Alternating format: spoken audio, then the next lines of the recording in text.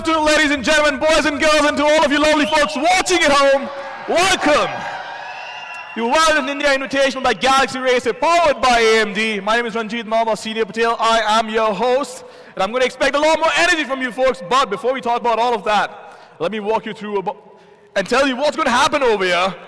Over the course of next 3 days, we'll have all these teams fight it out, brawl it out, not just for pride. There's $100,000 at stake. I don't know who's going to take it, but there's one thing I know for a fact, that you guys, all of you folks in the audience, can blow the damn roof off. So on my cue, I want to hear it. Hyderabad, make some noise! Love it, love the energy, wonderful. Now it's time to put your hands together for the first team in question. Give it up, ladies and gentlemen, for RRQ!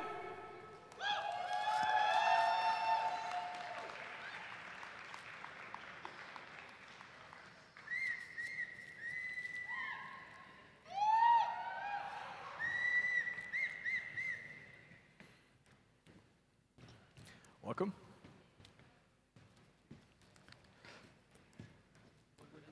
No, I have a couple of questions to ask you first before I let you go in.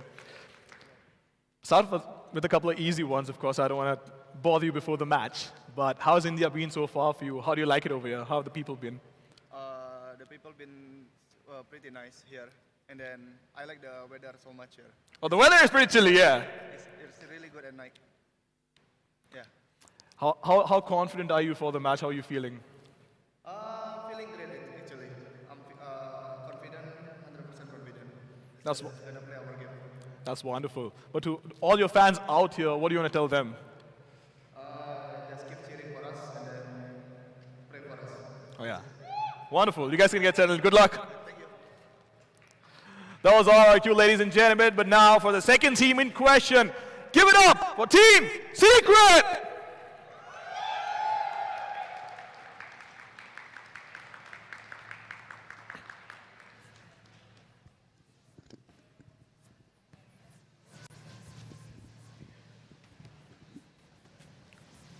Welcome.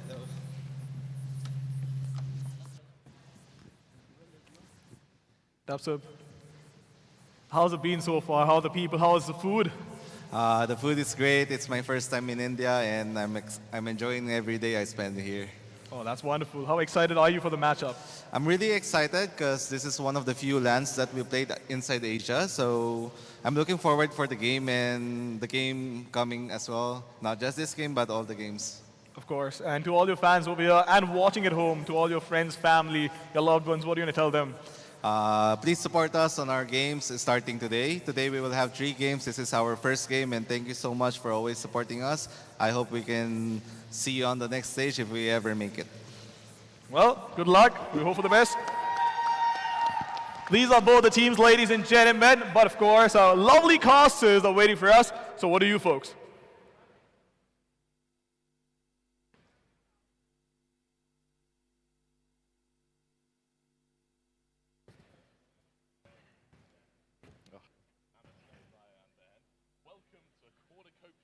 Of carnage, a brutal, bloody battle in which there can only be one winner.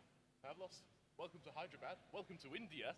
How are you feeling about this one, brother? I'm feeling very good, and I don't think your mic was audible during the arena, so let's see if it works for me. So I'll do the intro for everybody. Hello, everybody, and welcome back to Valorant Indian Invitational here in Hyderabad, and thank you for saying welcome to me as well, but obviously I'll be saying welcome to you. That was a great intro. Yeah, great intro. We get to do it twice. That's all we Absolutely. need. But yeah, welcome, and we've got a plethora of games in store for us with the top-of-the-line teams from across the globe, mainly Pacific, but also we've got EMEA representatives of Heretics, and we're looking at a really, really cool tournament here because, you know, we're in the off-season, right? There's a lot of changes that have been made with new rosters, and they're all projecting into the future and trying to see if they've set up a good squad.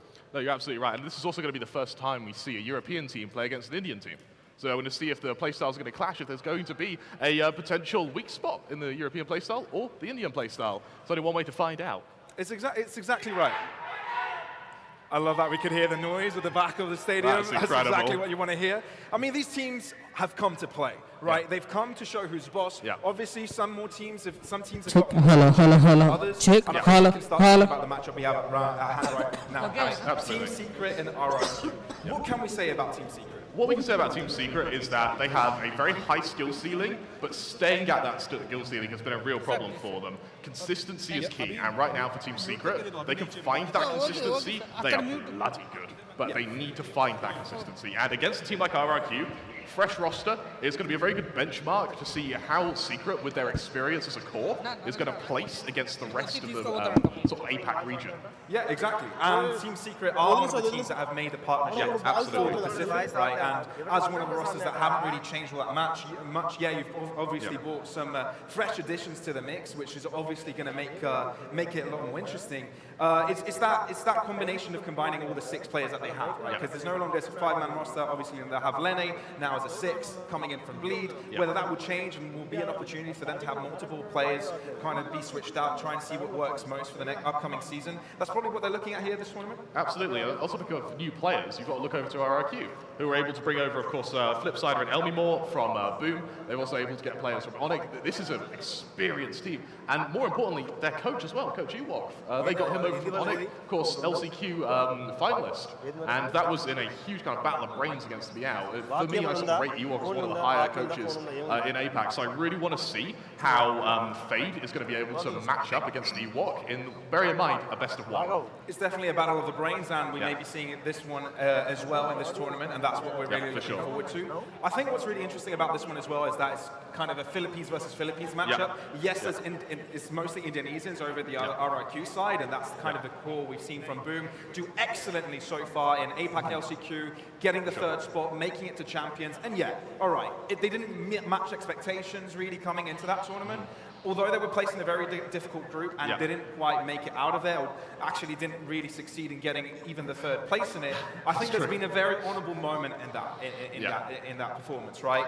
And one of the players that had that honour of having a good result was Tekbodo, right? Yeah, for sure. Against the match against Optic Gaming, one of the best teams in the world, currently ranked 2nd in regards to how they placed over in Champions. They broke a record. They got the most kills ever on a single player on one map in an international game. That's a hell of a title. That's a hell of a title to hold, and one that Tekbodo must hold proud. Absolutely. On the topic of sort of how Tekbodo's going to match up against the likes of Secret, I want to talk about Jeremy. Now, for me, Jeremy is a kind of an unsung hero. Consistently, he's good, but his high highs don't touch those of Tekbodo, but he is a little bit more inconsistent. And so because of that, I want to see how it forms. And more importantly, in a best of 1, you have such an emphasis on your pistol rounds. It means that you desperately need to find these sort of, dare I say, risky strategies to get these early advantages. I think now we can reflect a little bit backwards here, right? Because we're looking at a big tournament. This is just the start. Let's have a look at the teams that are playing in general all across the board, right? We've got PaperX, right? One of the best teams in the world. Maybe not the best result in Champions recently, but still considered to be up there. We've got Team Secret, obviously playing on the screen right now with RRQ. We've got Boom Esports performing as well with a revamped roster. That's going to be an interesting one for all the Indonesian fans. We've got Team Heretics coming over from EMEA, a full 5-man international roster coming switch up. We've got GT Flood in there. That is a scary roster and a half. We've got the Indian representative here, Enigma Gaming as well, who, fan favorite for sure. We've already seen quite a lot of flags in the audience, quite a lot of people wearing Enigma jerseys, and we're looking forward to seeing when they're going to play on the screen as well. Absolutely. We've got Godswad also performing, also representing India, who are kind of like the old blood of global. It'll be interesting to see how they perform in this one, given that there's also some players being promoted over with their team, and of course, finally and not least, is going to be Bleed Esports. So, 8 awesome teams. Now, I've named them, Crown. Yes. Who's going to take the tournament? I knew you were going to ask me that. Of course I would. Now, bearing in mind, with an opening of best of 1s, it can be very inconsistent. And so make a prediction before we've seen at least a taste of what his new rosters that we've never seen play. It's going to be hard to do, but put me on the spot and I'll rise to it. Yeah, I think Boom are going to be taking this. Now, this is what I imagine is going to be a 5-map grand final, overtimes, everything to make that match longer. It's certainly not going to be easy, but I think Boom are probably going to take it. That's interesting to say, Yeah. considering Boom, even though they had the successes in APAC, they've changed, right? They have. But do you think it's because of the strengths that they bring together with the old Yeah. Onyx players? They basically, the entire roster was in the grand finals of Yeah. that APAC LCQ. Yeah, so you talk about how, with the loss of Tabotal, you sort of you lose a bit of firepower. I think that's actually mitigated. I don't think they're losing as much as sort of advertised. Bearing in mind, with the likes of Severine and Shiro coming in from Onyx, you do get that firepower. What it does mean, though, overall, you do have a younger roster, which means that the experience is going to be a little bit lacking. You really need to make sure you keep your psyche in check. You don't allow yourselves to tilt because, again, in a best of one, you don't have that room to recover. It makes or breaks the map. That is really what is really scary about this tournament, right? Yeah. Something that we haven't really mentioned and we haven't really put too much emphasis on. Yeah. In this tournament, the group stage is completely best of one. comprised of best of ones. And this is scary for every single one of Absolutely. these teams, right? Because they knew, most Yeah. of them at least, Absolutely. right? So if they step off on the server, they get onto the server and they're not feeling at their best potential, Yeah. anything could go wrong. We could be seeing some of the favorites of this tournament not stepping up rightly in their new roster and not making it into playoffs in that best-of-3 format. No, absolutely, and I mean, you take a look at the newer teams, like Heretics, for instance. You expect them to be one of the best teams here. They're going into this expecting a top 3 finish. If they fumble just the first opening 2 maps, then it's over. It very much could be the case. Very much could be the case. So we're looking at a best-of-1 format. Yes. Who do you think this favors the most? Oh, I would argue that this favors Enigma and God Squad. I think that, bearing in mind, Indian teams sort of historically have been a bit inconsistent.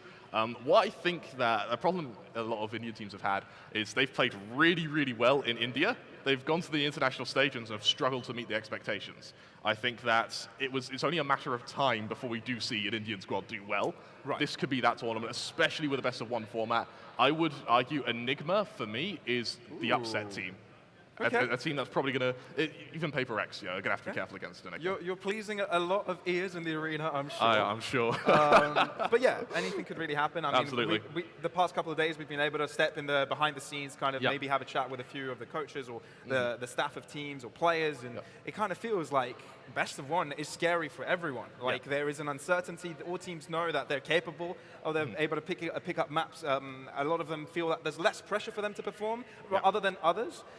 So that's going to be something to definitely look into. Now, the match, as soon as it's ready, we'll head right into it, and as soon as we hear word of when that is going to happen, we'll relay over to you. But for now, I think we will continue our conversation. But either way, make sure you have your love heard over on our social media platforms, as well as in chat for everybody watching at home, and as well in the arena. I'd love to hear the people here make some noise. You know, for a crowd that is not works. that big, it's actually quite loud. So thank you guys for that. That was actually really good. So, Crema, we're jumping into a matchup, Yeah. Team Secret versus RRQ. Yeah. Right.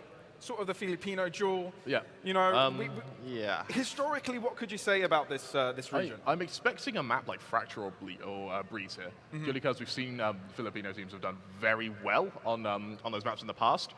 With the sort of diversification of these rosters, though, we'll see if that sort of sticks to the plan.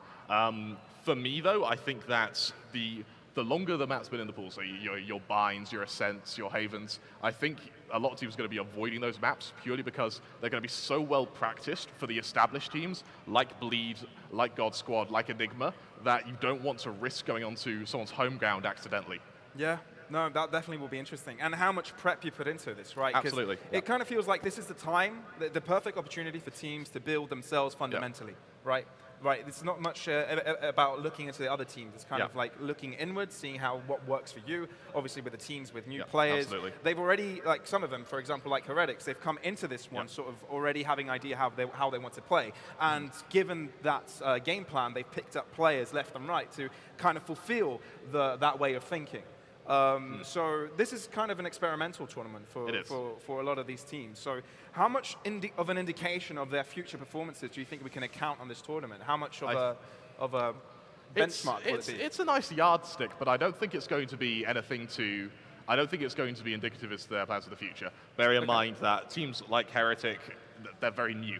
And so being able to go into a tournament expecting to win it and then can keep that consistency, it's a Hail Mary. But I would like to see just strong fundamentals. If strategy lacks a little bit, fair enough, they're new teams. But I really want to see the fundamentals from these players. As do I. As do I. As everyone, I'm sure, would like to see the game starting as well. They would. That would be great. That would be great. You've put me on the spot. I think it's time for me to put you on the Okay. spot. Pavlos, who's winning this? Both this match and this series, and the whole, the whole tournament. And this whole tournament. Whole tournament. All right. Which one do you want me to start with? This match. I'm going to go with Team Secret. They've been more solid for a longer amount of time with the roster that they've had, right? And RRQ, it's kind of going to be a difficulty combining players from two different regions, right? They've been playing in teams that either has been speaking solely Filipino or Indonesian. So trying to put that together and have them quickly communicate, that's going to be difficult. Yep. In regards to the tournament, I'm thinking Paper X. But I think it is time to start the match, everybody. No longer shall we wait. We can jump into the matchup. I got baited, guys. That's not what's happening. I'm sorry. What a bait, Pavlos. What a bait. We're jumping into a trailer of RRQ. So I hope you guys enjoy. Let's take this video on the road.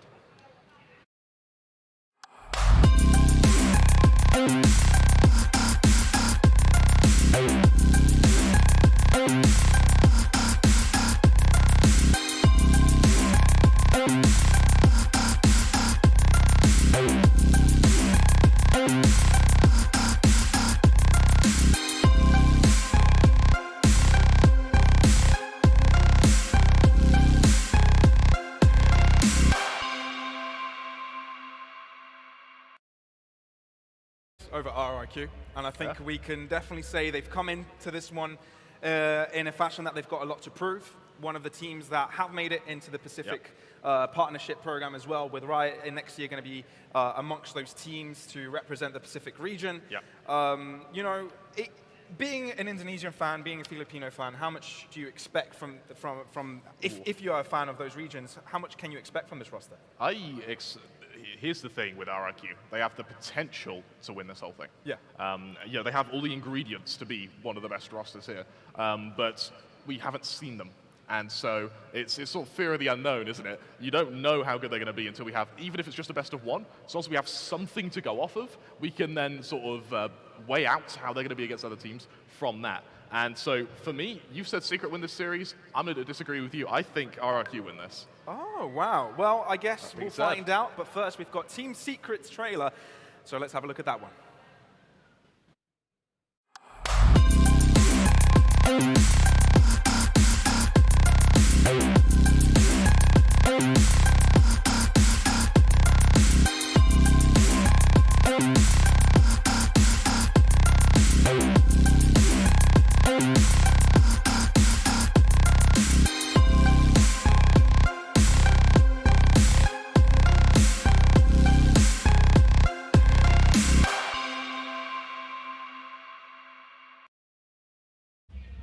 And the reason I think Team Secret will have a perfectly good chance of winning this is what I said, right? Cohesion that they've had over a set amount of time. And obviously, yes, the performances they had in LCQ were not what they wanted. Obviously, they wanted to that qualification and probably one of the teams who actually had the most potential to do that. But it feels to me, due to the fact that they haven't made so many changes, that they know what's wrong with the roster. They know that there are things that are tangible that they can quickly fix. And I think that is something that can be proven in this tournament. I think there are certain teams that, yes, their performance in it won't have such of an impact in their future because, like Heretics, they're completely new, completely trying to refound the way they want to play. It will take some time until that is built. For Secret, that is not the case. For Secret, this is an indication of whether they've been able to fix those mistakes in this 2-month span of time. And actually, I think you make a very valid point. I think Fade, as the coach, is severely underestimated. I think that his ability to, not so much mid-round call, but to land effective timeouts and consistently win the rounds after timeouts is something that cannot be understated. And I think that, especially against RRQ, who of course have Ewok sort of there ready, it's going to be a really, really good almost difference maker. Let's talk playstyles. What can we expect from these teams? I mean, obviously, there are individuals in either squads that can be fairly explosive. One of them being Envy, right? Can do quite a lot when given that clutch potential. What do you think can be a benchmark of this game, right? What can we expect from either squad? I think Secret are going to be a little bit more regimented. I think Secret are going to be going for this sort of pick a position, take a position, fall back, very controlled aggression. Whereas I think that for RRQ, because they are the newer roster, they have the ability to fan out, look for picks, and then explode off of where they're able to get their advantages. It's a lot more of a free-form way of playing Valorant. The issue is, though, it can be a little bit more inconsistent. Yeah. And considering there's so many players that have the ability of having so many highlight plays, being highlight reels themselves, some of them are living, breathing highlight reels, right? But it's a matter of bringing them to the board, bringing them to the matchup every single time. And I think that's something that has plagued the APAC region, maybe the SEA region for quite a long time. Yeah. And, you know, there are teams that are starting to make these stronger performances more frequent. Yeah. But, you know, I think it's something that we're going to have to wait and see. But we do have the map veto for this series. It's going to be a best of one, so only one map will be selected. Let's have a look at that one. Looking at the veto going into this, it's going to be a bind, which I think is surprising, to say the least. Bearing in mind, I think Secret has had a little bit of a shaky performance on there in the past. RRQ, again, new roster, so we don't have any map statistics to go off of. But what we can say is that the core of RRQ have sort of flirted with bind for a while, but they never moved it into their main map pool. The one thing I want to highlight as well is the last result we saw from Secret, of course, was that game against South Built, and they won that fairly convincingly, Pavlos. It could be one of the reasons why they picked it up, right? Yeah, Why for sure. They preferred it over Haven. You know, when you come off a match that you last time you won it by quite a landslide, you definitely have a good feel for it. So yeah, absolutely. that could be definitely one of the reasons why it's brought up. But I think it's also a good map to start off, especially when you've got a new roster. It's one of those older maps that has been around for a long time. Sure. You know, the fundamental ways of playing it are fairly straightforward. Do you expect to be seeing anything strange in regards to the agent select? Will we see anything that will, you know, fancy us a little bit more? Will we see teams being a bit more experimental, or are they going to be playing it safe? I would love to see a Harbor. Doubt it. A Harbor. But I think Not on bind. bearing in mind with such a big prize Actually, pool, maybe.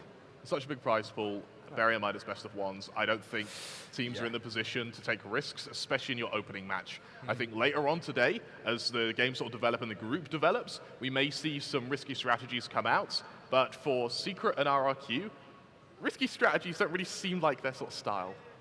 Fair enough. Fair enough. So we do have our map. It is going to be bind. And of course, with that, it means that the game should begin very, very soon. So we're very much excited for that one. Out of this whole map pools that are being created now, I've got one thing to say. I miss Split. I miss Split as well. That was a great map. That was a great map. What map would you take out if you were going to bring Split? Breeze. Breeze? Yeah. Breeze is good. It might be, but I prefer Split. Fair enough. Fair enough. Fair enough. Going into bind, of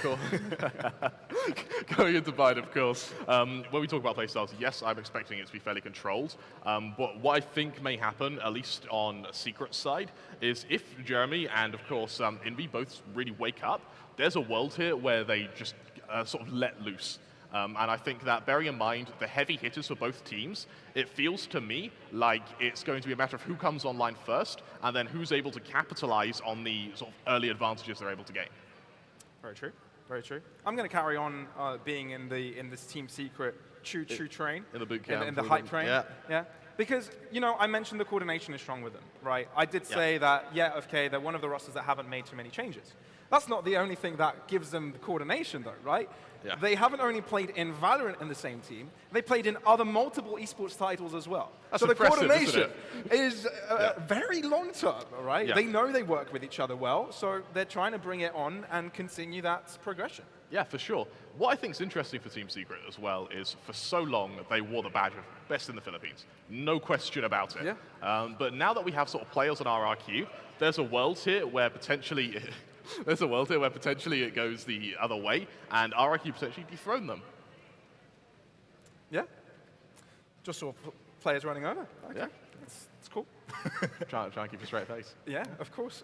But either way, guys, we had an argument that kind of got caught off short because we had to go to the trailers. Yes. And that was who's winning the entire thing. Yes, who is winning the entire thing, Pavlos? I said Paper Rex. You guys heard that. But now the reason of why is what I'm going to tell you. Ooh. They're obviously the strongest team in the region, right? Yep. Well, at least in the On APAC paper- region. on paper, On yeah. paper. And it's a similar idea as a secret. They know that the mistakes they made in Champions can very much be fixed fairly easily. Yes. Right? That's kind of what they bring. They also bring in cigarettes, which is fresh Yep. blood to the team, a bit Yep. more excitement, a little bit more, a little bit oomph, a little Yep. bit more character, because Yep. that relieves maybe some pressure off of Benkai Yep. to keep the team nice and nice and motivated throughout the match. So I think that this team should win it. This is their tournament to lose. If they lose this, there's going to be a lot of questions in the air on whether they made the right decision of keeping the same iteration. Yeah, absolutely. I think that bearing in mind for Team Secret and sort of how they're going to match up against the likes of Paper Rex, what I think is interesting is that for Paper Rex, yes, it's a new roster, and they're sort of trying to implement new players. They're not the only ones doing that, though. Everyone's trying to do that. And so for me, I think that in terms of judging them on strategy, which is something that Paper Rex wasn't really a strat-heavy team, they were a really aim-heavy team. So individually, I think in a format like this, they're going to do quite well. I want to see how they match up against both Heretics, of course, the European talent, who for me are going to be the benchmark. So how does APAC fare against, especially the partnered teams, how do they fare against the European partnered teams? Yeah. And then more importantly, against teams that are on the up, like Enigma, who, for me, Enigma, they sort of, I'm going to fast forward you back to the kind of start of the year. Yeah. Pavlos, I'll let you into a secret. They weren't very good. No. But over the course of the year, they've got better and better and better and better. And the consistency has been really impressive for me. That being said, being consistent against Indian teams is one thing. Being consistent against APAC teams is another. That is very, very true. You're right. The story of Enigma finding themselves where they are today wasn't easy, right? Yeah. They were considered as one of the underdogs of the region, and now slowly but surely have kind of found themselves at the very top. Yeah. Maybe there are a couple of teams that are there, right? God Squad occasionally sure. do have their victories against them. Yeah. But generally, when it comes to tournament victories over the summer, etc., Enigma have been pretty damn good. They absolutely have been. Hopefully, just a second, we'll be able to jump into the game. And with that, on top of Enigma, actually, they got Tesseract now. And They do. Tesseract is a monster. That dude is very, very damn good. And another Filipino talent. Indeed, indeed. What is strong about him so much? I mean, obviously he's a very strong flex player. He can do a lot, right? He's come from Orangutan, right? Went from OG, and he's essentially... what's interesting with Tesseract is he puts up stats as if he was a duelist. You know, he matches up against Rossi, against Raw Fuel, against... he'll be able to go up against a Botal and Berserker. But the issue is, he isn't a duelist, Pavlos. No. He plays Sova. And he's able to have so much impact as a Sova, which for me is a telltale sign as to a player who's kind of good. And what is also interesting for Enigma, that in this tournament, this is the first ever time that this squad will have an opportunity to play against an EMEA team. Absolutely. Right? They're in the same group as Heretics, so having that chance to do that is a valuable learning experience, really. Yeah, sure. Hopefully, as the players get back on stage, that means we'll be able to start the game Yeah. very, very soon. Fingers crossed. We're running out of filler content, aren't we, Pavlos? How much more you got in you? I've got quite a bit. You got quite a bit? I've got a quite story, bit. actually. You got a story? Oh, I love stories. I heard a thud in the middle of the night last night. I don't like this story. Yeah. I heard a big thud. Yeah. It woke me up. What time was it? 4 a.m.? Yeah, about 4 a.m., yeah. I think there's a dent the shape of my foot currently in my hotel room. I've never stubbed my toe that hard in my... I think it was actually a secret player who's next door to me. So one of the secret players probably hasn't had any sleep because at about 4 o'clock in the morning, stubbed my toe, swore very loudly, and I'm pretty sure I woke up the whole floor. That was the single most painful experience of my life, Pavlos. Yeah. And you're above me, and you woke up to that. Well, below. Oh, Below. you're above me. Am I? No, you're not. You're below me. Yeah. It's been a long day. Yeah, it's been a long. Yeah, but hopefully you got some good sleep after that one. Apart from the excruciating pain you must be feeling. we tried, but Yeah. we've got enough adrenaline in our system now to last us the whole day, Pavlos, because we've got Absolutely. good Valorant ahead. Yeah, as soon as Damn good Valorant. as soon as the production team lets us know as well when we're about to start, we'll let you guys know. Cast as the start game. Cast the start game. Where's the bottom? Where's the bottom? You've lost it again. I've lost it again. Damn it. Well, there we go. That's why the game's not starting. Sorry, guys. I'm sorry. Having to rummage around to try and find it. Interestingly enough, Yeah. I'm not sure if you heard the huddle from Secret there. Well, it was kind of hard not to. When they were about to go on stage, I don't think RIQ did one. No. No. So either... Or they did it very quietly. Or either Respectfully. they did it very quietly and respectfully, or they are so confident they just went out there and just death stead secret while they were trying to do the huddle, which for me is mind games on a whole other level, which I absolutely love. Yeah. You know, the opposing team does a huddle and you're just staring at them. Yeah, exactly. That's how you get into We minds. don't need a huddle. That type of vibe. Now, here's a good benchmark as well, which is now we've beat both RRQ and Team Secret. Do you want to explain that? I'm not sure where you're going with this one. In rock, paper, scissors. Oh, right. So yeah, no, yesterday, there is some content you guys will be seeing throughout this weekend, but there's a good story that me and Kremer did during yesterday when there was preparation in the arena. We played rock, paper, scissors against every single team. Now, the teams we lost to, no, shall we just say, list the teams that we beat first? Well, it's pretty much everyone. It's pretty much everyone, apart from You were disturbingly good at rock, paper, scissors, the man. Indian teams. I don't know how, but... Well, I mean, it is our job to study them. So, yeah, but So- it's rock, paper, scissors. We won That's true. That's true. against 6 teams. Yeah, 6-2. That's a I'm not really sure. good score That's line. a good score. That's a very good score For a line. game that I would consider sort of a 50-50 sport, not too bad. 66%. Oh, no, 33% chance of winning. Is it a 33% chance of winning? Well, yeah. But because if you're up against you another player, you either win, or you win, you draw, or you lose. it's a good thing I'm not a mathematician. Never do maths on broadcast. Yeah, hopefully the players are much better in the game than they are at rock, paper, scissors. we can hope, right? Which I'm We can hope. certain of. I'm certain of. We absolutely can. Still haven't received word. Still haven't received word. Yeah. So let us know what we need to do with this this one. With this awkward pause and awkward silence. It's lovely being in Yeah, it's good being It's here. really hot in India is cool, man. It's- Not cool as in the temperature, No. but cool. As in, like, dope. It is very cool here. The orange juice is really good. Yeah, the orange I- juice is honestly, very good. if- What I'm actually surprised, not surprised, because I kind of knew it, they're known for it, Yeah. is that Indian people are the kindest. Yeah.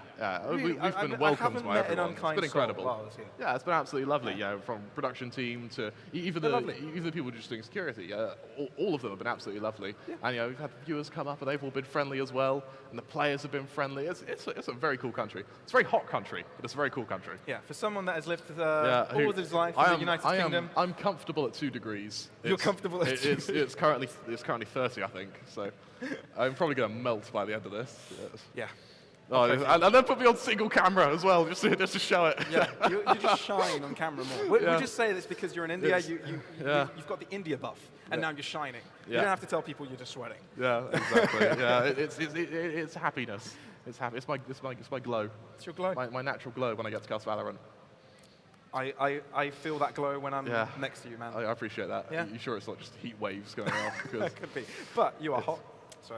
thanks, There you go. thanks, man. You're gonna make me blush. There you Granted, go. you wouldn't be able to tell, but you'll make me blush even more. Yeah, I'm a little bit more well-rounded with the weather. Yeah. Living most of my life in Cyprus. Yeah, Cypriot. Got a bit of that Mediterranean heat. Yeah. And this is not the worst that it gets in India either. Like, No, it gets quite hot. in Chennai it gets really, really hot, doesn't it? They Around sort of 40-something Yeah, degrees, yeah, right? they clear 40 degrees like it's nothing. I can't even count to 40, so that's really impressive for me. It's actually a good thing when Tobotel set that world record, he didn't clear 40 kills, because we'd have been screwed. Well, I'd have been screwed. Yeah, fair enough. Fair enough. Fair enough. Any second now this game's going to start, Pablos. Any I feel second it. now. I feel it as well. I feel it. I feel it. it in my fingers. I Feel- feel it in... You know the song, right? Of course I know that. Hey, we got a screen. We got a screen. RRQ versus Screen. Team Secret. We're Are we getting jumping underway. in? We'll see in a second. This could be it. Are we being baited or is this it? Are we being is this baited? the moment? Find out in just a moment. Maybe we need the crowd to chant something. What do you want to get the crowd to chant? Game, game, game, game. What happens? Just What like happens if we don't get the game then? Then that will be infuriating. the deep disappointment from everyone, ourselves included. Yeah. That's okay. So it was a bait, by the way. I'm not sure if you saw that. It was a I bait. heard something being said, so if the It production was- could repeat that. It was back to casters. Back to casters. Yeah, well, it wasn't starting game, unfortunately. Oh, I got excited. Oh, Pablos, it's okay. Oh, we've got a lineup though. We've got a graphic. We do have a graphic. The RRQ line. Let's take a look at RIQ. Let's talk about these players, man. Let's talk Yep. about them one by one, right? You've got Tuge, you've got EJ, Elmimore, Flipshida, and Bodo. Obviously, right, we've got kind of a mixed lineup in regards to Philippine Yep. and Indonesian power. Where do you think we need to have our eyes set on most? For me, it's definitely going to be Tobotel and Flipsider, the two new additions. I think the issue they've had in the past is they have struggled in keeping composure.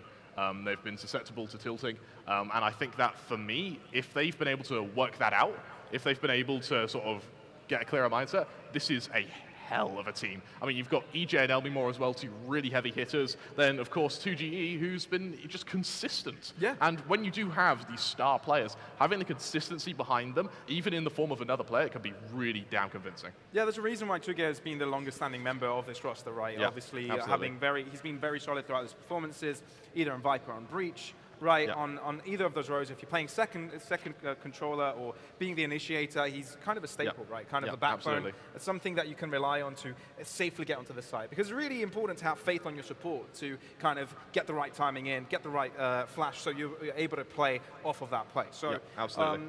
really instrumental stuff, really. But let's have a look at the Team Secret lineup as well, the players. Let's have a look at who may be the most influential. Who catches your eye here, Crummer? Oh, capturing my eye is going to be very easy because all these players are very good. For me, it's definitely going to be Jeremy and Dubstep.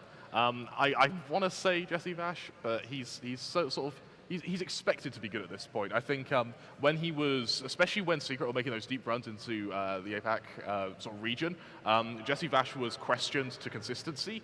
I think that's no longer in question. He is a consistent player. But now it's sort of forced to Jeremy and Dubstep to bring it up, join the likes of Jesse Vash, and Jesse then Flash. Jesse Flash. You said Flash earlier. Maybe It's you should stuck in my change head. the name. No, Yeah, no, Jesse Vash is that cool, would though.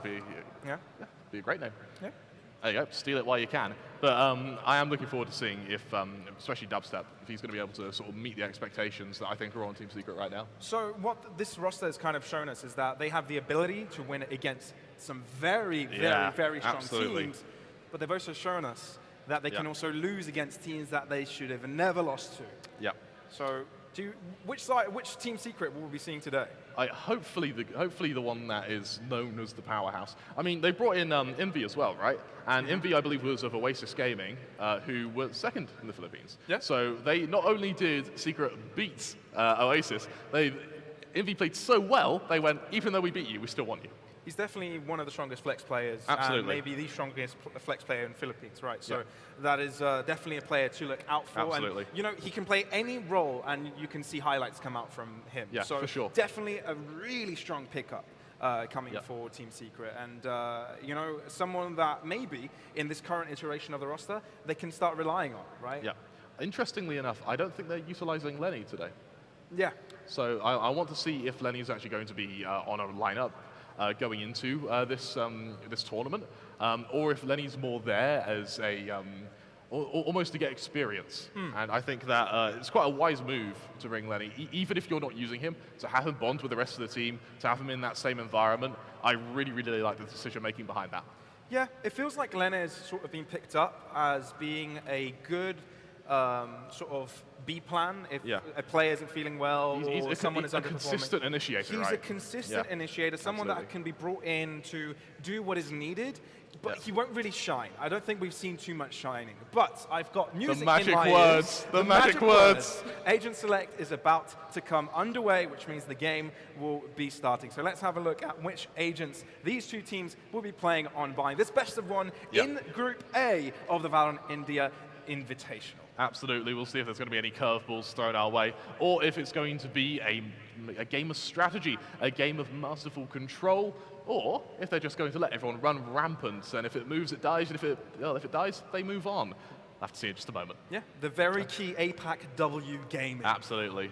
Absolutely. And we've got the inventors of W gaming here as well, so you got to pay homage, right? Yeah. Apparently 10 seconds That's a very long different 10 seconds. Yeah, 10 seconds are very There we go. This is opposite day. Absolutely, and so far nothing seems too out of the ordinary. I do like the Viper pickup from Elmimore. Yeah. Very cool.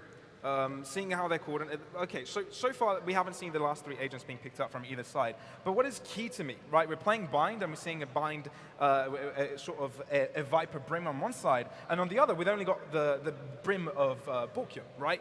Qeon. So how does this reflect? Which do you prefer? Because I personally believe that the flexibility that Viper and Brim can bring together and being able to play multiple sites is a really important aspect of the RIQ roster. It's really hard to mitigate, isn't it? Yeah. It gives you so much control, and I think that's what RIQ are aiming for here. Over on Team Secret, with, of course, Invi on that Sky, I suspect we're going to see something more aggressive, something potentially to be used in unison with Jeremy. And bear in mind, the duel between Jeremy and EJ is going to be a hell of a duel. Both of them very damn good on Raze. I think Jeremy has slight advantage, but not by much. Yeah.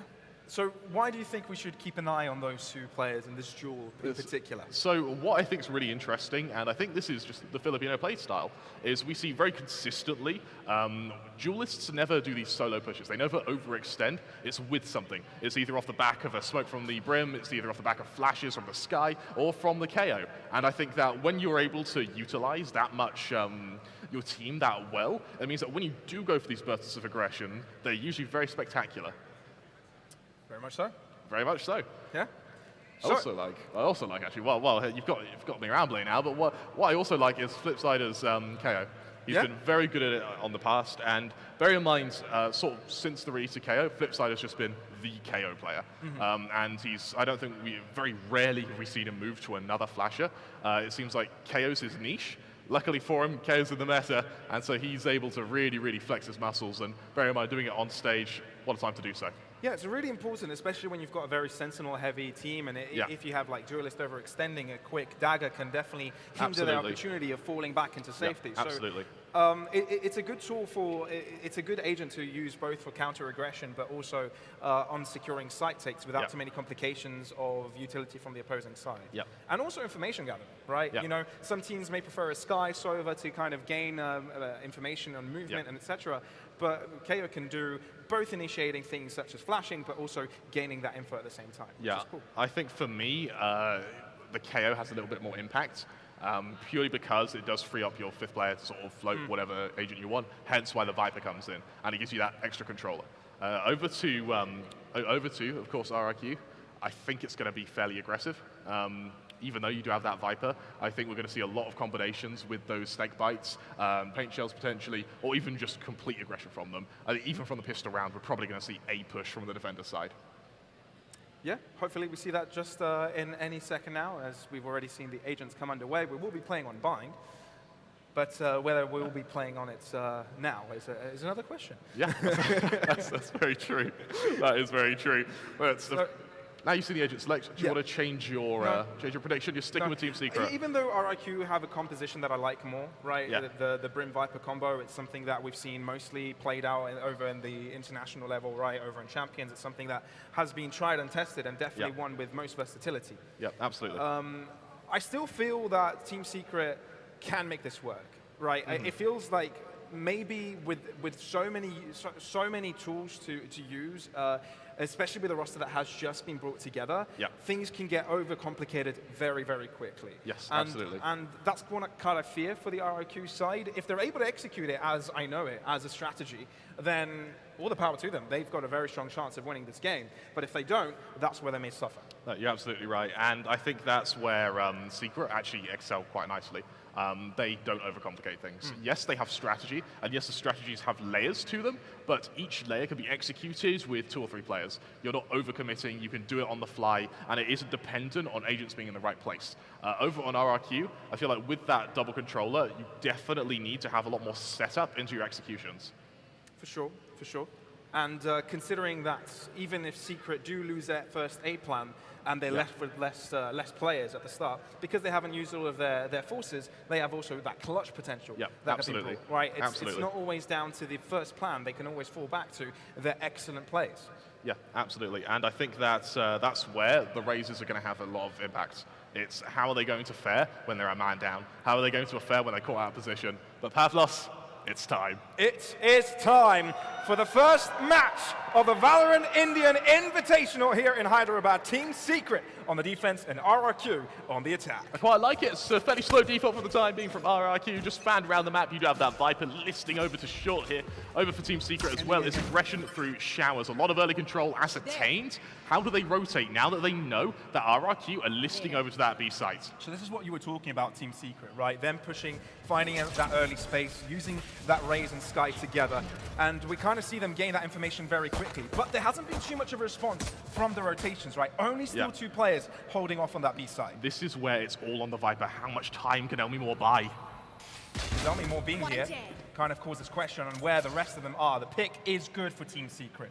For RRQ starting to move in. Fairly fair back defending here from Team Secret, but they've got the rotations on the way. The site may be able to get taken over. The meat and potatoes may be on the post plant. EJ getting the first kill for RRQ. Can any more deliver? They're looking to push through elbow though here, Trevor, and this could get very dangerous. EJ, Flipshooter, the ones to get the kills here, and now we're left at a 1v2 with Envy on the hotspot. It's the newbie. What can he bring? Let's see now. Taps at once. So the spike, out he goes, and Tugay is able to shut him down. RRQ with first blood. Hell of a way to start, and I tell you what, for a moment I did get fairly scared for them. You need to remember, when they went to that execution, to that B site, they had no hookah control whatsoever. So once Team Secret were able to establish that control for the entirety of A main, if they'd gone through that teleporter, that round could have been ended then and there. But the threat of that presence means Team Secret, their almost conspiratorious pushes end up working against them now. Going into the second round, RRQ, I think, if my eyes don't deceive me, we're seeing a fairly heavy buy for a second round. Very heavy buy, right? A couple of Vandals with half shields, we're seeing a Guardian as well. That is not something you see often, is it? No, it's not. They're getting a lot of early info here. Borkum forced forward.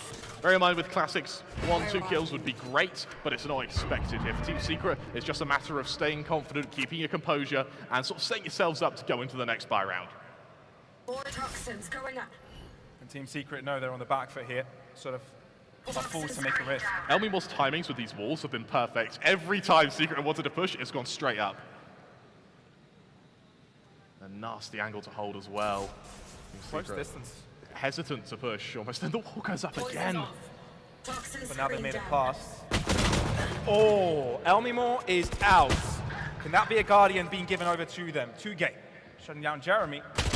Welcome's over-aggression will not pay off. So, RRQ maintaining composure here in a round that they should have cleanly. Absolutely. The one thing you need to keep in mind, though, is Team Secret, they have stacked the site that's due to be attacked down. This is for the chamber to go wild. Not quite enough, though. Quickly cleaned up. And for Team Secret, it's going to have to go to the buy round before they can challenge RRQ properly, Pavlos.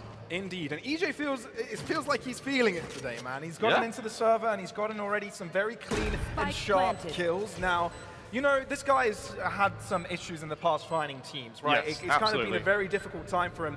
But, you know, he managed to show himself over in Brand Esports. But now in RRQ, this seems like it can be a home for him, that he can do a lot more for his career. Well, that was a lot of pings from Jesse Vash there. Potentially able to do a bit more damage. But of course, it's EJ to put him to his coffin. 3 kills for him this round, and RRQ continue their streak. That sets up EJ nicely for a potential very early showstopper, especially if he does something a little bit aggressive going into what will now be the full buy of Team Secret.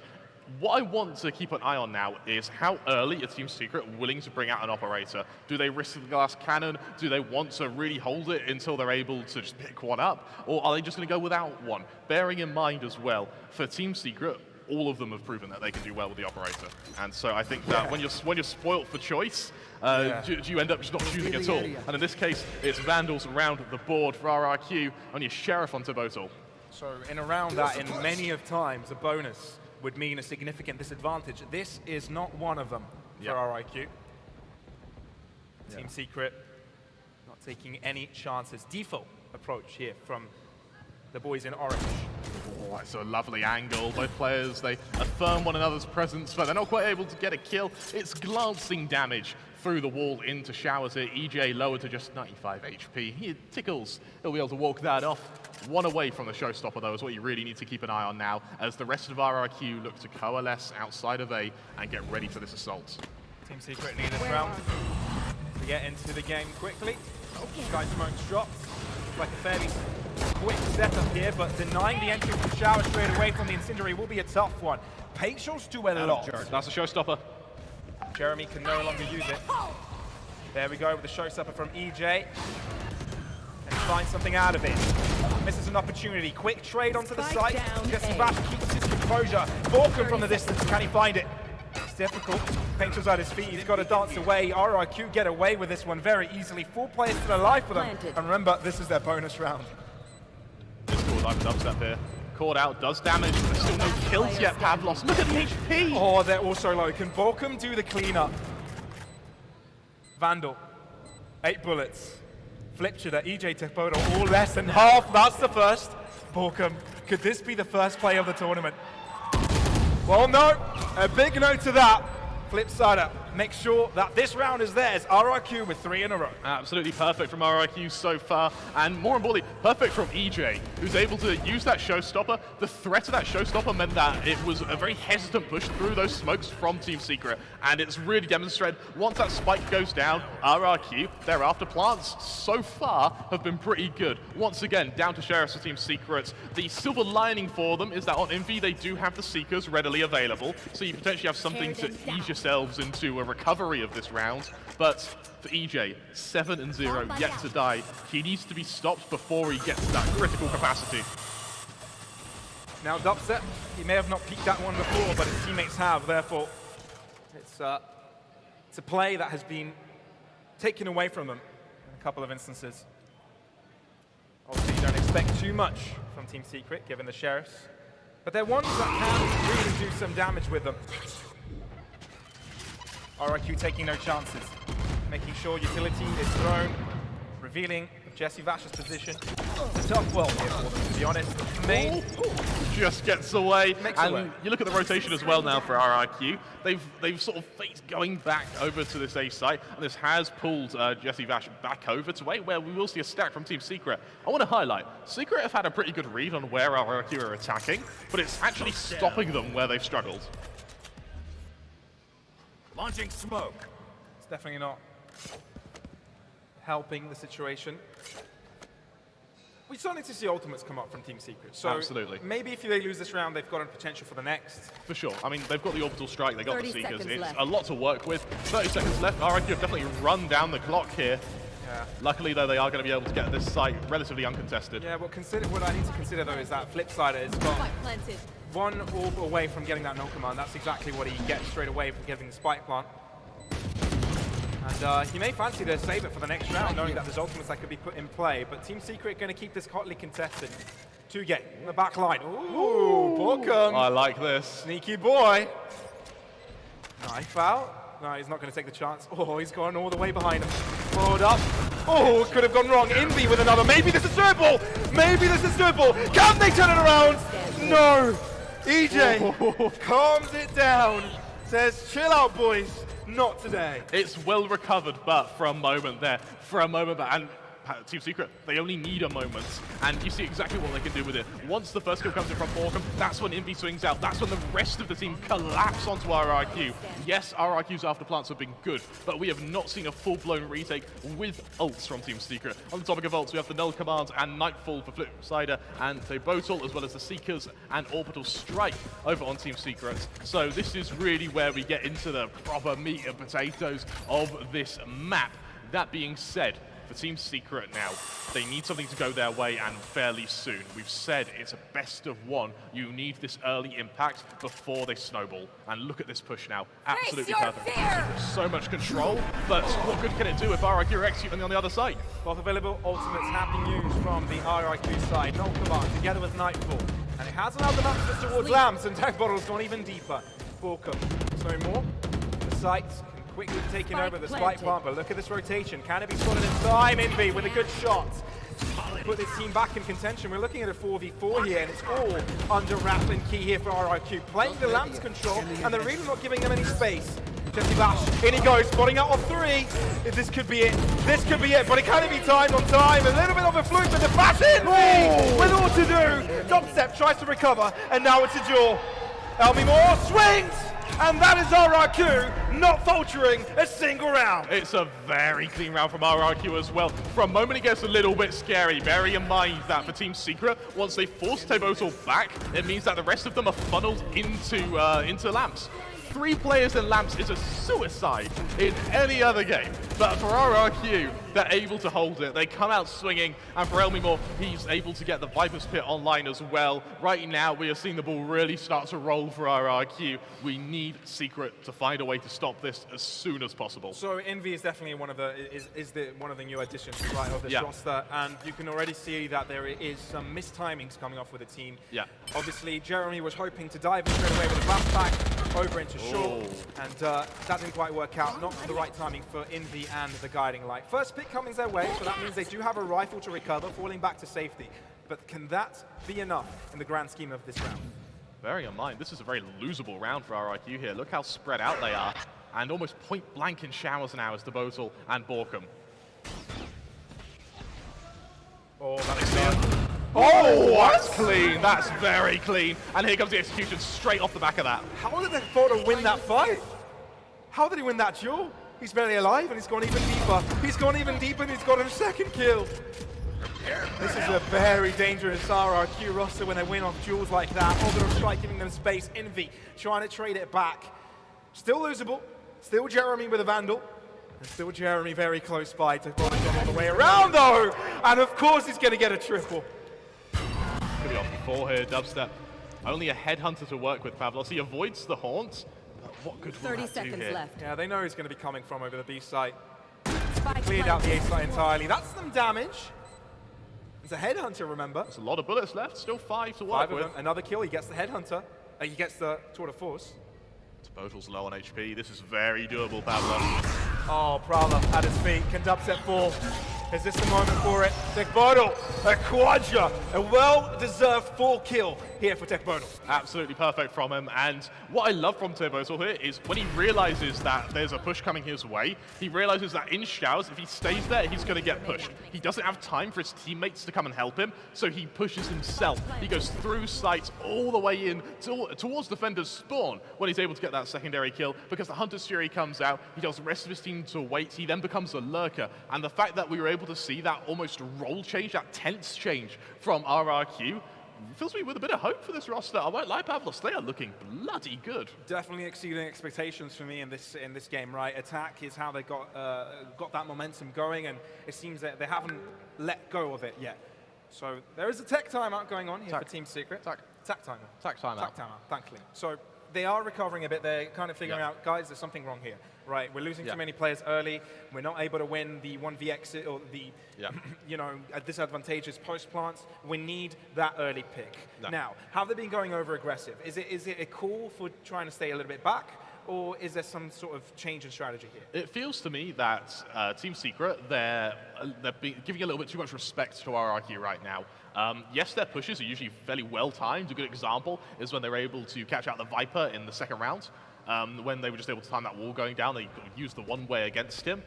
That being said, when they get that first kill, they usually back off. They don't keep the map control that they were able to gain. And when they do get map control, they don't push further. I want to see Team Secret now start giving little to no respect to RRQ. And judging by how long control's being fought for here, and showers control from Jeremy, that may very well be the change here. Tour de Force comes out on Dubstep. Another showstopper available for EJ. This is in unison with the Viper's Pit on Elmimore. Tebotal able to get the Nightfall out. Another Nightfall out. That's instantly deployed to A. But this is all a big ruse, Pavlos. RRQ, they've still not committed to the safe site. Eventually they do with the showstopper, but Team Secret in prime position to just go straight into the retake. They're completely pushed back, right? You can see the incendiary, the snake bite, showstopper. We're not finding anything, Planted. but at least they guarantee the site. 4-5 player strong retake, Team Secret. Is this how you're able to come back? Very strong fragment, but it misses Jeremy. No, it doesn't. It hits him. So no more showstopper unless he's got the time to use it once again. In the Viper's Pit, RRQ can hide. This should be simple. Envy trying to bring it back. That Viper's Pit is so treacherous, so difficult to get past. No one's on the spike. Envy the only one to find kills so far, but it's clean from RRQ. they cover all their bases, and they secure this round. It's the fundamentals that you're really seeing from RIQ now. The executions are clean. They're forcing Team Secret to just sit back, wait for the cascade of ults to be finished before they can even consider going into these retakes. And by the time they do Pavlos, it feels like too little, too late. They allowed the Viper's Pit to be deployed. They allowed that plant to go down. Bear in mind, they had an orbital strike. They just didn't use it to buy time. They didn't use it to cancel the plant or to potentially catch out the Viper. Instead, they were using it for control in positions that they didn't necessarily need. And now for Team Secrets, once again, I want to highlight, Envy has these Seekers. He's had them since round 3, and he's still not found a utilization of them. Same with Borkum's ult. Absolutely. And that's off the back of that timeout for Team Secret. Beautiful flash as well. Ooh, just straight. But it pays off for RRQ. Tefbodom with a double. They keep going for him. Envy, unrelentless there. But RRQ realize that's where the stack is going on. They're going to head towards this A side. It's all on Borkum. Stinger in hand. Utility to work with. He's got an ult. Will he use it? Once he hears the spike go down. He does hear it. No orbital strike just straight away, but it doesn't need, it's not even needed. Down A. Now that orbital strike is looking pretty tasty. How did he get the kill with the Sheriff? Here comes the orbital strike, but it's misplaced. And it does not deny it. Close by, Stinger in hand, taken aback by Elmimore. And now Jeremy with a singular Sheriff. Vandal at his feet, but unable to do so. RIQ cheer, Elmimore is the final player to get a kill there. 8-0.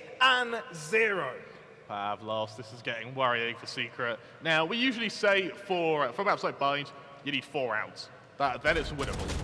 The fact that we're going into our 9th and those 4 rounds aren't even in consideration yet is starting to raise some alarm bells now for RIQ.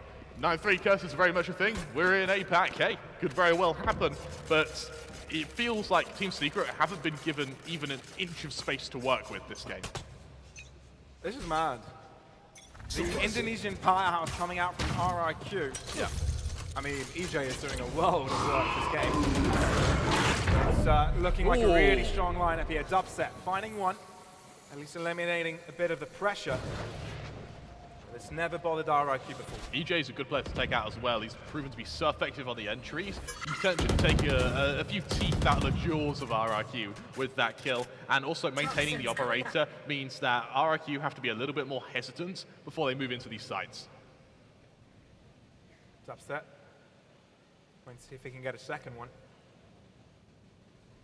Smoke keeping them back, but with Envy's guiding light thrown towards the A site, they've no, it's no longer there. But they've got no info.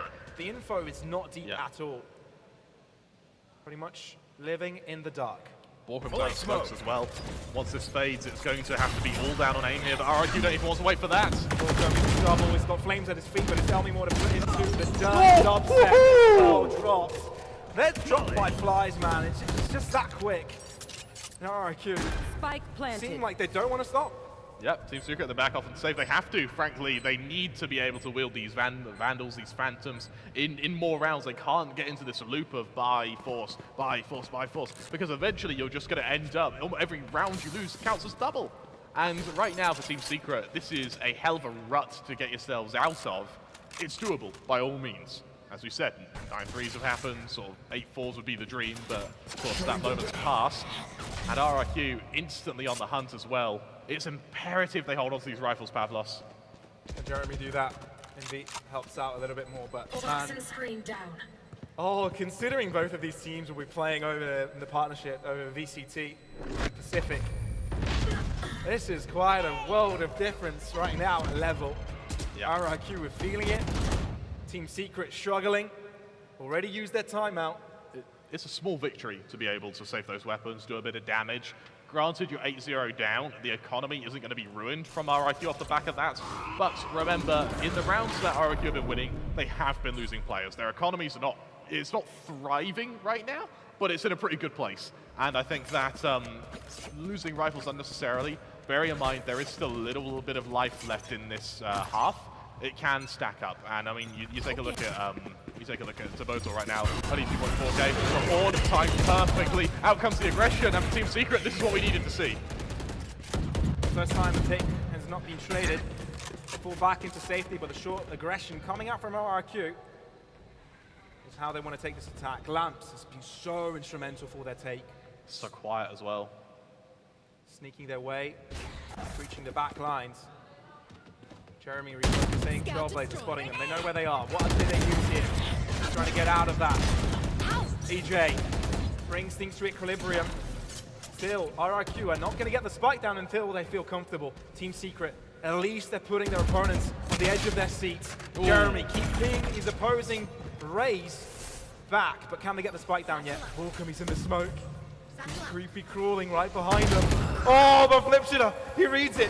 And now they're on the back foot. RRQ are not going to drop one, but going with a double. They've turned it around. Could this be it? Almimore. He's got the spike and he's putting it down. Viper's Pit available. Will he use it? Look at this read. His attention towards dubstep. He knows where he is. He's got the info. That's all he needs. Just get the right timing. He's not sneak past yet, but Almimore was cautious. Bullets. And dubstep gets it! First round for Team Secret this game. Is this going to be the start of a trend, Pavlos, or are these the silver linings that Team Secret are going to find? Bear in mind, from the get-go, they were a man up there. Going into that execution, the fact it had to come down to a 1 versus 1 is still worrying, but it's improvement. It's a chance to recover. And now, as you mentioned, yes, they've used their timeout, but going into the second half, you can have another one available, and that second half is only a couple of rounds away. So for Team Secret, it feels like a battle for survival right now, just to get into that second half, to be able to reset RRQ, go into the next half afresh, and hope that for RRQ, they don't keep their momentum. I love this. I believe this is an RRQ timeout, just instantly off of losing a round. Even if it's 1 round, even if you're 9-1 up, they're still using those timeouts. Absolutely perfect. Respect given, right? Because even a 9-3 score can be considered as the 9-3 curse. Yeah, right? absolutely. But there's maths behind it, right? There's a potential of, if you are able to win like a bonus round or kind of a less by win, it's very easy to start netting up rounds. The momentum can quickly switch. And knowing how momentum-based Secret can be as well, if they're able to chain a few rounds in a row, you cannot give them that opportunity. No, you're absolutely right now. And for RRQ, I quite like the thought process behind it, to instantly go into a timeout to make sure that Team Secret don't garner any momentum whatsoever, and they can keep their attention now on how they're going to try and close out this half. Remember, I think the stats at the moment are it's 60% circa. If you win the last round of the first half, you win the pistol of the second. And I think that right now, this is going to be a bid as to who can end the half on a high, so they can go into that second half with that extra momentum. Team Secret, something to note, is that they've Face your fear! switched up the way they're playing their map. Yeah. Different aiming composition, obviously. So trying new things. Maybe that is something that you need to consider in this tournament. Now coming in with what they've well rehearsed in the past, this is something new. So much control from RRQ. There's still a good 70 seconds on the clock. Yes, they're a man down now for RRQ. And here comes the retake, Pavlos. Oh, EJ may be in trouble. Somehow survives for a little bit longer, but Team Secret are not really on top here. Elmi or Tebodo are doing it all. And now it's left for Invi and Jesse Bash to bring it back. 2 players have used the TP. They're going towards B. That they are, and there's a quick rotation now from Jesse Bash. I love this. Trying to buy as much time as possible to allow his teammate to take the 1v1. Flips it up. Left behind, Envy staying in the fight. Oh, Envy with perfect. a triple kill this round, puts Team Secret with a second round. The new kid on the block providing new forms of headaches to RRQ as they find themselves now finally being challenged. Yes, there was a warm-up time for Secret, but now we're starting to see their rhythm, and now potentially this is where they pull themselves back into this map. Like we said, if they get some momentum, it's not going to be the end of Team Absolutely. Secret at all. And there's only 1 round remaining in this half, but we get to see a lovely replay out of this one. It all started off with a Hansa story from Jesse Bash to put pressure onto them, the early pick, but it all ended here with Envy's perfectly placed double kill. Absolutely, and bear in mind for Elmimore, he survived for, let's be honest, way longer than he should have, but he was able to at least guarantee that plan. RRQ aren't going to have to worry about any economic woes for the rest of the half. I want to mention the ult management here now. Team Secret don't have any. Tour de Force comes out off the back of the ult orb. For RRQ though, they've got that showstopper and the orbital strike, which means right now that A site's looking pretty appetizing.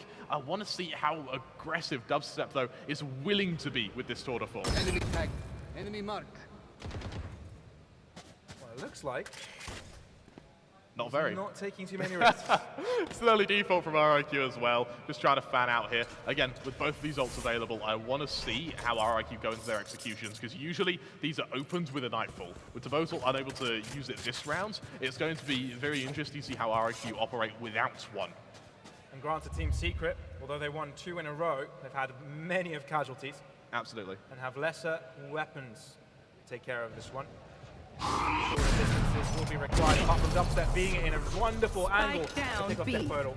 Quick rendezvous and back into safety. As the early flash goes out now, a man down, RIQ have to take up the somehow beautifully placed orbital strike. It's clean, but the showstopper gets rid of him. And EJ finds himself in the middle of the site. Team Secret trying to find Elbow to work with. They have 2 angles on this attack. They've got most of the players here, but RIQ now know where the fight will take place. They want to contest Elbow within the smoke. The other one's actually pushing with a slow peek. Dubstep, he gets traded.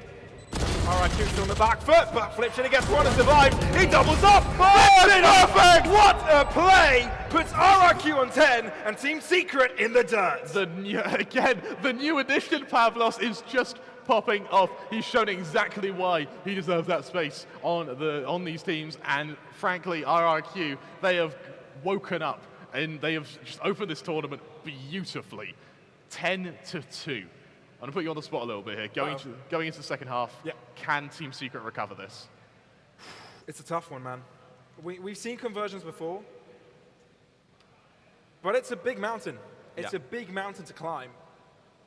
I don't know. Do you feel there's more chances now that they will head into the attack? It felt like defense fell a little bit flat, not really knowing how to respond with the explosiveness that RIQ brought to the table. EJ's been a big part of that. Yeah. But now that the roles have changed, maybe they can try and dance around the map, control the pace themselves a bit. I don't have much faith in Team Secret. I feel like the damage has already been done, but a 10-2 comeback would be monumental. And it'd also be a statement to every other team here that you're not going to give up on your games. You're going to fight till the absolute bitter end. And I mean, hey, if this half showed anything, is that Secret are willing to do so. And I would like to see how many of these rounds have come down to a 1v1. Because I think it must be about 4 or 5 now. So yes, the scoreline's 10-2, but the actual game has been very close. To be fair, man, I think this defense will also be a testament on how well RRQ will be able to communicate on defense, right? Yeah, absolutely. Because it's really important. You get information, you want to relay it as quickly as possible to your teammates, have quick calls. Like we said, we've got two different sides of the same coin, right? We've got players that have played for many years in Philippine-only rosters or Indonesian-only rosters, so speaking that language and now having to switch to English will definitely make it more difficult, really. Yeah, absolutely. And I think that for the members of, to be honest, for both teams now, communication on your opposite side is going to be very damn hard. For RRQ, because it's a newer roster. For Secret, because they're 10-2 down. And I think that RRQ may be able to sort of shake away any communication issues with the fact that they are currently very damn confident. And with such a high tempo advantage, it may not matter if you sync your abilities a little bit mistimed. That could definitely be the case as we enter the second half of the first game here at the Valorant India Invitational.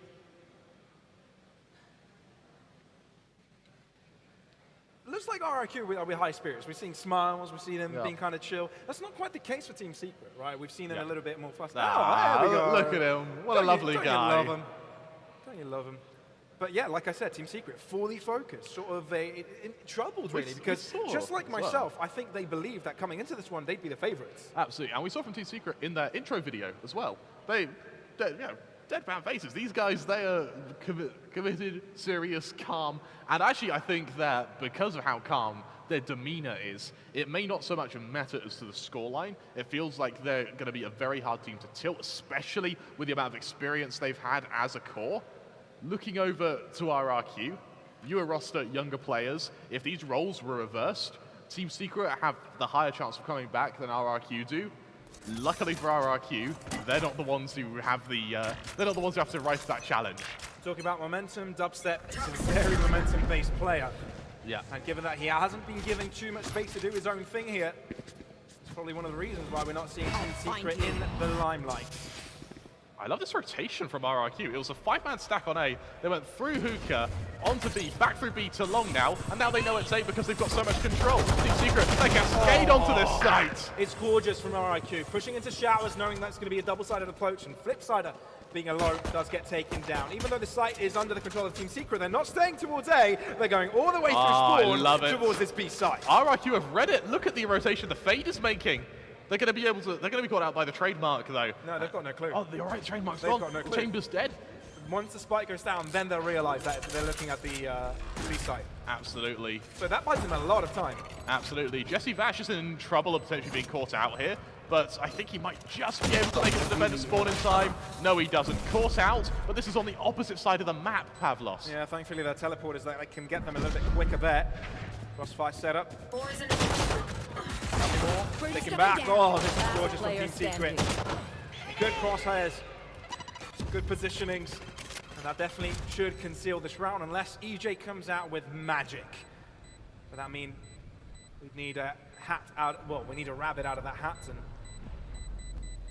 and that rabbit called Triple Kill will not be appearing today. Down he goes. Borkum is the final kill that goes his way. Team Secret get themselves the pistol. They're looking pretty damn confident, and especially the pistol round there. That was around the world there. You first had RRQ going through Hookah, through long, and then straight afterwards, you then had Team Secret going round through Defender spawn. The same rotation was then made by RRQ going through spawn, with Team Secret trying to get through Defender spawn anyway because they left Jesse Vash to lurk. That was a pilgrimage, that round, for RRQ. It's down to the Eco Team Secret now, looking to set the pace for their defensive half, or their attacking half, sorry, and more importantly, they're going to try now and mitigate any confidence that RRQ may have. And the previous round definitely is an indication of Team Secret thinking on their feet. Yeah. Making the adaptation and heading towards the B site. Very smart. RRQ didn't get the read in time, because who would do that? Like, you have full A site control, why give it up? It's a bit of a gamble at the end, but works out. No one wants to score. You have the right info, have the right play. But contestation coming through. Team Secret, first blood coming through. Unlike their opposition, finding Vandals on that second round, they've only got Spectres around. One enemy remaining. Quickly going their way. No one drops from Team Secret so far, and their two game can do nothing about it. Yeah, well, that's one kill. Spike planted. That's one. You can settle for one on an Eco. I want to mention as well, the one player that did full dubstep, he didn't buy anything, he was just using a headhunter, which means that trying to now wield a classic against this full buy of Team Secret, who now know you're coming, that's got to be a daunting task, to say the least. Yeah. Sure. Oh, there you go. Team Secret, 2 in a row. Hell of a way to hell of a way to recover, doubling your round count in the first 2 rounds of your second half. But Team Secret may not be out yet, Pavlos. No. But this is the round where they show us we can draw back a comeback. This is where it matters. They need to win unfavorable rounds, especially when being so far back. And this is an unfavorable round, right? They're entering a bonus round, Spectres, and now you kind of expect RRQ to be going for the full, utilization of their economy. Yeah. That being said, I think that for Team Secret, I want to see potentially the same sort of controlled defensive style they had on their defense. I want to see here. I want to see them try to bait these Vandals into fights, but it's the absolute opposite end of the spectrum, Pavlos. A huge assault onto the safe sites. Very quick. And RIQ are locked behind. Right here. Seems that the Viper did not hinder Team Secret's attack whatsoever. Long distance perspective, still get the trade. Oh, this is difficult. This is very difficult. But Flipsider gets denied. Team Secret with Spectres seem to get the job done. Now, Painters could be very well placed. Spike plant interrupted, but what will they do? Taking the TP, they're heading towards B. Dubstep's revealed his position now. Does he get isolated by EJ? No, he doesn't. He's able to slip the cracks, Pavlos. But he's got a very long rotation. Look at the 180. And going back to A. EJ may have read this. Staying in lamps right now could be absolutely pivotal. Dubstep did know that EJ was fairly close by, but where exactly is the question? Oh, that recon could be very well played. Don't wait for the timing. It's a frenzy kill against the Vandal of EJ. What? Screen down. That's a huge blunder. And like we said, they should have gotten an unfavorable win, and this might be it. The young roster as well. Rounds like these, deaths like that are going to get to RRQ. And right now, I would love to see a timeout, not after this round, after the next round, before the next spy from Ewok to try and make sure that everyone's head's in a level place. Team Secret, as we mentioned, because they are so controlled, because they're such an experienced team, it's going to be very damn difficult to break them. And remember, the whole group stage is the best of one. Yep, there's no second chances. Every map counts, and Team Secret know it. With a group as difficult as one which contains also Heretics in, and you know, maybe a dangerous Enigma if they come out with an upset, and only 2 spots up for grabs, every map counts. Yeah, it's not a pretty position at all, especially when you take the rest of the group into consideration. That being said, I think that for RRQ here, that's sort of win percentage, it's getting halved every time they lose a round like this, where they lose it against Spectres, they lose it against Frenzies, that kill onto EJ. It's really going to sting. And even though there is this 5-round differential, that's going to be mitigated so quickly. And you look at the buy from RRQ, almost hero vandal out on Elmimore. I quite like this, actually. Needs to work. Aggressive position. Oh, the what a flash was flash. perfect. What an assist. And he tries to help out his teammate towards long as well. Deploying drone. Flipsider, definitely one of the most influential KOs from the APAC scene. And he's definitely allowed his team to get an advantage this round. Oh, I like the juggler weapons as well. Toxin screen down. Screen goes down, close angle for Team Secret here. They still want to force their way onto this B site. But RRQ have the wrong read. Only 2 players placed in this direction. Toxins going. Oh, good adaptation there from Elmimore, but not tall enough. Seekers coming through. EJ's position well telegraphed. Push comes through.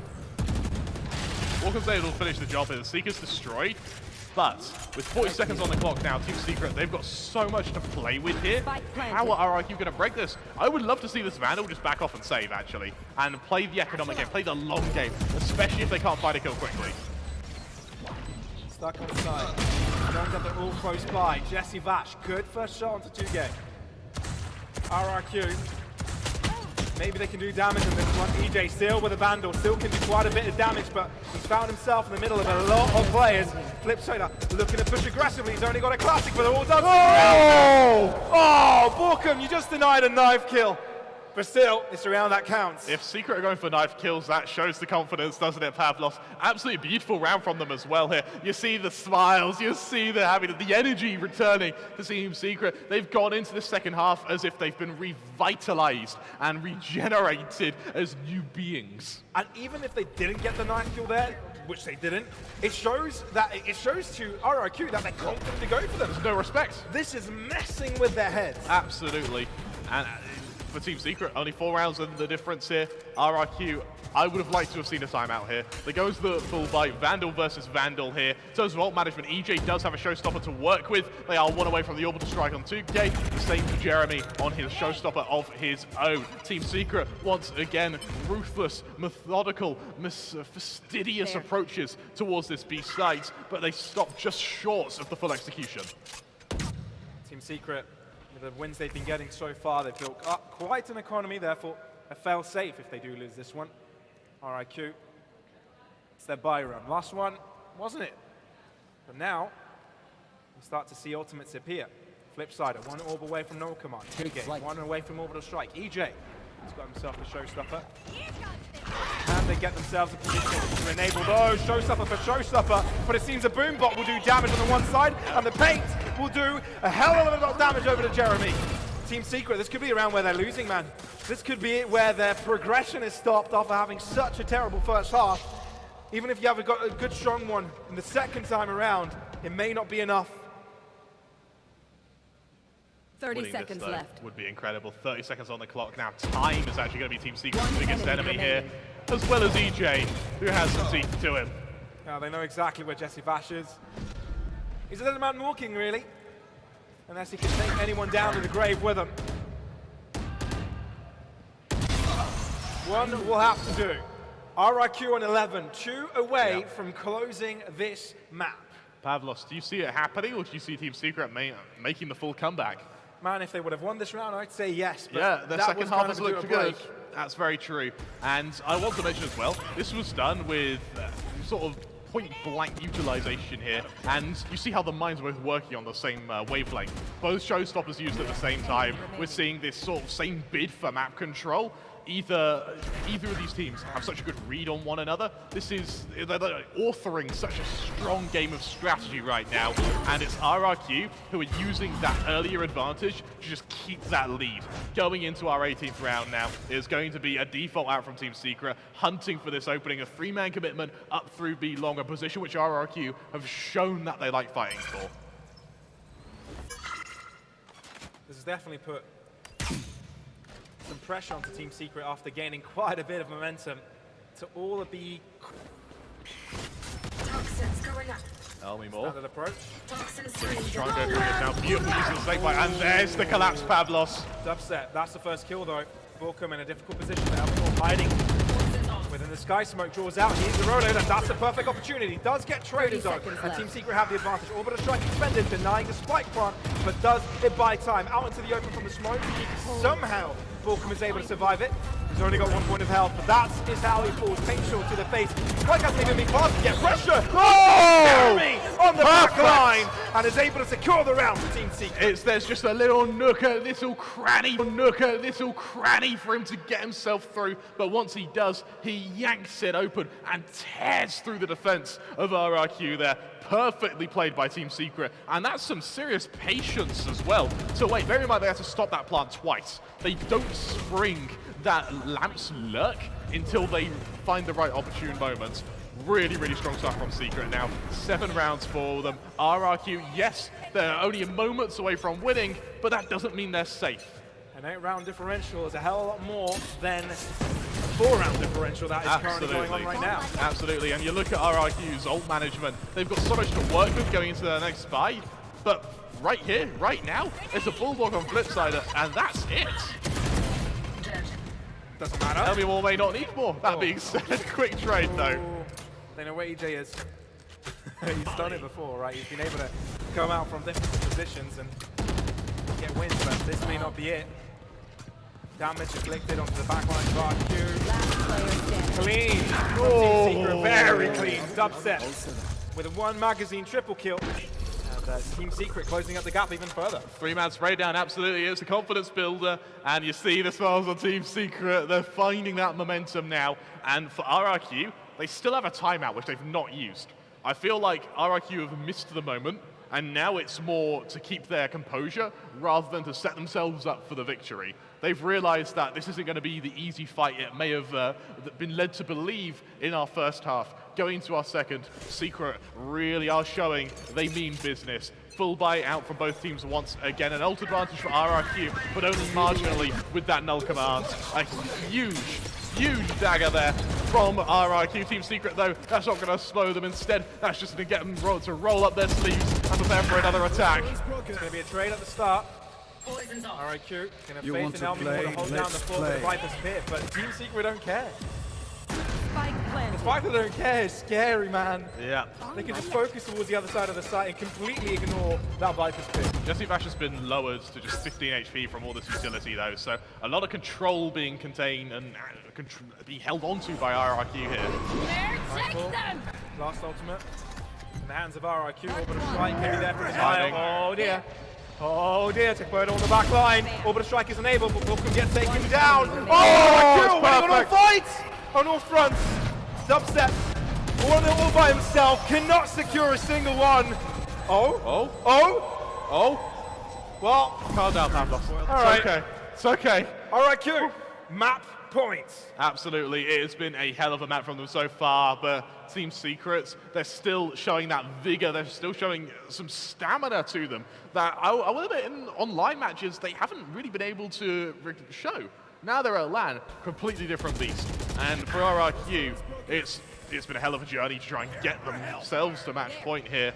Moments away from victory, and Vete Votel blessed by timing in that round. Enemy remaining. Sometimes timing is with you, and EJ is able to get a triple. Sometimes it's not. You get someone on your back line, Yeah. completely disrupting your plan. RRQ, one away from getting this done and dusted.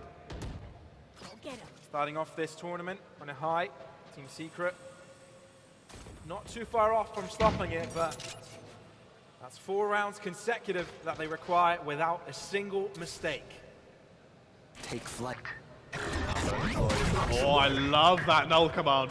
I love it from Flipslider. He knows with the L drone, there's going to be something behind it, and he doesn't even want to face them. Just keeps them suppressed. And for RRQ, now the rotations come in. Team Secret, this may have been shut down by one very angry robot. It definitely buys time. Team Secret, they benefit of having full lamps control, and they've been unable to get it for quite some time. Paint shell's thrown towards the spike position. Bottle, maybe wrapping around. Got a fight with Alimo actually. This is going to be a difficult dubstep. Holding it down. Oh, he's being pushed from both ends. 2Gate 30 picks it up. seconds left. That is RRQ keeping things close, but it's still being contested on the side. They're going to start fighting now. Shot down to the main. Bottle with a double, and it's all down to Jeremy. Flip side is low.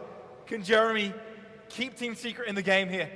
There's only 15 seconds left, Pavlos. It's make or break for Team Secret. And without spike control, he needs to move fast. He's got 10 10 seconds. seconds He left. can't go to the other side. He's going to have to touch it and pass back to in the face.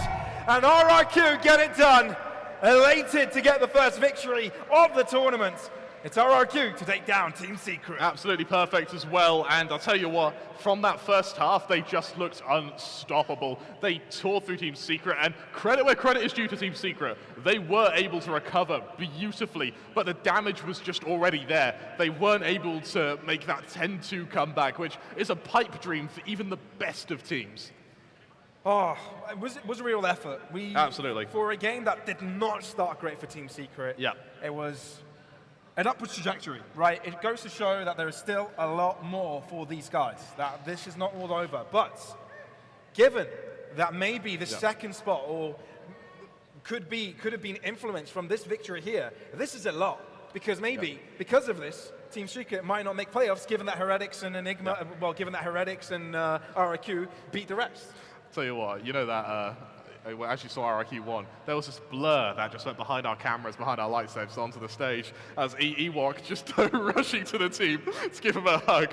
And you can tell that's a sign of a good coach. It's a strong win. That It's a very strong is. win. It's a hell of a way to start your group as well, Yeah. especially with the likes of Enigma there. Enigma, a team that is going to be anti-stratting you, but you are able to at least show that even when you're up against it, you still are able to keep your composure, which for me was the biggest worry I had for RRQ going into this tournament. It shows promise for the off-season, right? Absolutely. It definitely Absolutely. shows us that there's more for this team. Even though Team Secret, they gave it a good fight. It wasn't a one-sided affair. You know, it still seems to me that RIQ even kind of surpassed expectations here and showed us a very good self. Yeah, absolutely. Really, really strong stuff. I also want to mention Invi as well. He had a really good map. For a debut game with that roster, absolutely perfect from him. And on the Sky, no less. Really, really good performance from him. Very happy to see that. Over on RRQ, though, there was the Flipsider, great utilization. And it wasn't so much for Flipsider, it wasn't so much the aim that really was impressive. It was the ability to know when your ult needs to be popped, to be able to delay, suppress, and then control these retakes. Beautiful stuff. I really like the sportsmanship going on behind us. Absolutely, absolutely. I mean, absolutely. Team Secret, we still got smiles coming out from them. Like it's not all at the end of the road here. It's still the first match of the game, and you know, congratulations between the two teams. Kind The of first exchange. of 8. First of 8. We have lots of games. There's we've a got lot of games there's a lot of today. Valorant today. A lot of Valorant today. There's a lot of Valorant today. Next up, I mean, RRQ, they're on form, right? And they're going to be Absolutely. staying on stage to play against Heretics later. Absolutely. But before we move on to that later matchup, let's look back and see how this match went on. Looking at the scoreboard, let's see how these players kind of played out. Yep. For me, EJ was a massive, massive part of this team for RIQ, but an even Particularly on greater the attack. component for me is Flipsider. Yeah, Flipsider for me really had some impact with his abilities. EJ was the guy who set up RRQ for that huge win spree on that first half. His just strong start from the get-go meant the rest of the team could follow suit, and it's probably what gave Flipsider the confidence to play as well as he did. Over on Team Secret, I agree with Envy being the MVP. He had an absolutely spectacular map, especially for A, it's a map you lost, and B, it's your first official match with the roster. If that's the trend that's been set from him, good God. Yeah, no, it'll be fun to see how his future progresses from here, right? Absolutely. We already knew he was a very dangerous flex player. Yeah, absolutely. And can do quite a bit. Well, have a look at that. Called it. Very, very strong. But it wasn't good enough for Team Secret. RIQ Yeah. have gotten the better of their opponents. You know, what do you think? Are there any tangibles you can pick up from this game on what can be improved from either? Yeah, I think for Team Secret, they need a charge up time. And unfortunately, in best of ones, that just doesn't work. In best of threes, it can be really good, especially if it means that once the ball's rolling, you're hard to stop. But unfortunately, that charge up time means best of ones aren't the place for Team Secret. They really struggle.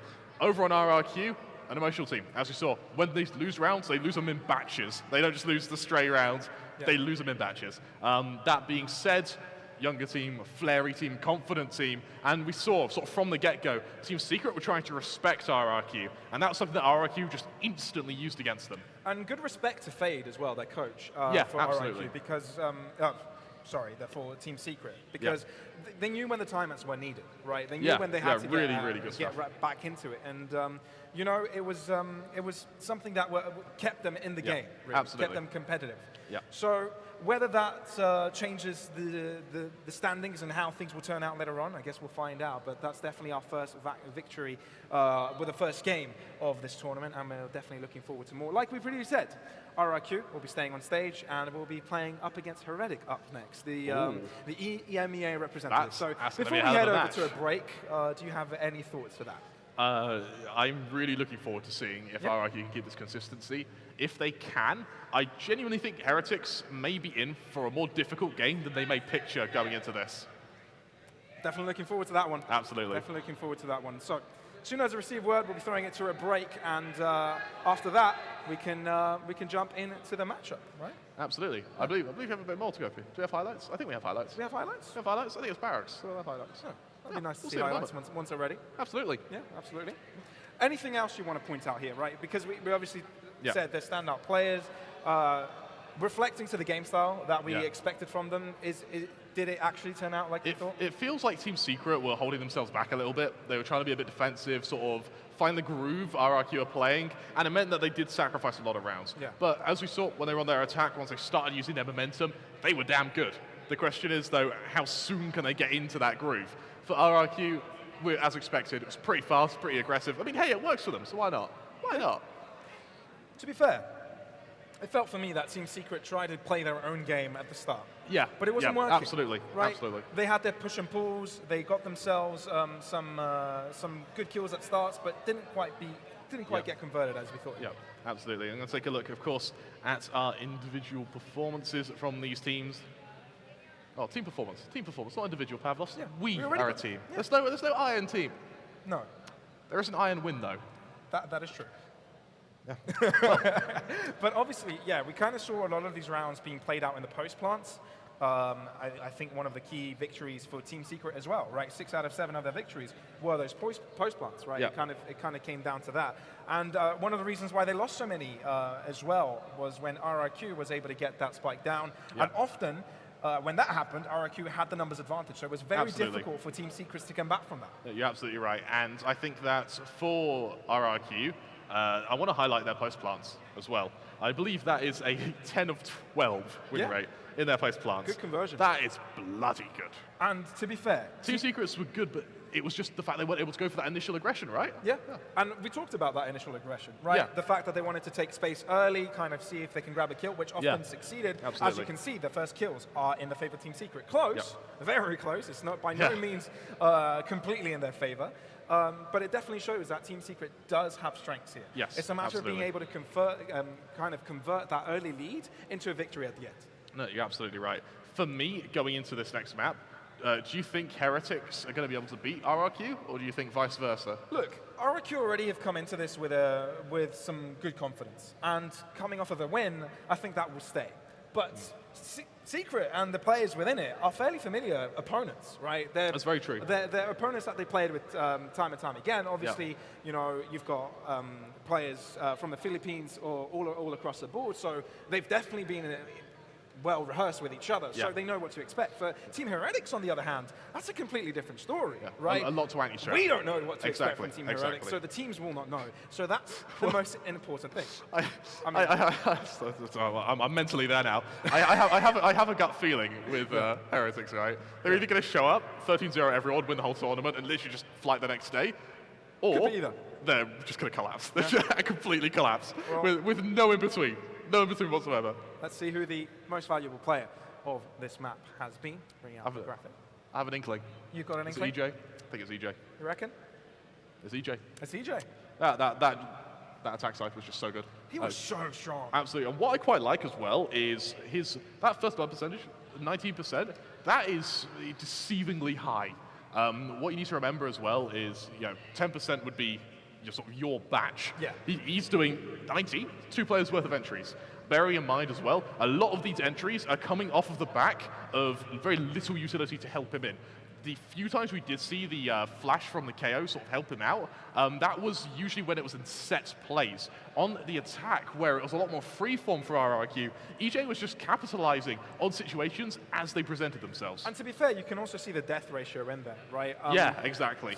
He often got enabled at latter stages of the round, Yeah, right? absolutely. Yes, he helped out with kind of bringing out some entry kills, but often his most impact came from, in those post plants when he's able to find some off angles, Yeah. and that's when he gets the surprise over, which resulted in him getting so many multi-kills. Yeah, absolutely. And I think actually on the topic of multi-kills, you need to really look at RRQ's afterplants. Yeah. That was where their strength was. And I think that the way they were able to use their afterplants so well was their ability to feather their ultimates. Once they, I think a good example was when they used that Viper's Pit on top of the orbital strike, all of them trapped in hookah, lamps. But because they were able to use so much delay utility, by the time it came to Team Secret to force them out of lamps, they had to dive in there. They had to just straight rush it, at which point they were already ready and awaiting. Fair enough, fair enough. As you can see behind us, it's the Heretics boys making their way onto the stage, obviously. That's And, them. that's them, over there. How does it feel to be within gazing distance of those guys? Oh, feels so good. Yeah, you're a big EMEA feel guy, special. aren't you? Yeah. I know. Yeah, it's Oh, good. that's- They've If you squint, you can see the talent sort of radiating off them, like heat waves, actually. Yeah, man. Don't look too hard. Don't It's look like too looking hard, at the sun. yeah. So You looking can't at look the too hard. sun, it's like Icarus. You can't fly too exactly, close into it. You just exactly. sometimes you just have to observe, albeit the beauty. Absolutely. What was Icarus's father called? I do not remember. I was really hoping you would, because that wasn't a question I was setting up for. I just hoped you knew. But Yeah, but for Team Heretics, like we said, it's a roster that is comprised out of players having in mind a sort of game Yeah, plan, right? They've absolutely. been brought in together, they're strong players at their respective roles, and Yeah. you can consider that they've already got a certain way that they would like to play the game, Yeah. right? Obviously, with the experience that these players have, either with each other or either in their own star positions they've had Yeah. in their previous teams, you can expect a lot of individual performance. I think the big Absolutely. question is how much of their scrimming and how much of their Yeah. preparation coming into this event has allowed them to have their refined play at a certain level that can give them a victory in this tournament as a whole. Absolutely. What I think is quite interesting, actually, is in Europe, the sort of play style when it comes to not giving respect to your opponents is really emphasized. It's really driven home, especially in the sort of tier 3, tier 2 scene when you're working your way up. What I think that means now for RRQ is we need to see a U-turn in play style. You can't play against Heretics like there's no respect, because they will punish it instantly, and they're expecting it as well. I want to see RRQ now reel it in, go into a more methodical, tactical play style where it's controlled, it's precise, and I think Ewok definitely is probably driving that into them as we speak. We'll have to see if they're able to do it in time, though. Let's wait and see. Let's wait and see. Let's see. Shall we throw it to a break? Do we have more graphics? All yeah, right, go to a let's throw break. it to a break. Thanks, production. See you guys We got some when the break. match is ready. It's going to be Heretics versus RIQ here at the Valorant Invitational of India.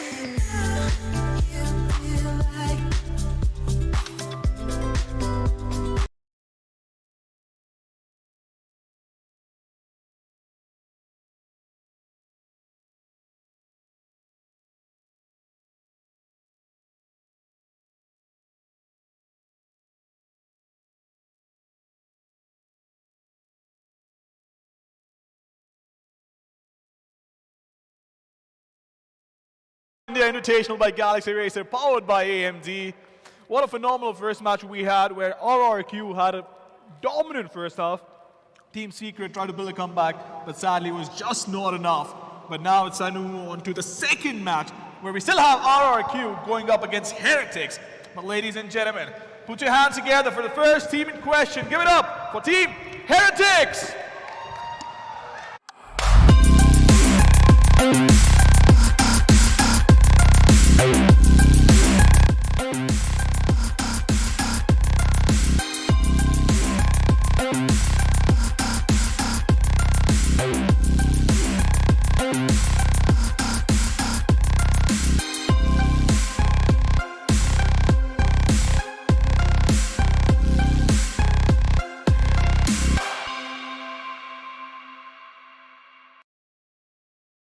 Thanks, ladies and gentlemen, for all of you folks.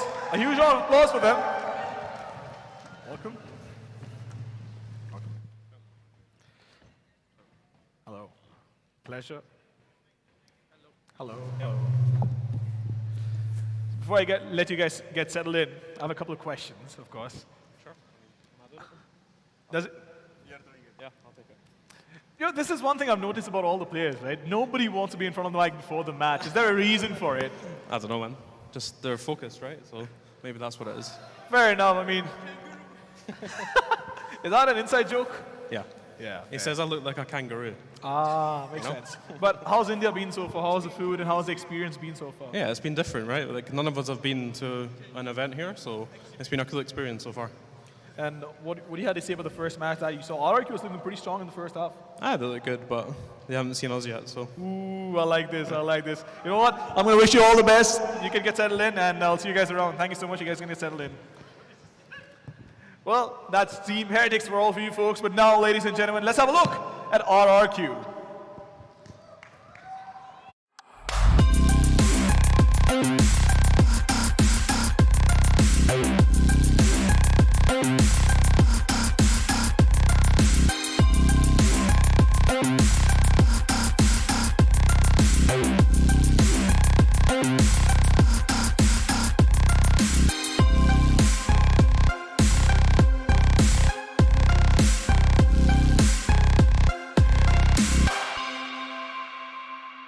Gentlemen, a huge round of applause for RRQ. Of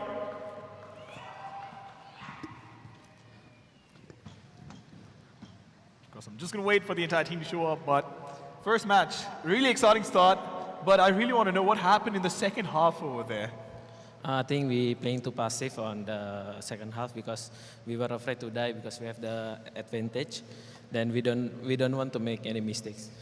Fair enough, but what do you think about this matchup that you have at your hands? This one's going to be a good one. So how confident are you feeling right now? I'm 100% confident and my team as well because we are so excited to play with them. That's wonderful. I wish you all the best. I hope it's a good match for you, and I wish the best team wins. You guys can get settled in. But of course, our lovely casters are waiting. They had a bit of a moment before going live. So, what do you folks? Thank you very much, and that will be Heretics and RRQ heading into the second map. And basically series, because it's the best of one of the day. And let me tell you, it's exciting because RRQ is coming off hot up against Team Secret, and Heretics is the EMEA representative, which, let's be fair, is absolutely stacked. Absolutely, and it's hard to criticize Heretics on paper, isn't it? Yeah. They are a bloody good team. But we're going to have to see how they synergize together. Not talking of synergy, RRQ off the back of a very convincing victory, a very good map from EJ, I believe. I think it was 23 and 15 or something he finished. And that was, of course, an incredible map on the Rays. I'm really looking forward to seeing if he can keep that consistency, if he can keep that skill going into this second map.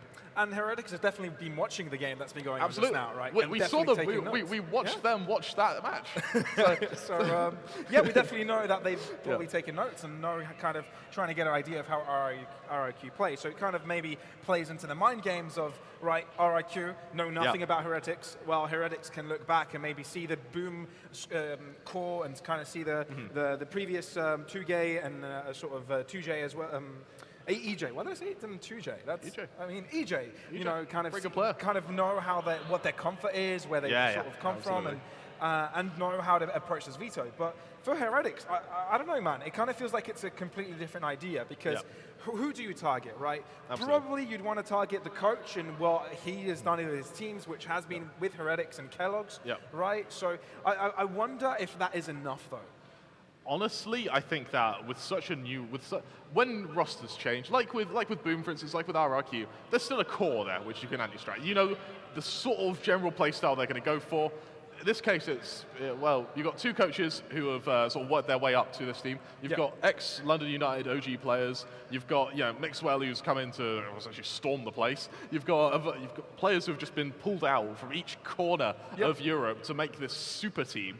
Frankly, Pavlos, we were sort of saying earlier, you can't look at them too hard. You gaze at the sun, it burns your eyes. You see the heat waves just coming off them now. That's just going to, those heat waves are like the telltale sign. They're going to get a bit brighter, there's going to be a little spark, it's going to turn into a flame. Once they're on fire, there's no beating them. Well, let's have a look at RRQ in this match. Let's take it away and look at RRQ. So let's see the heat map of their performance in Bind so far, where the kills have been taking place, right? Fairly sort of site-centered and retake-centered, don't you think? It's fairly A-centered as well. They really, really liked going over to that A site. They weren't impartial to faking, and as we saw, there were these big rotations through spawns quite a few times, but the main action comes in these sort of plant spots over on that A site. What I think is quite interesting here is look how, even though there are markers for it, look how few kills there are on both shorts and showers there. You can see that Team Secret, where they were challenging those positions, they were either not met or they were backing off here. Also, something I mentioned, if you look at the bottom left side of your screens, how many rounds are on the attack? Oh, I believe Pavlos. I mean, could he count as hard as I can? It's 12. 12. It's wow. 12. And 12 out of 12 rounds, RRQ were successful in getting a plant. That's insane. That's a lot of space given to these guys. That's a lot of space. And I also want to mention as well, it wasn't like Team Secret were giving up that map control. They were forced out because RRQ's executions looked solid. Yeah, no, they definitely did. So, it kind of feels like Heretics have got a responsibility here after watching that, seeing how comfortable RRQ playing off of the sites and playing off of the setups, which are pretty solid. They've kind of have a responsibility here to kind of stop that from happening on the first instance, kind of set your crossfires a little bit deeper, trying to disrupt them when you're on the defense yourself, right? Yeah. So, maybe that's what Heretics will try and do here. That's definitely something that can be simply anti-stratted, but obviously we're looking at a sample size of one singular map. Absolutely. Right? Obviously we didn't have too much of RRQ previous to this, but it's all smiles for Heretics right now. Absolutely. It's all smiles. Yeah. I also want to mention as well, over on the RRQ side, so you get a fairly quiet game over on that Brim. I believe he was 10 and 14 at the end of it. It's a Brim, you're not expecting him to pop off, but against a team like Heretics, you need to be firing on all cylinders. And even though EJ had a great map, and if you can do that consistently, brilliant, but you need more than one player doing well to beat a team of this caliber. And we're sort of describing the caliber having not seen Heretics play. Yeah. But what we have seen, Pavlos, what we have seen is individually their performances on other teams. That is very true. And, I want to go through the players one by one, but I'll wait until we have the graphic for that we can show to everyone so we can kind of go through the roster in that way. But there is something I want to say. Yes, they've taken every player from each different corner of EMEA, but at the same time, you've got some players that have had synergy before, right? Yeah. When you look at Mixwell and Avova, obviously they come both from G2. Absolutely. When you look at Kellogg's as well, he's had past history with Mixwell, and obviously with the coaches. Heretics, right? Yeah.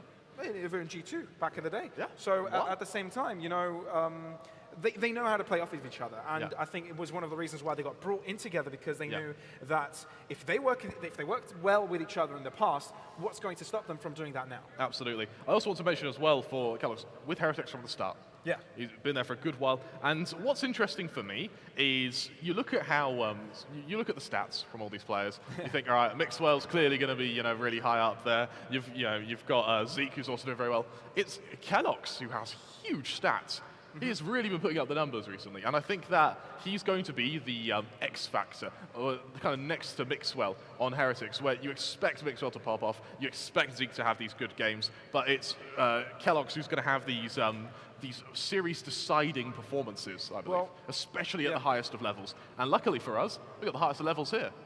Yeah, well, for now, we're going to draw back a little bit and see the heat map of EJ here on Bind. Yeah. Specifically, like we said, it was the MVP of that series, one of Yeah. the reasons why they came out on top, one of the reasons why they got so many kills in the end. How was these opportunities unlocked by him? So when you're on a raid, one of the most common pathways you'll take going onto that A site is to go to lamps. But you look at EJ's, he's going to site instead. You see how aggressive those pushes are from the members of RRQ.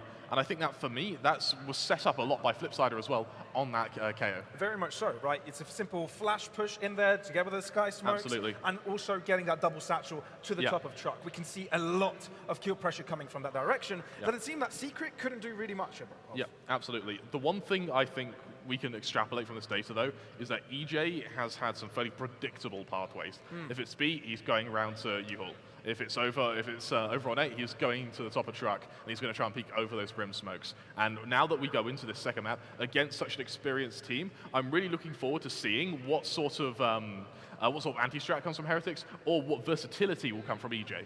Yeah, well, for the previous match, it felt like, okay, they weren't tested, so why fix something that isn't broken? Exactly. So maybe we'll be seeing that adaptability. It's also a big conversation of ours, right? How strong the coordination of this team is due to it being so new, sort of having to change your language of communication. It's a big step for some players, right? Obviously, you know, Indonesia is well known for having good English, right? So that's not going to be a massive issue, but it's thinking quickly, right? While you're playing, so instantly not having to translate, and that can sometimes pay a big difference. Milliseconds can do so much. On the topic of English, of course, you've got the coach and assistant coach of Neil Zenio and Weber over on Heretics. You know, I've got to get that UK pride in there somehow. We struggle to produce good players. Okay, we got to take it. At least got good coaches. That's true. We do have very good coaches, and very good coaches indeed. You know, Neil Zenio, Weber.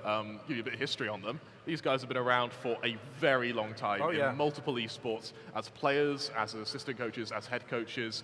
They are as experienced as it gets in terms of coaching a team, both psychologically as well as tactically. And I've got a bit of a grudge against them. They did eliminate me from a few lands a while back, but you know what? We're professionals. We'll keep it within the within the realms of this tournament. Good on you, Kramer. Good on you. Thanks, man. It really stung at the time, though. But I love that 15. you're mentioning the coaches here, because you were 15. Yeah, I was 15. They knocked me out of the land.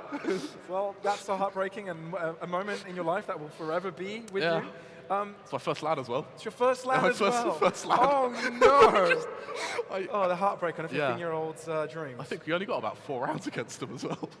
Well, that's why they're so good. They're good. That's why they're up there. It was there. 7 years ago, and they've gotten even better since then. Absolutely. But Really. I'm glad you brought them up. Yeah, absolutely. Right? Because they were the staple of this team. Together with the Kellogg's, they hadn't budged, right? You know, it seemed like coming into this, Heretics knew where they wanted to put their faith into. Absolutely. Right? Put it into your coaches. And they kind of figured out, all right, we want to play in a certain play style. Let's pick up players that can do what we want them to do. And that's the reasoning why they picked up who they did. And that's what's really interesting, because not many teams did that. You know, they okay, we kind of got a bit of a duo coordination here with Mixwell and Avova, but it doesn't feel like their roles were so intertwined. But you've got other teams like RRQ that say, all right, Techbot and Flipsider, I'm going to pick those two up. You know, that's an easy pick for me, because they've been so well coordinated. But I don't think that's the case for Heroics. They're starting from completely new dynamic in regards to the coordination of the team. And I think that going from ground zero is where we're really going to have to see. I think for our opening couple of sort of weeks and months, I don't know how much if they've been able to boot camp, how much time they've been able to get behind the scenes. But I think for Heretics, these opening couple of maps, it's individual prowess and sort of baseline knowledge of how to play within a team that's really going to elevate them to what would either be a good victory or potentially a very hard-fought defeat. I'd love to bring out the graphic of the particular players, because I don't want to really repeat the same point twice when it comes to it. But I really want to get into the players, man. I really kind of want to talk about Heretics. For sure. Because, like we said, they got picked and chosen from different places. I kind of want to dive into the history of them. So I'm just going to do that. The management of Heretics, they covered their eyes and got a map of Europe, just threw a dart wherever it landed. They went, who's the best player in that? Who's the best player in France? Kellogg's? Yeah, all right, I'll take him. Right, okay. Spain, that was a bad shot. That's right, we got Mixwell, though. He's a free agent, it's right? Heretics, so it's a Spanish representative, so they need exactly. a guy like Mixwell. Such a staple name. Absolutely. All right, we are apparently going to go got to a small break, right? A small break. We've got a bit of a delay, so we'll throw it to a break. Stay comfortable, grab a drink, and we'll be back shortly.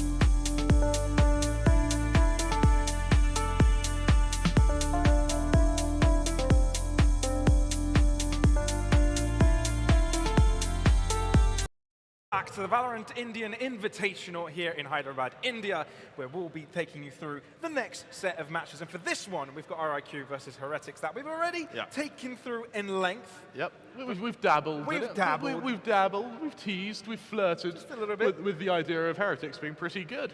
But that means that we haven't dabbled into the maps. Absolutely. So let's dive into Let's go to the veto. and see if it's going to be anything Absolutely. breezy, anything sunny. I quite like the instant ban of Oh, okay, Icebox never there. mind. I I think thought it was a breeze. sort of stereotypically, APAC plays a lot more Icebox than EU does. So Yeah. I quite like the idea of RRQ removing it. It sort of maybe throws Heretics a little bit. Moving to Haven, I quite like. Big map gives lots of opportunity for individual plays. More importantly, it gives the operator a lot of room to move with. And of course, for Mixwell, that's where he shines. I think the key narrative here is that from last time, the two maps remaining were Bind and Haven, Yeah. but RIQ were the ones to pick Yeah. Bind in the end. Now, you know, they played this map, so Heretics know their game planned around it. Yeah. They're not going for it, knowing that they'd be I like that. prepped up against Yeah. to play Haven instead. So sounds like the smart plan out of the two. Yeah, I really like it. It shows that there's some depth to RIQ's strategy on these maps as well. So I'm really looking forward to seeing sort of how this develops over the course of the next couple of minutes. That being said, though, Pavlos, now we move to Haven. Now we know that there's going to be a lot of presence on these operator players. Do you think that we're going to be seeing potentially Killjoys get brought out here? There is a chance. It kind of depends on how Heretics are going to play, right? Yeah. That is something we haven't talked about, is that most of the players that have been brought in are kind of keeping the roles apart from one. Yeah. Right? You've got Boo, who is the IGL of the roster, that now, even though he used to play controller, and you may have been able to used to seeing him on, you know, your smokes and stuff, you know, your Sage sometimes, from time to time, he's gone to that initiator role.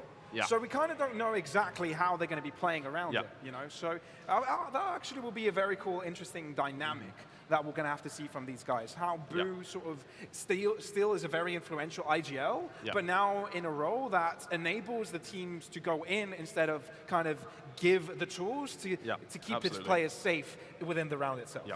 I also want to mention as well, I am a huge fan of breaches on Haven. I think that if you can play your breach well, then you can have whoever has the operator, their life just becomes so much easier. They're sort of tenfold. And I believe it's Avova who we may be seeing on that breach, unless with Boo's role change, he's willing to pick it up. I think Avova is going to be the controller. You think that's the change? I read it somewhere. I read it Okay, somewhere. I like that. Avova's got a control. He's going to be the controller in this one. I like that. So yeah, probably not going to be him. It might be Boo. That's why I'm kind of feeling that's the dynamic that we're going to be seeing. And so yeah, that works well. there are a lot of unknowns here. This is a lot of us projecting our thoughts and sort of what we've heard left and right to try and figure out how is this new Heretics roster going to look like. Absolutely. It's a lot of speculations, thoughts, schemes, and dreams going into this Heretics roster. And for me, I actually quite like the idea of having your IGL on the breach, because with that fault line, you're essentially showing where the aggression's going to be for that round. With having your IGL on the breach, it means that dictating where you want to take control becomes significantly easier. That's exactly it. And you know, RRQ, they're in the dark as much as we are. Absolutely. A lot of pressure on them after also being, you know, spied upon the previous match. You know, a lot of sneaky players just looking into the game. It's not sneaky, you're allowed, obviously. Your games will be looked at. That's to be expected. True. And yeah, it's kind of moving that momentum onwards. Obviously, since the previous game, I think there's been sort of a half-an-hour break until Heretics gets on stage, RIQ refreshes. It's been lunchtime as well, so some of these players sort of getting refreshed. So it's not. We don't even know if that momentum can be carried onwards. Whether it's still there, you know. Yeah, absolutely. And I think also looking at the rest of this group for Enigma Gaming and Secret, I wouldn't surprise, assuming Enigma don't pull out an upset, which is entirely likely. Assuming they don't, I think it's probably RRQ and Heretics to go out of this group. So for me, this match dictates sort of who's going to be trying to pull themselves into that first sort of semi-final, quarter-final spot. For sure. Now it is Haven, right? That's true. It's a different dynamic. Historically, RRX, how do you feel about them? What I quite like about Haven as a map is that it's very hard to stomp on Haven. Usually they're very close games, and I think that for RRQ, that's something that's really going to play to their favor. Bear in mind, when you have these young teams, if you do end up going sort of 5-6-0 down, similarly to how Team Secret did, it's going to be very hard for them to recover. Whereas you look at it vice versa, if it ends up being fairly close, I can't help but think that for RRQ, that's when they're going to thrive, sort of knowing that they're in a position to combat Heretics. Well, without any further ado, we're jumping straight into the agent selection of Haven, Heretics versus RRQ. And already we're seeing the first instances of how these teams are going to be playing it. Omen being a very big pick recently on this map, a quick reliance on getting pushes in, and also we've seen a lot of from the shadows sort of flanks, or even putting a player with a spike alone on the site, faking, then picking the spike up. Really, really interesting. Now, let's look at the competitions. Interesting. We got baited in the thoughts of there was going to be a role swap. We've been bamboozled. Well, not exactly. We've been Boo is had. still an initiator, but he's not on the breach. That's true, and Mixwell's on the breach instead, leaving Galax on the chamber. I actually quite like this. I do quite like this. I think that the issue that Heretics may have here is that there's entrying may be very difficult without your raise. I think that over on RRQ, same problem may occur. The issue that sort of arises with this is that means that sometimes raises may end up being a lot more passive, knowing that if they go down, going into retakes, going into executions is going to be much harder. Seeing Mixwell with a role swap. I like it. That is cool. It's definitely a curveball. Otherwise, you would be seeing him on a Sentinel or maybe the Viper. It's like the levels of difficulty for RRQ. You can't anti-strat us. You know we're really good. Oh, and we're changing our roles as well. Like, I guarantee you, Ewok currently... It's a minor change. Like, Mixwell's been a very good flex player in the past, so he's dabbled. Ewok is currently in the coach booth doing this. Like, oh, God, man. To be fair, they were like this already, not knowing what they were to expect. So I don't think it changes too much. I think it all comes down to the server. When they start playing, do things start to unfold in their favor? Absolutely. And what was really important in the previous matchup for RRQ was that early momentum they got. Absolutely, absolutely. And that sort of carried them through the half, didn't it? When Team Secret started making their comeback, it was the damage had already been done. And so it was not a matter of if, it was more when for RRQ. They only had to get lucky once or twice, and bam, they've won the map. And in the end, they didn't get lucky, they just played well. So let's talk winning scenarios here. Absolutely. Win condition for me would be, I think, that for Heretics, as players who have got quite a bit of pressure on them, especially sort of going to APAC as one of the favorites, I think a slow start definitely is going to affect the psyche. Potentially not as much, bear in mind, A, you're on LAN, B, you've got your coaches in your ear, and C, furthermore, they're very experienced, but there is always going to be that nagging thought which you can't get rid of. Same issue for RRQ. Young players, they lose first 5-6 rounds, they're going to be very, very hard to untilt. Well, it's time to get this game started. Heretics on the defense, RRQ on the attack. The debut of Heretics with their new roster to be representing EMEA here in India. Let's see how this one starts off, as it's a very slow positioning from RRQ, but it seems that Heretics have got some sneaky movement going down in mid. Absolutely, it's been read fairly well, an exchange of fault lines with Kellogg's trying to get this opening kill. It's Elmi Moore to strike first, Pavlos.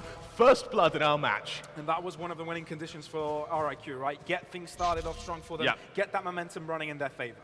Absolutely, and Elmi Moore, despite being low HP, he's a bit of an overextension there, I'd argue. Punished instantly by Mixwell, though. Clean shot down to the 4v4. And for RIQ, look how they're positioned. They still haven't, judging by the spike position, they haven't set their attention to a position of the map yet. They're still trying to find these picks. Very composed from RIQ. Yeah. Even though they got a pick early in mid, it didn't really phase them. Really in a certain direction. Bottle challenge. Flip side up. Oh, I love this rotation. Moving in together with the rest of the team now towards Garage. Might be a good read here. Can Tuge get on site safely? Yeah, the cross has come forth. Can they double side peek? This doesn't even need to be as such. Flipsider with a kill on the board puts RRQ on top and allows them to get the spike one. So look at the lurk in mid. It's caught out, but it's by time. Down to the 3v3 and Avova's low, Pavlos. Very low. One bullet should do it anywhere on that down body. So will RIQ start things off strong here. Still holding off very close. Look at how close these positions are. You can smell it, but they're moving fast. Going to be a trade. Oh, it's clean. It's very clean. They're warmed up from the previous matchup. And it shows RRQ with first blood. That's a hell of a way to start. And I tell you what, that rotation through mid there, into garage and up to A, couldn't have been timed better. You move to the unguarded site with no one there to stop you, and the rotations that do come in aren't in a position to fight the Omen. And then, even then, when RRQ are in a position where sometimes it can be mismanaged by over-peaking or peaking without your teammates, they peak as a trio. In what universe can Heretics stop that? Great opening for RRQ. If the consistency is there, Pavlos, this could be a map for the map of the tournament. It very much could be. Very early on in this tournament, to be saying things like that, but, you know, Heretics, an unknown entity. How does it work as a unit? How do they stack up as a 5-stack? Big questions in everyone's minds heading into tomorrow, heading into next year as well. When you get to our age, Pavlos, it feels like tomorrow, doesn't it? Maybe. Clean shot, quickly traded though.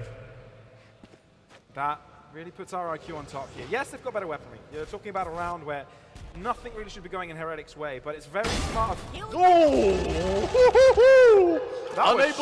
Unable to retrieve the Vandal though, but the premise is set. I was about to say, it was very smart from RIQ to play it composed, not take any risks, but who ever expects someone to push through his smoke like that with a classic? It also shows how quick Heretics are to punish you. The second that Prowler didn't catch out sort of the lurking Zeke, instantly punishes it with a quick push. Avovo needs to stay alive here. Put pressure on RIQ, maybe find a trade, fault line to the wrong side of the site paranoia. Can you hide away for long enough? Fault line, kind of delay, that's one shot from They collapse upon them with the classics of madness. Absolutely perfect. Well, you ought to know what Heretics look like when they're feeling good. That's it. Classics bring them their first round. The equalizer as well. Oh, we've got a game in our hands, Pavlos. And let me tell you, it sounds like we've got some Heretics fans amongst the crowd. It does sound like we do. Beautiful stuff. The elation at the end of that. Look at that. Oh, gorgeous. Why can't my classic do that? I mean, I'd say Avovo had to hold his ground there, but his position was never peaked. It was never considered. And that grave mistakes cost RIQ gravely. That was off the back of a beautiful fault line from Mixwell as well. Absolutely perfect. Early operator comes out on Kellogg's. It does take a bit of damage, but it's going to be flip-sided, be the first player nullified in the round. And RIQ did the exact same thing that again at Secret on that second round. They bought rifles instead of Spectres. Yeah, exactly. It's like a no-risk scenario now. Unfortunately for RRQ, can they do unto Heretics what was just done unto them? Once again, going for this garage control. This time, though, Heretics anticipate it. Mixwell. No assistance there. It's kind of for the delay, the movement towards mid. Zeke. Start of Heretics. Oh! No words can describe that transfer. Whoa! Can the Classic do much in this direction? No, it cannot. Heretics show class in that round. Absolutely. Quick shutdown. The lead's taken for our European team, the lone European team in this tournament, flying that banner high, and I have a feeling it may fly for a bit longer. Beautiful second round now, but this is where things get interesting. Rifles versus rifles. With the operator already invested from Kellogg's, you now start to build the economy behind it. Now with 2K in the bank, he's in unison uniform with the rest of the team, and it means that losing this operator no longer has a huge detrimental effect. On Topic of Volts, Zeke, one from the Showstopper. It's going to be Flipsider, one from that Rolling Thunder. Elmi Mort, two from the Tour de Force. Maybe not seen this round. Going to have to require a bit of luck. Great use of that utility there. Flipsider, low HP, quickly regenerated from the siege to sort of regain that control. I really like Zeke on the Duelist, man. Yeah. I really do. Over on Ascend, it felt like maybe he was overshadowed by CNED, but now he's got his own home to shine in. Absolutely. I want to mention as well, look how Heretics now are setting up for the retake of a lobby. Absolutely perfect. They slowly tighten the noose around this position. They know there's 3 players waiting for them. It's a tough call. And without too much utility to gain that info, apart from Tepolo's Prowlers, which have been used. Okay. Maybe you can use a haunt to gather some info, but that's one piece of utility, right? You have to use it carefully. You cannot waste it. And approaching a 45-second mark, it seems a decision is slowly being made. I think they just saw Kellogg's there. Oh. Setting up beautiful stun. Kellogg's gets away in the nick of time. And now they can start moving towards the safe side. Like you said, 3 players strong for the defense side. Smokes across, the delay comes through, 30 rotations seconds as left. well from Heretics. They're responding well to this. How fast can this push be? How explosive can they be? Can they get most of the kills? The answer is not, because Heretics are shutting them down in their tracks. Well-timed flashes, well-timed kills. The only one that stands for RIQ is Almi Moore, but it won't be for long. It's 3-1 for the Heretics. Absolutely perfect. And I tell you what was really impressive there is when they went into that initial fight for A lobby, it felt like this huge commitment of utility from RRQ with very little map control, especially when you consider that Kellogg was able to shift up sewers straight afterwards. In fact, you only saw it for a moment there, but if you saw the remaining utility for RRQ when they went for that execution, there wasn't much left. Ult still slowly coming online now. This Rolling Thunder on RRQ is going to be pivotal for our next round. A lone hero Vandal on Elmi Moore. A kill here would mean he can drop the Vandal to teammate, bring out the Tour de Force, and have some real firepower in what should be a bit of an eco. But with a bit of information garnered, Heretics, a very slow start, huge change in pace here, and showing some serious versatility. You know, it's definitely causing pressure upon them, especially when you have rounds that start off in your favor. To go so wrong. But leaving things to the last second is not what they want to do. Yeah.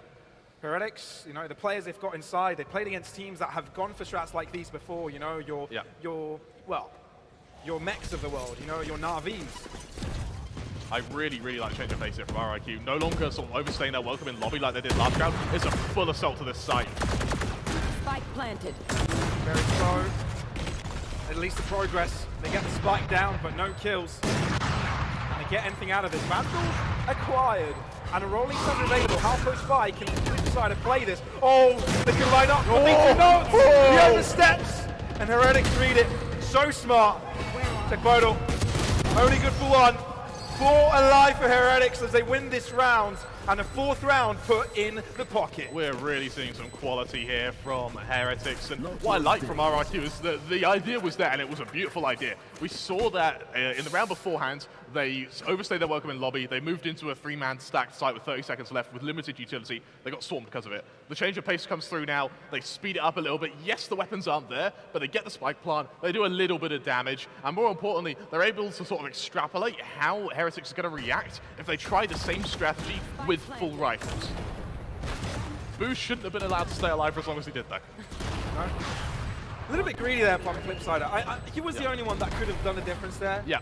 I feel like you have to push in that position. You know, we had the Rolling Thunder, it's debatable. I don't think a Rolling Thunder is worth the commitment, especially when your team, without heaven control, it meant that your teammates couldn't go to help. So it was a flip side around or break. So I like the thought process. Doesn't work out though. Kellogg's just built different, man. Very smart from Kellogg's to kind of read into that, right? Yeah, absolutely. They played against APAC teams before. They know how hyper aggressive they can be, and kind of how in your face they will be on those post plants. And you know, very well read. I quite like this from RRQ as well. There's a bit of a formula for timeouts, which is you hit a site, doesn't work. You change your strategy for that site, doesn't work. Then you do the timeout, you call for your coach, you get your input. And that's sort of what RIQ are going for right now. I'm interested to see if off the back of this timeout, we'll see continued aggression to this A site, because right now, Heretics look like they've got it on lock. They do. We did say that RIQ needs tempo, needs momentum to get unlocked. They haven't been given it, man. They won the first round. But the second, the eco from Heretics got converted. Ever since, they've looked sort of lost. But now, look what they've got available for them. 4 ultimates readily available. The Tour de Force instantly brought out. But Kellogg's one away from a Tour de Force of his own. We won't see that, of course, with an operator on his back. Mixwell's Rolling Thunder and Booze and Nightfall both about to be online, if not already online here. And it's another change of pace. This time, though, it goes from fast to supersonic as they go for swift control of sewers now with Zeke now. Ooh, Juge, user from the shadows. He's over on heaven. That's going to put a lot of questions for Team Heretics where they're going to be standing, but it doesn't matter because Zeke just wins his trade. He just simply shoots better. Tekbodal, there's a big note to that, takes revenge. Avenging his own teammates live. Boo, aggressive. The IGL tries to make something of his own, but still, it's equal. They know where Tuge is. Very well dealt with by Heretics. This is class. This is clear class. And now, RIQ are in trouble. They're on site, but paranoia. Oh my goodness! The timing. Kellogg's still very winnable Pavlos now. Plant going to go down. Tour de Force available means they can play the after plant this time. Look at the limited utility for Heretics as well. Heretics does not care. They take cover. Flip side of delaying, holding a different angle, Mixwell. The start from G2. Oh, baiting the first shot, diving in for the second! Oh! That's one! Can he get the second? Taking the time. Oh my goodness! Mixwell! He's right in the fight! Leading from the front, Pavlos. What a round from him. And more importantly, the patience, the experience to show in a 1 versus 2. The bomb is ticking. That spike is ticking, constantly reminding you, you need to push. But he doesn't break a sweat. Absolutely perfect. He knew RRQ would peek him again. He knew they'd go in for another shot. And mistimed, let me tell you, it was mistimed. Absolutely, and that's when you have a new roster, they will be mistimed. Heretics, they don't have to play perfectly, they just need to punish every mistake RRQ make. And right now, they are lapping up each and every one as it presents itself. On top of that, Pavlos, the ult commitment from RRQ there means that outside of the showstopper, they're not going to have much available to them for the next buy round, where Heretics are going to look to extend their lead from sort of bad to worse. Oh, well, Phil.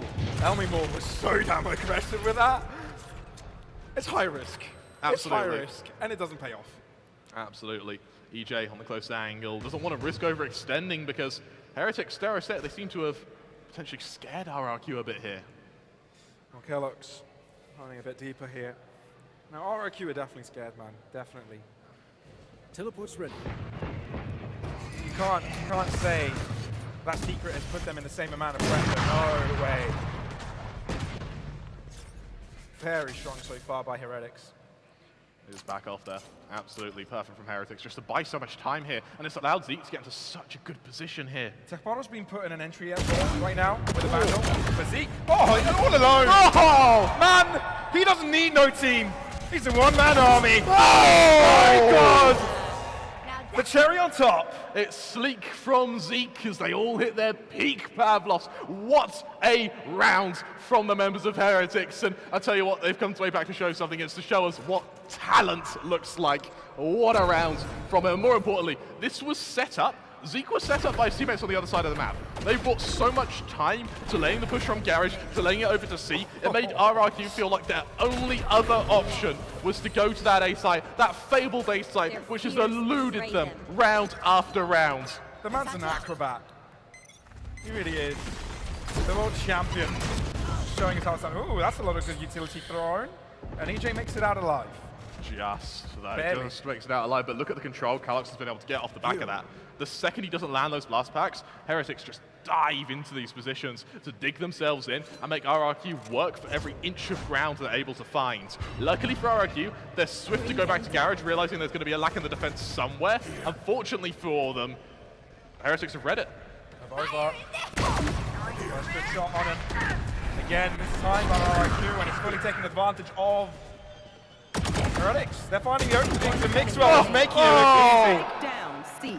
It's too simple for him. Way too simple. And Heretics on 7 already. Do you remember when I said it's hard to win Haven in a one-sided fashion? Can we just take that back? Well, it's not difficult for Heretics, apparently. Apparently not. They're just that good. And I tell you what, you look at RRQ, it's not the smiles we saw in the game against Secret, that's for sure. No way. Absolutely not. And what I love from over here, look how he uses the From the Shadows. Gets that first kill, instantly uses it to reposition. And I love it. It means that Mixwell's able to capitalize off of everyone checking in position, but there isn't even any teammates for him to worry about. It means he can take fights on his own accord, at his own pace. And now, as Heretics, they go into the 9th round with an economic advantage, a firepower advantage, an ult advantage.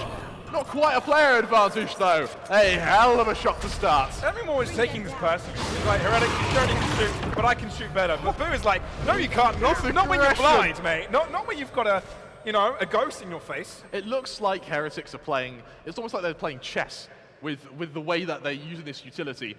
X move is played, they counter it with this. They're hit by the fault line, out comes the Prowler. Secondary Prowler used when they too are nearsighted. They can aggress off the back of that with a fault line of their own. It's insane coordination. This is their debut game, Pavlos. This is their debut.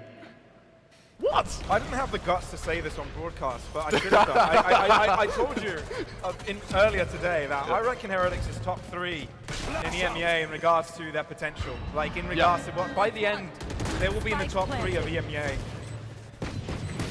But yeah, I can feel it. I can feel it now. That's for They're sure. solid. The idea behind their play so strong. That being said, RIQ are in a good position right now. Showstopper bought out. Now it's going to have to be down to the aim. It is indeed, but 2Gate too blind to be able to do anything. And it's just clean by Heretics. Flipsider being pushed. Hot lead thrown at him left and right. Nowhere to run, nowhere to hide. What can you do? What can you do when overwhelmed like that? Beautiful round there, once again, from Heretics. 8-1 they lead. What I want to see now, and this is a trap that RRQ fell into on their first map, is when you have such a significant lead, you need to be able to hold it. You need to be able to keep the discipline. You can't overextend, because RRQ still need that level of respect. They can and will punish you if you make those mistakes. All right. Excitement in the crowd as well.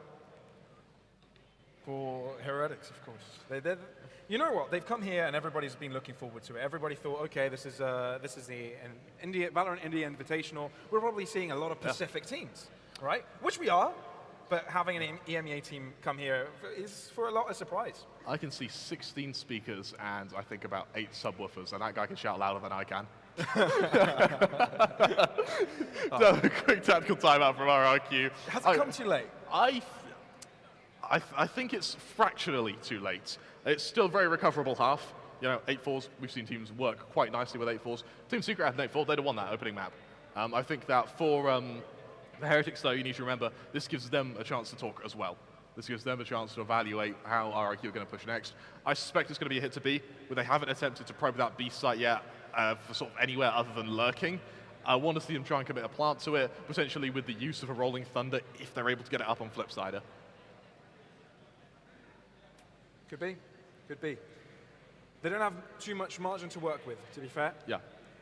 Only it's 3 very, rounds very high risk in right now. In this half. Yeah. Best result they could get is 8-4. So that's quite a sizable lead for Heretics on the defensive side. Very solid. RRQ struggling to enter, but the first kill of this round is theirs. Mixwell. Does Mixwell things?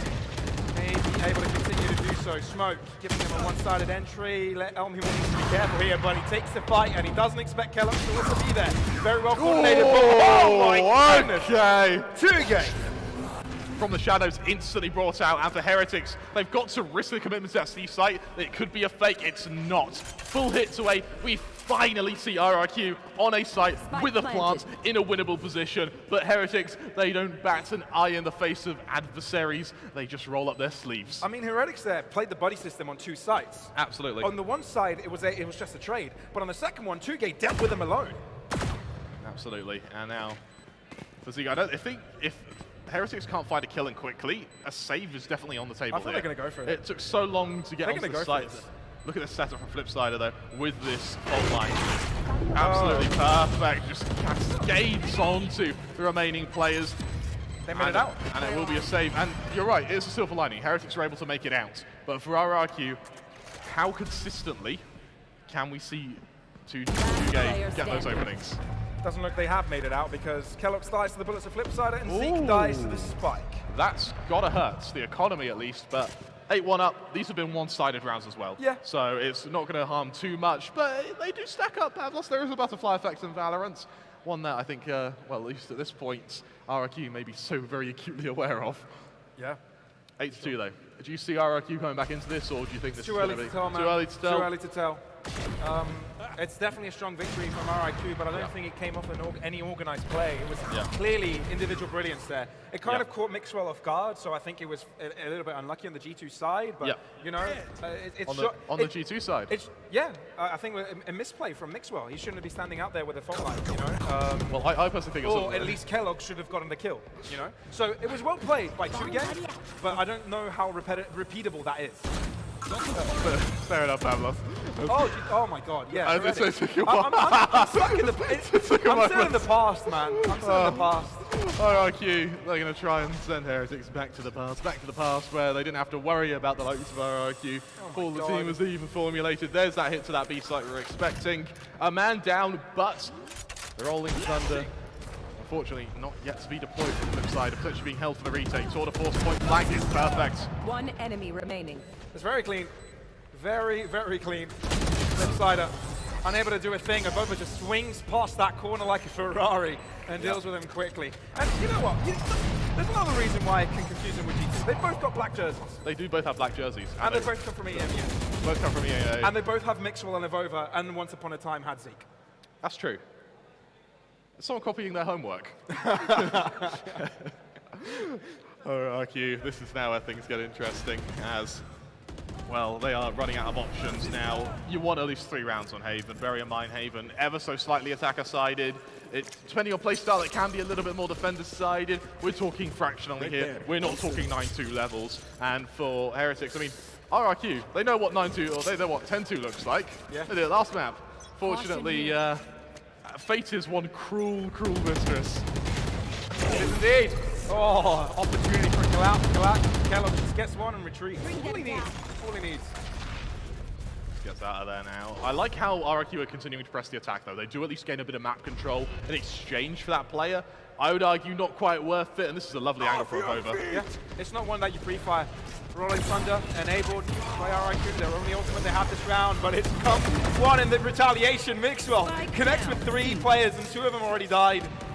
2Gate tries to fall back from it, but they need to be careful because they're being pincered in. Zeke comes into the fray, and he wants a piece of this pie. And it's a tasty one, it's a juicy one. And that means they get on double digits at halftime. 10-2 Pavlos. This Heretics team is something else. Absolutely incredible from them so far. And for the members of RRQ, this is where you really need to sweat. You're going onto your unfavored side. You're doing so with a 8-round disadvantage. Moreover, you're going in an 8-round disadvantage with no momentum whatsoever. I mean, you've seen how quick Heretics are to respond to aggression. It's a very different play style where utility is their response, not aim. You see, the first thing they do when the attack comes in, we see boom bots, we see prowlers, we see haunts, we see just teleports to get away, and then the aim comes in. The fact that they aim like gods is just a bonus. Yeah, and to be fair, you know, Heretics, the reason why they were so strong on the attack is because it was impossible to anti-strat them, right? They came here with set plays. How on earth do you know those are the plays they're going to come with? Yep. Really cool. All right, let's have a look at some stats here. It's tough for some stats. Halftime. I love me some stats, Pavlos. Kellogg's has been absolutely destroying. God bless. 191 ACS, 9 kills to 5 deaths. What I think is interesting about this is that looks fairly average. I don't think it sort of shows the impact of these frags. No. Consistently, sort of first, second kill of the rounds. It's the guarantee that comes with once Kellogg's. Bear in mind, he got that operator round 2. I'd actually want to see Zeke's stats instead, you know. He had a lot of like 1vx moments, Mixwell as well. Actually, the whole team has been online. These guys are quite good. Yeah, these guys are pretty good. These guys are pretty good. Who would have thought? Who'd have thunk? Right? World champion among the mix. Close to EMEA champions for a couple of them. Close. Can we flirt with a hypothetical, Pavlos? Yeah. Overall, Group A, RRQ, they beat Secret. Heretics beat RRQ, Secret beat Enigma, Enigma beats Heretics. That's how the world works, man. It's the circle of life, isn't it? Yeah, the circle is that the of narrative life. we're going with? You know what? I would love to see that happen. That would make me a very happy boy. Who wouldn't? Who wouldn't? That would put everyone at a 1-on-1 scoreline. Yeah, go down to round difference. Then I could be a proper nerd and go over round difference and sort of see who's actually won that. Yeah. Could happen. It's the best of one. That's true. Anything could. That's very true. Fortunately, but given how Heretics have sort of been playing so far, it doesn't seem like they're giving their opponents so many chances. They're giving them respect. Exactly, and I think this is sort of the difference in respect that Heretics show and what Secret show. Secret's respect comes in going into afterplants, going into retakes. Don't get me wrong, their retakes are good. Heretics are completely different. Their response is they back off. Once they get in, they just collapse onto the side before that spike's even planted. But it's time to enter the second half of this series. Heretics on 10 rounds, and it looks like it's going to be a frenzy of a round because they've got 4 frenzies. If this isn't aggression, I don't know what is. RRQ, they're ready to meet them as well. Butting heads on A-Long. It's going to be an absolute maelstrom of frags. It's a bloodbath, man. Zeke and Avova are the only ones that are required to do anything out of it, and it's the paint to be thrown upon Tech Bottle's body. He's colourful, but he's dead. And Army Moore is all alone, and unfortunately he's up against 5. Like, if this isn't a tall order, I don't know what is. You're absolutely right, and I mean for Elmimore, this would be career-defining if he was to be able to win this. 4 bullets, 5 players to find. That would be something. There's the first. But no more. Stops at 1, 11-2, Heretics looking like they are ready to breeze their way through Group A. Definitely looking like a team to be feared. Yeah, right now they go into the second half with this Stygian, brooding atmosphere, and it feels like for RRQ, there's not much in terms of response. It feels like the wind's been taken out of their sails. I'm not going to lie, even though I've had very high expectations for Heretics in regards to their season in 2023, I had very low expectations in regards to this tournament. Not going to lie. I thought that this would be a team that could easily lose the best of one. Yeah, absolutely. Flipside knows he's to be pressed. Once again, RRQ with the man advantage, but what can they do with it, Pavlos? Good paranoia there. Very good paranoia. Sets RRQ nicely, but Zeke! Oh! Could have been possible, but now their weapons collected for RRQ, and now they're holding down the site. Heretics have got a choice to make, and it seems they're electing to move towards this left side of the map. I quite like the swift rotation. The decision-making from Heretics is so swift. Prowlers aren't going to be able to identify their position just yet. Flipside is being relatively passive as well, which means the spike will go down. Heretics winning this round would mean they'd be very, well, it basically guarantees the victory. I want to mention as well, with both breaches, with a fair bit of utility here, they're going to have to be the ones to set up this round. Mixwell, goal line, ready, could be strong, could be very strong, preemptive, very early. Is it good enough? Mixwell, Abova, both charging in, it's perfect! clean. And Heretics move on to 12. Absolutely perfect there, and Heretics, they just bounce off one another. It's complete teamwork to the nth degree, and well, for RRQ, what can they do? And the reason this would have been a sort of a guarantee for Heretics, this victory, is the fact that that was a force by RRQ. Absolutely, absolutely. There was a lot of risk in the round, and hey, it almost worked out. It was fractional, to say the least, but it's plays like this from Zeke. Yeah, almost getting a third. Those two quick kills just instantly balance out the round. It feels like no matter how hard RRQ fight for control, Team Heretics is so swift to take it from them. Fault line missed out. Oh my god, the Mixwell stayed alive for way too long there. Ooh. That made my heart sink for a sec. But it's done for RIQ, right? They got the advantage. Now, they've fallen back from that fight completely.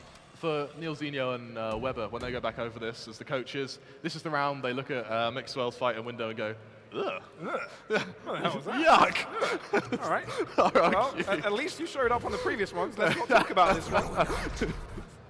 So RRQ set up now for what's going to be it's a fairly defensive default, but bearing in mind they just don't have the weapons for the aggression that they want, and even when they are going aggressive, Heretics are so swift to punish it. Antonio's called on the Sheriff to defend this A site. Yeah.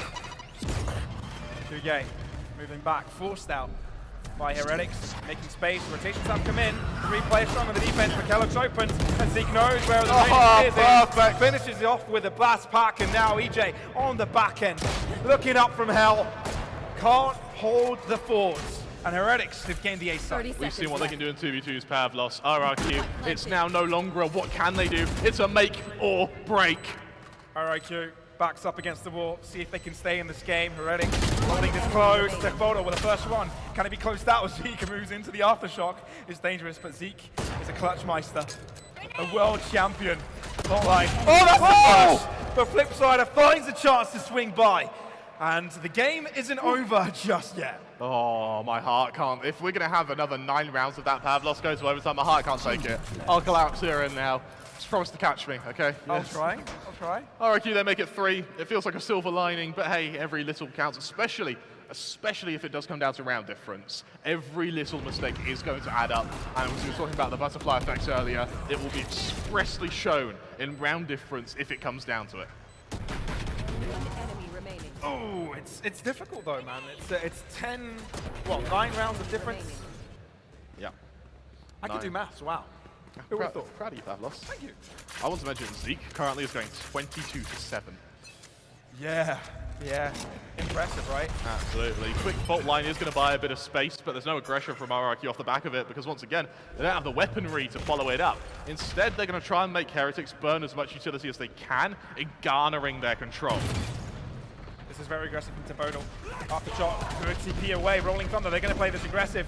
Good retaliation, but the nades are throwing right back to them. They can't use it. Perfect. This could be a punish. This is so smart. That's the kill. And now Team Heretics have got a chance. They're ahead. Damage inflicted. Oh! They get the openings. What? They had pistols at the start of that round, and they might be closing it out here.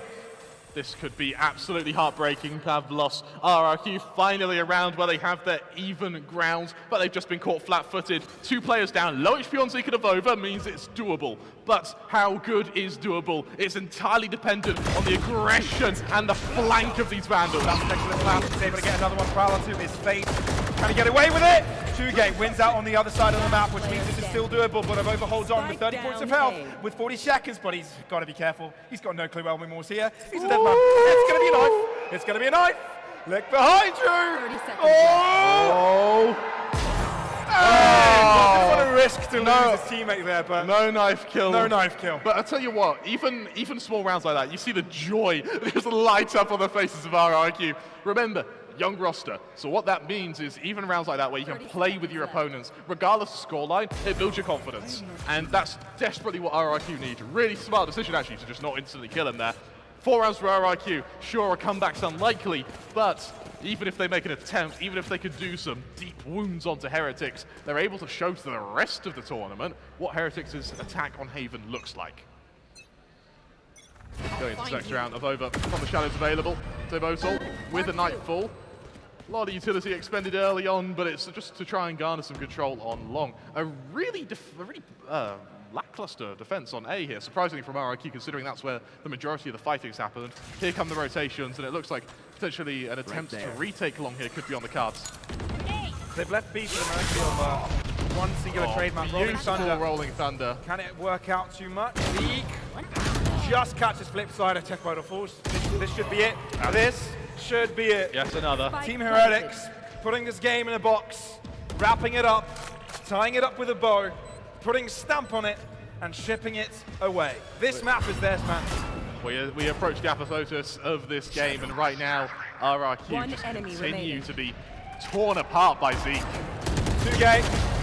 Oh, he's able to find a couple before he falls, but the round is over, and so is the match. Heretics are your victors against RRQ. Absolutely beautiful game from them, and it was playbook after playbook after playbook.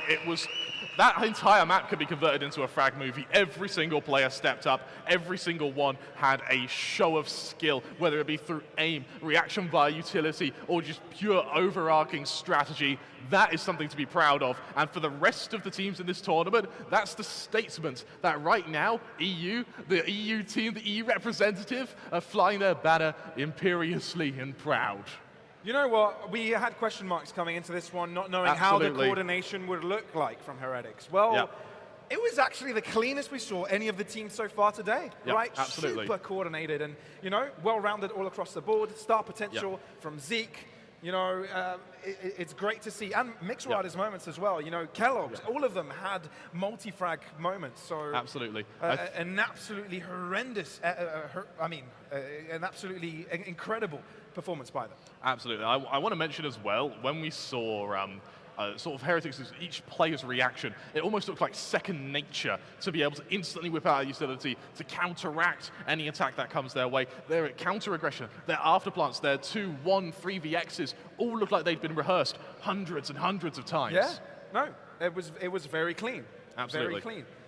It kind of felt like Zeke maybe has gotten away with a few moments that he shouldn't have had. Yeah, you know? But you know, Zeke's kind of good, Pavlos. He's kind of good. He kind of can get away with that. He can Kind shoot heads occasionally. Yeah, occasionally. Yeah. Really, Pretty good at that. yeah, very, very. I think he finished that map going 25 and 7. I think he was a world champion once. He was a world champion once. It shows the sort of the confidence he has in the roster to be able to move into a potential unknown with the project. He was always well supported. Absolutely, absolutely. Really, really strong stuff. We also got to see some role switches, but we can get into that after this next segment, because we're going to be looking into the scoreboard of this game. Absolutely incredible performance, and of course we saw Zeke shine the most in regards to kills. 27 and 8. That's good. That is and I also want to mention, that's accompanied by 6 first kills. Zeke, he had a good defense, sure. His defense was all right, but it was his attack where he was purely brilliant. Out of the 17 rounds that were played, he got the first 6 kills. Absolutely. Well, out of 6 rounds, he got the first kill. Yeah, really, really strong stuff, and I think it's a much-earned MVP. Yeah. 400 ACS. Who else would you kind of shout out from Team Heretics? It felt like RRQ fell flat. I can't really name anyone that really stood out. I think They found it really tough, to be honest. Winners a team, loses a team, I think, Yeah. for RIQ. I also want to mention Boo. I think his aggression on short there into sewers, sort of, especially from the IGL, usually they're a bit more reserved in nature, but Boo's confidence just push. Really, really shined, and I was really, really happy with that. I would like to see it continued. I don't know if, especially the teams like Paper X, like Boom, I don't know if they'll be able to get away with it. Yeah. But I quite like the potential. Let's talk the role changes and how Talk that about kind the of role reflects, change. right? Because I was a bit apprehensive, Pavlos, Yeah. which shows what I know. Gee, that was incredible. yeah, no, Boo changing to initiator, like Yep. you said, playing a little bit more aggressive, feeling Yep. a little bit more engaged in the It play. worked a charm. Yeah, Zeke playing on that raise instead of Yep. kind of falling back to his Yep. his old ways, Yep. you know, as being the flasher. Mixwell picking absolutely. up the breach instead. So yeah, that was really cool. So bloody good. I believe we have another graphic to show. Oh, And, we have many so graphics. many Production graphics, team really cool. furiously typing away to get us as many graphics as possible. Yep. Thank you, production team. We love you. And for Team Heretics, here we go. No surprises here. No surprises here. Just- RIQ that's the- simply were unable to get on sites, which Yep. was what they were so strong at against Secret. Exactly. I think the RIQ, their strength against Secret was their afterplants. Heretics, they have a knack of finding the timings to go into their afterplant the second that spike is tapped. Not planted, but tapped. And what Yeah. it means is that you go into the retake with there being a player who just isn't active because he's trying to plant a spike.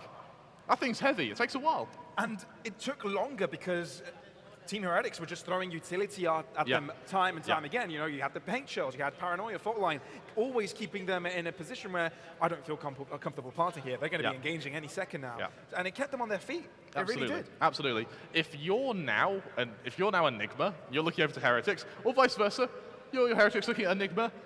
Are you feeling confident, Pavlos, or are you thinking that you never know? It's for Enigma. They need to put their heads down, kind of leave this match to the side, say, we're not RRQ, we're better. They need to kind of have that mindset, to be fair, right? So, yeah. Look at the economy, I believe. They could It's economy definitely do Economy. damage, but let's see how the economy fluctuated Economy. throughout this series. A lot of economy, and A lot of economy, you know, Yes, you can stats, see- numbers. you can sort of see lines. how RIQ kept getting trapped in this sort of force buy, go into a buy, lose that, and it's almost like every round they lost counter does double. Yeah, And and you- that- Heretics never lost enough players to lose so much. economy. Exactly, it was just this huge window between like round 4 and round 9 where Heretics just took off. And it feels like they just were able to gain so much momentum off the back of that. Well, Heretics definitely look set up to have a really good score here in Group Yeah, A. that's for right? sure. We saw so far 3 out of the 4 teams perform from Group A. And right after this, we'll have Enigma play up against Team Heretics. So stick around for that one, everybody. For people at home and watching in the arena as well. This has been so freaking good. The Valorant has been great. The Valorant has been really good. You know, sometimes when you go to tournaments, the Valorant sort of builds up and it warms to its theme. If the first 2 games have been bangers, what the hell does that mean for the rest of them? You know, I'm really hoping on Enigma now. I'm like, You want the upset. I really want to see a really good score from them. But, absolutely. you know, who's going to be the MVP, do you reckon? I have an inkling it may be Zeke. Yeah, could be, probably, Just, right? just a little Just a little inkling. bit, Yeah, just a little bit. no, not 100% sure. We'll Well, see. let's have a We'll look see and in just see a who moment. exactly it is. Is it Zeke? Ah, what a surprise. Zeke. Zeke. Yeah, Zeke. Zeke. He is so good. His first blood percentage, 35%. Incredible. Out of, you know, if there are 10 players, just to kind of figure out the average, if there are 10 players, if you want to have sort of it spread out, Yeah. it needs to be at 10% for every player. Yeah. Well, he accounts for 3. 3.5. So That's incredible. it's really And cool. that was the worry we had with the Raze going into this was potentially you don't have enough firepower if the Raze dies. Yeah. But Zeke just played out of his mind. He was set up so well that even if he did die, he had teammates straight behind him in such an easy position to trade, it never became a problem. Indeed. So, splendid game from Heretics. Splendid very strong game. stuff from them. RRQ showed us what they got against Secret, but couldn't quite replicate that against the European representative. But I think we may be able to throw it in a break soon. Go to break in Let just me a know. moment. Can we throw it to a break? Can we throw it to a break production? Yes, there we are can. All right. overlords. Thank you very much, and we'll be back soon for the next matchup, Enigma versus Heretic, here at the Valorant Invitational of India.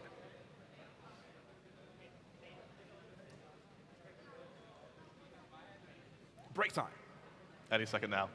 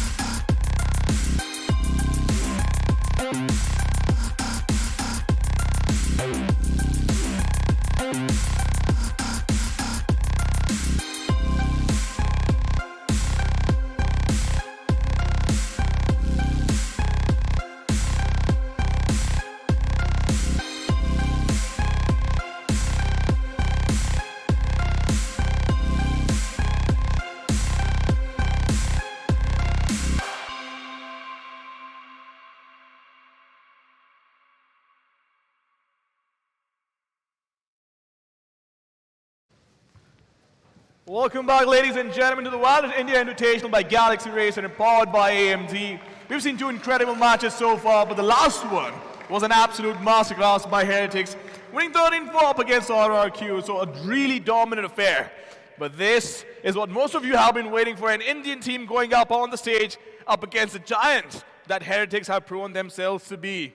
The question is, who is going to come out on top? We will find out soon enough, but ladies and gentlemen, let's have a look at the first team in question. Give it up for Enigma Gaming!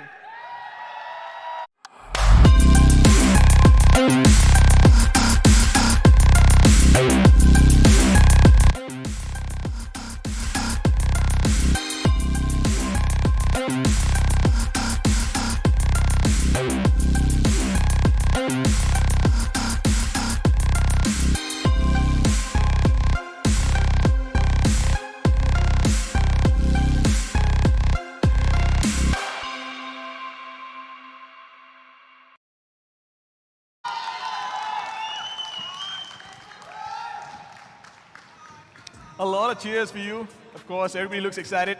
RVK looks poised. I had a word with him backstage. He was pretty excited to play. I'm not going to say what you said, but Auntie, I'll talk to you because you will probably be the best person right now. I'm sure emotions are running high. Really excited to play this. You saw what they did the last game. How are you feeling right now? So basically, every time I speak, but today is Rishi's birthday, I think he should speak for me. Oh yeah, ladies and gentlemen, a huge round of applause for Rishi. Birthday boy.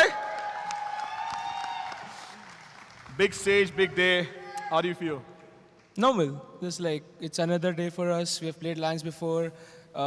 It's special for us to compete against these teams because we look up to APAC, we look up to EU, and we're getting to play them. So just going to have fun in the server, and no matter what the result is, we're just going to have fun with the team and just do it for India. Do it for India. But it's not easy, right? It's not easy when you come up on such a big stage up against big names, right? Of course, you guys in your own right, you are massive names out here in this region. A lot of expectations, of course, so many supporters out there. What do you want to tell your supporters out here? Nothing. Just be loud and do it for India, guys. Let's go. That's wonderful. I'll let you guys get settled in. Good luck for the match, and I hope it's fun for you. Well, that was Enigma Gaming, ladies and gentlemen, but now it's time to have a look at Heretics.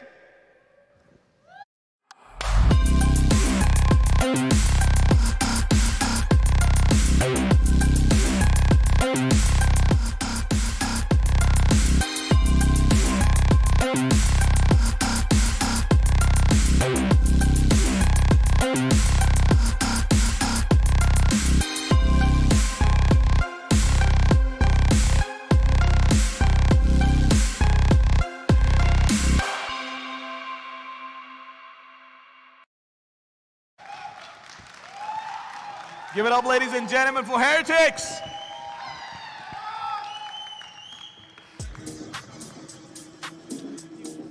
Neil, of course, a man of few words. The last time I spoke to you as well, you did seem very confident, but we didn't expect the result to be this lopsided. It's a pretty new composition in terms of the lineup, but in terms of chemistry, you're up there. How do you guys manage to make it happen? Yeah, we've practiced about 6 days before this event in total, but that's something we focus on, right? Is just becoming a really good team. So we did a lot of exercises out of the game, playing basketball. We played with these guys the other night. It was good fun. But yeah, we've played together in G2, like 3 of us, so everyone has good chemistry already. So yeah. Sounds good to me, but in terms of discipline as well, right? You guys were not overcommitting. Every single time you went out there, pushed, you knew exactly what you guys were doing. And there were not a lot of mistakes being made over there. Do you have anything to say to that, Mixel? Because I see you looking at me. I'm hoping you have a couple of words because there are a lot of fans in India. They've been following you. Come out here, come out here. Everybody loves you over hello, here. Guys. Thank you so much for cheering. I know the guys. I've met them. We played basketball together 2 days ago, or yesterday actually. And they're really good guys, and it's going to be a good game. I hope you have fun. But I won't let you go just right now. All your fans in India, across the world as well, but especially over here, what are you going to tell them? Because everyone was cheering for you when you came down here. It's a pleasure to be here. When they told me that we were invited to this event, I said that I wanted to go because I've never been here, and the people is so kind. It's been amazing. The weather is similar to Spain, so I like it. And thank you so much, everyone, for cheering for us. Thank you. That's wonderful. Thank you so much. You can get settled in. That's Heretics, ladies and gentlemen. But of course, this match is going to be really exciting to watch. It's something we've all been waiting for. A lovely casters are waiting. So, boys, take it away.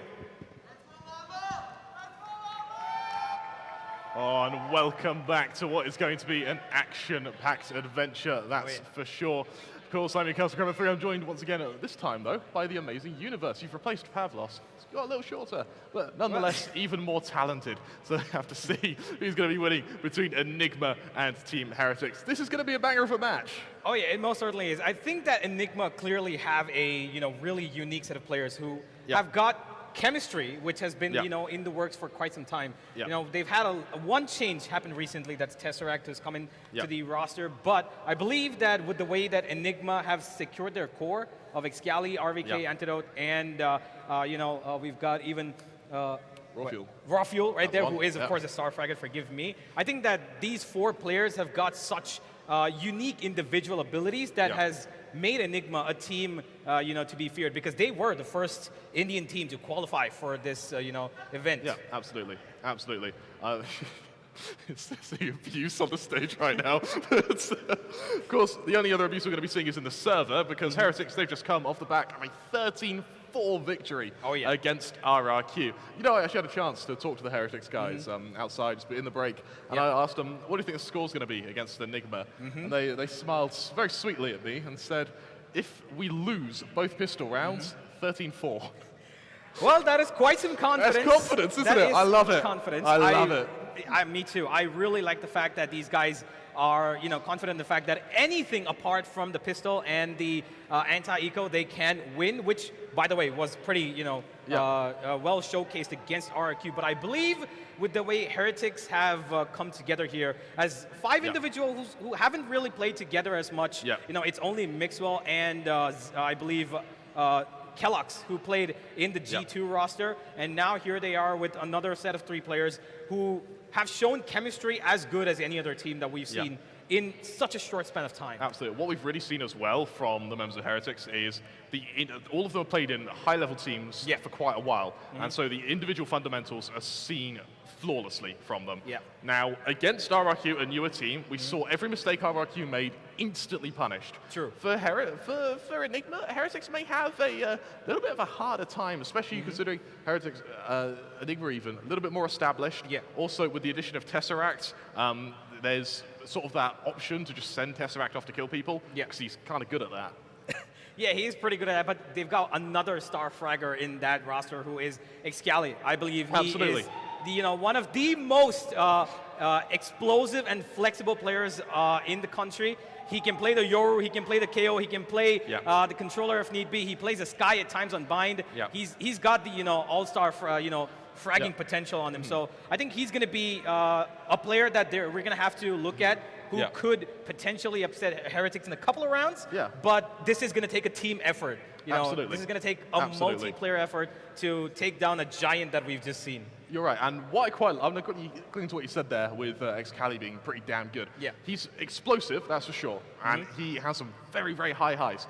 But in consistency and in terms of operator prowess, I really think Raw Fuel actually is the headline player for Enigma. Of course, we're going to actually quickly take a look at the stats here. You'll notice actually, for Heretics, the kills sort of everywhere because they're so aggressive, it increases the range in which kills can be found so consistently. You've got kills almost as far as attackers spawn, and defenders spawn. Confident team. And as we saw against RRQ, once they felt that confidence, they're not a team that's going to overcommit. They're not a team that's going to overpeak, even when they're riding those eyes, even when they're playing out of their minds, they don't get cocky. Yeah, it's about that controlled aggression, right? So they know where to stop. They know when to take those first duels, which, by the way, Zeke was amazing at. He had first kills 6 times, and he wasn't picked out even once. There was no trade potential at all, and he was on 27-8. That's a hard carry against RRQ, and I think he is going to be again the X factor for this team. But talking about the entire roster, it's about those impact frags that you mentioned, which I think came from Kellogg's with the operator, right, as the chamber. I think he did an amazing job, which, like you mentioned, he had a less number of kills, but they were impactful. They stopped RRQ right at the bay when they were entering that A side, when he went towards A short to peak, right? Yeah, you're absolutely right. So how do you think Enigma could counter that? I think for me, if they can find a way to mitigate Zeke's ability to just carve these entryways, whether that be through picking him off with the operator, whether that be through inviting him in, then sort of laying traps in crossfires, there needs to be some form of mitigation to Zeke. Because if Zeke falls, the whole of Heretics slows down. On topic of Heretics, we take a look at Mixwell's stats here. Even though Zeke played out of his mind, Mixwell's able to put up those stats. Right now, if I'm in the Enigma camp, which is very purple over there in the sort of right side of our arena, I'm sweating quite a bit. I'm sweating anyway because, pretty hot country, but I'm sweating even more if I have to go up against Heretics. True. This is the first time we've had a Indian team face off against EMEA. So this is going to be a brand new experience for not just the players, the viewers, and everybody. Absolutely. What do you think is going to happen? I think there's going to be, this is going to be an uphill battle for sure, right? We've got some, we've got world champions on this squad. We've got some pretty high up in the tier VCT, Masters and Champions players. Zeke being one of them who is, a champion with Ascend back in the day. So I believe that they will be handed a huge task. But if Enigma are able to read what they just saw against what RRQ did against Heretics, maybe learn a little bit about their playstyle, I don't know, maybe a double duelist could be coming? I would actually quite like to, especially Icebox going to double duelists. We've seen Rainers come a little bit back into fashion as well. So Icebox actually would be quite a cool map to see. Because I think for, again, Icebox nowhere near the amount of times played in Europe as it does in Asia. So I would very much like to see an Icebox. I think that, if not an Icebox, then potentially another Bind we might be seeing, or even an Ascent as well for Enigma. Enigma have had quite a broad map pool because they've been together for so long. So they do have the luxury of being picky when it comes to the veto. Granted, for Heretics, though, it's the world of the unknown. We have no clue if they can or can't be picky. True, because they've got, Enigma love Bind. They love playing the Icebox map. They love Ascent as well. I think they struggle a little bit towards the Fracture and Breeze side. They actively try to avoid it. I don't think we're going to be seeing any of those, newer maps because I think that Enigma are really strong on their deserted and icy cold map. So they're probably going to stick to the two extremes and not wander too much in between. But talking about Enigma's, main effective matter, which is Antidote, who is the IGL. He's grown into that role since he was a Jet main back when he was playing for Velocity, and today he's against an EMEA team who's switched through multiple roles. And while we talk about this, let's have a look at the map veto as well, which is coming right up. And I was talking about the IGL, and we head back to Haven as it is going to be Enigma's pick. That's brave. That is so brave. I love it. Absolutely love it. Yeah. They've just seen Heretics play Haven. They know how to anti-strat them. You know what I wouldn't mind seeing? A curveball gets thrown. We see a Neon come out. Oh. Or just it's something that Heretics can't have practiced for. Sure. Yeah, I think the Neon has been played on this map by Enigma before. It's in the hands of Excali, obviously, you know. Yeah. And I believe that with the way that Enigma play, they too are people who play on map control. They play on controlled aggression. They don't push out too much out of their lines, but sometimes the overextension comes through. You know, when they're feeling that okay, you know what? I've got a player who can frag out. I'm going to send him out towards mid from B. I'm going to support him from garage. Flash comes through. Sometimes it overextends, but Heretics we've seen in the previous game, they don't do that. They get their pick. They get their man advantage. Straight right back. They play that push and pull, which I really like. You know, it's really attractive Valorant. It really is, and you see a lot of it comes down to split-second decision-making. Yeah. And when you do come down to split-second decision-making, it can be very hit and miss. But it looks like Heretics, they pick the right option almost 90% of the time. So impressive. Give us just a moment. We're going to have 2 or 3 minutes of brief filler where we're going to tell you some very cool things about Valorant before we go into this map. Of course. with that, Uni, got any cool things about Valorant you want to share with us? Or even better, something cool about Enigma I want to mention is, just to give you a chance to think about it, is you mentioned Antidote, of course, going to the IGL role. Yeah. We've seen that Enigma, granted, in very specialized circumstances, they have been going for the double operator, with that second operator going over to Antidote. Yeah. So he plays the controller.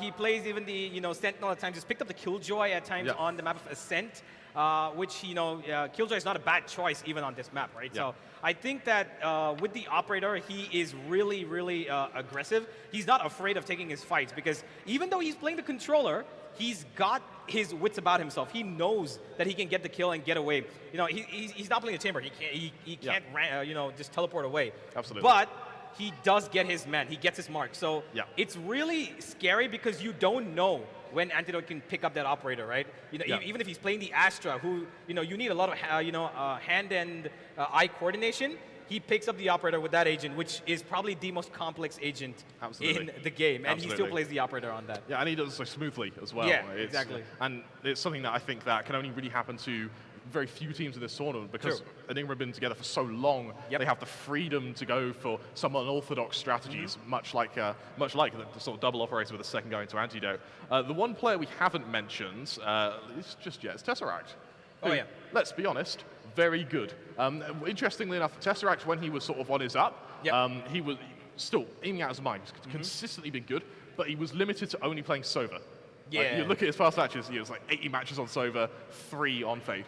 But he's now really broadening his agent pool now, and he's just getting better, getting better and better. It's a really smart pickup from Enigma, and I'm really looking forward to seeing how it works out for them. Yeah, I really believe that they are a set of 5 who've got the potential to be one of the best. But I believe, like you mentioned, Tesseract did start off a little bit slow. He took up the Sova. He had consistency. Now he's expanding his pool, and there's one more player who already has a pretty interesting pool, which is the birthday boy himself, RVK. Absolutely. Plays the Viper, plays the Cypher. The Sheriff God. Yeah, the Sheriff God, of course. He is the backbone of this team. He's able to get rounds and ecos, get frags, cause some damage economically, as well as being able to provide his team with an opening to pick up weapons that they might use to win the round. By the way, Enigma actually currently, I think, are one of the most feared Indian teams on eco rounds because there have been times where these guys don't win buy rounds, they only win eco rounds. Do you want to know what Enigma's motto is? No logic, only magic. So honestly, winning those eco rounds makes sense. Makes sense. Makes total sense. Yeah, we'll have to see. We're gonna have to see if there will be some sorcery of sorts in this matchup. But on the topic of wizards and dark pacts with gods, that's the only way you're going to get as good as the players of Heretics. Of course, Boo, Kellogg's, Vova, Zeke, and Mixwell. No need for an introduction. We just saw them absolutely decimate RRQ. One of the favorites for top 4.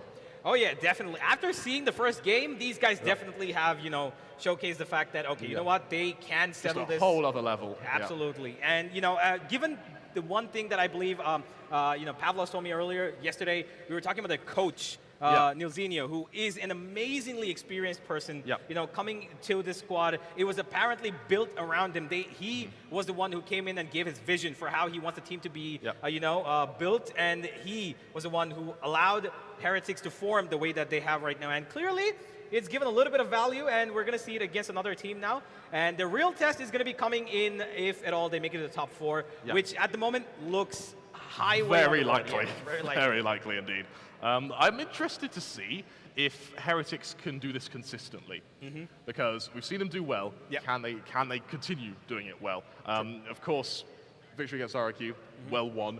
No mistakes really to criticize, at least overly harshly. If they can do the same for the rest of today, then I'm really looking forward to seeing how they do. Bear in mind that I think they're also playing against Secret today. That's our match after next, if I'm not mistaken. So that'll be a game to watch out for, really a game to watch out for. And same to be said for Enigma, who are playing straight after this one. So a loss here could tilt Enigma going into the next map. So there's definitely, again, we mentioned it last map, butterfly effects really are going to come into play here. Yeah. Well, if Heretics do win this one, they're going to be, securing themselves safe on top of the group. They're going to be able to get 2 wins. They're going to have one map left, which is against Team Secret, which I believe they should also be pretty good in hot red form that they've showcased so far to be able to take over. But right now, Enigma are in the spotlight. Can they perform against their first ever EMEA opponent is the big highlight question here. And I'm pretty sure a lot of players, a lot of players who are watching from the arena, who are watching in, from their homes, are going to be really eagerly waiting for this matchup to start, because we've got a lot of support here for Enigma. Can we hear a scream? Well, that's pretty loud. It's like the Enigma zealots. They're like every tournament, no matter what, pulling them through thick and thin. It's really cool to see a follow like that. It's really lovely, because every LAN that I've seen, there's always one corner where you've got purple. It's completely purple. Just They've purple. got flags in the air. They've got their jerseys on. Absolutely. Love to see the support. And of course, this being the pinnacle of their performance so far. In the last couple of games, they faced off against the best in South Asia. They faced off against Velocity, God Squad, Revenant. They've had a little bit of, not that great of a history in the recent 10 games. I think they've equaled it about 5 losses and 5 wins. So going into this game, it's been a little bit, I think it's been a couple of weeks since they played last time. So I'm going to ask you, do you think Enigma could perform better than what RIQ did? Yes. Or is this going to be... No, they perform better than RIQ did. I think this is going to be a closer game than anticipated. I think on paper this is looking, pretty one-sided to Heretics. I suspect it may be much closer. Okay. I'm putting a lot of faith in Tesseract because I know how good he can be. Also know how good both Cali and Rawfuel can be. If all 3 show up, you have a winning formula. And I think for Heretics, there's a world here where they get caught by surprise. By the way, ladies and gentlemen, if you don't know, this is Enigma Gaming as a team, as an organization. This is their 103rd Haven map. They've played 100 maps on Haven. It is, I believe... That's it! It is their second most played map after Ascent. Ascent is 104. They've played this 102. It's like they can't get enough of these two. It also it highlights how long this team's been together. Oh, yeah, of course. I also want to mention is in those kind of 130 matches, there's been almost 10 different agent compositions and kind of setups to go for. So I'm really looking forward to seeing what Enigma bring going into this match against an opponent they know is going to be unforgiving. Well, in the recent past, like you mentioned, they've changed up their roster, their agent pool a couple of times. The Killjoy has been constant, which they've, kept in the play. The Astra as well. They've had a switch up between the Sage the last time they played. They played Revenant. They had a Sage come in, which they did win, pretty comfortably 13-7. But before that, they had a double initiator combo of Breach and Fade. What do you think about that? I quite like the Breach and Fade combo. I know it gets a bit of hate at the moment, but I quite like it. I think especially if you have a duelist who's quite confident, he becomes very easy to set up. True. And it just means they can just plow through. Yeah. Really, really strong stuff. We've got a player who's fleeing from the stage. You got a game, come back. We may have a bit longer before we go live into this next match. So well, we've got... bear with us. Yeah, I know it's been quite some time that we've had a little bit of delays, but the matches are going to be beginning in just a bit. We've got Enigma ready, seated, and I think we're going to be heading into the lobby in just a while. Kilox is, I think, gone for Small little bathroom break. It may be. He was just fled. That's how scary Enigma are. That's how scary Enigma are. He's gone before the match even started. Or vice versa. Heretics are so confident they're going into this 4v5. Wow. That. Either way, that's a statement. Well, if going to the bathroom is a statement, then Kalox is the king of Someone agrees. Someone agrees, clearly, yeah. Well, we've got a couple of fans. We've got Fear the Enemy. All right, we've got one logo being, motto being shown, as everybody's now picking up their phones to maybe show us a message. What do you got? You got a lot of flags being raised. But we've heard Enigma sound so far. Can we have a cheer for Team Heretics? It's equally matched. Yeah, that's a lot more equal than I thought it would be. Either the Heretics fans are loud or the Enigma fans are quiet. Oh. Enigma, what do you think about your team? Oh, pretty quiet. There you go.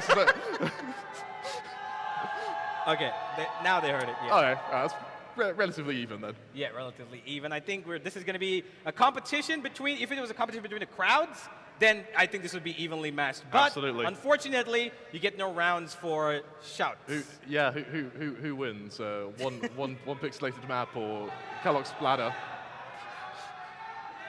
Well, Flo's on the broadcast. See that empty chair there? That's what we're waiting on. That's what we're waiting for Kellogg's. He sits right there. Hopefully we'll be able to go live in just a moment. Yep. So we got to check on him. And Enigma are in their own zone. They're having their own vibe going on right now. But I do want to ask you, though, we just had rumors about a new map coming in. Yeah. And we heard also that Riot loves the number 7. So they're going to stick to that 7-map pool, right? Yeah. Split is going to come back. Hopefully. But what 2 maps would you remove? What 2 maps would I remove? I would remove Fracture, and I really respect you for and that I would also remove. I don't dislike Ascent, but I think it's played quite a lot at the moment, and so I would like to see the map pool diversified a bit. All right. So I would move Fracture and Ascent. Yeah, actually a lot of teams are really comfortable on Ascent, right? Exactly. So it's like just the default map to go. Yeah, it's like ground zero of Valorant. So not every time you see Ascent, you're going to be, ecstatic about it, because I believe there was a stretch the last time I was, casting a tournament, 13 maps straight Ascent. We did that tournament together. Yeah, exactly. So I wouldn't mind seeing Ascent get removed. I believe we've just been told to go to a break. Oh, yeah. We go to a break. There you go. That's enough of our filler content. We'll be back in a couple of minutes. Don't go anywhere.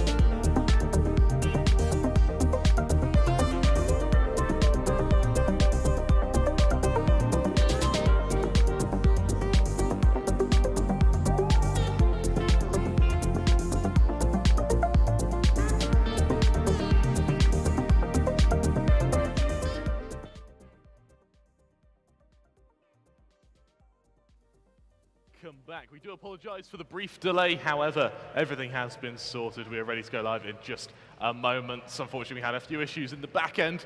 That should all be fixed by now, hopefully, before we get into this match between Enigma Gaming and, of course, Team Heretics. How are you feeling about it, Uni? Yeah, well, it has been a little bit of a delay. Unfortunately, some technical issues, as much as my tongue, have been plaguing us, and we will be heading into the game shortly. But so far, we've had a little bit of time to even think about what exactly we can expect out of Enigma, which I believe they are going to be putting up a unique performance today. I think they're hoping for it. I think they're looking to make a statement, if not anything more. And it is going to be difficult for them for sure, right? But let's think about what we can see in terms of their agent select. Do you think they're going to go for the double Sentinel like we saw Killjoy and Sage? The last time they played Haven, they played that, and that was not, that was not a long time ago. I would be surprised if we did. I think the last opponent match was against Revenant, if I'm not mistaken. I feel like they can get away with a little bit more against Revenant than they would against Heretics. Yeah. I think going into a map against Heretics, they're going to lead something a little bit more meta, sort of bringing the Fade in instead. Potentially not even going for the Astra instead, maybe even Omens. Astra has been pretty good for Enigma in the past, so it wouldn't surprise me if they do keep her around. But we'll have to see. Have to see going into this because it's up in the air now. Tesseract's in the mix as well. They might even bring the Sova. Yeah, well, we will see whether or not they go for the Sova. They have played the Breach and Fade. They like the map control combo that these two agents can provide, of course. And I believe they're going to be sticking to that. We're going to see raw fuel on the Jet, hopefully. Whereas on the other side, there is going to be a chamber in the hands of Kellox. So this is a duel that a lot of people are going to be waiting for. Raw fuel versus Kellox is going to be quite an explosive affair. One is a Sentinel who is, an aggressive Sentinel, plays aggressively on the defense. One is a, just a full frontal, duelist who will go ahead and take the fights and is an amazing aimer who right now, by the way, is at his peak form. He is currently top 5 in the APAC in terms of ranking, Radiant rankings. Yeah, I think he's 4th right now. It's pretty good. Yeah. We'll have to see if he can maintain it, though, because, I mean, he's here. We'll have to see if also he can bring that skill against Heretics. It's the reason you can do very well in ranked and not against pro teams is, of course, in ranked you're given the opportunity to do well. You know, you see all these crazy sort of 1v4s in ranked matches. It's because they peak you one at a time. Not going to happen. Not going to happen against Heretics. Not at all. If last match was anything to go by, Heretics just get better and better rather than just petering off. True, they do have a really good, you know, team chemistry going about them. They're playing the crossfires really well. They're playing the, you know, peeking off of each other's contact really well. They're playing aggressively. They know how to control their aggression. They go for the first peaks. This team right now is pretty well-rounded sphere. They know everything, you know, top to bottom. They're playing well on the defense. They know how to attack. Beating RRQ with that level of dominance is not something that, you know, could have been done that easily. So clearly, these guys have a potential skill gap, you know, that has been established so far. Let's have a look at the agents, though, as we do go ahead to find out whether or not Enigma are going to be changing up their comp in any sort of way. Just from the looks of it, no. Oh, I quite like it. I like it. Something I've also I want to mention is the duel that we're going to be seeing between Mixwell and Cali. I think it's going to be really, really. But bearing in mind that Mixwell, we've just seen how good he is. It's Cali, we've seen the potential for how good he is. Can he bring it to this match against Heretics, who right now are playing pretty damn well? Oh yeah, they've changed it up a little bit. Like we could see a Sova you mentioned, right? And instead of the fade, they have gone for the Sova on Tesseract, which is going to be an interesting pick because I don't know the last time they were, you know, going to go for that Sova and Breach combo. It is a little bit more information healthy because you know, Tesseract of course is really good on the Sova. It is his main agent, but on the other side we've got a Raze, we've got a Fade, we've got a Breach. Really utility heavy attack combo with these three, right? Absolutely. And of course they've got an agent like Omen, who with his flash, you know, you just cannot dodge it unless you're out of the frame. I quite like the idea of having the Killjoy and the Astra. It means you have a lot more utility to work with. And as we saw on Heretics, their main way to defend sites usually involved trading utility. And so it meant that when the execution came through, you just didn't have enough to work with. So it's a really nice potential counterplay there, which I'm looking forward to seeing. But of course, in a game like this, there's going to be flashes of brilliance and blinding lights of glory. So I hope you're all readily equipped with your SPF 50 glasses. Of course I am. It's about to get wild. Of course, in just a moment we'll be able to get in game. Uni, any predictions going into this match? Heretics or Enigma? Well, I believe it is going to be Heretics, but I hope that it's going to be a close game from Enigma. Let's dive in! I'm really looking forward to this. Enigma, of course, starting on the attack. Heretics on the defense. We didn't see too much of Heretics' defense earlier, purely because it was, well, it played like an attack. All they did was just push into RRQ, and they were given the room to be able to punish them. We'll see if Enigma play the same way. For Enigma, it is going to be a fairly heavy list over to mid, but a bit of a default to start over on Heretics. Looks like a potential bit of aggression over to A long, but nothing too brave, nothing too overextension. And because of that, I quite like the confidence. Kellogg's, talking about confidence, really aggressive with this headhunter, but no one's there to peek him. Enigma instead slowly listing back through mid, over to Garage, where Zeke is going to spot out Tesseract, a little bit of damage, but it's fleeting, as instead they back off, and unfortunately now they have to wait out the duration of the paint shells Zeke has primed and ready for them. Well, Enigma seem to be trying to draw out as much utility as they can, but look at Yellow. Oh my god, beautiful shot. They did not expect it to be up this close, and he gets two! Brilliant stuff from Kellogg's, all by himself, able to pick off two towards A main, and now Enigma are kind of stranded. We've got about 55 seconds left. Are they going to go for this A-side attack is the question. Antidote being heavily plagued by this utility of the initiators, and he's going to go down blind as Zeke gets the penultimate kill. And we are for the last man standing, who will go on a brilliant round from Heretics to begin off this game. I really like how Heretics were quiet. First kill comes in, everyone explodes. And it means that Enigma aren't able to back off and regroup. It means that every time they're trying to leave a position, you lose another player, and it forces you to take the 1v1s. And for Heretics, some of the best aimers, well, I imagine the country at the moment, they want these duels. And I mean, Carlos shows it beautifully there. I actually quite like how after he gets dinged, he realizes there's no point running on 12 HP, so he just keeps fighting and gets a second one as a, well, it's a little parting gift. For Enigma, out come the pistols. Some say this is Enigma at their most deadly.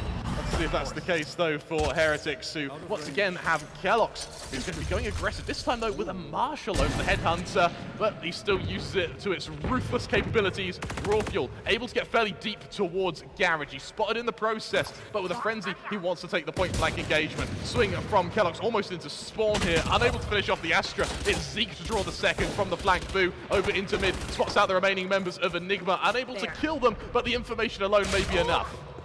Well, Boo will get his frag, and now Enigma being pressured really heavy, not even able to get out of mid-region here. Going to be crippled down, and this is going to be 2-0. And you did mention the Heretics. If they lose both the pistols, it's going to be 13-4, but they've just won one of them. They've just won one of them. 13-2 then is, I guess, what they're expecting here. Confident, to say the least. And I quite like their confidence. It's certainly not unfounded. They've definitely got something to base this on. I mean, for Raw Fuel, there's a silver lining. He's able to take someone with him, but it's not the end of the world. You're going to your full buy. This is where it matters. Now, Heretics changing their playstyle a little bit. In the second round of the last map, it was Vandal heavy. This time, though, it's going to be a couple of Spectres. Over on Enigma, you have a few Vandals to play with. Bulldogs are going to have to join the mix. But something else to mention. Look at Boo. He's about to bring up a Nightfall, around 3 Nightfall. The kill disparity right now, not really spread amongst the members of Heretics. It's quite top heavy. Yeah, he's been farming those orbs, right? So he's brought himself up to getting that ultimate ready as soon as possible. And of course, it is a really powerful ultimate, right? The fade deafens everything, gives you a little bit of damage right up the front, gives a trail, allows the Prowler also to follow that trail, you know, get a little bit more information. And as we head into the technical pause over here, I think Enigma, their investment in the pistol round, the eco round that just went by, kind of thrown them on Bulldogs that I don't think are going to help them too much. They're still holding a pretty passive line here, and Tesseract finds the first kill. Kelox will fall as we've got a Voe on a pretty good angle. He's not going to be forced off of it just yet as Tesseract looking for another prey to find. It is going to be Antidote, though. Gets Voe. And that's the IGL being eliminated as one frag will go the way of Heretics. Mid-region being heavily contested, and Tesseract goes for another, and he finds it. 3 HP left. He's beaten, battered, and bruised, but that will not stop him as he continues to show his presence in mid there. Eventually, he's going to back off with the rest of Heretics able to retrieve that Vandal on Mixwell, which means this is by all means doable, but they need to be able to get into this retake as soon as possible. There's the potential here for a Vova to catch out RVK in the rotation. I think RVK just saw the back of it. This is why you don't wear capes, Uni. This is why you don't wear capes. It's been spotted out. Mixwell trying to do the best he can on site. Good for the first. Spots out the second. Not quite able to convert the kill, though. Low HP on Raw Fuel means that you cannot underestimate these players. You have to go into these picks as quick as possible. And with Raw Fuel slowly making his rotation back around, the stun, I believe, just avoids him. But RVK is expected. Mixwell, timing doesn't favor him, but he does spot both players though. Over from the flank, good for a Kali. And with that, the spike now trapped. Enigma can't get to their own spike. It's going to be tapped now from heaven. Here comes the swing, but he's good for the first. It's all on RVK. Good for one through the finishes the job. Enigma put themselves on the boards. And with that, Heretics, they prove to be mortal. And Enigma show that no matter how dire the circumstance, whether it be with Bulldogs, whether it be outnumbered, outgunned, sometimes even outclassed, they're willing to take the fight. Well, it is a round that they really needed, but it became increasingly expensive for them. It was a 4v2, right? So it shouldn't have even gone that far. And unfortunately for them, Enigma just were pushed off of the site. The utility usage was so good because Mixwell put that flash down and he's forcing them off the side, and a Vova comes in from the flank, right? So they're stuck towards the spawn region. And if RVK wouldn't have gotten this kill, if Mixwell would have hidden for a second more, if you stayed alive, I think that round would have gone their way. But absolutely, this is Enigma getting around, but not the most ideal conditions. Here's the thing, around is still around, and when you're so early into the game, you want every bit of momentum you can pick up. And in this case, winning a 1 versus 2 is a hell of a way to boost your confidence, especially when you were going to need that confidence. So really, really strong stuff so far. I'm interested to see how Heretics respond, because they had, the thought process was there. They trap Enigma off of their own site. Enigma have to retake a retake. And somehow it works out for them. But how frequently can that be repeated? We do have a brief technical pause from Enigma. I suspect they celebrated too hard and have broken something, but which is it's highly likely. But there was good reason to celebrate. Well, fair enough. It is a pretty, high-intensity round that they did win, but it's early on in the game as well. So I think they really need to try and keep their players alive. I think that's going to be their main motto, right? Yeah. Even once you get that man advantage, make sure as much as you can play off of each other, get the trades down, because Mixwell was able to find one. Avova came in the flank, and he found one with Spectre as well. And they're losing numbers, so I think them keeping themselves alive is going to be the most important thing. Peaking together is, I think, has to be their winning strategy, because if they're going to give them 1v1 duels, these guys are aim gods coming in from one of the best regions in the world, right? Absolutely. So they need to play as a team every single time. Exactly, and I think that one of Heretics' specialities is splitting players apart. Yeah. And almost compartmentalizing the map. True. And trapping players in positions. We saw there RVK almost wasn't able to rotate during the rest of his team. Avova almost caught him out, then Mixwell almost caught him out, and then you go back to the pistol rounds where they couldn't even regroup. And so Heretics, they know when to aggress. And so for Enigma, yes, their strength comes once that spike is down, and they can sort of extrapolate where the push is going to come from. They can sort of limit the exposure they have to conflicting aim duels. My worry is how frequently can they get that spike down? That is true, because we've seen that, getting the spike down is clearly not as easy. RRQ weren't able to do it as many rounds either, right? They were so many times just held in their positions because of how increasingly aggressive these guys of Heretics got over the rounds. And every time they got their kill, it was almost as if RRQ just stopped in the shore of getting into the site, because they were afraid, because they didn't know anything else. They just knew that one guy's peeked out and he's gone. And after that, they're just like, in a state of trance, expecting one person to be there. They don't know how many are there. And Enigma need to eliminate that factor. They need to play on the back of utility and information as much as possible. And that means Tesseract popping off. Absolutely. Do you see Tesseract being able to keep the consistency now going into this next, the rest of this map? Because he's had a pretty good start. Yep. Do you think he can keep it up?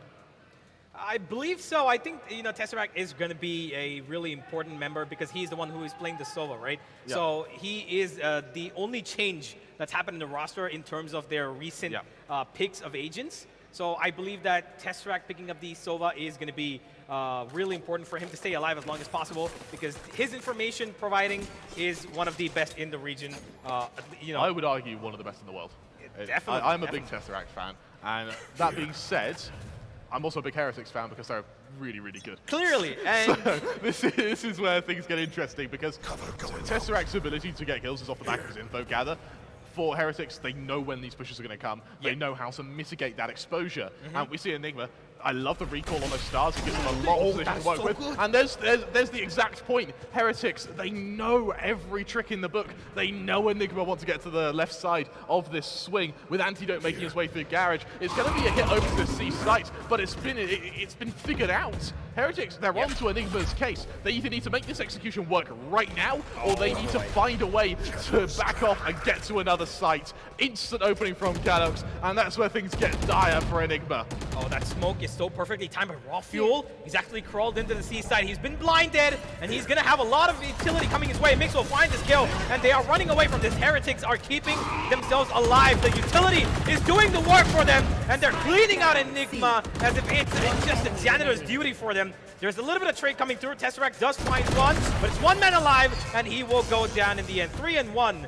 Not the cleanest of rounds from Enigma. They kind of just, went to a, choke point and just absolutely stopped. It's janitor's duty to jury duty for a lot of our audience here as they watch the deaths of the members of Enigma. Yeah. Unfortunately for them, it feels like Enigma, they just keep trying to brute force sites, even if they're unable to actually get that opening. Yeah. So what you see, sort of Heretics play style, they lose a player, back off instantly onto another site. And then if they go down 2 players, rounds bust anyway, they go for the hero plays. Whereas Enigma, they lose a player, they just keep pushing. Bearing in mind, Enigma, pistols come out. Kellogg's, of course, revealing the operator last rounds with a very quick opening. We'll see if he's given the space to do it now that Enigma know it's active, with Orpheus being the one to lead the charge. Zeke, swift for 2, looking to dispatch a third, and he is laser precision from him now. And Kellogg's, he's ready for the follow-up. Concuss, sent to the afterlife as RVK blinks. rubs his eyes for a second and realizes he is the last one left standing. Not even a single point of damage done to Team Heretics thus far, as RVK, this goes from battle to kill to well, now a mad dash for survival. Boo finishes the job. Heretics 4-1 into the lead, and for Enigma, it's back to the drawing board. Yeah, well, ground zero again. They're going to have to buy in this round and maybe try something new. They cannot repeat going to a side, being spotted all together, and continue pushing. It's clearly not going to work against a team like Heretics. And now, I think the one most important thing they're going to have to try and work out is getting that ultimate on the Killjoy. And try to bait out, Mixwell's utility, because I think that's going to be a win condition, at least for one round. When you do talk about trying to bring out ultimates, Enigma do have an ult advantage going into this round. They do have 4 to work with. This is up against the free available for Heretics. Mixwell one away from his Rolling Thunder. Want to mention Cali's slow start, 0-5 so far. However, that can be recovered again. We're very early into the stages of this first map. Bear in mind, this is a best of 1.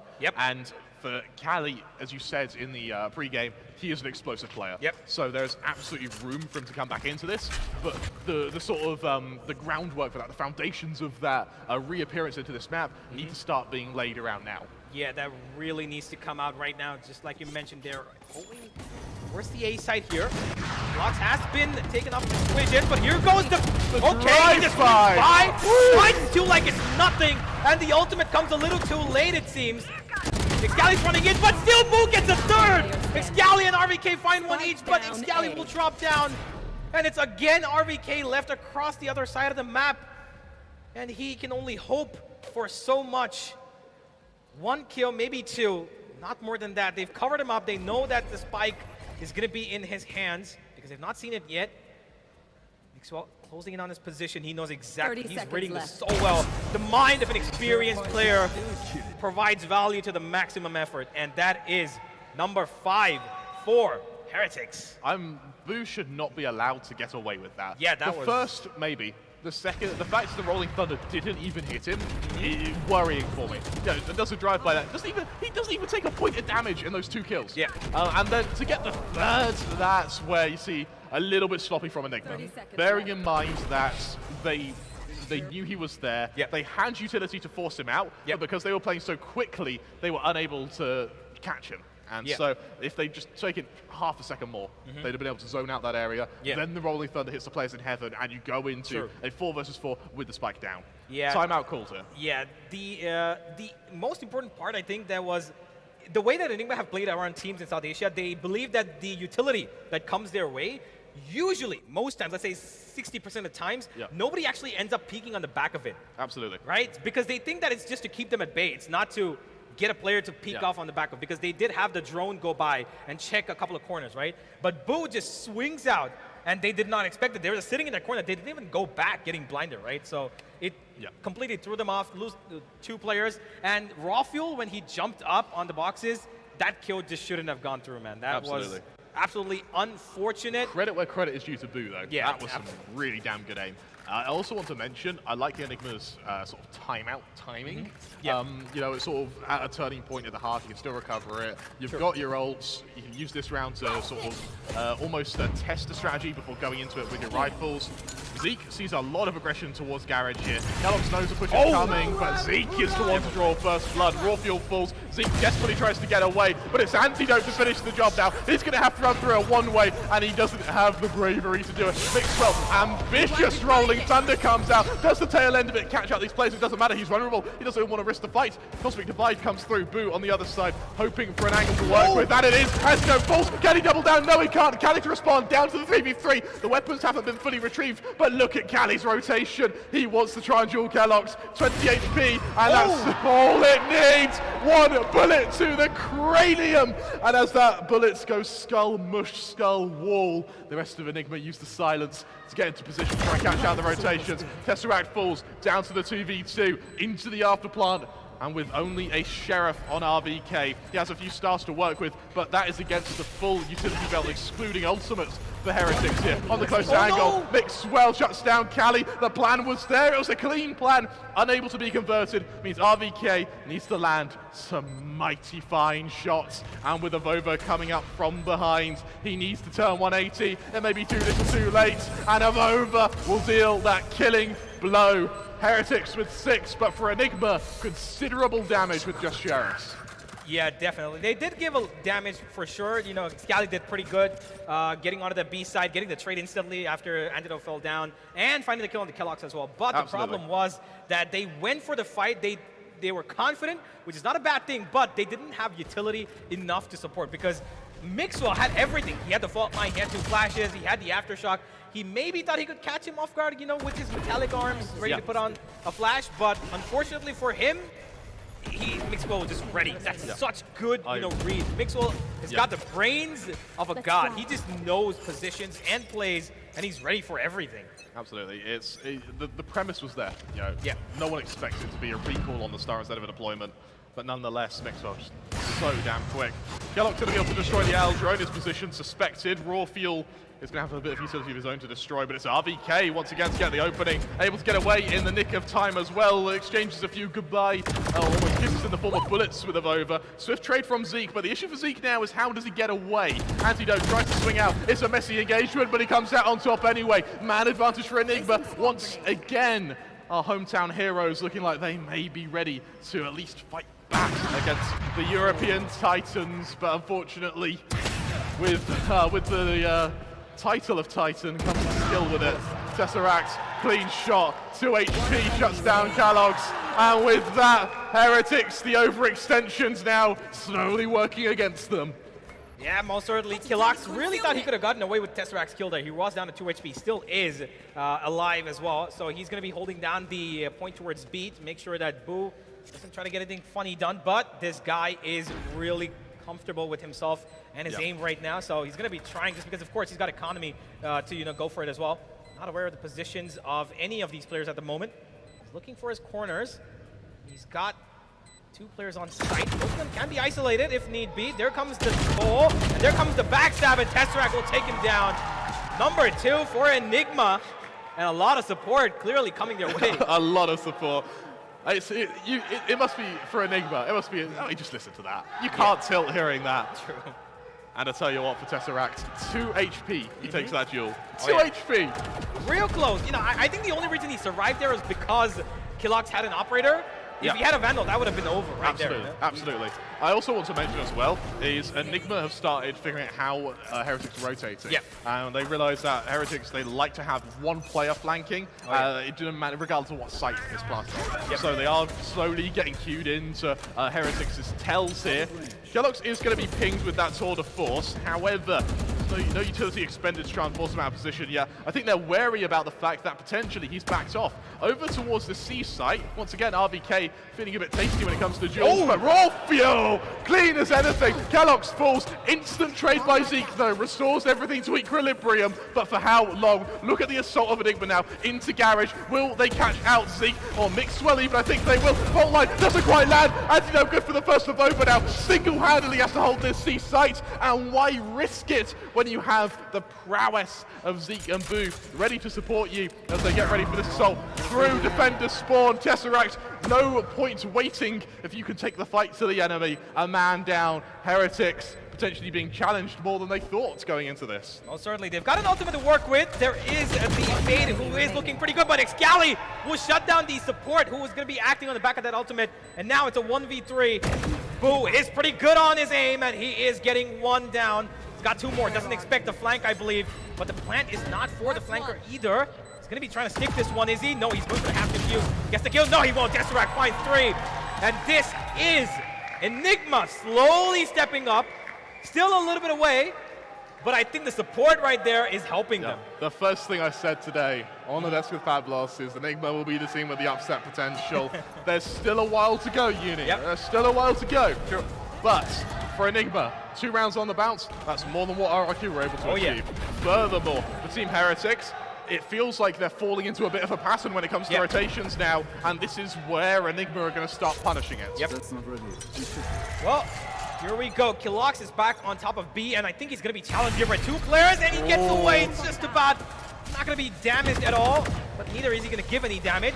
A lot of utility being dumped onto this B side by Enigma. I think Scally is trying to fade them away. There is a trap kept on the entrance of the B side to make sure that they're able to slow this push down. And Boo, he's got control of A. This is important. They've shut off an entire site now, and now Enigma have got only 2 places to go unless they challenge this man right here. Absolutely. I quite like Heretics' response there. The second they see a big commitment to mid, either A or C, one of them's going to push. And it's so swift with their control. That means that Enigma, you see a minute left on the clock, they've got no control over to Garage, over to C. They're almost shoehorned over to A now. The Killjoy ult comes out, rolling thunder to accompany it. It's going to catch Mixwell with the tail end of it. This will be an A site almost for free here, as Heretics now find themselves in a retake. Nightfall available, and more importantly though, look at the RVK's positioning. The flank could be the end of Heretics, or it will be the start of their retake. This round is going to be so damn important, Uni. Oh, there's a lot of utility being dumped here. They've got information as well. Zeke comes down with the showstopper. Stopped in the tracks. Excali finds Stu, and RVK comes on the flank at the right time. Mixwell left alone, but he's making it work. Not for long enough. It is 4 for Enigma. Ladies and gentlemen, it is heating up in here. All of a sudden, we have a game in our hands, Uni. And the crowd is starting to really feel it as well. RVK. The timing of that flank. The songs of praise for him here. And for Zeke, Cali's ability to cancel Zeke's showstopper there. Yeah. If they kill him, that means they get that half of the site, and they're able to go straight into the retake. Cali's kill there, absolutely perfect. We said he needed to recover going into the second half, or the latter stage of this first half. And Cali, he's done just that.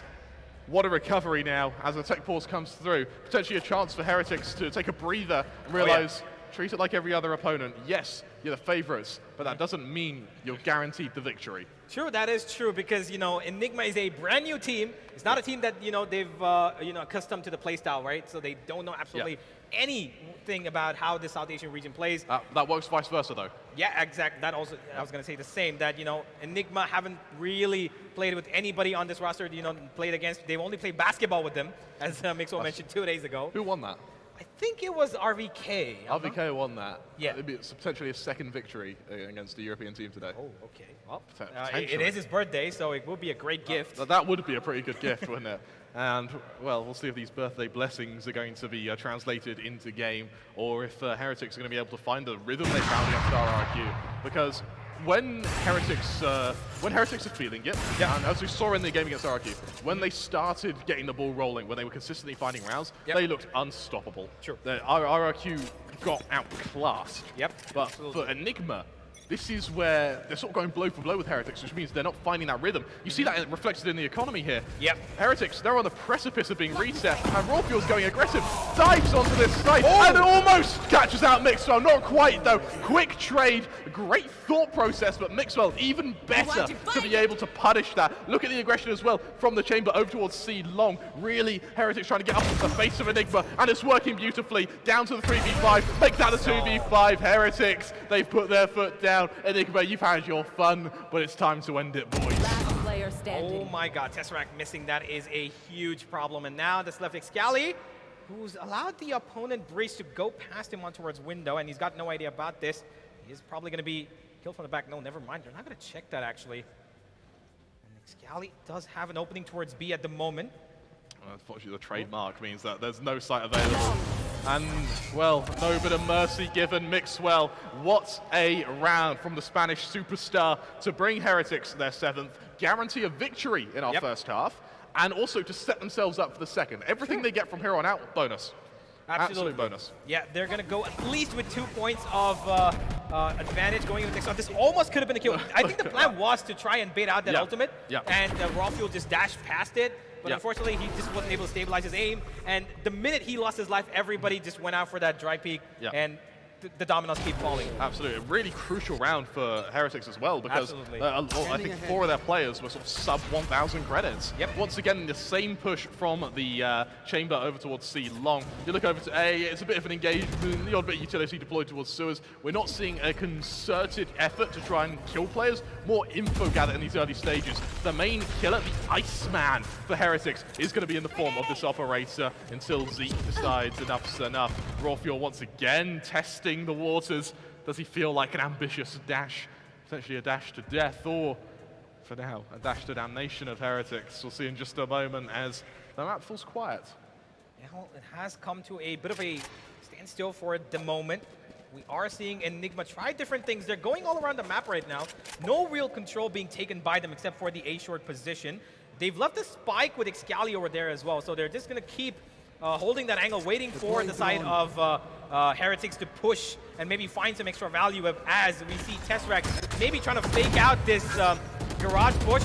Mixwell has been detected. No damage given that is going to be value, but oh! Rawfuel just jumping in. There's nobody present on that A side and gives away his life. And now it's Boot coming in from heaven. Zeke finds another. And Heretics will seal this as it seems. 8 and 4. What a haunt. Wow, Zeke, good for 2. Absolutely perfect. Finishing the half 8-4 in the lead. That haunt from Boo just won the round single-handedly. Amazing. Absolutely incredible. And it's for Heretics, their aim is amazing. Their aim is, again, the best in the country at the moment. Of course. But the aim isn't what makes them the best team. The aim is what makes them the best players. What makes them the best team is their utility usage and how easily they're able to synchronize with each other. These swings, these pushes, these counter pushes, this counter utility, all done in split-second decisions. And it's this sort of micro-millimetric gap between them and Enigma where we're really seeing the difference between great and brilliance. Exactly. They understand each other's positions so well. You know, it's almost like they don't even need to talk about it. It's choreographed, isn't it? Exactly. It's like, it's like a perfectly knit, ballet dance, right? Absolutely. They just know what your teammate is doing, and you just do the same, or you have the utility ready, because you saw in a couple of rounds as well, Mixwell always ready with that, fault line to make sure that anybody who puts in a flash with Excali putting in a flash, he's got that fault line coming in instantly to stop the push. Absolutely. Whether it's raw fuel, whether it's Antidote coming in, it's not working out for them. And as we come into the halftime stats, we've got raw fuel up against Kellogg's, and clearly, we know who's the better one so far. Absolutely, Kellogg's getting just much more mileage with that operator. For Rawfuel, I want to mention he's got the operator much less.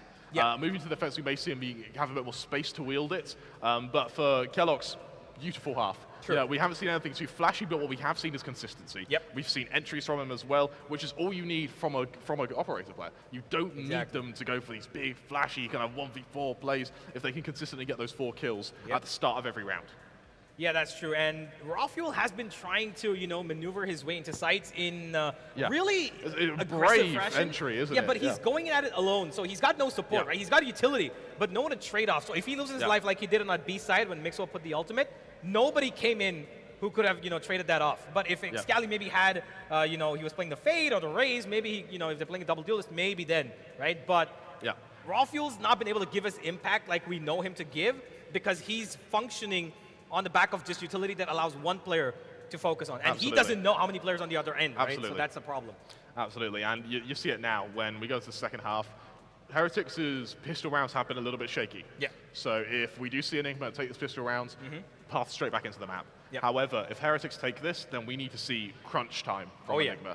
Luckily for Heretics, they've been improving their pistol rounds sort of over the course of the day, but they're still inconsistent. And so I really want to see if we see a change in strategy compared to how they just played against RRQ. Well, say just played a couple of hours ago. Yeah, I believe that with the Killjoy being, centered in that defense, I think they're going to be having a little bit more to work with Enigma because the Killjoy, of course, is, as defensive as she can get. But keeping that utility alive, that the Swarm Grenade, the damage that they give along with the Alarm Bot, right, is a lot more defensively valued than Chamber. Chamber is pure aim. Let's see if Enigma are going to be able to capitalize upon the utility that they have. Position, RVK spots out 1 kill Locks. Will be trying to challenge him. His aim has been pretty great with that Headhunter. And here we go. Trades coming back and forth. Enigma and Heretics are exchanging blows as Heretics will maintain man advantage. Excali's going in for the fight. He's got 2 players, not going to be overextending. He needs to wait. He needs to probably get back because Heretics are right on his back and they double peek him, and there's no way he's getting out of there. 1 versus 3 for Tesseract now. What could potentially be the make or break for Enigma here. Mixwell, 22 HP. He'll be the first target, the easiest target, but I mean, easy's relative, isn't it? Especially when your opponents are the likes of Avova and Zeke. A hell of a round for Heretics, and it looks like they're restoring balance to their anticipated performance. And I mean, it's looking pretty good for them. Taking the pistol round, this is their pathway to both, I believe it's 2 wins to qualify through the group. I believe so. It's at least 2 wins. Yeah, at least you need So they're really looking to try and just speed run their way through Group A here. And for Enigma, they need a miracle. Oh yeah, you know, they really need to try and pull out a little bit of the magic that they had in the 4 rounds that they did in the first half. You know, maybe try and replicate that in the form of their defense. They've got a heavy stack over here, but Zeke's already found Tesseract on to the A-long position, and Rawfield's holding down that. Oh, never mind, Rawfield. We've got Antidote on the flank. And it's a pretty good flank, but he will get the first kill, not the second. Almost losing out on that kill there. As TH rotating away instantly towards the B site, and Enigma are following suit. Bunt's gonna be stuck here. RVK able to at least delay it, but not deny it. Through the smoke, Boo and Avova both chime true. Raw Fuel, point blank. Not blank enough, it seems, as we see Team Heretics continue what has proven to be a very, very dominant map. Yeah, most certainly. It's still the same scoreline that they can end up with, right? 13-4, just not in the way that they mentioned that it would have been ended up, right? So they still have a chance to go the distance and make it 13-4, but we've seen Enigma pop off a little bit in the mid-round, so for sure they are going to be looking at a little bit more extra, you know, occupancy in terms of rounds, and I think it needs to start right now. They need this round, or else it's probably going to be game over right here. I want to mention Zeke proving to be consistent on this stage. 17-7 right now. Make that 18-7. Tesseract falls. Heretics looking like the steam train with no stopping on it right now. The choo-choo train of death looking to plow a freight train of fun into Enigma. As that spike once again goes down within the first 20 seconds of a round, that's when Enigma need to start really sweating quite a bit. If Neil Zenio outside the break room goes, 13-4, and it turns out to be 13-4, that man is a mastermind. Oh yeah, he's got real confidence to say that, and he might just stand up on it. Enigma are still struggling, but Mixwell will make it a little bit more worse for them as Antidote falls, and I think this might be a save call right here because they cannot afford to lose these weapons because they will go into an eco, and it's going to be a bad situation for them. Hoping for exit frags here, and Boo, he's actually going to fight them. He's not afraid at all. He's not afraid of losing his weapon because he's playing on the bonus, so he doesn't care. He's got money. Yep. I really like the idea for Boo to try and hunt here. Bear in mind that every rifle Enigma lose here potentially won't be able to get reinvested in time for the map to end. Hell of a second half now from Heretics. There was like that sort of mid-round of the first half, Enigma struck back, but it shows how quickly Heretics can adapt. Instantly, after sort of to and fro for 4 rounds, they've realized the pattern, they break it, and then they've just been plowing forward since then. And it's like how well versed they are in pure strategy, which is what's separating them from the other teams here. Yeah, absolutely. It's almost like they're too comfortable, right? They just know how to function. It's like it's just a wet rainy day in Esports for these guys. Absolutely. Well, it is a Friday night work day for the side of TH as they again look to trying to get to bed. it's Friday. We got the weekend ahead. Yeah, we'll be fine. Let's get this match over and done with quickly. For Team Enigma, though, this is where things get the difficult, especially with a laboured buy here. Bulldog has to come out on Tesseract. No armor on Antidote. Furthermore, next round, should they lose this, Heretics, they're going to hit match point while simultaneously resetting Enigma. Absolutely. Zeke is keen on taking that fight here. He will be dodging that flash, but here comes Antidote. And without that armor, without any sort of utility, a little too late, he will go down. Excali will get the trade, but he's been damaged. He's been softened up to 30 HP, and that's not the best position to be in. Tesseract hoping for a bit of spam to come through, but they instantly take care of the utility. TH really aware of their surroundings. They will get the plant down. 4v4 right now, and Kilox makes it easier. Excali's gonna be blinded. He delivers one as well, but here comes Tesseract!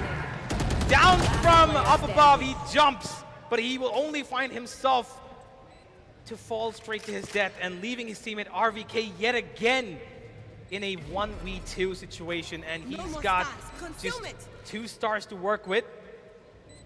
Slowly creeping in, not aware of anybody's position at the moment. And that double peek, yeah, that's gonna destroy him. Abova will take the 3rd of the round.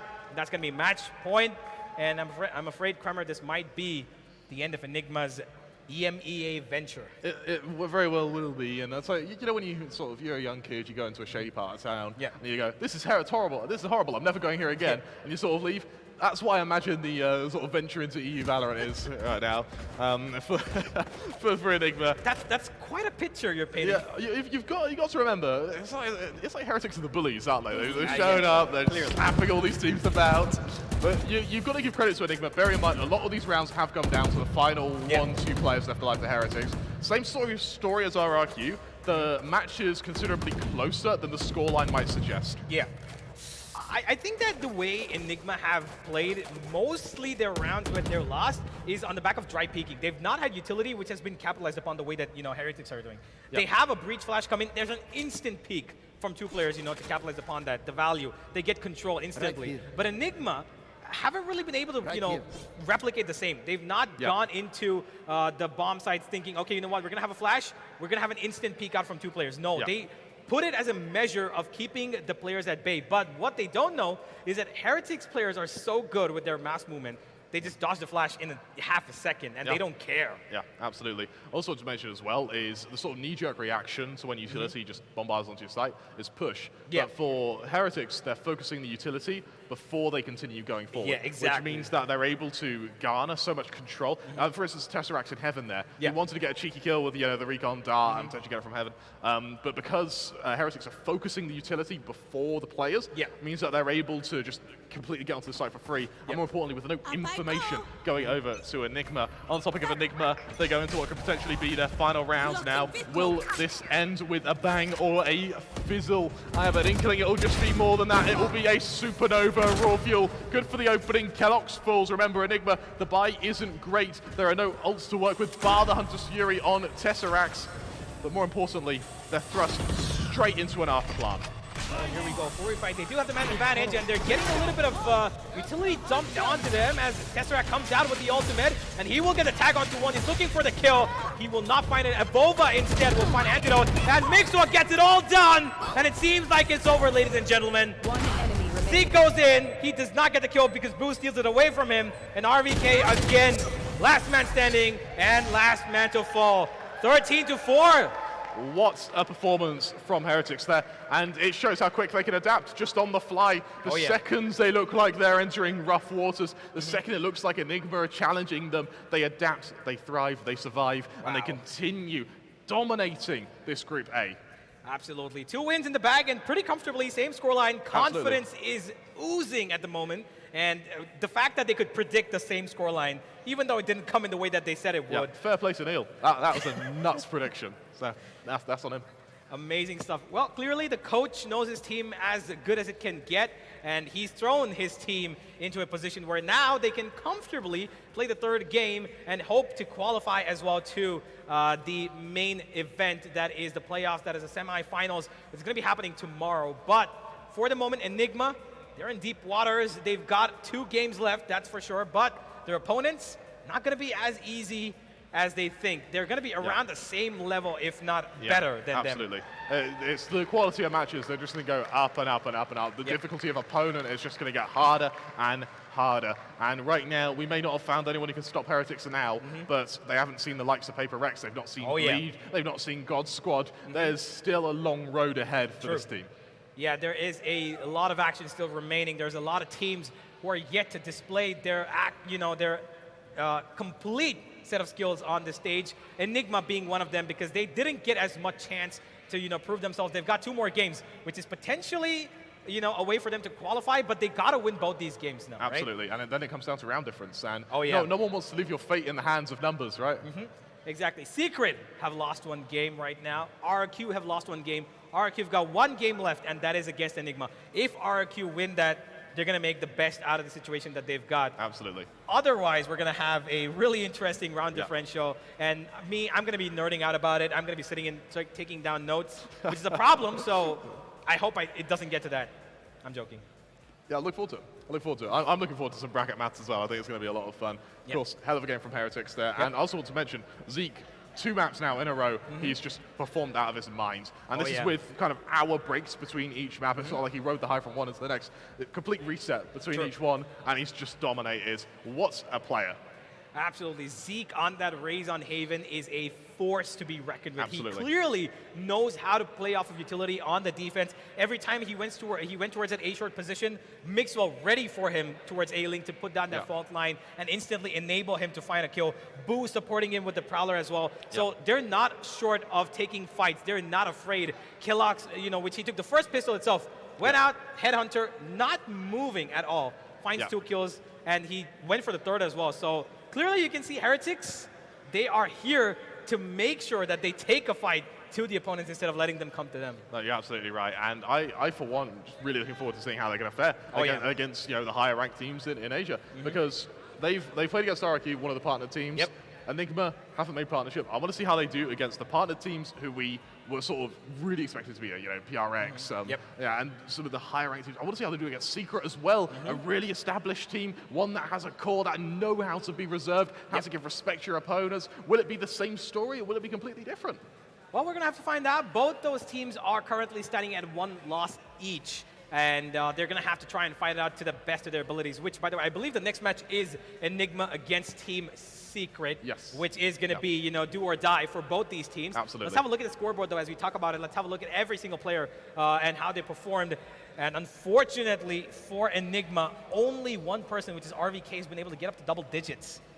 Yeah, that's... Although it didn't seem like it in the first half, right? It looked like they were giving a performance, but second half just... they made, even though the scoreline is fairly one-sided, you need to remember that Enigma made Heretics work for that. It wasn't a complete stomping. It wasn't like a running around playing team deathmatch. We did have to see Heretics bring out strategies, bring out counter strategies, work on their feet, think on their feet. And for Enigma, yes, it's a rough scoreline, but it doesn't reflect how well they played. Well, 27 in the first map, and 20 now. He's got 47 kills in 2 games. He's so good. He's absolutely amazing. He's so good. 7 first kills. He's up to that. He's up that number as well. Absolutely. Yeah, exactly. He's just got better and better. And what I really like about this is for Zeke, when you do have duelists who get that good, and it was one of the damning problems that Forsaken had for a very long time, was when you are that good, you want to keep fighting, you want to keep pushing, you want to keep taking these duels, and it ends up coming back to haunt you. For Zeke, we're not seeing that. We're seeing complete discipline. So I would argue that's down to Neil and Weber, of course, the 2 coaches. Credit where credit's due to whipping him into shape to make sure that doesn't happen. But I'm really, really looking forward to seeing more of Heretics in the future. And of course, more of Enigma, the hometown boys. You gotta love them. Well, we do love them. The support was pretty great on every single time they were able to put up a couple of rounds in the first half. Let's hope that the support continues into the next 2 games that they've got. They will have a chance still to qualify, as Heretics right now seem to be cemented as currently the best team so far in Group A. Yeah, without a doubt at the moment. It's RRQ was sort of considering maybe fighting them for it, but RRQ completely unable to do so. It's so Heretics head and shoulders, the best team in Group A, potentially one of the best teams in the tournament. Absolutely. Let's have a look at the team performance, though, overall, how they've gotten their stats down as, well, the plants has been pretty same across both. 5 plants for the side of Enigma, 4 out of 4 for the side of Heretics, because most of the rounds wins have been just getting the kills. I kind of want to mention that. Enigma's post-plant is very successful for what is a 13-4. Oh, yeah. So really, and also all of their rounds have come from the post-plant. Yeah. Exactly, and it sort of shows to me that Heretics, it was RRQ's rounds that came once they had that spike down as well. Yeah. So for me, it feels like Heretics, they're lacking in their retakes. That being said, Haven, one of the easier maps to retake in, explains why we've seen it twice. I want to see what Heretics are going to be able to do on a potentially harder map, like for your Fractures and your Breezes. Well, I think that the first kills that we see, 5 and 12, that's, really, really a harsh statistic. Okay, I'm going to lose my tongue. Statistic to have a look at, because if you're able to get 12 first kills across, I don't know, there was like 17 rounds in total, that is amazing, because every time Enigma lost that man advantage, they just stopped functioning. They were not able to go forward, right, from their positions.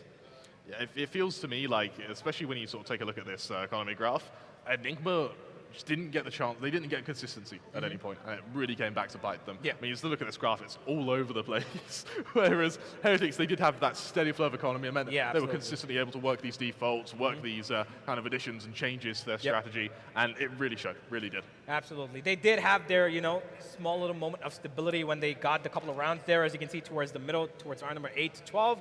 And that's when the pistol came in, and they just, completely lost all ground of what was happening around them. And now, Enigma will be looking to face off Team Secret of their group, who will be fighting it off for a do-or-die situation. One of these teams will still have a chance to go through to the next stage of the competition. One of them will be losing out that chance. What do you think, Kremer? Who do you think is going to make this one? Don't put me on the spot like this. I mean, I feel like... it's definitely going to be our closest game of the tournament, that's for sure. I'm listing towards Secret. Okay. Ever so slightly, but I want to see more of Enigma before I push myself into that commitment. Of course, Zeke, our MVP, no surprises there. And so, of course, you need to remember that he's not only been able to have such a high ACS in this map, the second time on the bounce he's been able to do it. There's a third match which Heretics are going to have to play later today. I can't wait to see what they have in store for us. Yeah, Zeke, well, he's got another game to go. Is he going to be able to get another 20 bomb? Well, we'll find out, right? But I believe with the way that Heretics have been playing, they should be looking at a 3-0, right? I don't expect anything else from them at the moment. Absolutely. I think that 3-0 is going to be the scoreline. I think Heretics will be qualifying. But that second spot, again, still up for grabs. RQ currently in the lead in terms of having to get to that second spot to qualify for that semifinal spot and face off one of the two teams in the other group. But right now, Kremer, we've got Enigma up against Secret, two teams who clearly have a rocky start. Both of them lost 13-4. Their chance to recover. They do have a chance to recover, that's for sure. But one player who you think needs to pop off in this next game that you expected? Tesseract. Tesseract. Absolutely Tesseract. I think Cali sort of recovered. Yeah, we did see some good ability usage from him. Yes, we weren't seeing kind of 1vx's, these big elaborate 4Ks, but at this level you don't expect it. For Tesseract, however, I was sort of expecting a little bit more impact. Hopefully he can sort of bring it up going into this next map. Yeah, I believe that, I think raw fuel needs to be unleashed. I think he has absolutely. to get onto a map where he's comfortable, which I believe is going to be him on the chamber, because we did not see any operator action at all, right? I really hope that he's going to be able to perform against Secret. But, ladies and gentlemen, we have a small little tiny break coming in right now as the players are going to be prepping themselves. They're going to be setting themselves up. Secret is getting ready on the stage right now. Enigma are waiting them, and we will be right back with the Galaxy Racer Valorant Invitational India.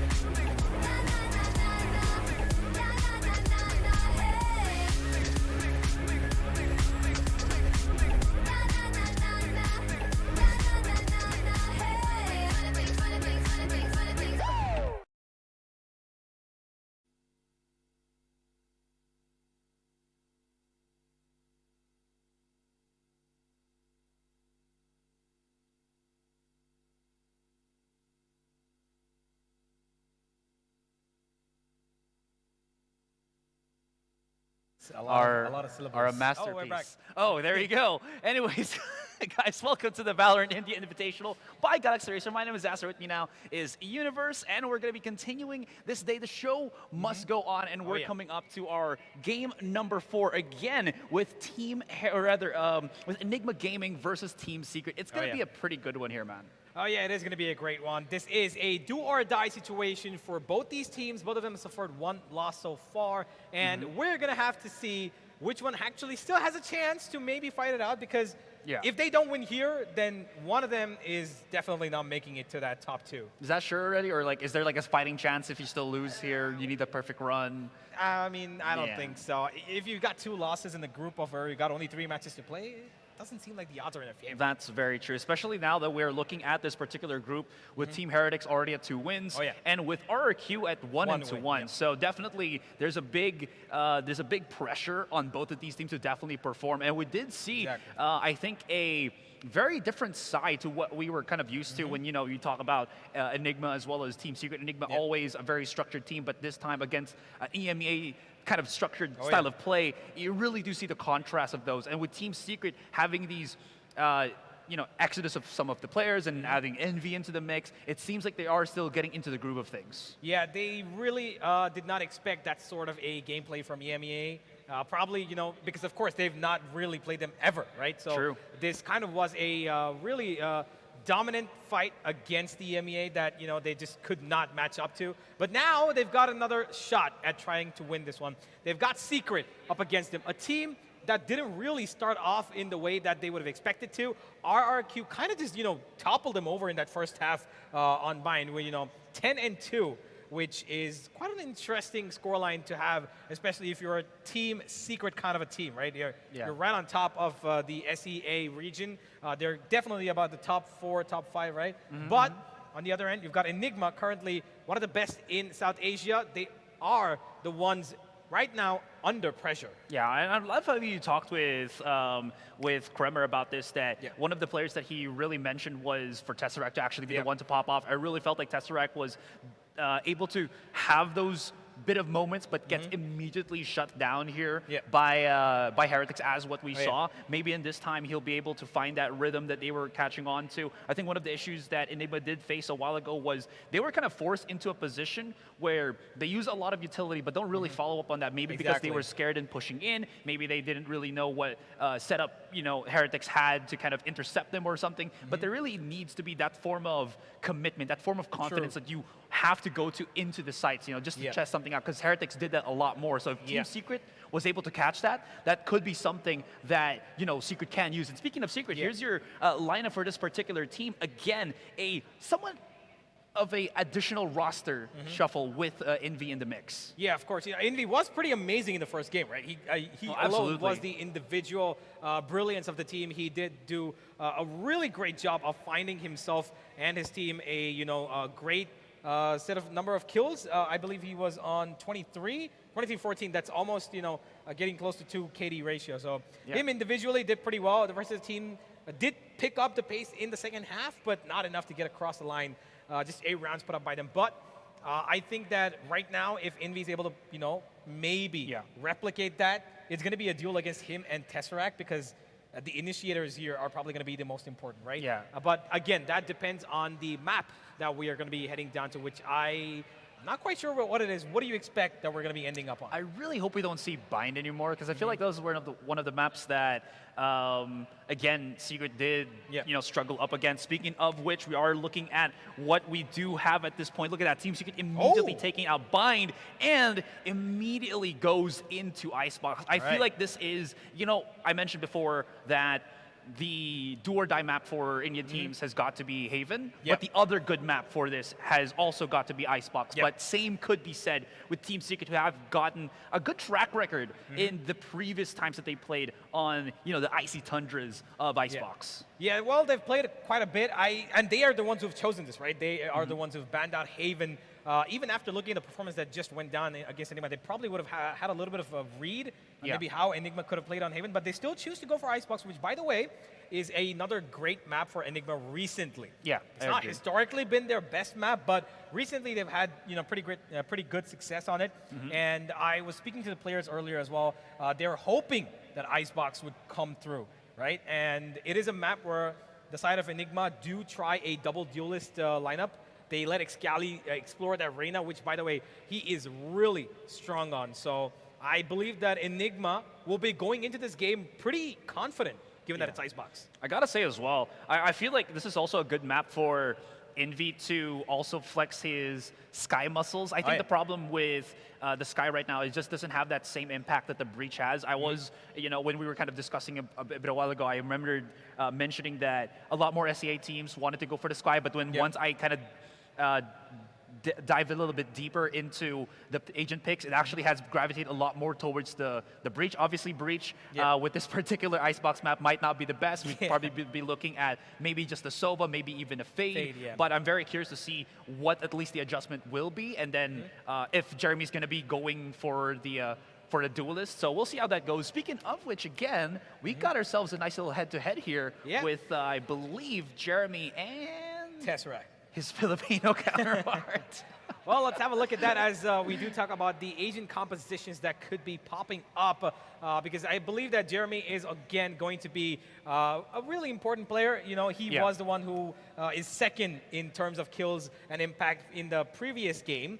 And he was playing the Raze, of course, which over here, I'm not quite sure what they're going to be picking up, right? Not as similar, clearly. There was a bit of a difference in the way that they played against their opponents. Enigma taking a little bit more of an extra beating in that second half than the side of Secret did, because in the second half was when they woke up. But this is a completely different map. So how do you expect these two guys to perform? Who do you think is going to be more impactful? Yeah, because again, you gotta have to also give them credit for the roles that they play specifically, right? For Tesseract, it's going to be the clutch player because he has to initiate first, throughout the utilities before he can do anything else. For Jeremy here specifically, the problem that I saw with this player when he initially played with Team Secret was how consistent or how confident he really is into that entry fragging role, because that was the role that Dubstep has played for the longest time for Team Secret, and him having to rein in the helms of Dubstep is going to be a really huge role to fill, and he's been kind of doing that slowly but surely in these couple of months, and maybe in that kind of time he might have culminated a little bit better. So I'm looking at at Jeremy to really set the pace on that one. For Tesseract, I feel the problem for Tesseract here is, again, just the confidence once again. Because he's alone, he has to play these super risky angles as well, and just be very much aware. I think we saw that he was trying to approach so many corners, but the problem was Heretics was always just one step ahead, so he has to really look far and deep into that one. I mean, it's a tall task, but you have to do it, especially if you're going to be in that situation most of the time. Yeah, well, let's talk about the most recent agent picks, right? So Enigma recently have played the Raze on this map. It's the last three times they've played Icebox, they've had a Raze, Chamber, Sage, Sova, and Viper, which is a double Sentinel pickup, which has been, well, decent. They've played against Revenant and Velocity. They've won against Velocity once and lost to them in that same, with that same roster. So I'm not quite sure if they're going to be sticking to that, because the Chamber has been pretty effective in the hands of Raw Fuel, right? Every time he's on that agent, the operator sings its tunes. The tour de force makes him really, really, fearsome.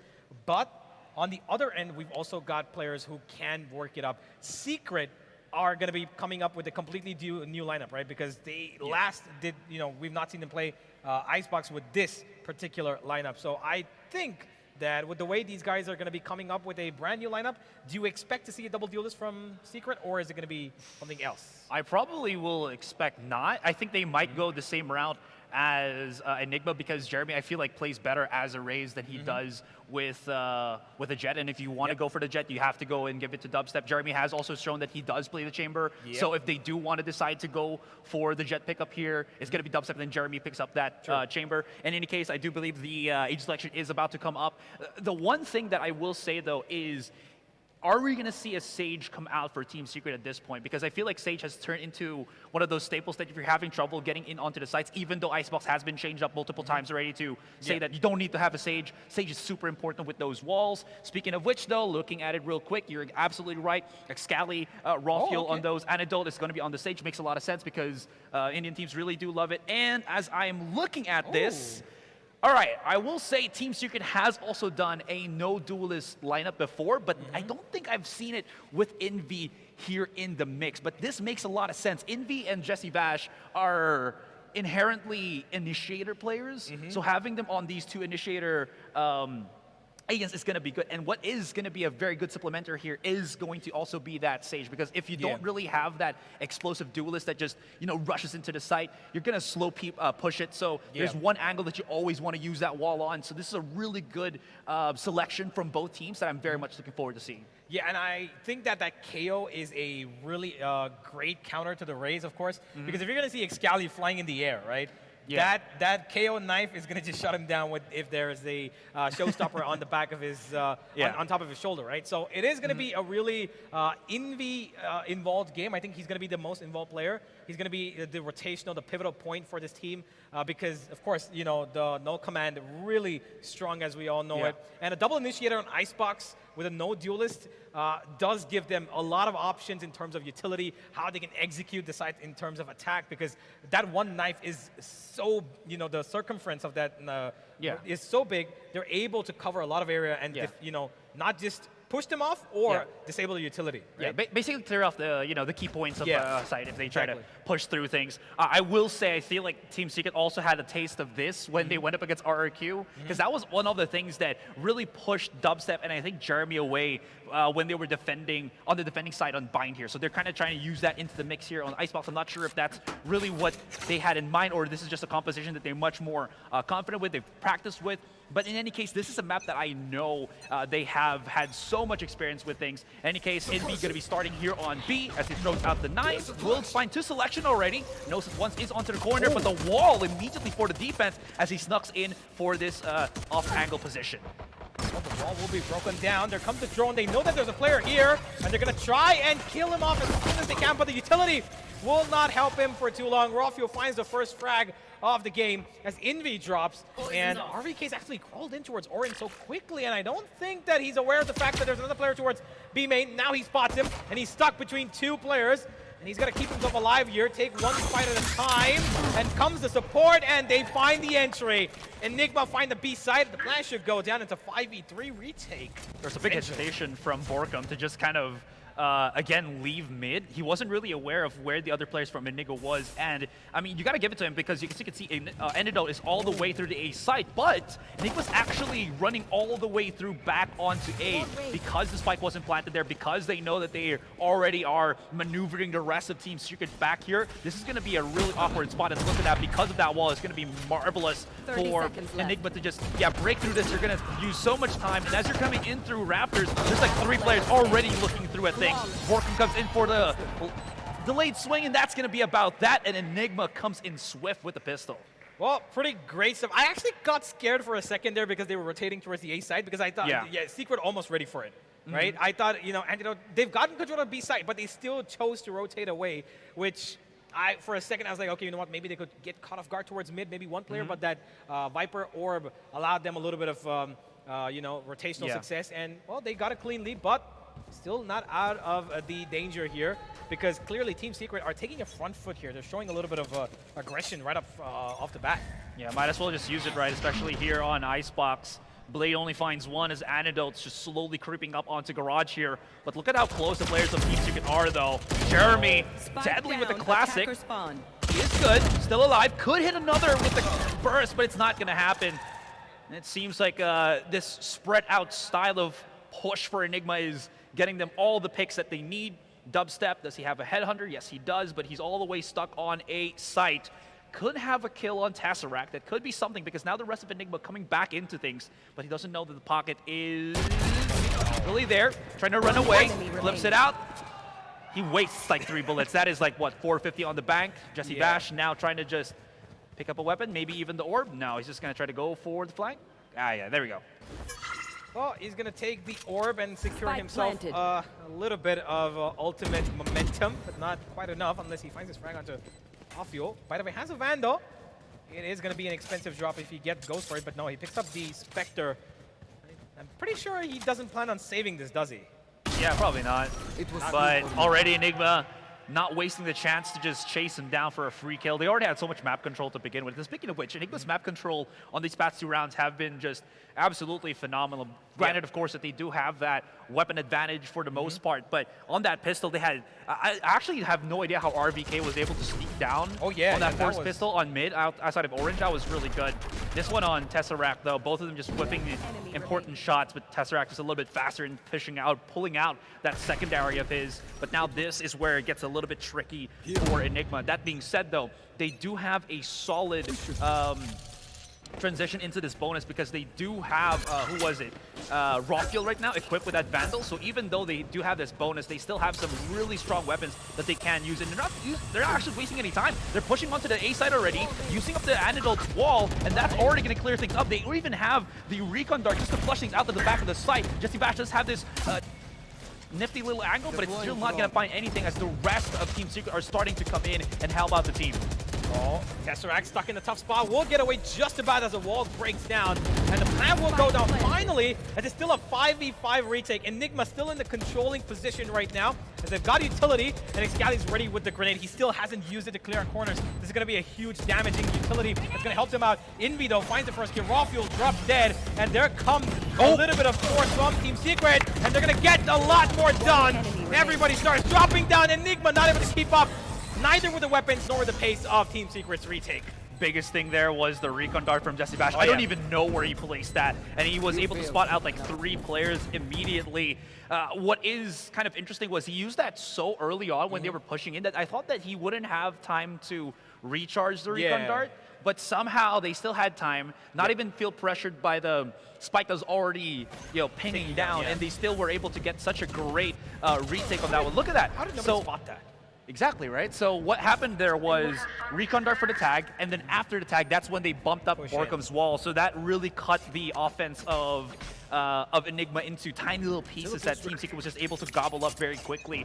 But of course, Enigma still have the advantage. They still have a beautiful amount of money to just be able to, again, just purchase into this particular round. Excali's already shown himself onto mid, and Jesse Vash aware, and we'll use that Recon Dart to make sure that nobody... Wait, what? Oh, that's awkward. They can actually keep pushing mid if they want to, and Vash, because of that, had to use his drone very early.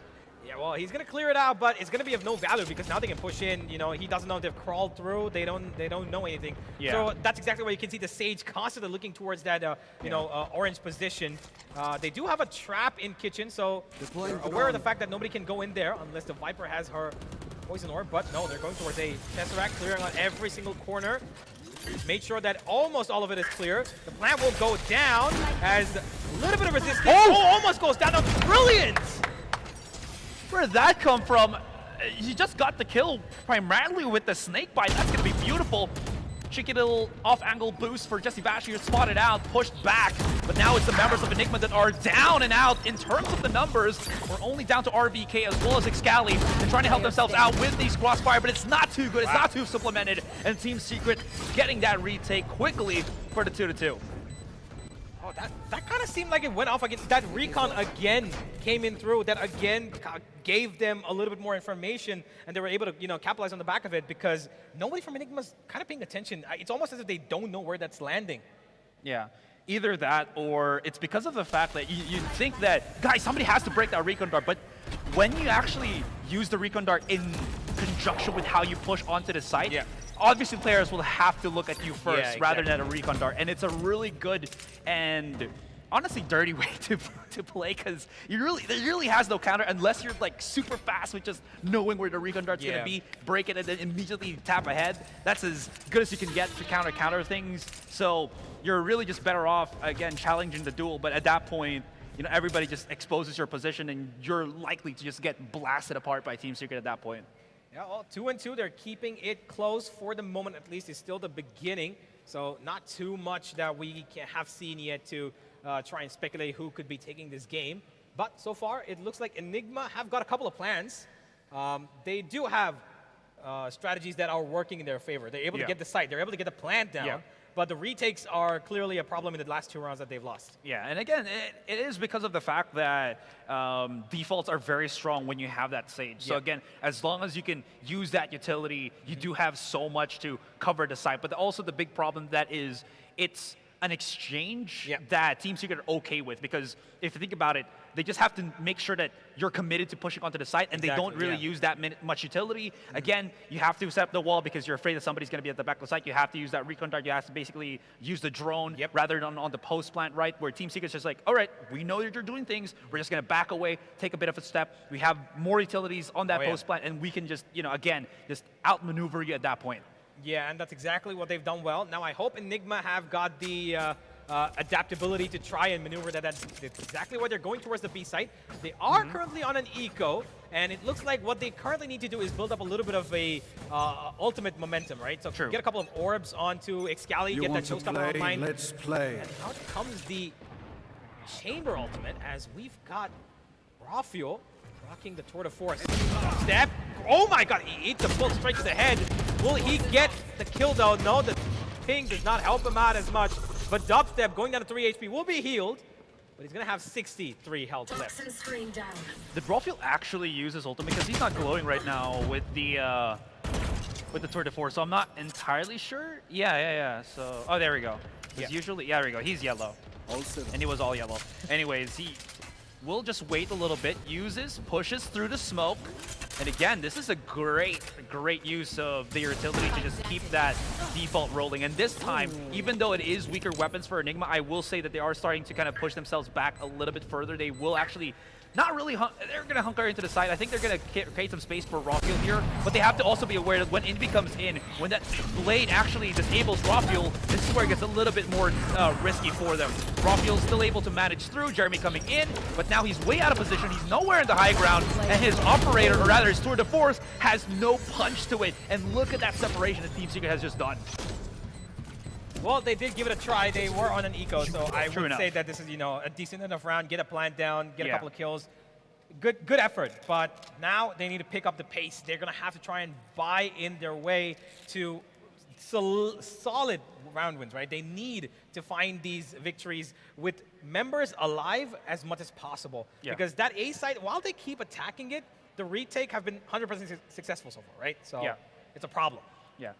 I wasn't actually counting this properly, but I think Excali should have his. I think we should also bring the Okay, spike. yeah. Two more For the showstopper. That's why they wanted him to keep planting the spike even on that weaker buy. Yeah, basically 4 players of Team Secret now have their ultimates, and Dubstep has supplemented his previous tour de force with this operator. At this point, Borkum's activated the Viper Spit really deep onto A main. Actually, not onto the side itself. I really do like this, but Borkum could get spotted, but not really. He has a position, he has a moment. Oh my and there we go, he shines brightly through as Jesse Bash also helps him out with the Headhunter. Immediately just backs away, runs away, and this is just going to be absolutely terrible now for Enigma. Somehow, Rafiel still alive with the operator himself, but with the cover in this Viper Spit, I'm not really sure how much value he's going to be able to find. So it's all down to Antidote, but because of the twofer that they've gotten inside that pit, it's going to be near impossible for them to get the trade and rest. Again, Rafiel was just going to be able to hit the shot, going to try to at least save this operator in hand, or maybe even get a couple of kills as he exits right now on their spawn. It's surprising that they didn't see that corner with the drone. Oh, never mind. Okay, Rafiel, bit of a whiff over there as he will be dropping down and Enigma lose another round. But again, that drone was the victory point for them. If we check the corner, which I think they should have, honestly, because that Viper Spit extended so much, right? So they should be accounting for this little corner right here, which they didn't. Tesseract should have checked that. He didn't, and they lost 2 players without even having to see them properly. I will add, though, I think it was because of the fact that Bash was, you raised me a Sova drone, I'll raise you another Sova drone, and that occupied the, the attention of both of the players, as you saw, because he also got tagged by the Sova drone. I believe that was RVK, so that's why they didn't really have a time to just be aware of where Borkum was. It's the 1-2 punch that you see from teams from time to time. Well, a little bit of A aggression, but it doesn't seem like they're going to be ending up there, Enigma. They try to force them away here. Tesseract is playing on a Spectre as mid-region is being scouted out by Jesse Vash, and he will be spotting out one. RVK still with the Sheriff on his hands. Enigma, scrappy buy, hoping for a pick, playing on contact here. Rafuel is hoping for a contact which he can capitalize upon. Hand it out, spots out one, gets a bit of damage. Jeremy will go away from there. Ooh, this is advancement. Rafuel taking the fight. Just a couple of bullets left now. But Jeremy will be stronger. He stands still, and he will get the kill. But Rafuel's on a really good positional advantage right now, but he doesn't know where these players are. He doesn't know where Jeremy's crawled into. The plan will go down, but Enigma, they need Rafuel to make a move here. Yeah, but if he actually plays this at the right possible time, he has so much potential to just get catches left and right. Excali also supplementing that, so Rafuel should be pretty much undetected. Oh, but he's going to be disabled by the null command, even though he's knocked out Jeremy, unfortunately. Still, though, the pressure is there. Although, again, the big problem is there's still so many players of Team Secret. That null command was huge. And even if Tesseract can get the trade onto Envy, he's already been spotted. They know where he is. They're still going to be able to get him. This is, as you mentioned, a scrappy buy. So there is that levity that, again, Enigma are making it happen, but the problem is they're not able to convert it into mid to late round success. The post plant is just not working for them. The retakes have been so good for the side of Secret. Even though the plant goes down, they're able to get a couple of entry frags. Secret are, just so strong. They know how to approach this. They know how to cut off angles. They know how to get their players into positions that Enigma will not expect. And the utility usage on point to find information as to where they can get these kills. 5 and 2. Enigma backs against the wall. Okay, I was about to say this is the perfect time for Enigma to get around because they got the two big ultimates, the Headhunter as well as the Showstopper, but Borkum just somehow manages to divert and dodge every single charge that come through. Envy spots out one. No! Oh my god, what a reaction from Envy. I think he actually heard RVK was running back to help out his team. Now no more Viper smokes for Enigma here. They're gonna be having to push this with about just everything. But now that they know, look at this, Team Secret is going for the kill. Just back finds one already. They drop right down. Excali, or rather, he's holding on, but not for long. And we're down to Tesseract once again. Has 2 shock darts, has a Vandal as well as the spike planted out for him, but that wall is going to make it impossible, especially when Envy's on 2F, just challenging him for that firefight. Again, that A plant, they're constantly going for the same maneuver. They're not shifting it up. They're going for the same wall. They're going for the same plant. And it's almost as if they're not learning from their mistakes because Team Secret, they don't care about them, giving the initial aggression. They're like you mentioned, right? Take the side. We don't care. We'll come back and take it right away from your hands. But this moment right here probably could have changed the game. If Envy would have fallen here, they would have had their defenses split across.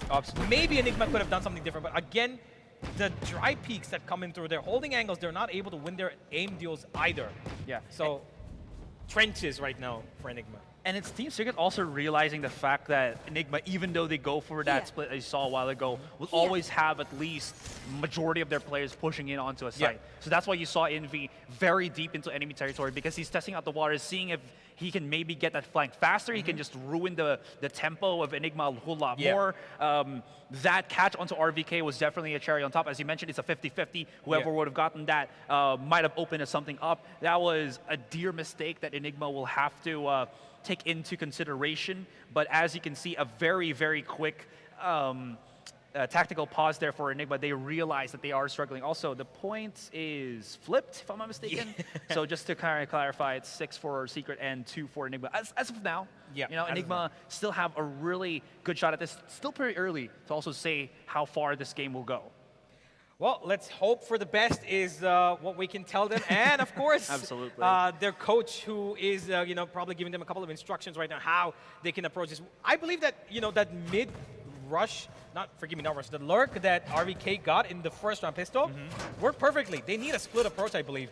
Because they've been going towards that A side constantly with the full force, and RVK's not been able to open up his potential since the first round. Let's see if they're going to be able to do it this time. I will say, though, Enigma have kind of committed to the point where they're just always going to push together. And I got to say, it's very adamant, because if they try to go for those lurks and it doesn't work and they keep doing that over and over again, they're going to lose a lot of the utility that make it easy for them to actually get these sites and even commit to the post plant. Now, speaking of post plants, now they have that Viper's Pit. Somehow Dubstep finds Antidote. Envy's going to be close to the corner, pops a lot of shots. Not able to get RVK though, but it's a whole mess as they try to just cram right in. I think they're trying to outpace Enigma at this point. Tesseract's coming into the mid side, and Jeremy gets backstabbed. This is the perfect time for Enigma to really strike hard and fast, but Envy somehow managed to get through. Now they know where he is. RBK is going to have to challenge, and Borkum was already prepared for his swing out through the smoke. Oh, that Viper's Pit was an aggressive method to try and get some control, to not let them get into the site, but the problem was the plant did not cover. The plant was out of the Viper's Pit by just a bit, and I think they missed a little bit of that. I don't know if that was the intention for them, because look at that. You can see the plant is way away from where the Viper's Pit is, right? So yeah, they went for control, and they went with weapons that did not work either. They just had sheriff on a couple of them. So the Viper's Pit almost gone in vain. If they probably had a shotgun, you know, and RVK sitting in a tight corner, could have worked. Could have worked. But I think that's also the thing that Team Secret wanted to do, was for Enigma not to get any positioning with the more aggressive position of, yeah, man, my words are just the same. But anyways, yeah, the position of that more advanced Viper Pit. As you saw, I was going to say, oh, I felt like they just wanted to charge in. Speaking of which, Tesseract finding an opening onto Envy is going to be huge right now for the rest of Enigma, as they've lowered the chances for Rafiel being disabled by that KO blade. Jesse Vashto backs into the corner, not really afraid, but not knowing that Borkum is lurking underneath of Raptors. Tesseract still finds two. Jesse Vash with the headshot, and I think he just tried to peek out through Raptors. That's going to be a great mistake, and Enigma now have themselves a 4 versus 2 as the round continues. Well, Jeremy does have a wall available. He wants to go for a late. Oh, Tesseract! By Tesseract! You are going for the ace. And yeah, here we go, Tesseract! Well, Kremer told him to step up, and he takes matter into his own hands, getting an ace, and quite an impact there. This time, Secret were not expecting what was going to be coming through. The aim duels this time go the way of that Sova main right there. Enemy remaining. Wow, just look at that. Look at where he places actually Crosshair there. Amazing. I think he got a glimpse. Yeah, he did. I think he did. Yeah, when he was just peeking out, but still, man, the reaction time as well as the confidence to be able to do that. Tesseract is really giving a lifeline right now for Enigma. Borkum somehow manages to dodge the Hunter's Fury here. It's Dubstep's a little bit overtaken, but just again predicts the peek out from Excali even once more as he challenges Rafuel. But Borkum says, gotta chill out a little bit, man. We got the Viper Spit here. I got the A side. You're fine. You're totally good in the clear. I believe Envy also has used his ultimate. That was supposedly the opening for RBK to get the B side, but Jeremy was there to intercept. And now Enigma completely lost. They don't know where to go because they've lost a player towards B. Now they're going to get another one to lurk there out. Tesseract might be walking to the crosshairs of JC Vash, and this is going to be a problem. Never mind, though. He's actually crawled in. This is actually huge. Doesn't get the kill, though. And now he's in trouble. Out comes the crossfire, but it's not going to get the kill. Rafuel covers up for him as Enigma find the B side, and they will get the plant down. 4v4, and Rafuel unnecessarily goes for another fight, which he will not win. Yeah, good rebound, though, for Enigma, but they've really just, again, traded bodies at this point. 4 versus 3. Jeremy's getting closer in. Does have the wall. If they get closer into this and actually deal with Tesseract, they should be able to use that wall efficiently to flush them out. There it is. Escali's going to have to pick this through. Does have the satchel, but that nade actually stops them dead in their tracks. It's going to be half, so there's not really too much the Team Secret have to sweat about. And what's this? Okay, there we go. They're just giving somebody else the charge to optimize things. But again, the problem with that push for Enigma was, you think, oh, RVK has gotten the site. Yeah. But because Dubstep still survived the A site and he had his trap on Kitchen, yeah, they had only a couple of angles to really deal with, which is underneath Orange as well as outside of B main. And Jeremy was very much prepared for that. As definitely he heard, again, RVK right across the B site.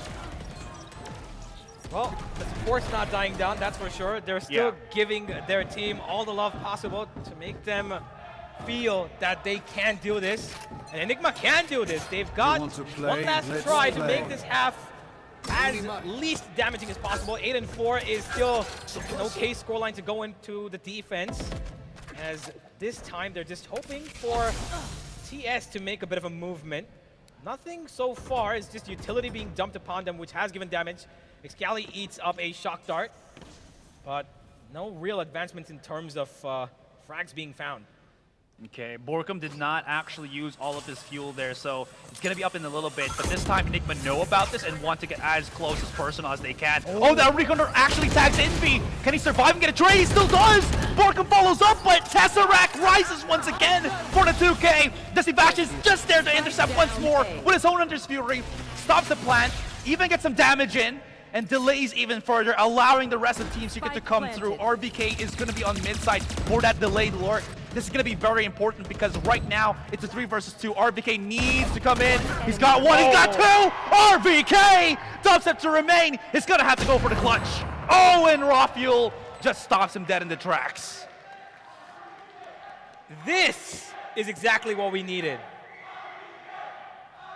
Oh yeah, you can hear it already. The chants, the roars of the supporters of Enigma, my man. Best crowd. Indeed, indeed. And this, like I mentioned, coming back to the game, that mid lurk, that split approach is what they needed. That's exactly what worked out perfectly for them. RVK coming on the late lurk, finding value, because that's the only way they could cut through Team Secret's retakes, because they were not worried about mid at all. Yeah. And we are going to get ourselves a quick little halftime pause, of course, just let our teams take a bit of a breather there. Not the worst ending for Enigma. Definitely, if they're looking for a comeback, if they're looking for a momentum shift of a play, that RVK Tesseract duo combo, if you want to call it as well, is the perfect time right now for Enigma. And looking at it, maybe they had something different, set up in mind coming into that defensive half. Yeah, I think that they should be a little bit more comfortable, given that they have that Sage also, right? Antidote not really having the best of games, right? Let's have a look at the stats though as we talk about it, because Antidote is a person who loves playing on the operator when given a chance, but unfortunately for him, on the attack, all his job has been to plant. He's gotten the wall up, he's gone for the plant. He's got the wall up, he's gone for the plant. Or he's supporting the planter to get the ultimate orb for the Viper, because across the entire half, they've used one Viper Spit. That's it. That's, they probably could have gotten a little bit more done with it, but every time they went to that ace site, it's almost as if they wanted to take those duels and thinking that, okay, you know what? I'm going to win this one, and then I'll get the Viper Spit down. But they just never got the opportunity to use it as much as they would have wanted to. That's a good point to actually mention, because I think the reason why usually when you kind of see, with Enigma maybe going up against God Squad or maybe a Revenant, is that somebody always wants to peek on that angle on the A side, right? Whether it's on top or on the bottom.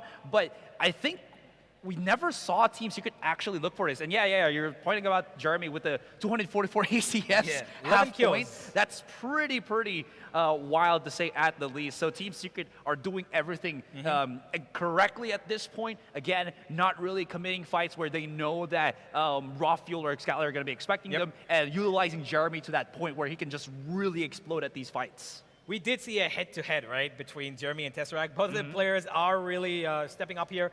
Tesseract with the ace, of course, and a couple of double kills, triple kills as well. And Jeremy is leading the charge for his team as well as, keeping everybody right in tact with that Sage. Both of them are the leaders for their respective teams. Tesseract with 16 kills, and his team needs to step up. Antidote and Excali really need to find their groove, because on the defense, this is going to be a lot more of control, which is what they thrive in, and hopefully they're going to be able to find it. Okay, that was great from RVK. That at least has to, again, force back to use the drone much early on, and they're not going to be exactly aware of where the corners will be prepared here by Enigma. Dubstep still holding on to mid here as he's aware of the push out that could happen within Tesseract and him. And I think Tesseract has won most of the fights against Dubstep at this point, so him being able to fight, maybe deal with Dubstep early, is going to be a step in the right direction for Enigma. Speaking of which, though, they dropped the smoke very early on. There's a time for Team Secret to now push in if they want to. And now they will. The null command, or rather the knife, actually hits down onto RVK. They suppress firing the rest of the team. Roth is going to be there, but he's forced to TP out. The tag by Tesseract, but nobody follows through. Shock Dart's also making Jeremy very much exposed to the elements, and that Shock Dart as well. And now Team Secret will have to cut their losses, maybe, or take a bit of a breath, try to go for again. 3 or 4 versus 5. That's a great grenade. Will it give damage? Just about enough. Oh my god! And Borkum finds one each. And Secret are turning this around. They're getting every single person alive and turning them into zombies. How do Enigma lose that? They had control, they had information.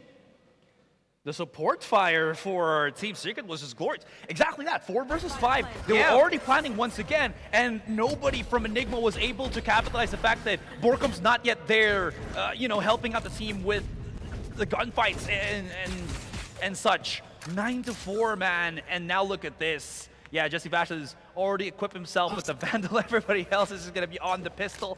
This is a fairly, like, recent style of buy now, because if you think about it, again, if you have just that one person that has the Vandal, after 2 rounds he'll be able to get things through. RVK, I think you mentioned this as well, incredibly talented Sheriff player, so if he can find and isolate these fights, he might be able to do so. Jeremy was making so much noise as Borkum comes in close and just silently onto B Garage. That at least shuts down RVK, no more threat of the Sheriff. But speaking of which, Rafael is here with the Headhunter, although Team Secret is slowing the pace down a little bit, wanting to see if Enigma want to peek out on certain angles before they try to do anything, because they now still have control of the game and plenty of time to do so. Well, dubstep, he's expecting Tesseract, and he will find the kill.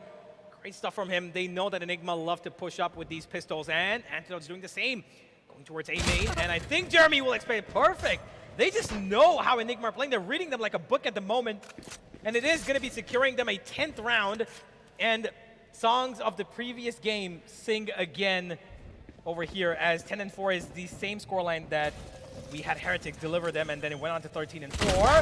Excali at that range, that shorty is going to be practically useless, as now it is one man left to try and defend a little bit of his honor. Not going to work out. It is going to be Jeremy to shut him off, and Team Secret, find number 10. Now it's getting concerning. What does it feel like getting shot by a shorty at that range? Like just getting thrown by Skittles, like, eh. By Skittles, really? Yeah, because like they're pellets, right? Okay, that's or M&Ms. Really interesting. Okay, that's an interesting analogy. Getting shot by a shotgun pellet, compare that to getting thrown a chocolate at you. What would I choose? Getting chocolate thrown at you, of course. Anyways, again, not the desired pistol round that, or rather the bonus round that Enigma were kind of hoping for at that point. This time, they will have the stronger weapons to deal, but it seems like Team Secret are actually challenging. They've already gotten both Dubstep and Jesse Bash up to the Vandals here, so they will have some threatening weapons that Enigma will have to respect. Well, they've explored Kitchen, and they're keeping one player active there, as RVK is going to be pressured upon. Tesseract doesn't know that there could be a player in there. He's waiting for that trap to be triggered, which I'm not quite sure he's going to be trying to peek on the back of it. It will be a mistake too. Just hold on, wait, and patiently wait their arrival. A lot of information being gained here by RVK, as he knows that everybody's trying to attack this B site. The plant should be going down. Oh, Jeremy, that's a little bit risky, but what Enigma don't know is that the plant is actually towards the right, not towards the left. Spam it down. 5v5 retake in progress. Wow, Dubstep is really holding his breath outside of Tube here. Can't really push through Kitchen because of the trap that's stopping him dead in the tracks. But this is going to be a retake. Look at how so much utility it is getting messy out here, but Rafael, perfect timing, delays Dubstep. Utility is still good in the side of Team Secret. They do have the wall, and they are answering this very correctly. One more down onto Jesse Bash, as comes through around the corner. There's like 5 people of Enigma here. And like, no way he's surviving that. Yeah, they know exactly where it's going to be coming out of. Well, good stuff. Build back the round that they required. I'm just listening into the me too. Let's Go Enigma. Gotta love the support, the love that the players do get. And they're feeding off of that. Great, flawless retake, I would say, there for Enigma. That's really gonna bolster their chances here. And look at Tesseract, dude. He's like 20 kills already. Oh, yeah. He really has been the absolute bombardier for Enigma. Utility and aim all in the bag. Well, it seems like now we've got side of Secret ready for whatever. And okay, they just spam him down. Excali is just having a bad day, it seems, but Rafael and Antidote will get one back each to get the man advantage back in their favor. Ultimate being built up as we speak, as well as these kills go down, as Jeremy does have a revival available on him. He can go for it, and there he does. AC Vash is back up on his feet, and Envy takes the advantage back towards him now. Raw still sticking his ground, but he's not going to hold it for too long, as Tesseract has to now depend upon his teammate to try and get this round for his team. He's done a lot of the heavy lifting. Now it's up to RVK and Antidote in a 3v2 retake. I really love that approach. Always using utility before any action is done by your players, just to make your opponents maybe micro flinch. And that little bit of flinching is huge. Oh, that top flash is gonna be just absolutely horrible for Antidote to get out of. RVK, he's just gonna be pinned down by Envy here as Team Secret get closer and closer, 11-5, and you can see Team Secret now smiles on their faces, feeling a whole lot more confident and joyous at this point. Yeah, well, they clearly are now relieved about the fact that they're getting a step closer to match point, which, by the way, is the next step. They get there, and they're going to have a lot of pressure relieved off of them. But Enigma right now must be, you know, under immense pressure to deliver. They've come back from situations like these before, but not against teams of this caliber. It's been really, really hard for them, both games. And even though Icebox is a map that they would really love to play, it's clearly not working out for them except for Tesseract, of course. Scally's pushed himself all the way through pipes here. Rawfuel just barely misses the head of Envy on that peak, but it seems like they really want to commit to this fight. Scally's already on top of the case, gets one peak. Rawfuel with two, and this is absolutely perfect from the dynamic duo of Enigma as they get two in turn, and they finish off Team Secret, giving Enigma a fighting chance and halting the process of Team Secret 2, pushing it to match point.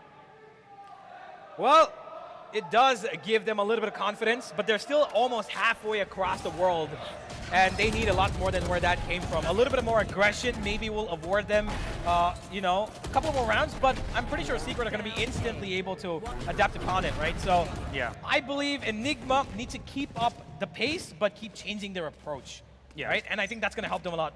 For the moment, they've got two ultimates, one of which is really important in terms of attacking potential. That is Rawfuel. He's not activated it. And Envy, though, he's got a cure for that disease. There it is already. The Hunter's Fury used by Tesseract. Taking a page out of the book, using immediately the Hunter's Fury to clear out B main, but it doesn't get as much impact as you would think. Only gets one, although it does give Rawfuel and RVK some breathing space here onto yellow as they actually encompass it once more. Wants to go for the fight. Rawfuel has already used his teleport, his rendezvous. It doesn't really matter. Dubstep actually repositioned himself. Does put the trap on the flag, and they're really going to commit it to this fight. I think they just want to see that there's a little bit more utility they can bait out. There it is, swings through. Great trace overall, and it's actually effective for Team Secret here also, although RVK is still on the job, he's still on yellow, and he's still holding on. Yeah, there is a bit of persistence coming in. Dubstep gets another, that damage being done onto Enigma in the highest order. Oh my god! No way he pluses this, right? No. No bullets, I think. Yo, he lost his bullets. What is he going to do in that matter, right? He was jumping up, man. You know he wanted to go for the stab. Yeah, but it's not going to work out. But immense and insane damage given by Secret here. And the economy of Enigma is definitely going to be affected by this because they clearly did not have enough money, right? Yeah. And losing 4 players is a big problem. Because I think their buy is, never mind that moment, going to be in the highlight reels for sure, but the weaponry, while it's still good enough, I think right now Enigma need to focus on their ultimate usage, which I think needs to come through by RVK first because he's got the Viper's Bit, win condition of a round for sure. Different approach here for Enigma as they do leave RVK there, but with the presence being shown by Team Secret and Envy having that null command. Oh, interesting. Tesseract's going to be here, but the plant on the spike's actually going to be different. It's all going to be for 2F, which means post-plant time, baby, is going to be all the way across onto Belt. So this flank from Antidote is going to be incredibly, incredibly important. If he can get the kill onto Jesse Vash, that is going to be huge. But look at how many players are already there to intercept. 1, 2. Oh, Excali's got himself through. The showstopper, but Envy stops him, denies him.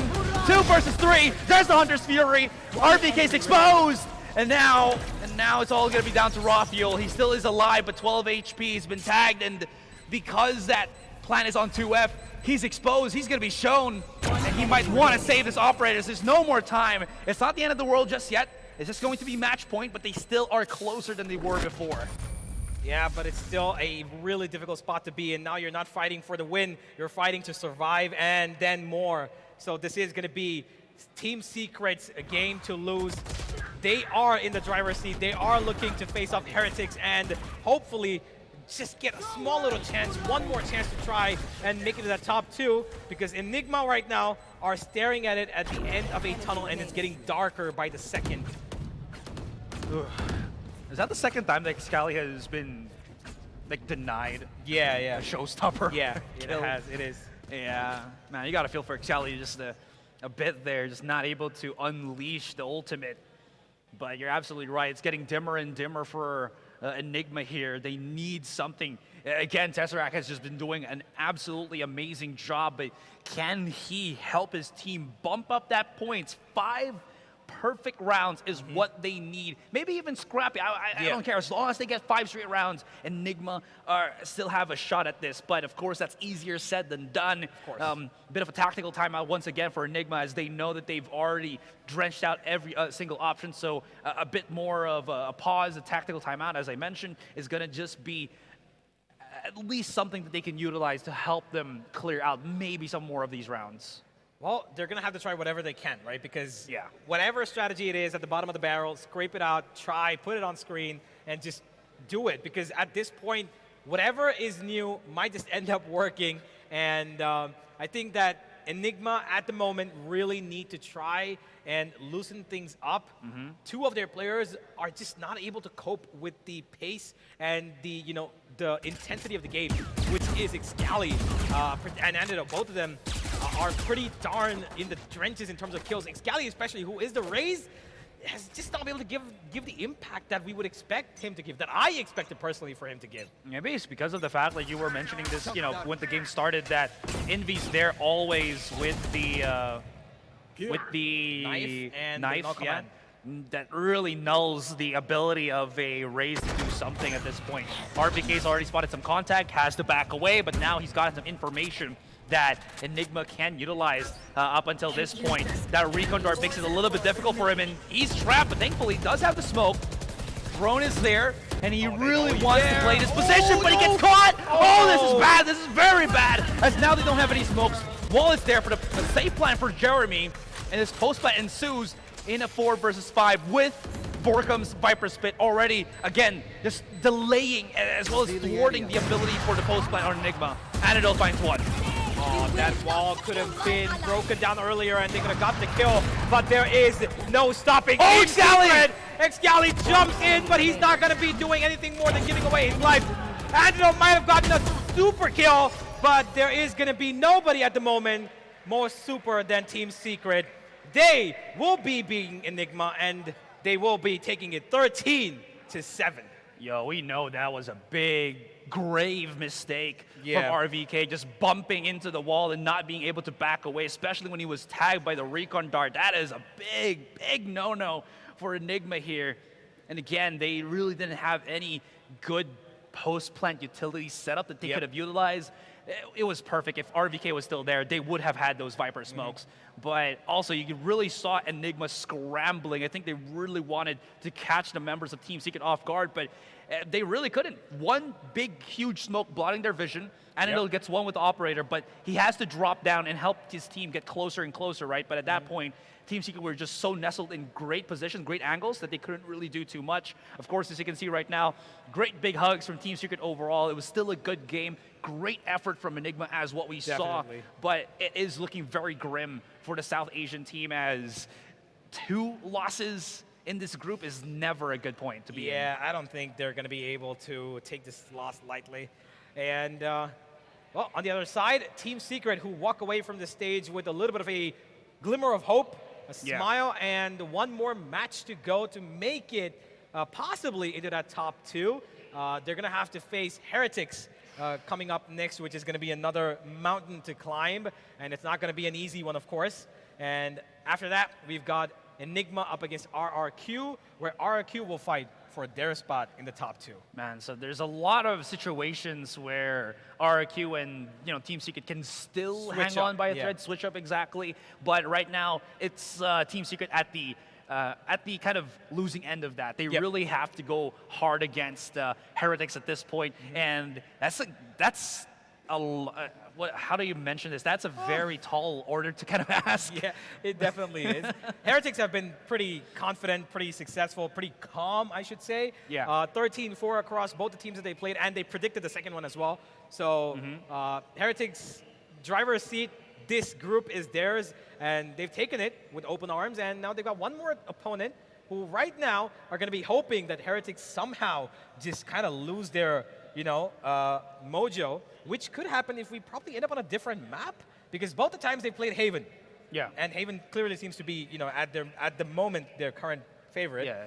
So let's have a look at it later when Heretics do come up on stage, but have a look at the scoreboard for now, as Enigma and Secret will be showcasing their best, but it is Team Secret to get the better of this best. Man, look at Tesseract, though. 290 on that combat score. He really was popping off in that game. A lot of the rounds that I think Enigma has won, too, was on the back of Tesseract plus another one from Enigma that just got so much impact on their plays. How many times has he gotten multi-kills just to, again, thwart the capabilities of Team Secret at this point? And yeah, Rafael also looking pretty good with a 287, but I didn't really feel him like explode as much as I was kind of hoping for, especially when Enigma were losing these rounds. Yeah, it's almost as if he got the frags that were not as impactful. He does have 19, right? Yeah. So he did do a little bit of the fragging duty, but it came off on rounds where it didn't end up in a victory. Those rounds that we were talking about, the retakes that came in from Secret in the first half, I think that's where, he could have maybe turned the round around, but he's a chamber. He can only play on his aim. And a post-plant situation is where you got to play utility more because you need control. You need to keep the players off the site. And that is exactly what they couldn't do. Tesseract tried his level best, but there was never a situation where we saw RVK have to go for a post-plant lineup or Tesseract have a lineup. They were always on site trying to take that fight, which I think ended up being a problem for them because they did it constantly.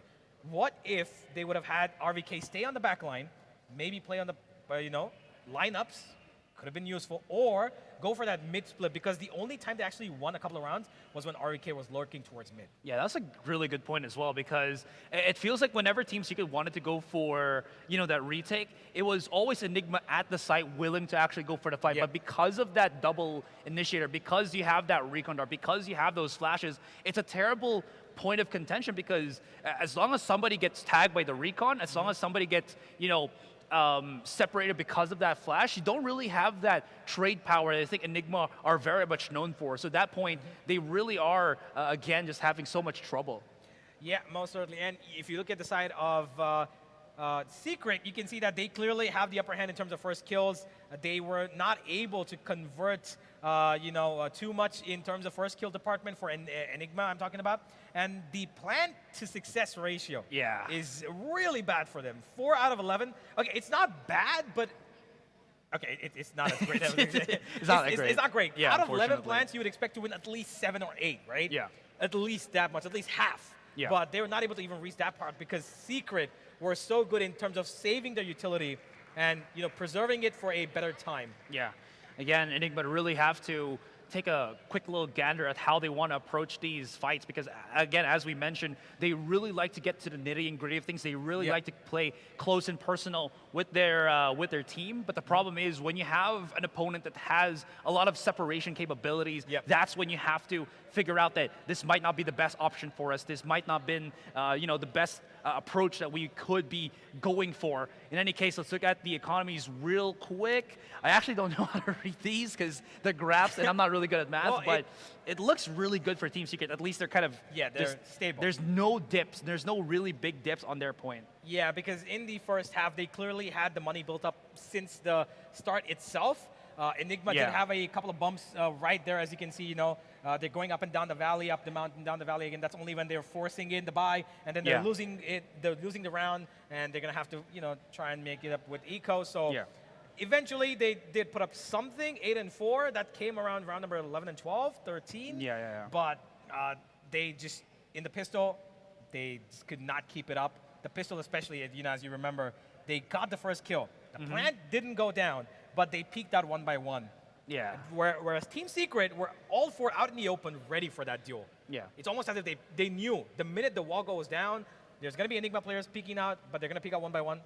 4 classics against 1, who do you expect to win? And this is the thing that I wanted to talk about with Team Secret beforehand as well. They usually are very shaky with their first game from time to time because they usually need that one game to kind of wake themselves up. As you can see, it feels a lot cleaner now. So if you're, rooting for Team Secret, this is going to be very important because coming into the next game, it's going to be Heretics. So that's going to be an even taller, higher mountain to climb right now to keep themselves afloat. Anyways, we do have the MVP. I think it's going to be bumping into maybe Jeremy, or you know what, we'll give it to Tesseract. He definitely deserves the title of MVP in this Icebox game. 21 kills, 15 deaths, 5 assists, a win rate around of 35%, and again, any challenge that he gets put on, I don't think we can call it first kills, but whenever he gets that encounter with somebody, he always converts 1 to 2 kills, which is always super important for Enigma, which when they struggle in that fragging department. Individual boost, definitely, from him, but overall the team just couldn't keep up with his pace and the pace of the opponents, right? So he might have done 21, right? Great, amazing, but he needed his team to support him in the same way. That one KO, I believe, like I mentioned, Envy, was such a nuisance to deal with because Excali was shut down multiple times, Antidote was shut down multiple times, and they just couldn't activate what they wanted to, right? And Enigma now, unfortunately, have 1 game left, but their chances of qualifying seem to be deep-rooted down underground. Yeah, it's very, very slim. Again, the ability of their opponent to just kind of switch things up very quickly, and Enigma not able to really counter that is going to be a big issue for them. But I really do like how, even if that was the case, right, Enigma actually still try to mix things up on their own end. I think we saw like maybe RVK was just soloing one side while they had like a 4-stack on A, but the big problem to that was, again, because of the double initiator, they really couldn't play those more cheeky angles as what we saw. Nobody was playing Generator, or if they were, if that was going to be like Rawfield or something, he's going to have to be always forced to TP out because of the KO Blade, because of the Recon Dart always there to flush him out. So there was no real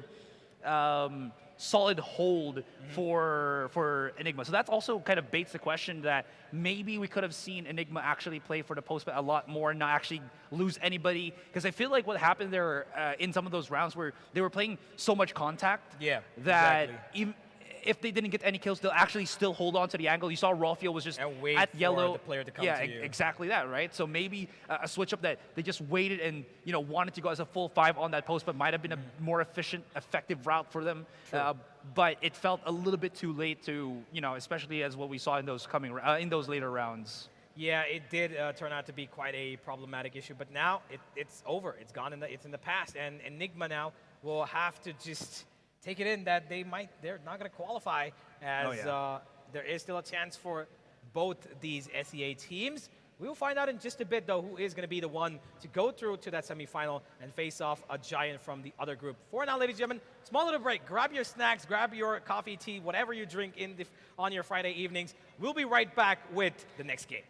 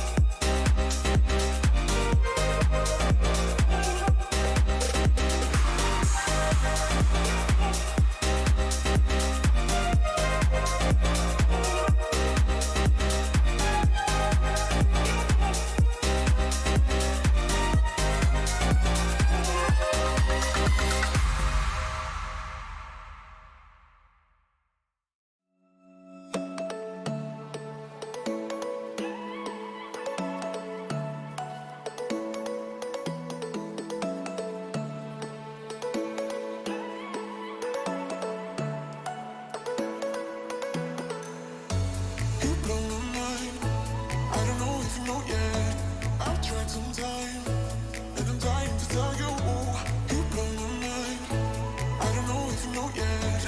I've realized, and I'm dying to tell you.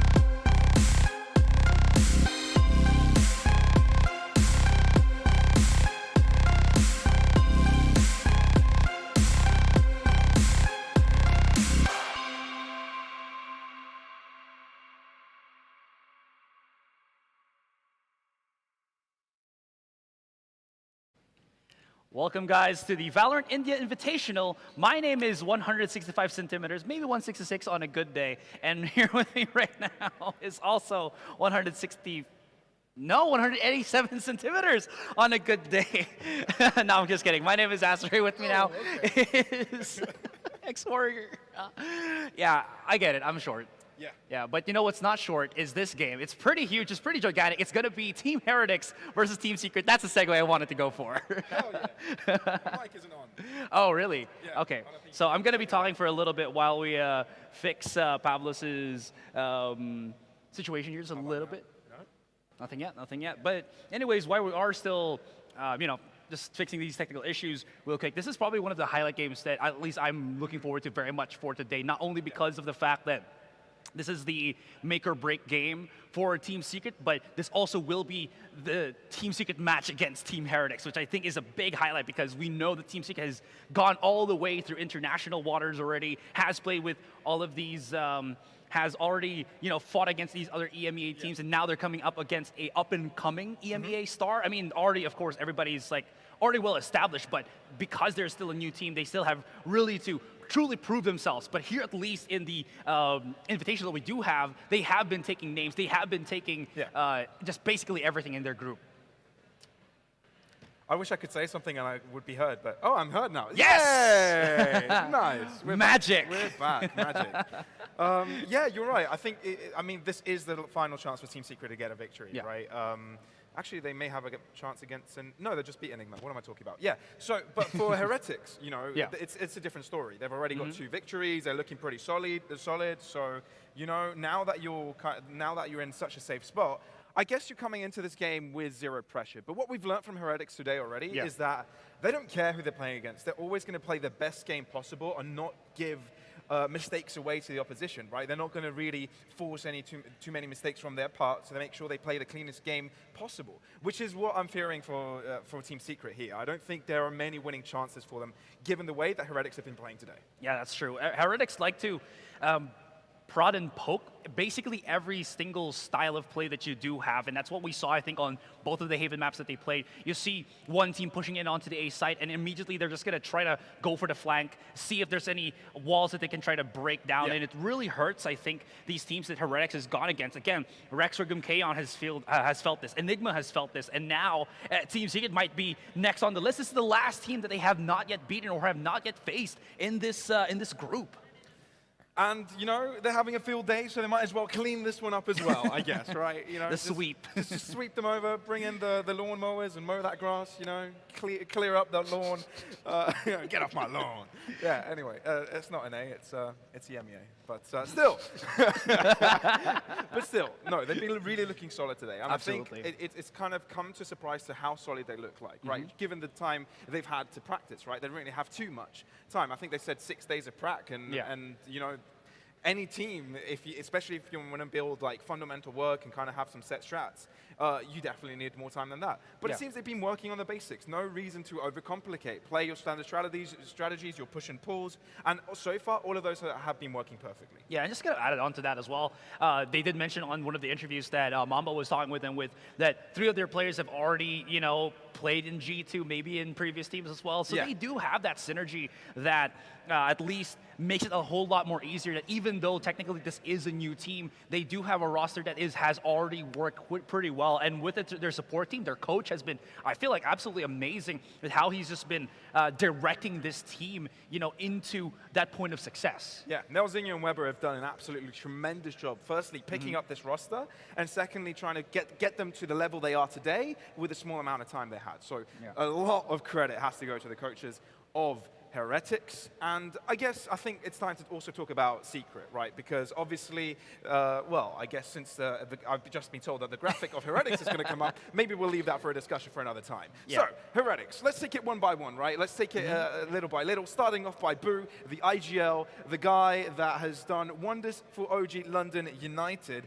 is now joining in this team, and not only is he the IGL for it? Instead of playing the controller Sage role he used to play, he's jumping in and playing the Initiator. Yeah, and what's kind of good about that as well is he has done it with such bravado. You know, I really love how he just plays so well with his team, whether he needs to be a setup or a follow-up. He does it so, what's the word here, just fluidly. It doesn't feel like there's any form of mixed cohesion. There was this one play that I remembered when he was pushing out of A short. He did it off of the stun, I believe, coming out from Mixwell. You just really do see the synergy that he has with his team here, and it does turn into a potent mix for Boo. The next player that I really want to talk about again is, I think, the player that we were kind of interested in what role he is actually take, the former world champion again with Zeke, just going into that duelist role. I think he's really come into his own, like absolutely phenomenal. Every play that he did, even on a Raze, honestly, I feel like Raze is much harder to make work compared to like the Jet, but he still does it so well that the setup is there, the follow-up synergy is there. Just Zeke is just overall just top-notch right now. I think there's a narrative also that, you know, Zeke has not been a new talent, just found, right? He's obviously a world champion. So, but the fact that he's making it work in the duelist role kind of goes to show how CNED was just overshadowing him. Right, the fact that CNED had that position, he was always the star player of Ascend. Now Zeke coming over to Heretics, it feels like he can now be the star of his new team. And boy, is he turning into one of those stars. Now, of course, the not up-and-coming, but the challengers is going to be Team Secret. Again, a roster that has gone through a bit of a shuffle here. They did lose Dispenser, they did lose Wits, but in turn, they've got themselves Envy, and I believe Lene, who isn't really with the team. No. I've confirmed it with their manager, but still is at least this core roster that they have been utilizing with. And speaking of which, Envy has been on an absolute tear. Any map that he's been playing, he has just been performing so well, and that match for Enigma definitely is a big boost for Team Secret right now for the match that is to come.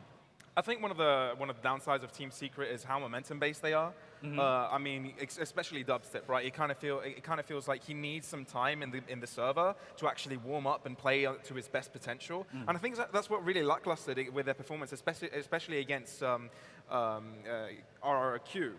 Right, because it took some time for them to start getting rounds. Right, I think it was 8-1 scoreline. They won the pistol, but they lost the follow-up, and then they lose 7 consecutive rounds after that. You cannot have that.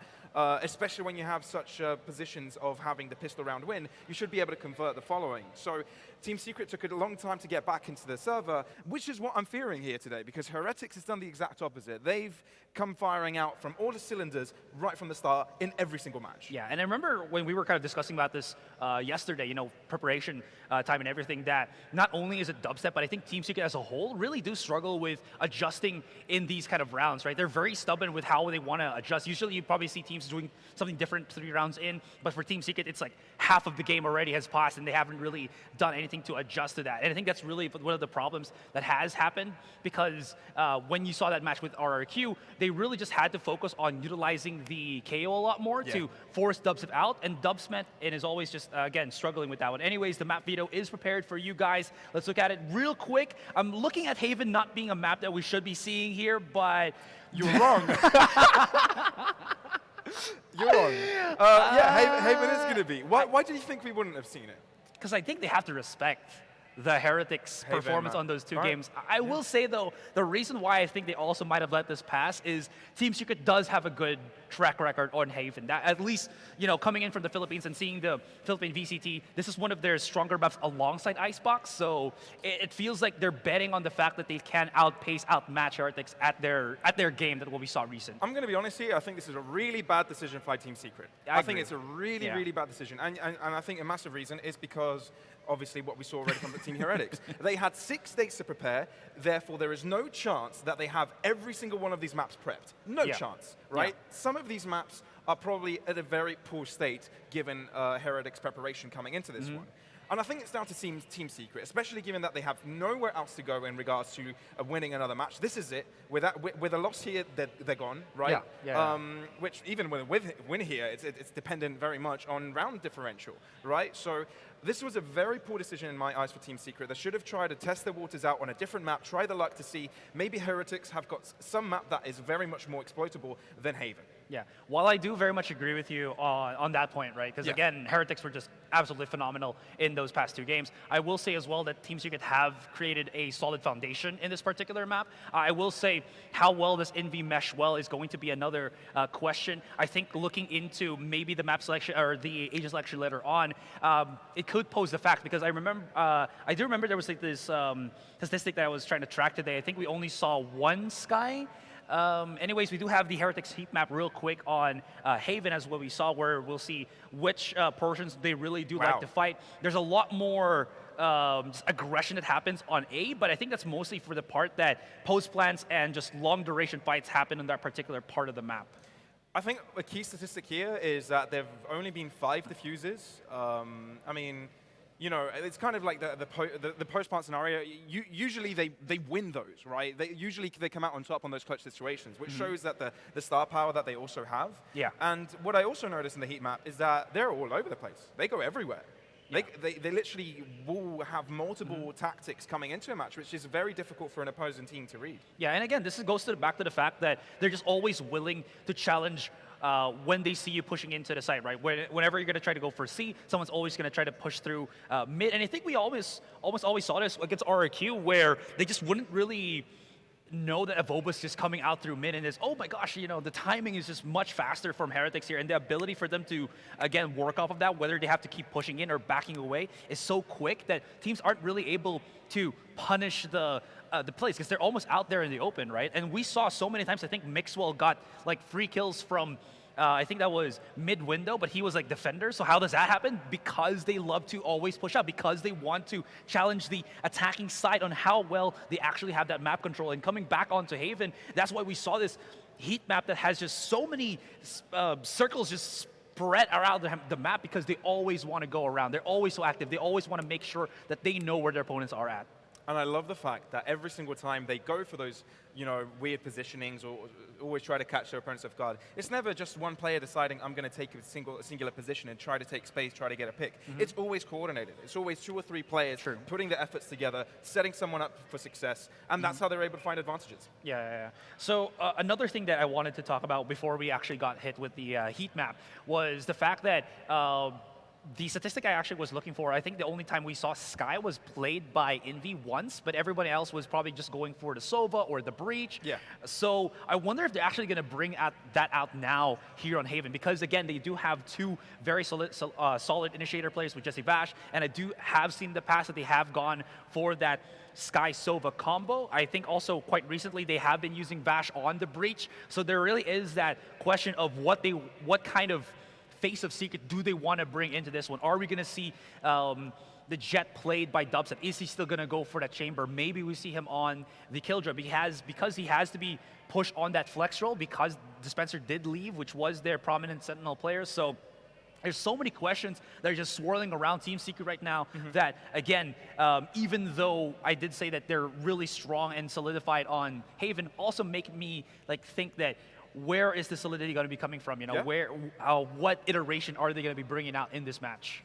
Let's take it back a step. Yeah. Okay? Let's talk about win conditions, right? And starting off, let's start with Secret, since we're already on the topic of Secret. Do you reckon it's Dubstep on that duelist? Do you reckon it's some players coming alive? What is their win condition in your eyes? Oh my gosh, that is... It's a difficult question because from what we've seen today, they haven't shown their best selves, right? Yeah. A bit shaky, maybe a little bit scared and not really taking the chances that they would like to. Some early decision making that they have made hasn't planned out as they would have wanted either. It's a bit of more an obfuscation of what they want to play. Most of the times they go for initial play, it's very well telegraphed, and the opposing team knows exactly what to do. Yeah. I think it's down to them to kind of adjust their style and play a more default style. I reckon that's it. But I do think we've got the Agent Select ahead of us, so we can talk of the win condition of Heretics later on as we look at what is going to be picked up. Okay, so they are bringing in the Breach, but this time it will be played by Envy. Vash will be on that Sova.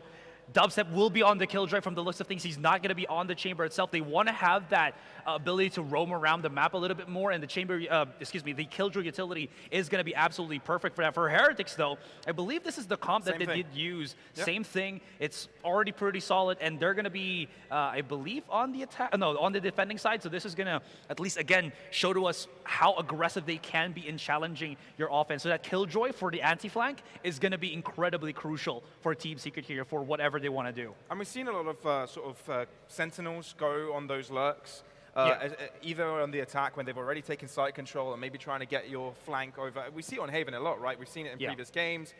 We saw Enigma try to do that, which I really like from their play. Try and get a flank in mid if you've allowed your team to push towards A. It can happen the same thing if your team takes over C. If you have someone that can constantly be on their back line, it's really difficult for teams to push easily without fearing from their back line. So that's where Killjoy can come in strongly because it can cover two angles at the same time. You can leave a bot behind and Killjoy can play her own way as well. It can hold down a B site alone. I guess you can dedicate more players towards the extremities of the map. So that's a really strong aspect that will help them have the numbers in certain situations, right? Which could lead to favorable trades. Yeah.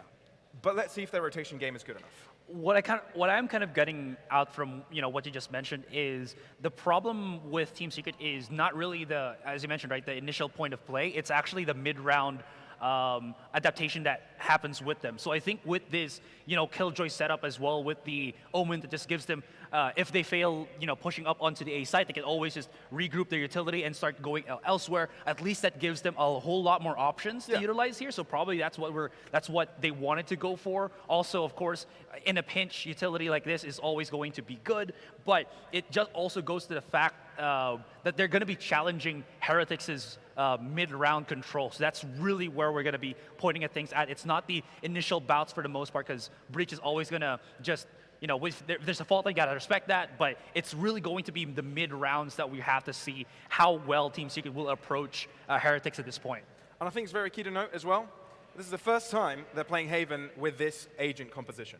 Right? This is the first time they bring this to the table in an official matchup, which is going to be interesting, right? I think, if I'm not mistaken, maybe I missed something, because Killjoy is something they used to bring in the past when Chamber didn't exist. So now when you have a Chamber and Killjoy combination, that's going to be a little bit interesting to see how they're able to control the sides of the map.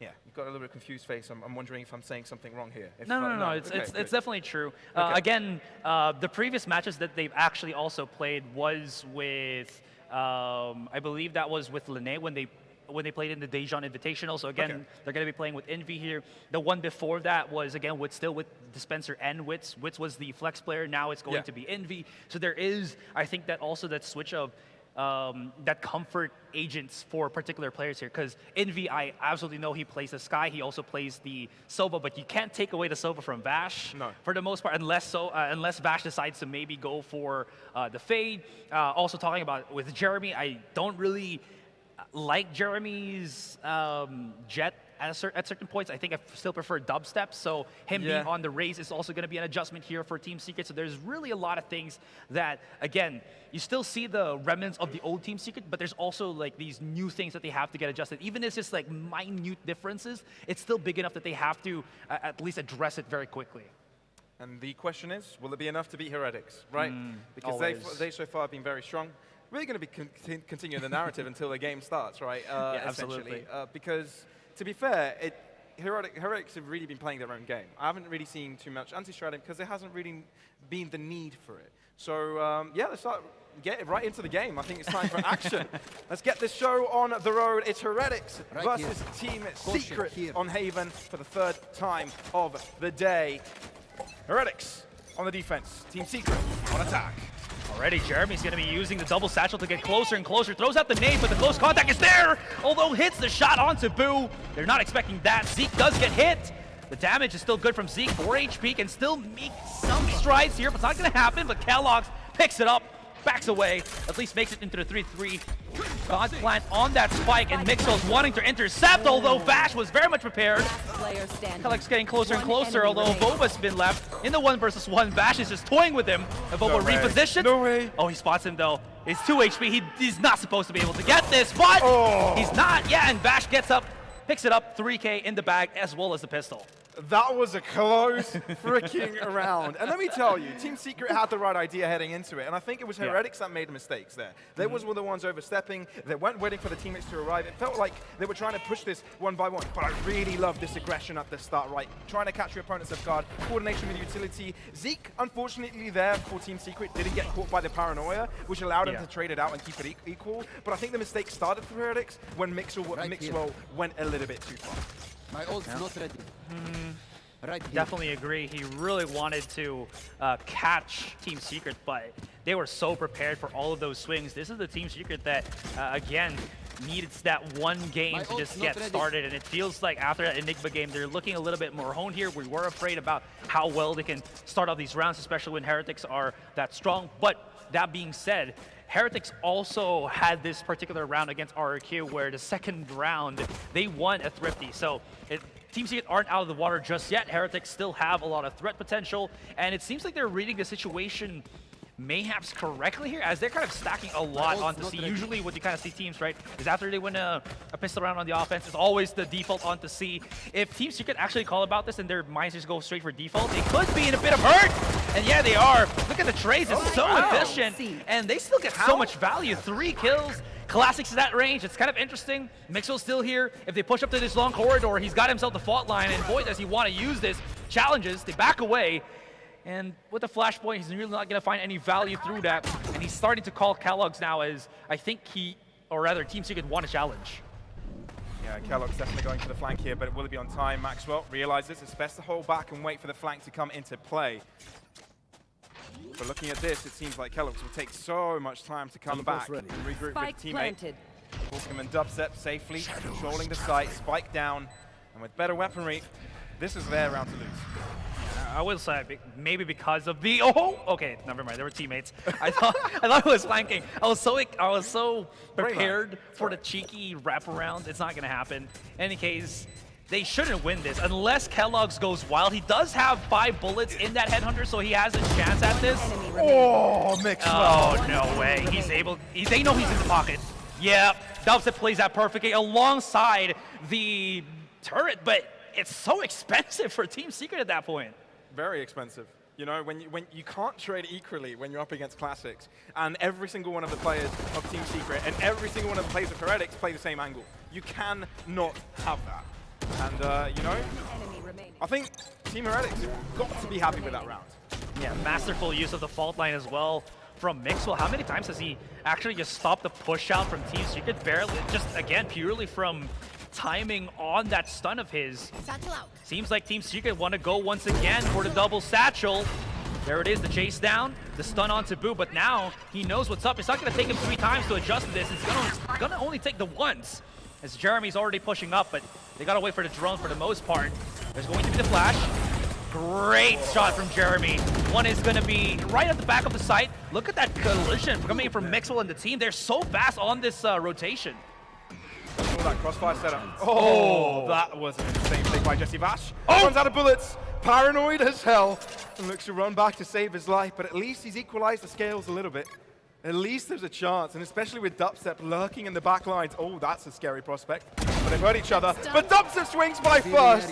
Team Secret, they could level it up here. They could become the team on top with a 3-0. Dubstep catching them off guard left and right, and it's all down to Boo. The ideal of Heretics to get the clutch if he can. No, he definitely can't now. Turret's been spotted. He actually softens him up down to 47. And Dubstep already has a very good idea. I like how he's playing on mid now because he can either hear the rotation coming from A side or coming out of Garage here. But of course, can't wait too long. He has to double up with Vash here. And it seems like they are looking to at least find where Boo is going to try to push out of. I'm not sure I like this from Dubstep, kind of splitting away from his teammate, but the fact that Boo is taking a long time to rotate over, eventually the two Team Secret players find each other. Boo realizes this is a save round. Picks that Vandal up, says, I'm going to take that for the next one. And Team Secret, 3-0. The best start any team has had against Heretics today. Yeah, every team has gotten, what, 6-0'd, 8-0'd by Heretics before they actually got a round off? Very close to those scores, yeah. Yeah, close to that. Wow. This is also all from Dubstep's big lurk coming out from those kills. He was just planted at the perfect spots that Heretics wasn't even really looking at. There was an awkward moment between him and Mixwell, just hearing each other, and then Dubstep was already willing to go for the plunge and actually going for that challenge. Also still lurks, giving Vash that time. They also had to respect that maybe Vash was still going to be going on the A side because he threw out the recon dart. They just had to make sure there's so much utility from Dubstep still alive, as you saw the turret on A main. But this is where I really feared for Team Secret. This, again, crossfire that we saw from Mixwell and his team, his flashpoints were just so good that, again, Team Secret could not push out through A main and just get that valley that they were looking for. And I think it's back to square one here for Heretics, having to search deep in their pockets for this one, but I think they'll try and put it all in the piggy bank and make sure they've got a splendid economy for the next one. But Secret, this is a good start, and obviously the win conditions we've already said are coming into play. The Killjoy lurking, that was a big aspect of it. Yeah.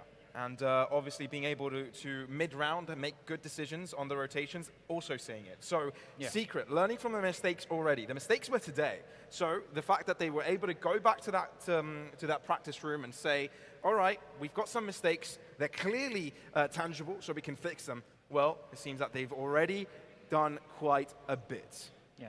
And it's a huge deal as well because, again, they are resetting the economy of Heretics multiple times. So the more that you can keep this going, the more that you're at least secured the rounds, because at least even though Heretics have proven that they can, you know, break you in these thrifty rounds themselves, at least they don't have the rifles, at least they don't have the operators. You really don't want to see that in the hands of Heretics. For now, we do have a bit of a breather at this point. But speaking of which, Heretics, have they actually done anything in terms of, you know, these couple of rounds that look like mistakes to us? It feels like not really. It's been just, again, Team Secret adjusting, I think, for the most part. Apart from the pistol round, I don't think there were too many mistakes for Heretics. I think they were just over-eager, over-aggressive in that first one. But ever since, it's just actually Team Secret getting the better of them. Yeah, maybe you should anticipate a flank later on, but, you know, you could get caught. It's sort of a 50-50 at that, but Dubstep was more ready. So yeah, Team Heretics can definitely come back. This is very early doors in this matchup, so still a lot to happen, but this round is an opportunity for Team Secret to increase that lead further. They have to be still very much, again, prepared, because if they take one wrong step, there is Mixwell's Rolling Thunder prepped up and ready, and that's always good at just punishing these kind of mistakes that Team Secret might make. We'll see how this goes. Good stun to flush out Kellogg's, but unfortunately he's not going to get actually hit by the concuss. That's already a loss on Jeremy. They don't have the double satchel anymore. They're going to be slowed down much faster, but Vash somehow, some way, actually spots out a Vova right there, just hovering towards Garage. Kellogg's always makes it look easy. What was interesting to me is that the round started with Boo and that Vandal, right? You don't often see the IGL kind of holding that down. Maybe wanting to get some more ult points onto him. And it's a very far posted up angle held here. Yeah. It's only a hold, right? It's not going to be spotting anyone, especially if Team Secret elect to push towards mid. But no, they do peek out that alongside. So Boo is forced to fall back into the safety of the site. He's still going to re-aggress this one. Recon dart's right there. He's not taking any damage out of these peaks. He's getting so much value. This is going to be very interesting, but somehow Vash finds him, gets two! As Zeke somehow turns into collateral. The flash out from Borkum is perfect as he gets Mixwell. And that's going to be Kellogg spotted way out into the open for the flank. No plant, but that round was just good, fast, exactly.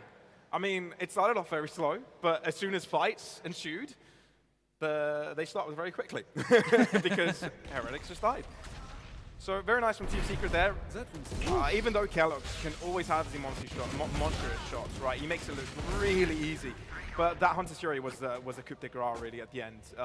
It's just getting 2 kills out of that simply, just clears out a site entirely. Then the rest of the players of Heretics don't have any weapons to deal with the rest. So Team Secret are always going to have the trade game here. But this is where the action commences. This is Heretics' opportunity to get themselves back in. That feels like deja vu a little bit. Just somebody swinging out from Team Secret, jumping into the open, and being embraced by bullets peppered by Heretics here. Borkum popping shots through, but even through the smoke, he's very much exposed. They know that one is going to be on Cubby, and the pocket shot with the showstopper just, again, thwarts so much. Team Secret Envy comes in. He needs to get the second kill onto Mixwell. He's going to get flashed and blinded, and that's not going to work out. Actually, that was Dubstep, excuse me, as Envy was all the way through, down on C-Long. It's all down to him, 4 versus 1. Newcomer, new blood for Team Secret to get some value, but no, Kellogg's was already on A side, pushed out as he knew all the members of Team Secret were hovering outside of C. Kellogg's is playing some beautiful Valorant right now. He's always playing on difficult positions that you never really expect, kind of having those open angles, so if it's a slow peek, you're bound to see the opponent first. And that's exactly what happened here. His opponent didn't even see him. He just scoped in on the longer distance and, and was able to catch out that shoulder. So very nicely done. But it all just started from that long push, right? Losing that trade, as you said, during that play-by-play, it was the exact same thing we've seen before, where Team Secret kind of overpushed that position and lose players early without really being assisted by the adequate utility. But here, Zeke may be in trouble, seeing how fast Team Secret are moving in. Well, they do have, of course, the nades being thrown out. Look at that. That was the, again, the Rolling Thunder from Mixwell that we were looking for to just stop them dead in their tracks. They wanted to go hard and fast onto B. It's not going to work out. Borkum's already used the From the Shadows, and his decision is to go straight for the A site. Dubstep is there to supplement him, and Kellogg's, okay, he was already all the way through heaven. Yeah, no, Team Secret already had players placed there, so it was a fairly safe decision for him, but still, with lesser weaponry, Team Secret, it's a difficult shot. They definitely need to take some space. They can't just hold back with the crossfires. And it looks like that's exactly what they're doing. Jesse Fash opens things up, triples up, but eventually falls, but it seems Team Secret have the upper hand. Zeke is so low, but he's still doing so much damage. 20 points of health. Can he get it done? No, he cannot. Borkum puts him to his grave, and that is Team Secret carrying that momentum onwards. Huge, huge round from Jesse Vash there. Again, you were saying that they needed to create some plays already, and that anti-flank against Avova was a huge, huge kill from him. Actually, he got a second one too, I think, from Heaven. And again, this was a compensation after their fail as they pushed up onto the B side, losing Jeremy in that process. That was not easy to recuperate, but somehow Dubstep was already halfway on A short, and they got the site because Borkum was quick enough to use that from the shadows to start planting the spike. And again, at that point, it was purely a retake scenario for Heretics, and again, it was all about the trades, and Vash was again making all these plays happen. And it's a perfect example of them thinking on their feet yet again, right? Considering their A plan was to push onto that B site, it got instantly denied by a Rolling Thunder. And you can't have that, right? Once you have committed 2 players on the deep site, you want to make sure you're able to adapt quickly. Yes, they lost 1 player, but they were quick on their feet and thinking, okay, that A site is going to be ours, and they capitalized on it very quickly. So I really, really like this new Team Secret we're seeing here. I'm just wondering, has it come in too late? Because obviously, they've already got a loss in the bag. And, you know, I think we'll be looking at a second place tie. It could go either way. Actually, I don't know what the tiebreaker would be. It wouldn't be a tiebreaker because RRQ beat Team Secret. So even if Team Secret get this victory here, RRQ, given they beat Enigma, they should get second place. Well, if they don't, if Enigma wins, then... If Enigma wins, then we've got a tiebreaker. It's a whole different story. Exactly. So this is the point where you hate to be in this position, but you have to still keep fighting, right? It's the point where your fate actually still lies with other opponents too. In any case, Vash gonna be using his utility real quick onto A long. He needs to spot that Zeke has already gone pushed very quickly, but he's not gonna anticipate that, and he gets caught off. Jeremy wanted to at least go for the quick trade with the Showstopper as they push onto the B side. Not going to happen, and this is still going to be 5 versus 4. But look at this. Dubstep is actually going to be holding on to the flank first. Zeke. Oh, the timing. Oh, he wanted to go shopping, bro, but this isn't the time. No, Dubstep says no. You can't do that. Steals his wallet, puts it in his pocket, and just runs away with it. Now 4v4 Paranoia, Envy. Oh! Even if he's blind, I can still do so much. Paint shells, Fault Line all got running at their feet. Rolling Thunder was utilized as well. Team Secret spending so many of their resources for this round. But still, I mean, with 2 remaining of Team Heretics, this is going to be a tough one. That Nano Swarm is just sizzling at the feet. There's nothing that they can do any further. They couldn't even challenge anything. And look at this. Dubstep has already creeped up all the way through the A site. He hears it, and he was anticipating. Mixwell gets devoured in this event horizon. Are they going to get the last kill? I'm not entirely sure, but in any case, that was a round swiftly taken by Team Secret. They were not phased losing Vash that early on outside of A. Because even though Jesse Vash was kind of looking at that A-long side, the main idea of that push was to buy the time for the rest of the team to move on to the B side. And I love it, right? Because they did maybe the same thing last time on the B side, but instead of rotating over the same round, they committed. So having multiple iterations of the same play is the way to go. And Team Secret know it. Yeah, and also two things about the Dubstep positioning. One, it was, I think, lineups with the Nano Swarm, and another one, it just gives him chance to actually hold the flank much better, because you kind of want to hold the flank on spawn rather than on the window, because it just makes it a little bit awkward. In any case, Jeremy's actually stunned here, and that's a great follow-up through the Paranoia. Still, there's multiple people at the back of the site. They still have to anticipate that Abova's going to be here. Envy's going to be closing things in, and as he had Vash, Hunter's Fury on the right side, clears the left, perfect stuff. Kellogg's somehow finds Envy close up into things. He needs 1, he needs 2, he gets 3, and Borkum, it's time. Bring out the watch, he gets Borkum time. Look, man, that was a pissed around for Heretics. They were never expected to win it, but from the way we see Team Secret reacting to this means it means a lot to them, right? Getting this confidence booster, getting such a great lead against a team that's seen them beatable so far is a big feat. And, I mean, it's not like Heretics are not able to fight back. It's just that Team Secret it feels like one step forward. Look at how quickly, again, they're able to create these moments of play. Their ability to trade and, again, shuffle quickly after a mistake or a play has been made is, I think, faster than what Heretics are kind of expecting from Team Secret at this point. That's sort of maybe what we've been looking for Enigma to do in their previous matchup against Heretics. Not enough aggression, trying to increase the variables and give a chance to the aimers to do the work. Team Secret have definitely adjusted to that. Now, looking at the ultimates, it seems that Secret have used a lot that previous round or the ones before, meaning they don't have much remaining apart from the lockdown of Dubstep. Well, if you look onto the other camp, the defenders, the European representatives, they've got quite a lot. From the Shadows utilized early for the information, and it looks like it's gathered quite a bit. Lockdown, not quite utilized. They're pushing onto the site. They've realized they've gained it either way, so no reason to use that straight away. The site is theirs, but it's a matter of who is able to get this retake to work. What is happening? They're using so much utility, but finding nothing. Nate could be thrown out by Zeke here. Vash caught in a really rock in a hard place kind of scenario, and he has to back away. There's going to be the Nightfall. There's 2 stuck on Hell, and Zeke finds 1 with the concuss, or rather with the satchel. Jeremy's still here. He's holding on. He's by himself. Does get some value, but we're all down to Dubstep, although his Killjoy ultimate gives him a little bit of space, gets closer and closer. No one detained. Sneaks 1 in, but unfortunately, Avo was too quick on that refrag. Goodness me. What a round. I mean, for a second, we thought Jesse Vash lived for way too long, and there was a chance there for Secret to win it, but so much utility was thrown at them.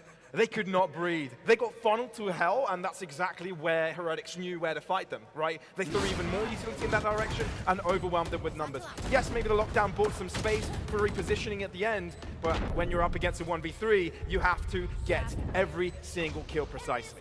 Yeah, that Paranoia Nightfall combo is so disgusting to try to just deal with, especially if you're that close. There's nothing that you can really do at that point.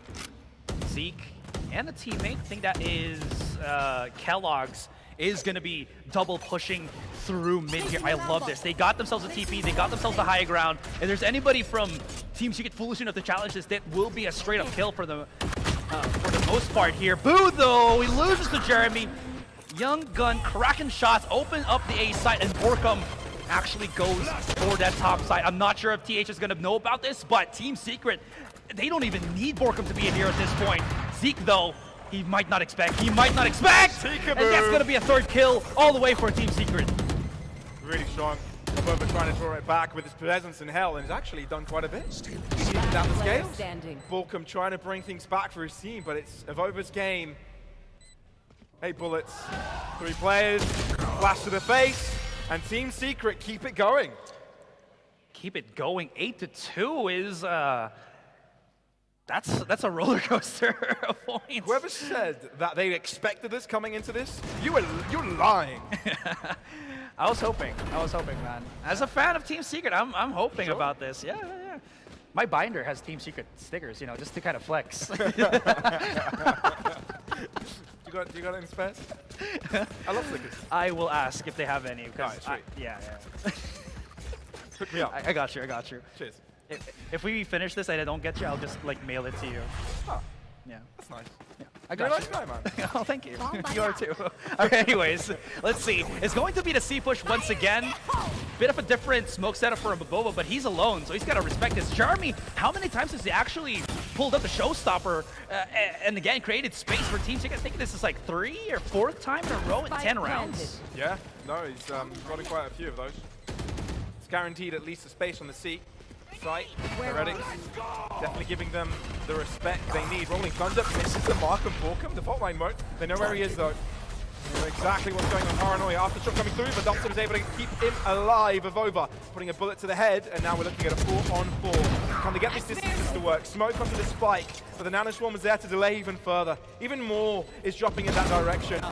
But here's Jesse back to the sideline. They get all the kills. They get it done. Team Secret on 9 rounds, already on the attack. Ooh, they might have wanted to at least get the kill for Borkum after he TP'd because of the fact that they could have just picked up the Vandal a little bit closer to them because he was a little bit farther out. I think he got anybody who tried to pick it out because the smoke wasn't covering that was picked off bit by Team Secret as there was no smokes because I think Avoba got stopped so quickly. In any case, Team Secret are on a roll. They are on a tear. Everybody who was struggling in the past rounds that we saw, or the past games that we saw from them, is all top fragging at this point.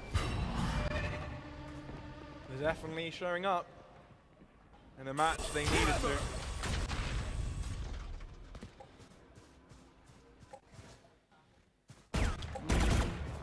Oh, they might try to go for B here because Envy has got himself that Rolling Thunder, or although they could also just be pressuring things and seeing where TH wants to actually peek out of. This is, again, a TH classic with Mixel pushing up, but decides to back away as he spots nobody from Team Secret all the way lower through mid, but Jeremy actually readdresses the angle. That is crazy. This is outmaneuvering Heretics, who we know outmaneuvers teams from those last 2 games. They haven't really confirmed the attack yet. Oh no, this is dangerous. Mixwell point blank range, and he's got his fault now, and that is a mistake because Borkum rips his face apart, and now they keep it going. Envy is doubled up. Now Zeke maybe trying to get his team on top, but what Team Secret are looking for here is that B push. Unfortunately though, they've left the spike behind, and it's fully in Zeke's control. 30 seconds Zeke is going to left. have to deal with this by himself. 3 versus 1. Does force Borkum away. Has to peek out. And he finds him. There will be Boo, I think, to readdress the angle, but Team Secret are already just trying to run away. Dubstep, though, is smoke. Oh, no. The rifle was just, or the crosshair was just not placed perfectly. Envy's just going to be holding Borkum's hand as he plants the spike first. Avoba is nowhere near that. He's going to be coming through C-Link. And as he tries to peek out here, Jeremy, there it is. Security guard secured. Man, I have got to give respect to Team Secret that round. Why is that name a tongue twister for me? I'll never know it. But still. It's a secret. It's a secret. But true.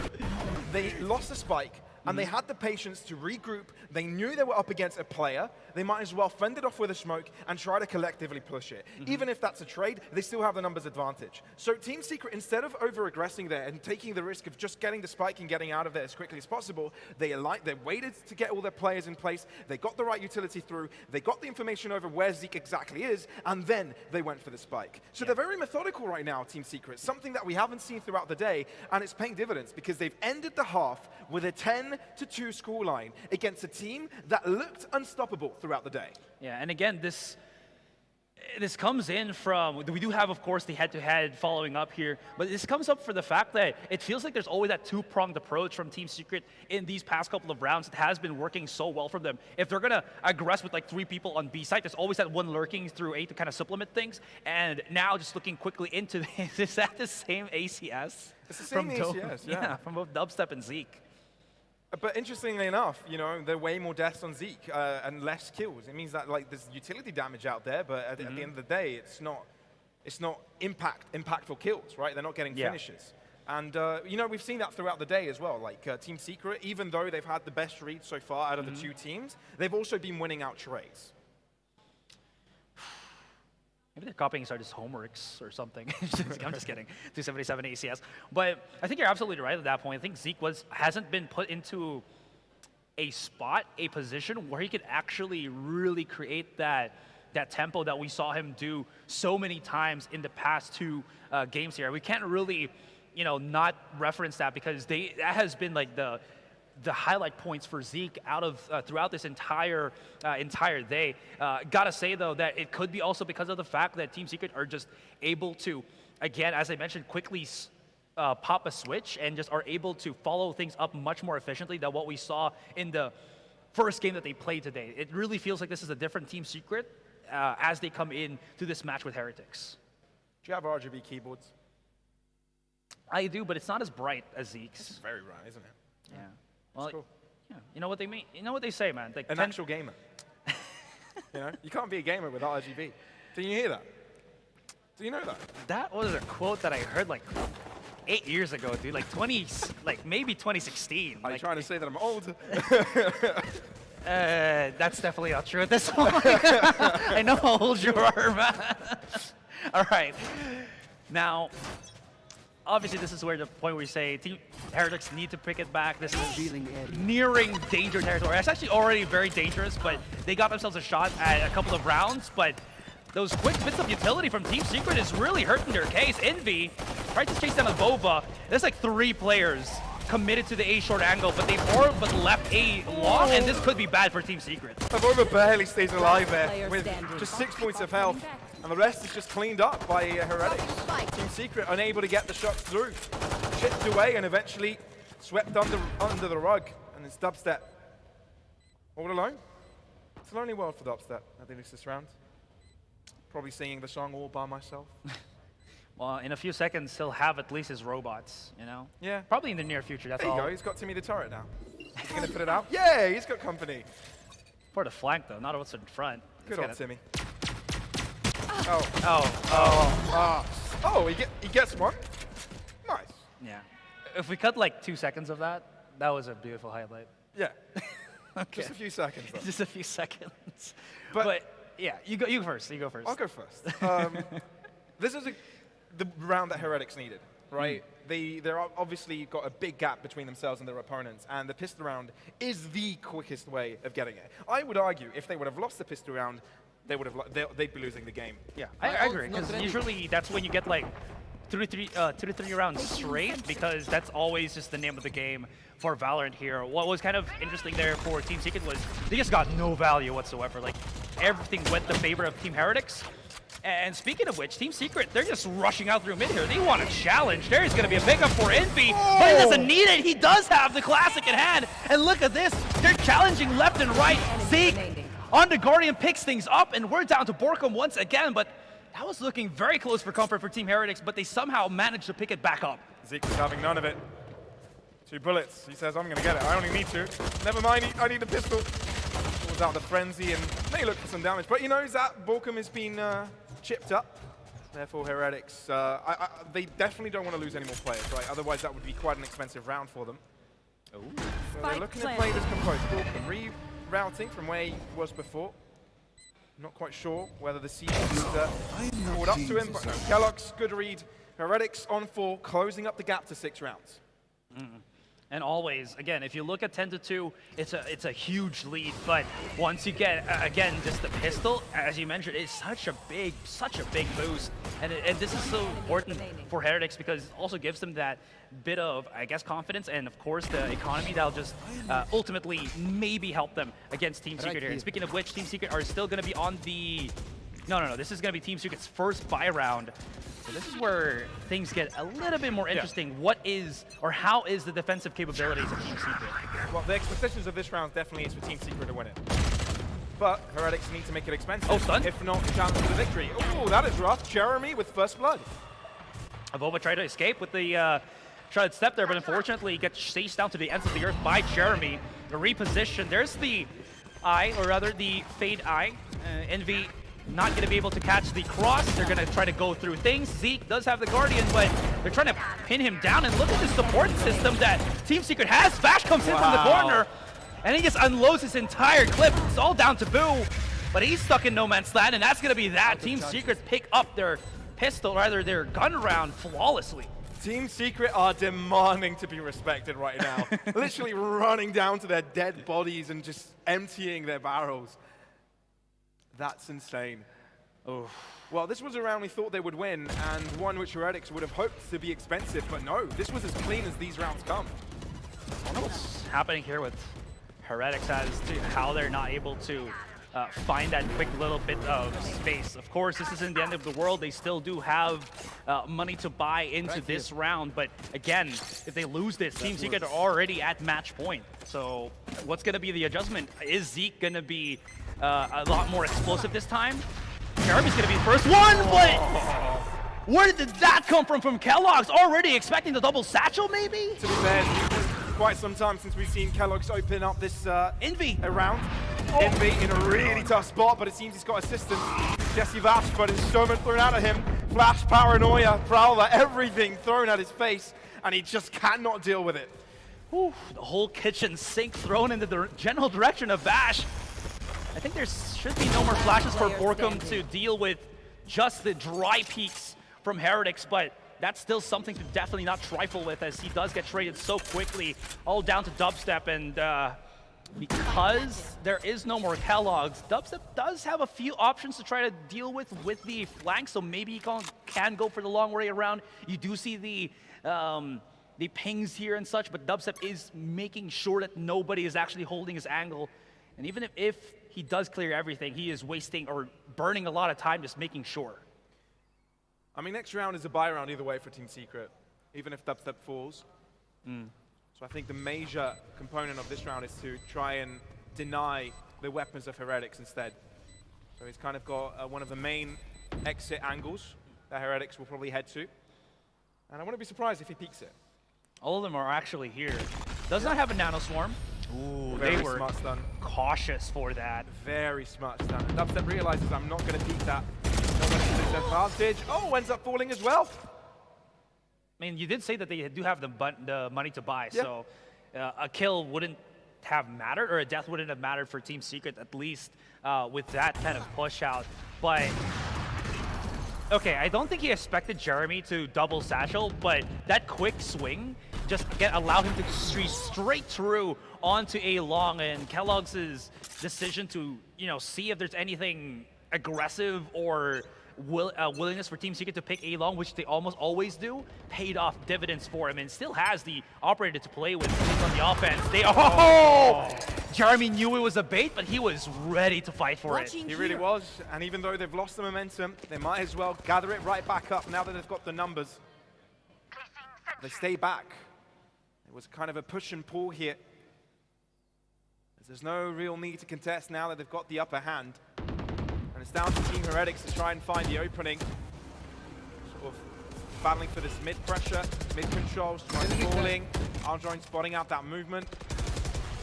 And Heretics, with 1 minute in, have struggled to find any ground in this map. Here's something interesting. Dubstep actually saves both of his nano swarms. Usually you don't see that from Killjoys. They usually just, pop it elsewhere, but he's using this as, I think, a supplement to maybe post-plant retake or something, or even to just deny the plant altogether.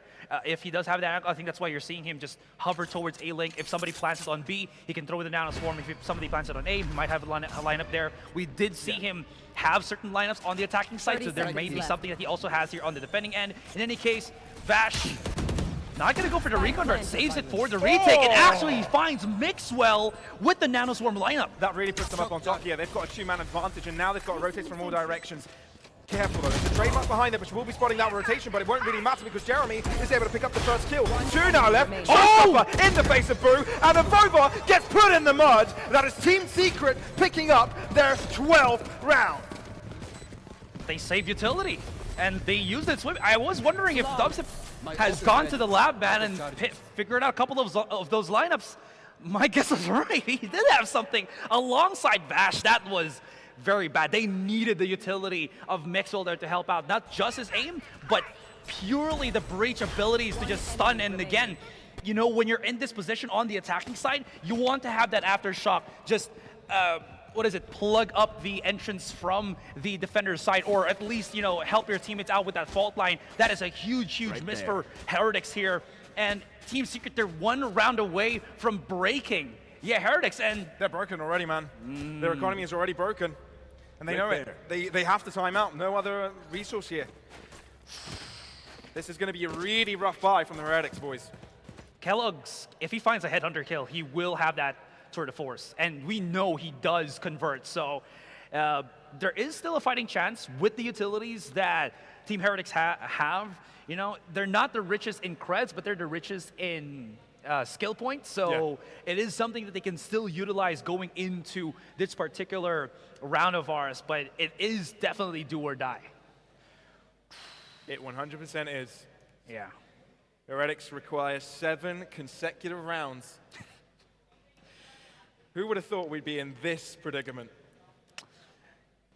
Not me. Like, I was going to say, again, Team Secret, I definitely root for these guys, but it was such a big question when we saw the schedule and they were going to go against Heretics, and even again up against Enigma. It's still a whole different caliber of a team. In any case, we could have our answer in a couple of seconds. Team Secret is already priming up. What an epic redemption story this would be for Team Secret if after a loss against RIQ, they come off and beat the most feared within Group A. No way. And Arkham with the speed, sidestepping all utility. Jeremy and Jesse Vash get it all done. They aggress towards their opposition. They're the ones aggressing. They shall not stand back. They will take their opposing ground. And they're up against the 3 of Team Heretics. This would be a simple one, and they're looking to spread out their forces across the map. Only one defender towards this B site, and that is Envy. That Nightfall actually spotted nobody at this point. They do spot one. It's going to utility, but as you mentioned, Envy is still at the back of things. He has not been flushed out. They do not know he's here. He could explode. Envy only needs a trade. Only needs to get 1 kill before he gets killed himself. That's all he requires, but Jeremy will be the Kadesh, and he ends up falling. Can he be traded right back up? No! Boo! The captain of the team has put himself and Heretics back on top. Pushes it into the 2 versus 2. Vash makes some noise, maybe tries to fool the angle. He's going to be pushing out through C-Link as Dubstep holds on to A main. There's going to be the ultimate as Mixwell is proactive in flushing out where again, Jesse Vash could come from. This was information at least. Dubstep falls and Boo has done so much. With only 1 player remaining, it means that's the ace for Boo if he wants it. And it might as well be. Boo, 7 bullets, but that's all he needs! The ace for Boo, and Heretics stay in the game. Dubstep had an op. He was holding on to an op. That was the round or the worst case scenario for Dubstep to actually have an op in a 2 versus 2 where he had to get close and personal with the rest of them. I thought this was going to be already down and dusted for Team Secret with this particular play where they spotted the 2 players, but somehow Heretics still managed to come back. When we saw what Dubstep do in the first half, Boo has done for Heretics at this second half when it matters the most. Boo punishes the misplaced crossfire setups and comes out on top, gives another breath of air here for Heretics. Oh my god. Oh man, and they are feeling it. The game awareness to shoot behind the box. Borkum now no more, lacking the control on the Secret side. The rotations have to come quick, and it looks like they have all of their eggs in one basket.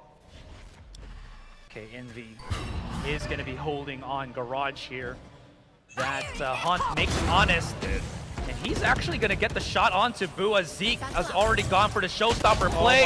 He doesn't even find anybody! Did Vash just tuck himself so good in that corner that Zeke could not find any kills? Oh my goodness, Jesse Vash is insane.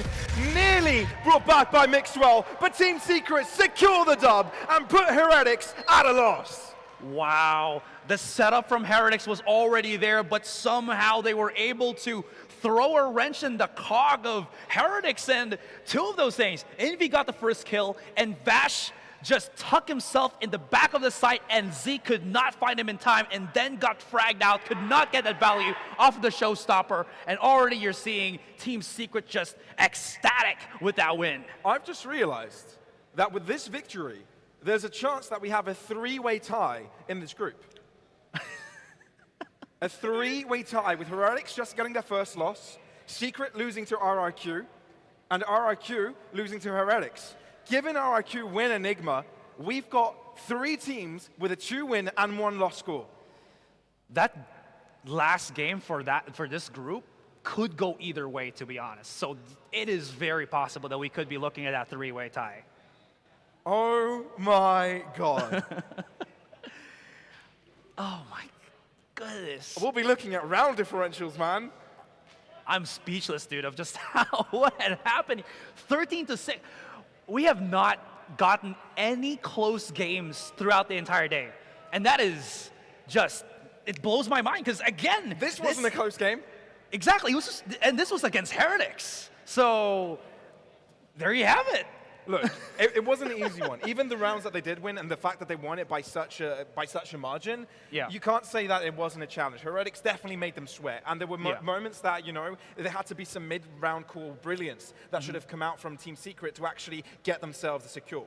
So at the end of the day, I think it was Team Secret's outplaying Heretics that got themselves a win in the end. Not kind of being so fully focused in on the game plan at the start, not being able to adjust later on when things weren't working out. So big props to them for getting this victory. Very well deserved. Yeah, and a really big thing about that was we were discussing about, you know, how Dubstep might be that emotional player that if he doesn't get those early rounds in, he might start to underperform. But we never really saw that. He had himself what we could call like almost a perfect game here. Got that great flank at the start, which really saved the bacon of Team Secret in that round. Again, as you mentioned, with those mid-round plays, I think, or that mid-round adjustments after that clutch with Dubstep, I really felt Team Secret really come together on their own, and we really saw how quickly they were just able to, again, push Heretics for, or rather, put Heretics a run for their money. It was really, again, just a great adjustment and just adaptation from Team Secret. This is a Team Secret we've been waiting for the entire day. But let's have a look at the performance of all the players on the server today. Jeremy getting the most kills out of everyone on the server, deservedly getting the MVP, at least in score. In your eyes, in regards to impact as a whole, would you go with Jeremy still, or maybe switch to someone else? In impacts, I feel like Jeremy got like the sweet setups from his teammates, so I feel like my go-to would probably be either Borkum or Jesse Vash. Really? Yeah. Yeah, because like if you just saw how they were just playing with those rounds, it felt like they had so many crucial, again, like kept going to the word adaptation, that really secured at least the mid to late rounds success for Team Secret. I hear you say that because I actually would go for Dubstep in this one. Really? Right? Because he was the first one that was able to find some very early conversions, and it kind of shows how much impact he has on the team in regards to the energy. Yeah. Right? If he's feeling well, the rest of the team will feel strong. And I think that's what we saw from them. But yeah, no, it kind of shows that all of these players deserve kudos this round, right? This particular map, because it was a team game. It was a team effort to get the victory in the end. Yeah. And you know, if you want to beat one of the best teams, it has to be the entire team to show up. Yeah, and they definitely did show up at that point.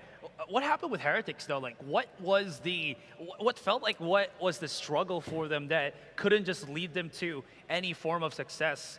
I think it was maybe just the struggle for them to catch up to one another. Like somebody was pushing out on, A main, he gets a bit of success but gets traded, but then the other player just could not find that follow-up because as they push into the smoke, Team Secret was already there to punish. 8 out of 9 post plants won for Team Secret. Wow. That's impressive. Against a team that's been having the best post plants sort of score against the teams we've seen so far. So really cool. Really cool to see. What can we take for Team Heretics this round? Because we've been praising Team Secret, that they've been the main narrative of this match. Yeah. Heretics, do you see this as a downfall? Do you see them as underestimating their opponents? Do you see them as maybe tiring out? Because this was their last game of the day. I don't think they're underestimating their opponent. It could also be because of maybe the stamina, but this is a team that we know has played countless of games, or players that have played countless of games that have been equally, if not more, stressful. So with that point, I think, again, this is just Team Secret one-upping them. So this is Heretics seeing, because they're a new team, there is still some cracks there, and when they're up against another team that does have that ability to also adapt in the mid-rounds, this is where they struggle. Because again, we saw other teams in this particular group that don't really have those mid-round adjustments. The only adjustment that they do is, oh, we made a mistake on A, let's run all the way through C. That's not what we saw with Team Secret. It's always just challenging multiple things all at the same time. And it felt like they came into the round with already having the B plan in mind. Yeah. It never felt like it was something that came out of thin air. It always felt like, okay, if this main plan doesn't work out, we've got something to fall back to. Yeah. Not, wait, this doesn't work out, let's do something else. Yeah. Right? It was something that they always had in the back of their minds, so they could quickly switch to it. Yeah. And I think that's perhaps what we mean in regards to they were able to make these quick adaptations. That's true. It feels like, the thing is, all right, if you don't look at the game itself, if you're a spectator, right, you don't look at the game, you just look at the minimap, it feels like there's always intention or purpose to why there's somebody there. It's just that it's not some random lurk. It could be a random lurk, but then... Didn't look like it. Yeah, it could look like it, but there is positions, zones that does allow Team Secret a good guess of that. Oh, because Dubstep is already here, that means that nobody is going to be on ceiling, something like that. So we are seeing, again, Team Secret just have a lot more intention with what they wanted to do compared to the previous games that they have played. Yeah, definitely seeing the previous graph, we saw that there was the early rounds that gave Team Secret a very big lead, and we were wondering where the hell Heretics are, and wondering, is this going to be the round where they come back? Is this the round where they're going to get a win? It took them quite a while. So yeah, quite an impressive performance by Team Secret, which could potentially put us to a 3-way tie in Group A. But let's have a look at the MVP, who it is in the end. It is going to be Jeremy on that raise, fragging out of his mind. Yeah, time and time again. I just wanted to keep reiterating the fact that a couple of months ago, Jeremy looked incredibly shaky on this raise, but now he looks so well-tuned with Team Secret. They really grinded the fact that we need you to be our entry fragger. We need you to make value with this raise, and boy, has he done that. 317 ACS. Is this the first time that we've had plus 300? No, I think we had 401. Okay, never mind. I was just trying to fish something out. Yeah, no, it's a really good score. score. It's a really good score. Yeah, thank you. I think it was Heretics against... Oh, why am I saying thank you? That's supposed to be Jeremy that's supposed to be saying thank you. All right, well, fair enough. I think that's what we've got here at the post-match of Heretics versus Secret. Up next, what do we have? I believe we do have, of course, RRQ versus Enigma, the final match of this group. And again, all things lie on this particular group. It feels like everything has been intertwined, that win or lose, it's going to have different effects on different teams that we are seeing here, especially for, Team Secret. If RRQ lose, we've got Team Secret and Heretics qualifying onwards. If they win, we've got a 3-way tie, which will be determined, I think, by rounds. But I guess we have to see and wait until then. See you guys in a bit after a very short break.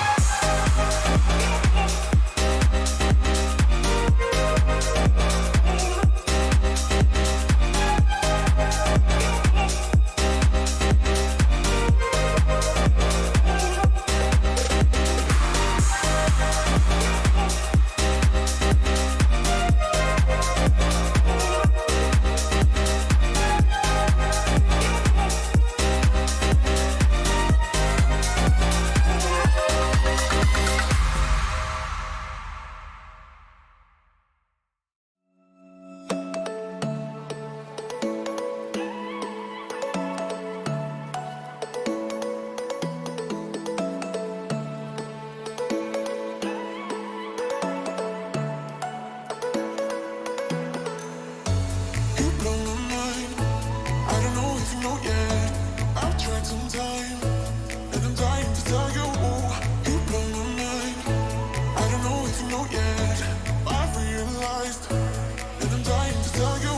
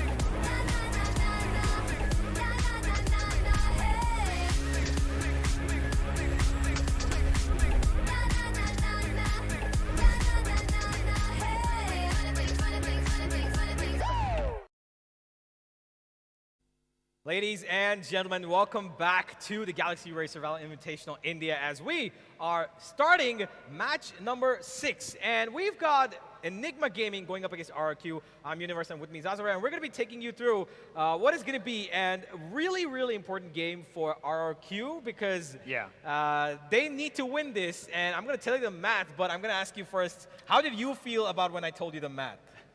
Confused. But it does, again, put me into perspective. Like, if you're playing like an RPG game and you're looking for a challenge, you're basically put this from hard to hardcore mode. Yeah, this is as tough as it can get for RRQ because those guys on stage right there need to win this game 13-1 or better to qualify because the round differential is such that Team Secret currently are 12 points ahead of RRQ. So if RRQ want to even have the slightest chance of going through, it has to be the biggest of margins. It has to be a near perfect run. Yep. That's about it. We do have the group standings real quick, just for an update for you guys out there who are watching, who want to get that bit of what is happening already. And you mentioned, again, the points really playing in the favor of Team Secret at this point, because Enigma, I mean, this is a team that can really actually even win this game too. So that's also something to point out. You know, of course, they would want to get out of this game not bowing out at all, right? They don't want to go 0-3. They would want to at least get one win before they complete this run in their tournament. But this is RRQ's entire game to win. This is their moment to show how they can be the very best because like you can see the score differentials right there. If Enigma put up 2 rounds on the board, it's over. That is still leaving me honestly just gobsmacked right now. Like there is a thin margin of error for RRQ. I mean, RRQ can make it work, but as you mentioned, Enigma, they're not going to take this lying down. They have the support of their team here. They are, again, India are the region we're playing on. So Enigma still have so much to prove to us and to the viewers and of course to everybody else. And can they, also beat RRQ, which is a team that I think if they beat them, it's still always going to be a nice feeling. It's always going to be a huge momentum boost because RRQ have proven that they do have what it takes to be a very credible threat as a team.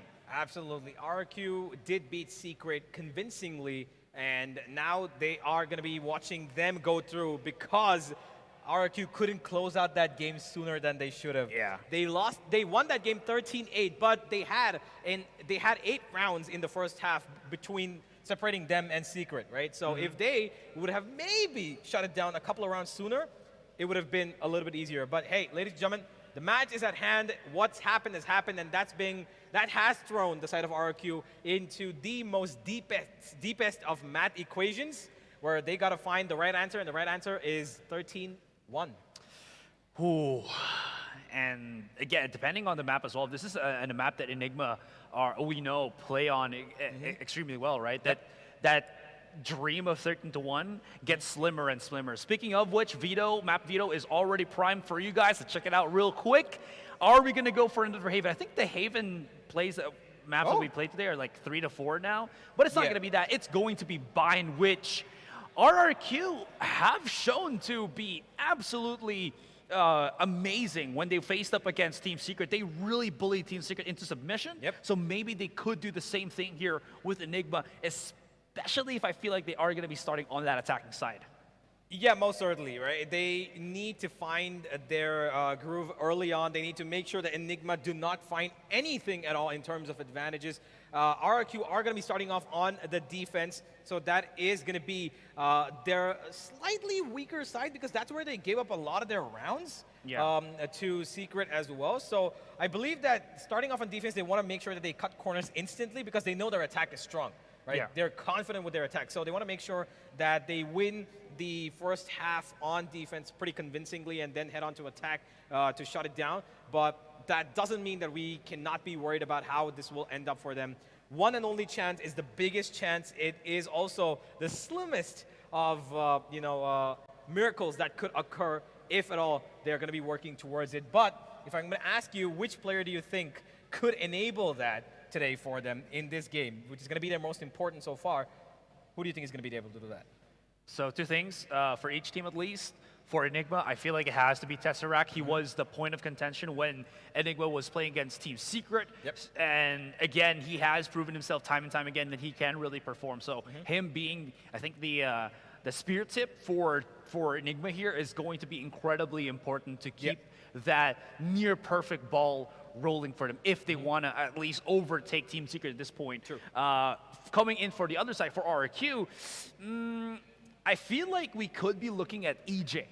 Again, right? There is a mix of Filipino players from both teams, and I'm kind of picking both of them. It feels a little bit biased, but again, you also can't deny that EJ on their buy map, and even actually on some of these the other maps, even if they did lose, he looked incredibly, incredibly clean. So if he can bring that previous bind game to this current bind game, I feel like RRQ are also looking pretty dapper at this point. Yeah, I might have to disagree with you because both EJ and Tesseract have been on top of their game today, right? For their respective teams, but unfortunately, one of them is going to be bowing out, then that is going to be, unfortunately, Tesseract from Enigma because they had to win the game against Secret to make it through, but not going to happen. But that doesn't mean they're going to go out without a fight. But the most important thing about a person who's got nothing to lose or a team that's got nothing to lose is the surprise element that they can bring up. What if they suddenly decide to go for their old Yoru lineup? That's going to be amazing. I would love to see that right now. Yeah, I'm not sure how far this is going to go, but you know what? Creativity as well as just out of the box kind of mentality could give Enigma that 1W. As you mentioned, they got nothing to lose, so might as well just go all out as much as they can. RRQ also have everything to lose at this point, so it's the complete opposite. So there is so much pressure for RRQ to perform. Yep. Enigma, of course, they don't want to, as you mentioned, go for that 0-3. Maybe looking at their players a whole lot bit more here.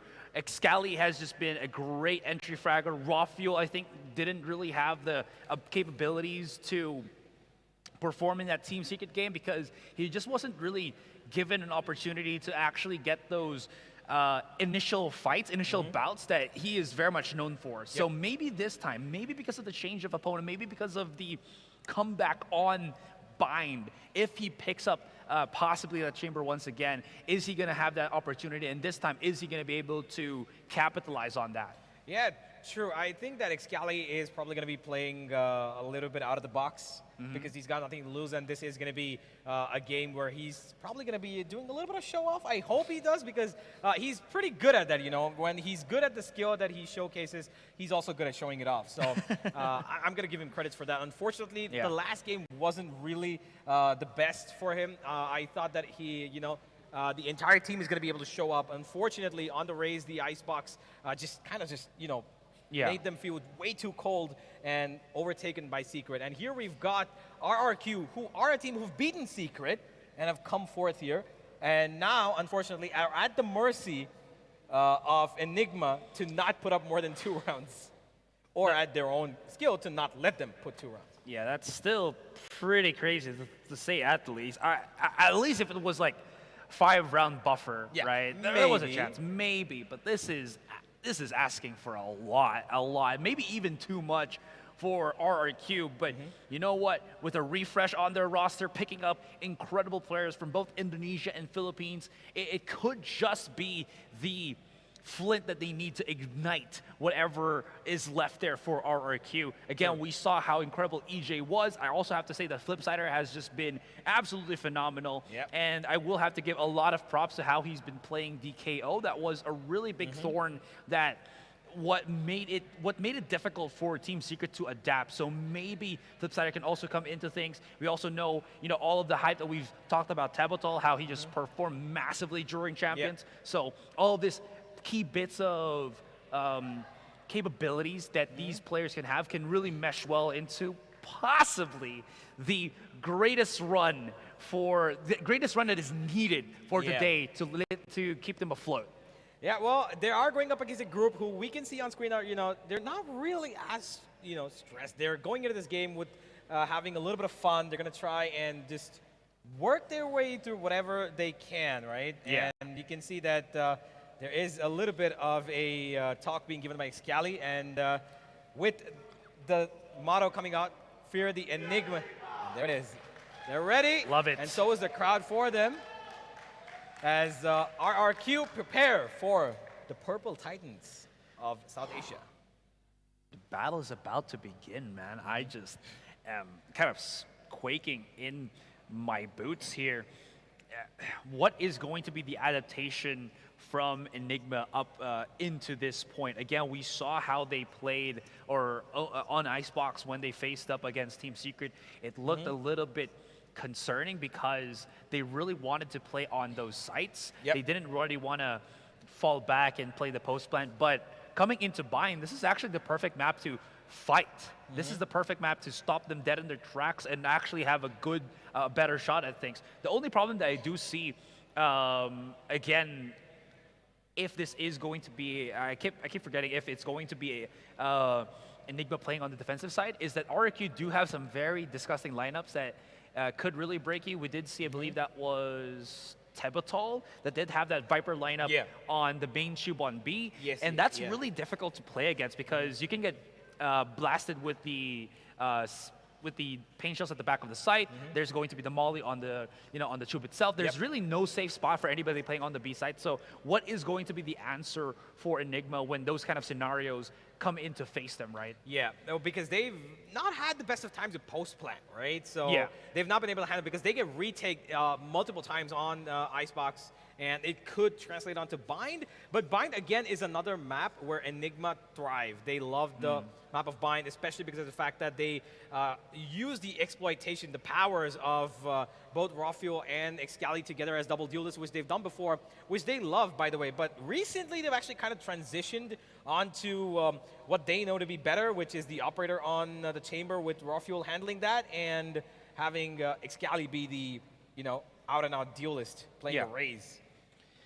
Well, again, it all boils down to the fact that can Enigma actually utilize that one? Because because of this double initiator, double controller, I think that particular comp really stifles the capabilities of a chamber player. Unless Rawfield is put into a position where he can actually just maybe on a split second hit a shot back away and force RRQ to rethink their approach, this is where it gets incredibly tricky. Because if you don't get tagged, all right, anyways, Age Lecture is coming. If you don't get tagged by that KO blade, you're already looking at like 2 smokes to try to look towards down. And usually, you mentioned that, Chamber is very incredibly fight heavy. You got to be on that aim. But that means that he needs to also be able to visually see his opponent to get that value coming up and coming.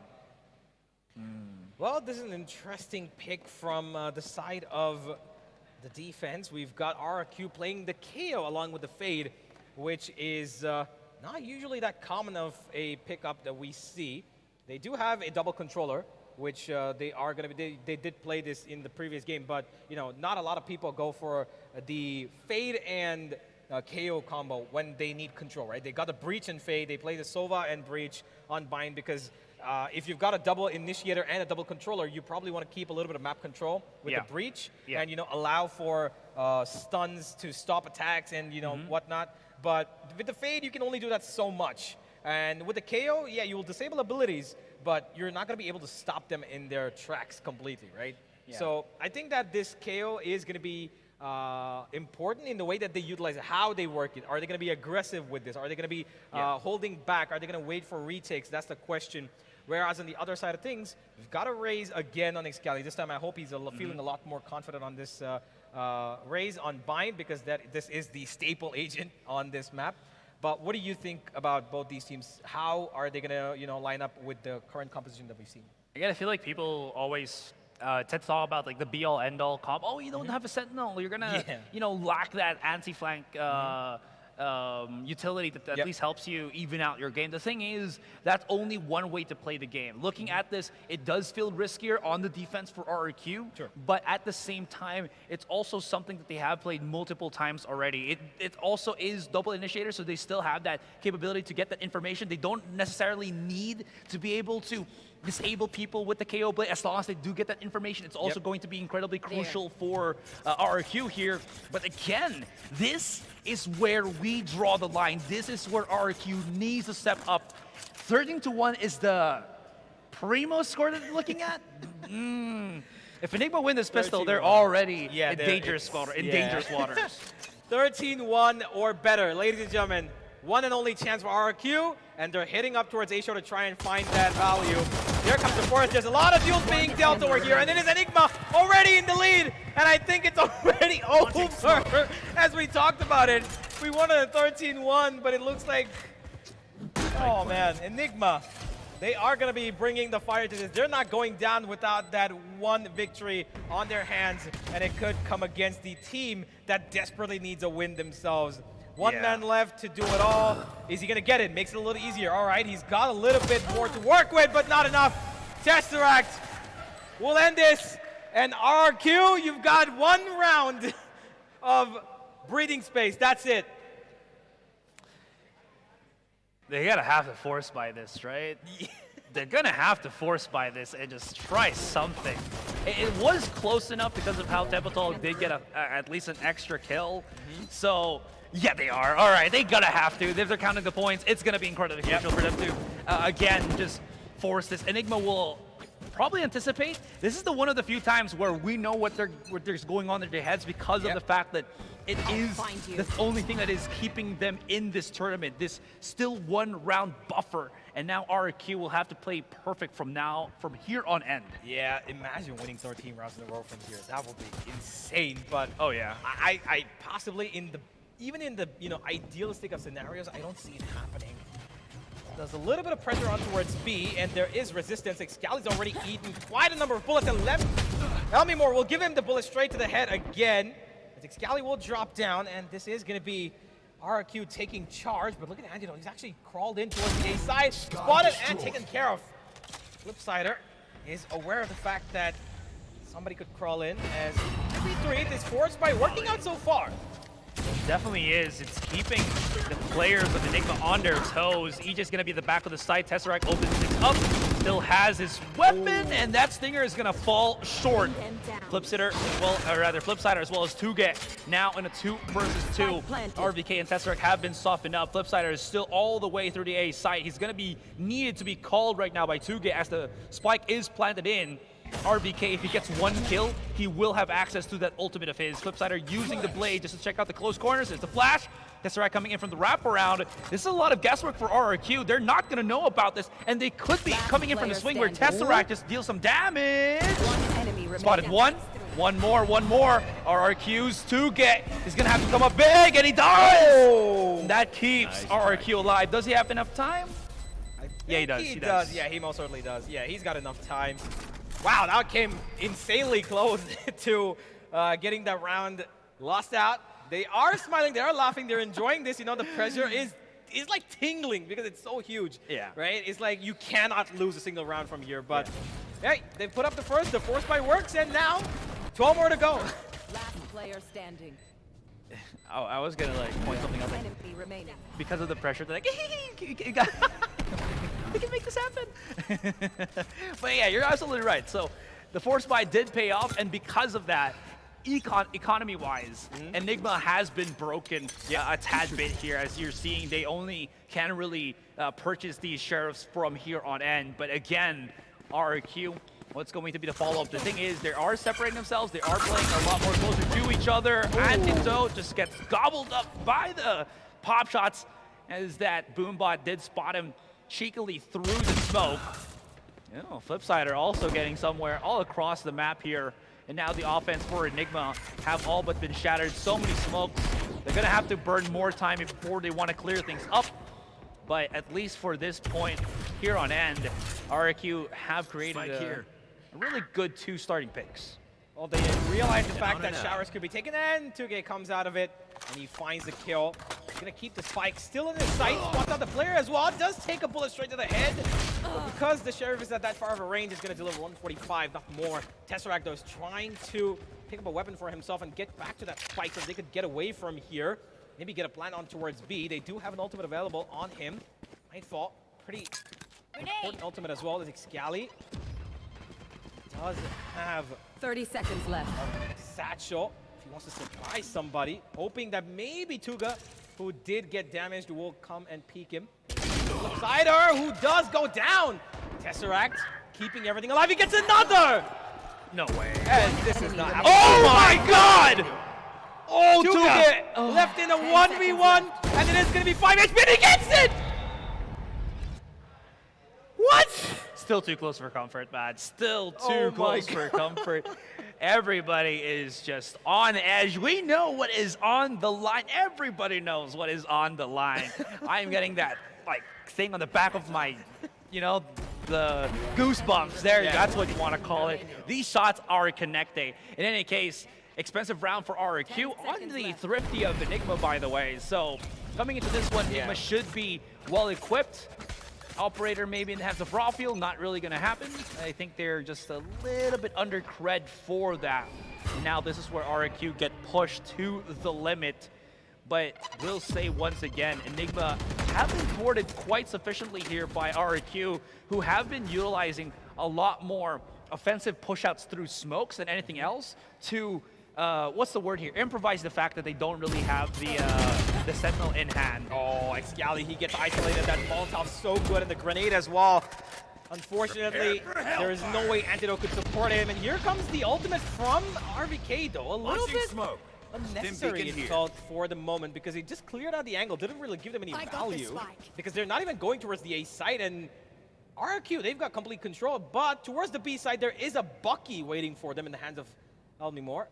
Will they expect this? Oh, they see him with the Sheriff, and he's going to be throwing down the poison. And he gets one kill, gets another! Oh my God, RQ, how are you still keeping this alive is the question. It's a flawless round with the scrappiest of buys. Wow. A little bit too far forced by Enigma there. They didn't really need to push that aggressive. They still had 40 seconds in the clock. They could have burnt out the wall. They could have waited for the snake bite. They were very much willing to fight against Elmimore. But when you put him in this point, in that situation, he does not miss a chance to, you know, step up to the highlight reel. Well, Elmimore does get himself a little bit of a highlight reel to put up tonight, as his team is constantly keeping on the pressure, and they're not letting go of Enigma's choke points. They're making sure that there's no way to get anything in Elmimore this time. Towards Showers with his ultimate, gets one, but RVK, a beautiful flick onto Tuge's head and takes out his counterpart. He's looking for more, does have a weapon to work with. Oh, he's not been detected, and he gets a free kill on the back of it. RQ still keeping numbers intact, still keeping people and utility intact, as Raw Fuel explores the A side for an opportunity. Spots one, not going to be able to capitalize just yet. They know he's dangerous. They're going to let him crawl into the site because they know that Showers is in their control. Smoke goes down. Grenade coming out. Clear out a little bit of angle. Tebatol, though, gets one. Raw Fuel's dropped, and now Enigma again in a bit of pickle. But Excali makes it easier with one kill. And never mind I said anything. RVK's on the B side, and EJ knows this. He's heard him. Yeah, well, he's definitely heard him. He's just going to be clearing out that angle. Fortunately for RQ here, Flipsitter already popped his null command, just respecting, I think, the lack of control that they had on short. Because there's so much, because of that Viper pit, they know that they got that Showers locked down. Did they stop him mid? I think it looked like he... I'm not quite sure. I think I saw that as well, but it's okay. Maybe he just caught him on the animation. Maybe I just... Probably. Yeah, but in any case, that's a really big ultimate to still be had here by RQ. So regardless of which, as long as it's still here, it's still a really big threat for Enigma, because again, we're going to go to the fact that Excali would be looking at the double satchel being denied, but it's not going to be working. But yeah, again, because you do have that Sky, it's really going to be difficult to try to deal with things. Oh, never mind. I thought it was going to be RQ with the Sky, but they flash themselves, and somehow RQ still finds value with the pick on Raw Fuel. Oh, there comes the Nightfall. They've got everything cleared up, but the ultimate comes through. Now the null command makes big differences, and RQ are capitalizing. Oh my God, EJ! How does he find the 30? He flicks onto Excali. And this is amazing from RQ. They're keeping themselves so controlled, but at the same time so precise with their aim and their utility right on point. They know that they have to counter Enigma at every step of the way, and they're doing it with almost perfection of counter utility. Could not have said it any better than you have, man. Just how is this happening? Enigma are struggling As I mentioned, RBK is going to be left by himself. Lots of chances to isolate a couple of fights there, but unfortunately, it's only going to be good for one. And RRQ keep the ball rolling. EJ, Flipsider, having key ultimates just to thwart the momentum, the speed at which Enigma wanted to push for this. Look at that. EJ even caught them pushing out through their own flash. I thought that was a pop flash from It was the actually. Sky, Sky on defense, but not really. It's the Sky on offense for Enigma.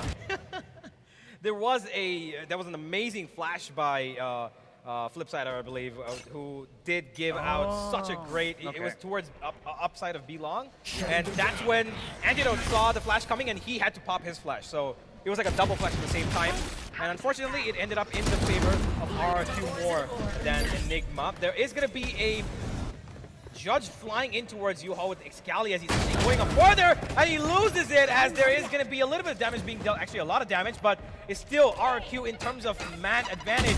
RBK pushing up, isolated, killed. There is no way RRQ are losing any of these fights.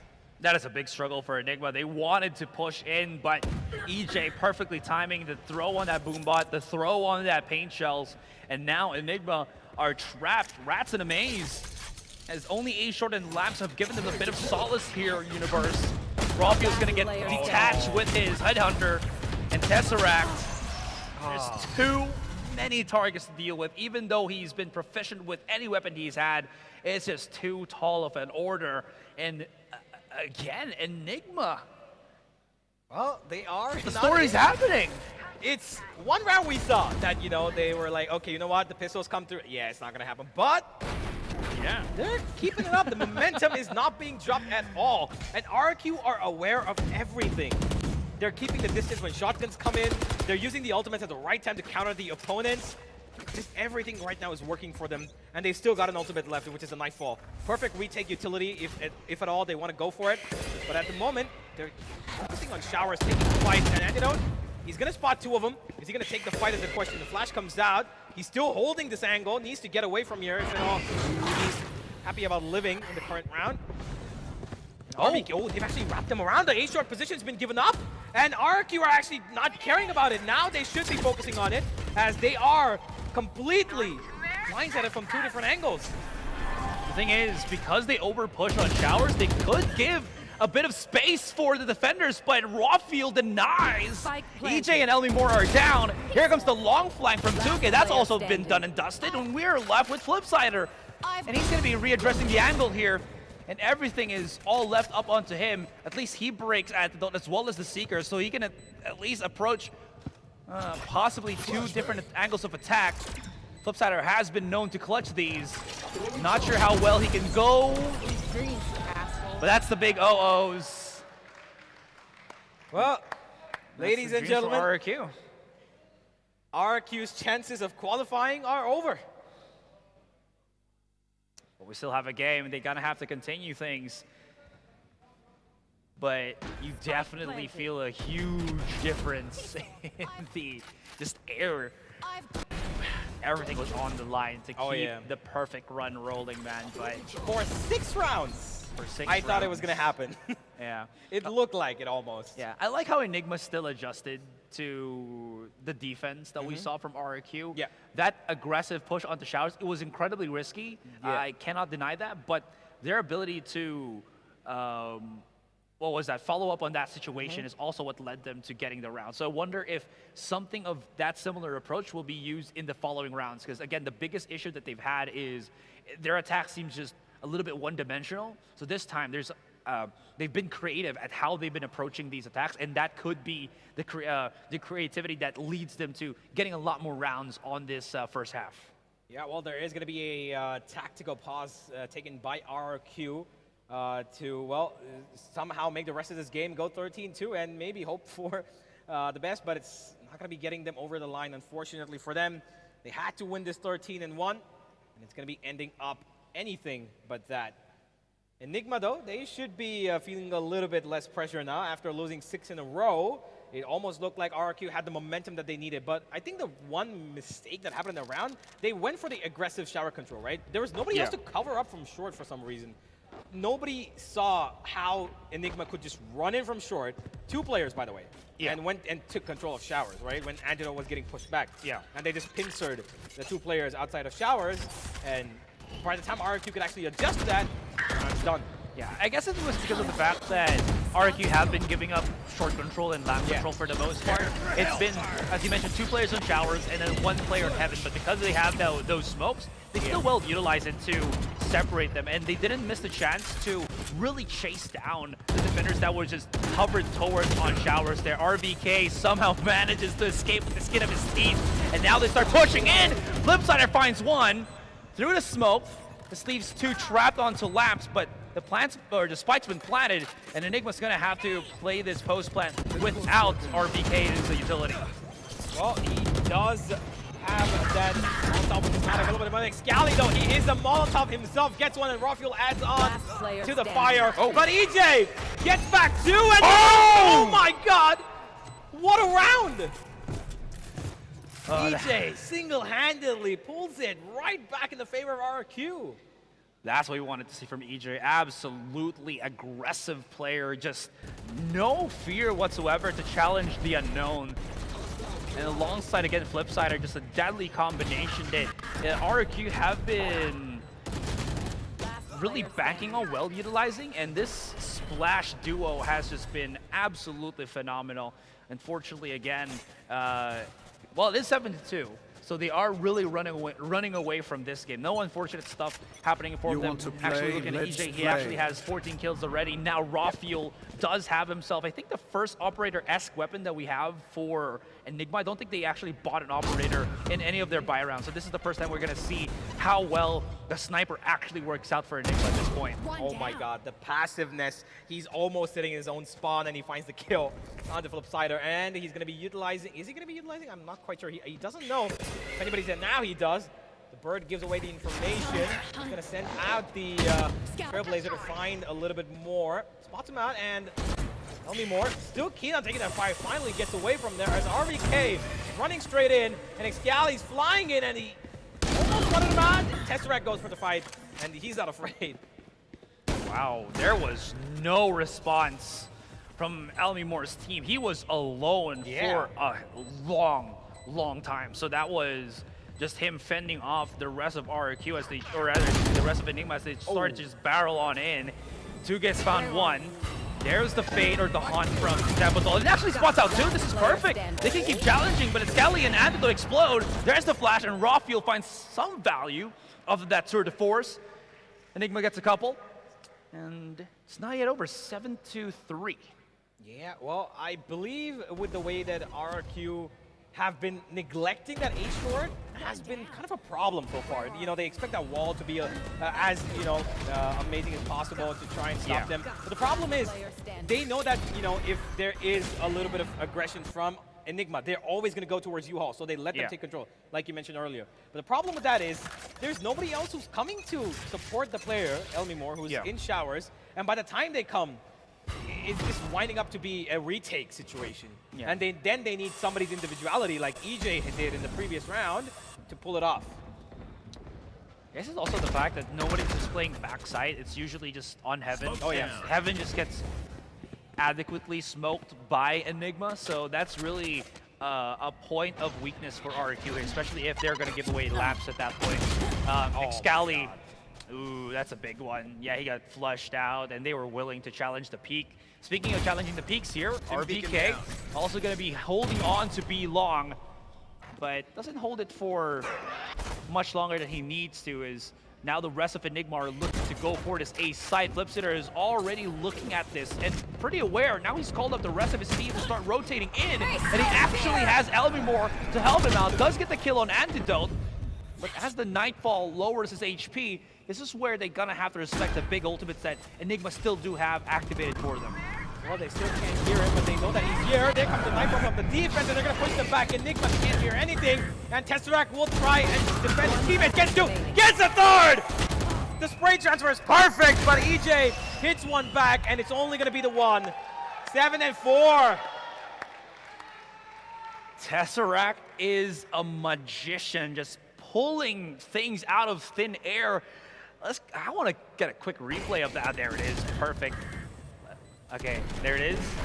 And look at that adjustment on the second target. That was huge. You already knew that RRQ were riling up for a retake already. They had the better or the fresher of the two Nightfall, so everybody was running away from it, but somehow Tesseract finds the kill. One dropping down on top of Heaven, two outside of the spawn itself. That is pretty ridiculous coming out of things. Only broke that haunt for some reason, and unfortunately for that, Enigma are not going to be able to advance towards B long. They've got a smoke to pull just stop them from even thinking about it, but they're not too keen on getting away. A lot of utility being dumped across the entire map, by the way. They've shown presence everywhere. Evital currently busy towards B long. He's trying his best to make sure that he gets information and maybe a frag, but he's at the moment keeping Enigma at bay. So he's going to be spotted out, taking out his Trailblazer for a walk towards Showers, as Enigma at the moment not too keen on going anywhere. They do respect the map control that RRQ do have. Usually at this point, we do see at least a trade or one pick already, but now that it's turned into a 5 versus 5 in the last round, there has been a weird point here. What is also pretty curious is that RRQ with Elmi Moore, I don't think he used his Viper's Pit anywhere at all. 30 seconds. So he could be saving it for a retake or maybe just to bully out Enigma. Oh, that is not good. That is not good. Oh my god. Still, yeah, he botched the second satchel. This is going to force the rotation from Enigma, but there is like two players still hovering here by RRQ, and Elmi Moore, he's going to be there to play contact. This guy is a... Oh, no. He's such a sneaky little bugger. Gets one. The flash is perfect for the second.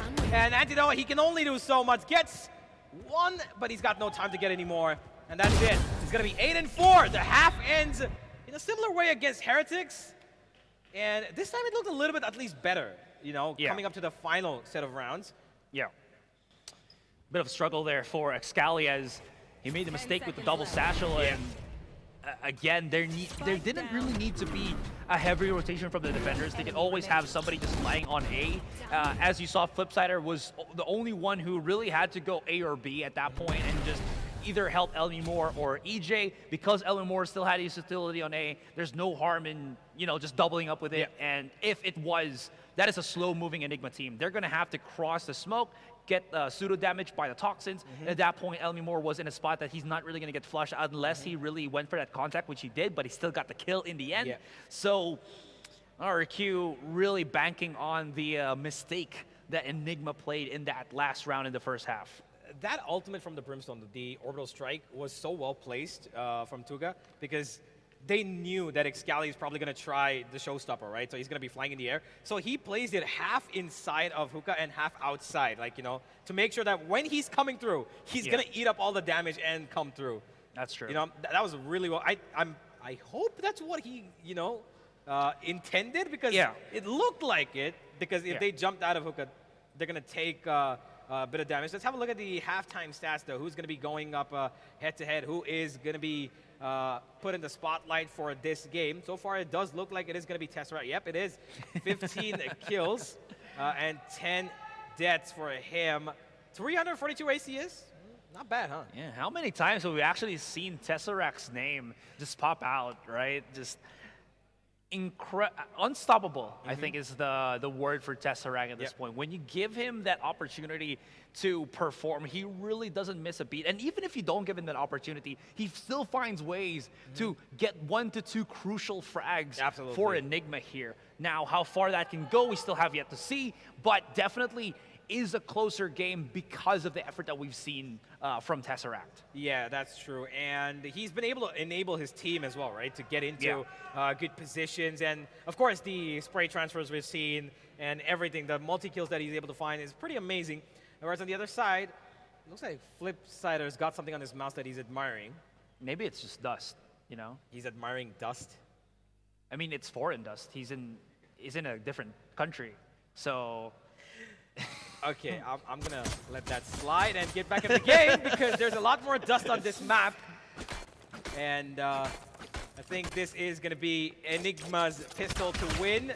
They did have a good first pistol, instantly shut down RRQ. This time, if they do it, they might be able to make a comeback instantly, or else RRQ might just run away with this game. Here we go, pistol.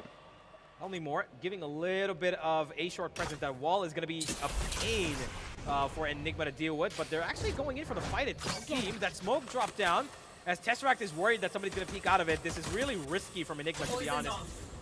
Naomi Moore is ready for this. Wants to pop out of the smoke. Does he? Will he? Is the question. Keeping himself still alive. That's all he needs to do. Keep himself alive. As RRQ currently giving a lot of sound towards B.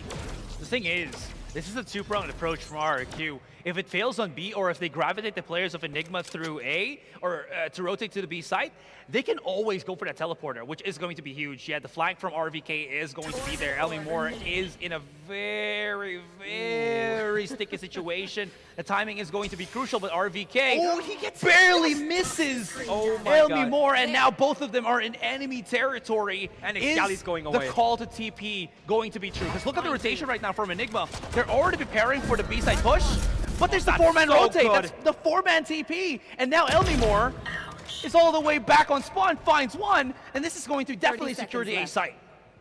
The timing was so good from Elmi Moore. And RVK, even though he's come on his own flank, he's trying to get any more. And he will! Okay, blinded by the smoke, but he still gets it. RQ are going to be fighting off equally, but it's going to be going back and forth. It's still Enigma to win the round. Ended up with a double.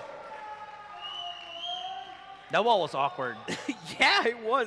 Because it allowed them to get into lamps, but Yeah. unfortunately, if you're going to try to plant on default, it separates you from the rest of your team, Yeah, it basically visually, right? Yep. So they needed to down it, but it felt like RRQ were just more willing to try to go for the firefight, which isn't really a bad idea, but again, that just tiny bit of instance that they were apart from each other is where Enigma has really struck the final blow at that pistol. And now RQ a bit in trouble at this point. You can already see Thibodeau getting closer. And he's going to be taken on. Yeah, they're going straight for the fight, dude. Showers, well, as hot as it can get. It is getting a double kill with the pain shells there as Antidote finishes it up onto EJ. And there's one man left who is the lurker. Gets one. Okay, great shot on to RVK. Gives him a taste of his own medicine. Reserve God, as he's called. Will be taking one bullet straight to the cranium himself. Okay, Elmi Moore making it expensive. Finds another. But no more. 2 weapons drop. Decent eco. As RRQ will concede another. It's 8-6. Yeah, great defense altogether, and you can see the confidence right now for Enigma to start bullying their way to a bit of map control there. As you saw with just the utility being flushed out of showers, look at how much value they got through that. Absolutely. Granted, of course, that was still, the weaker buy for RRQ, but that is a good indicator that Enigma aren't really afraid to challenge this Indonesia-Filipino roster. Multinational is even in their blood. They've got a Filipino right there in the form of Tesseract. So, and he's ready to attack towards the other side of the teleporter where EJ is actually still present. They're keeping him alive. They're waiting for Rawfield to give up a little bit of informational cues so that there could be a teleport play coming in. But it looks like Rawfield's just going to hold on to his ground now. So, he's been detected and they know that the Showers region is yet again being contested. Smokes being dropped down by RVK again, as a little bit of utility push will make RQ, a little bit discouraged from taking this Showers region. Yeah. A little bit of presence can go a long way.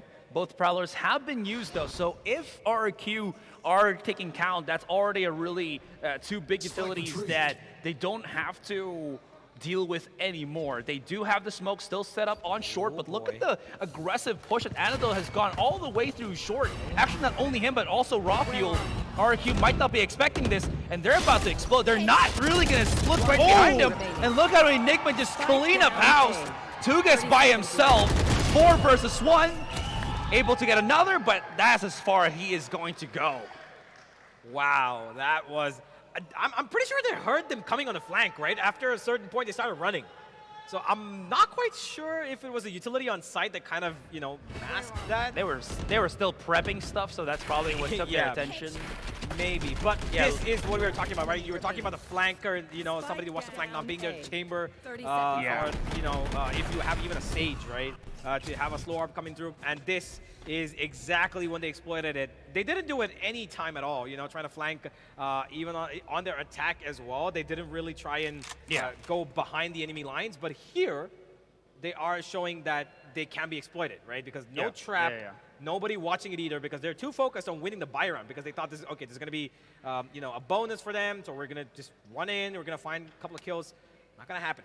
And usually we do see RQ be a whole lot more concise with how they want to play, but I think because of the wall setup from their Viper, it kind of minimizes or compresses where they could really push. Because if they want to get that bats control, where are they going to try to, you know, readdress? Maybe if they do have that brimstone, but they can't really immediately plant down the smokes. So I think this Viper wall is also dictating where initially RRQ are playing at. So because of that, Enigma feel a whole lot more understanding of where they like to play, which is more on short or more on mid, which is very much telegraphed to the Enigma players. As was, you can see them always, you know, more actually confident now pushing out to just flank them.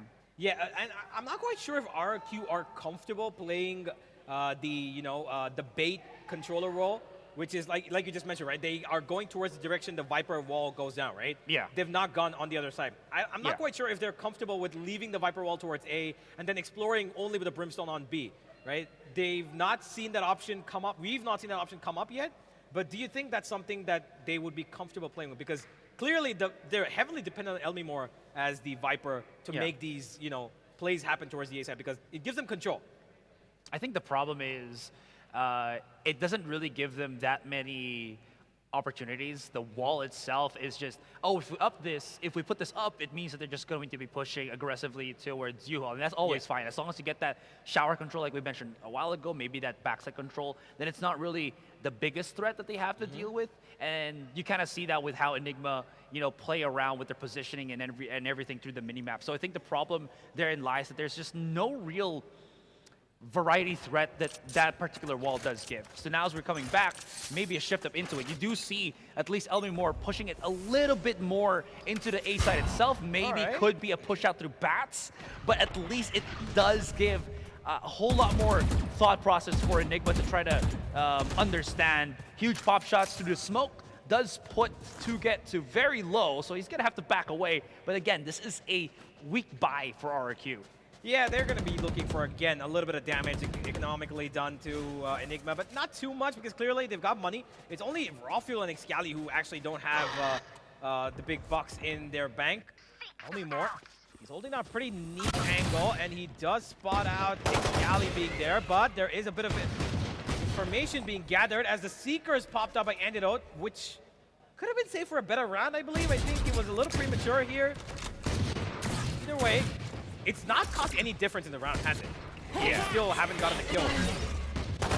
It's all about the delay tactics. This could be bad for Antidote. He's not hitting any shots. Never mind. Okay. He picks up every shot. All right, I'm taking back my words, man. I thought he was going to lose that fight, but he has the help of his teammates. Plus, you know what? He still is incredibly good with that aim of his. It's all down to Elmimore. At least he's going to have the Viper Spit coming into the next round, but really good pick back from Antidote outside of Octa. Yeah, for a second it seemed like he's gonna lose his life. I thought he's been damaged quite a bit, but then I just saw that RQ didn't actually give him damage until the end. So I was worried that he might not be able to, you know, hold on to his ground there, but he did get support. He had his teammate come in and support him out. But now Elmimore has got the Viper Spit available, right? Yeah. That has to be the win condition. That's exactly why I think Enigma are heading in towards Showers, because this is a really Viper-centric, you know, ultimate win kind of a place. The thing is, they need side control first before they start using the Viper Spit. Yeah. And at that point, you also do have to be aware that RVK does have the Orbital Strike. So if you use the Viper Spit, plant the spike, Orbital Strike could be there, everybody from Enigma follows up. Not even that. Rafiel actually finds a pick against Flipsider with the Operator. So that's one of your initiators down. Weird smoke. I think that was a a missed throw from Elmi Moore, so that's also another step in the wrong direction for them. Speaking of which, Elmi Moore, of course, not only good with creating space. Oh, what? He can also hit those damn good shots. 2 versus 2. Templeton is low, but space created. Although Antidote, yep, he's gonna clean up house. And Antidote, not done from that last round, also explodes in this one. Yeah, I hate that I'm getting spoilers from right behind me. Same, but you know what? We'll give them their spoilers. It's fine. At least we know at least we know a good play is coming up, right? Fair enough, yeah. So, ladies and gentlemen, 5 rounds in a row for Enigma. 8 and 9, taking the lead for the first time after the pistol. Yeah. And follow. 4 big ultimates here for RRQ. Oh, yeah.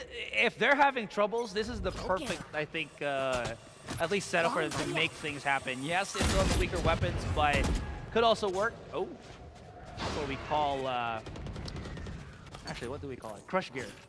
Ah, crush gear? Oh, I'll show you later. All right, okay. I'm gonna. If you watch like anime before as a child, maybe you might have known the reference. I only know. Maybe wait, the toy. Don't call me out, but I only know Dragon Ball Z. So. Not even Beyblade? Beyblade, yeah. Okay, there you go. It's sort of around the same margin as that. Anyways, that's not what's important. Important is the push right now from RRQ. Will they use their ultimates or just go full on for the contact? Seems it's going to be latter, but Raw Fuel is ready to just receive them. Ooh, okay, he's giving a couple of warning shots, but is he going to be getting something through that smoke is the question. Doesn't look like it. There comes the ultimate from Excalibur, though, the showstopper does give it and kills himself as well. EJ will trade another on the back of it as RRQ still keeping things intact as Tabitol gets another, and it's a 3 versus 2. An operator in this kind of situation is really a troublesome weapon. But Rawfield's done amazing stuff with it, and now the sound kill given away. Antidot's doing his best. The ultimate's coming through. There's Rawfield missing the shot, but he's still having Antidot on towards A short. The spike needs to be tapped, it needs to be halved, and he's got cover as well. Oh! Antidot's getting it, and Rawfield gets another. Yes, he will! Does he have the defuse? Yes, he does. He most certainly does. No fireworks. The satchel didn't boop him away from the... It was kind of far away, so it didn't push him completely off. Was it because it was right beside him and he got pushed back into the APC? Yeah, it wasn't. No, it was actually a little bit far away. Yeah. So there was the impact was minimal.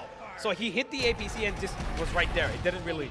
I want to see if the replay actually shows that. Yeah, see, it's far away. It literally just grazed him and did nothing. Unless it bounces him off completely off his feet, you're not going to get off that defuse. Yeah. Look at us, physics nerds in Valorant. I got a PhD in physics in Valorant. Well, that's one you can go and tell your professors that Azurai really has made it in life. Ouch. I'm sorry, I didn't mean that. I mean, no, it's totally we know fine. the physics of certain things, and I think that's more than enough to understand this universe. Wow. Thank you. Is that a quote from Neil deGrasse Tyson or something? No, that's me. That's me. Okay. From this universe. I like that.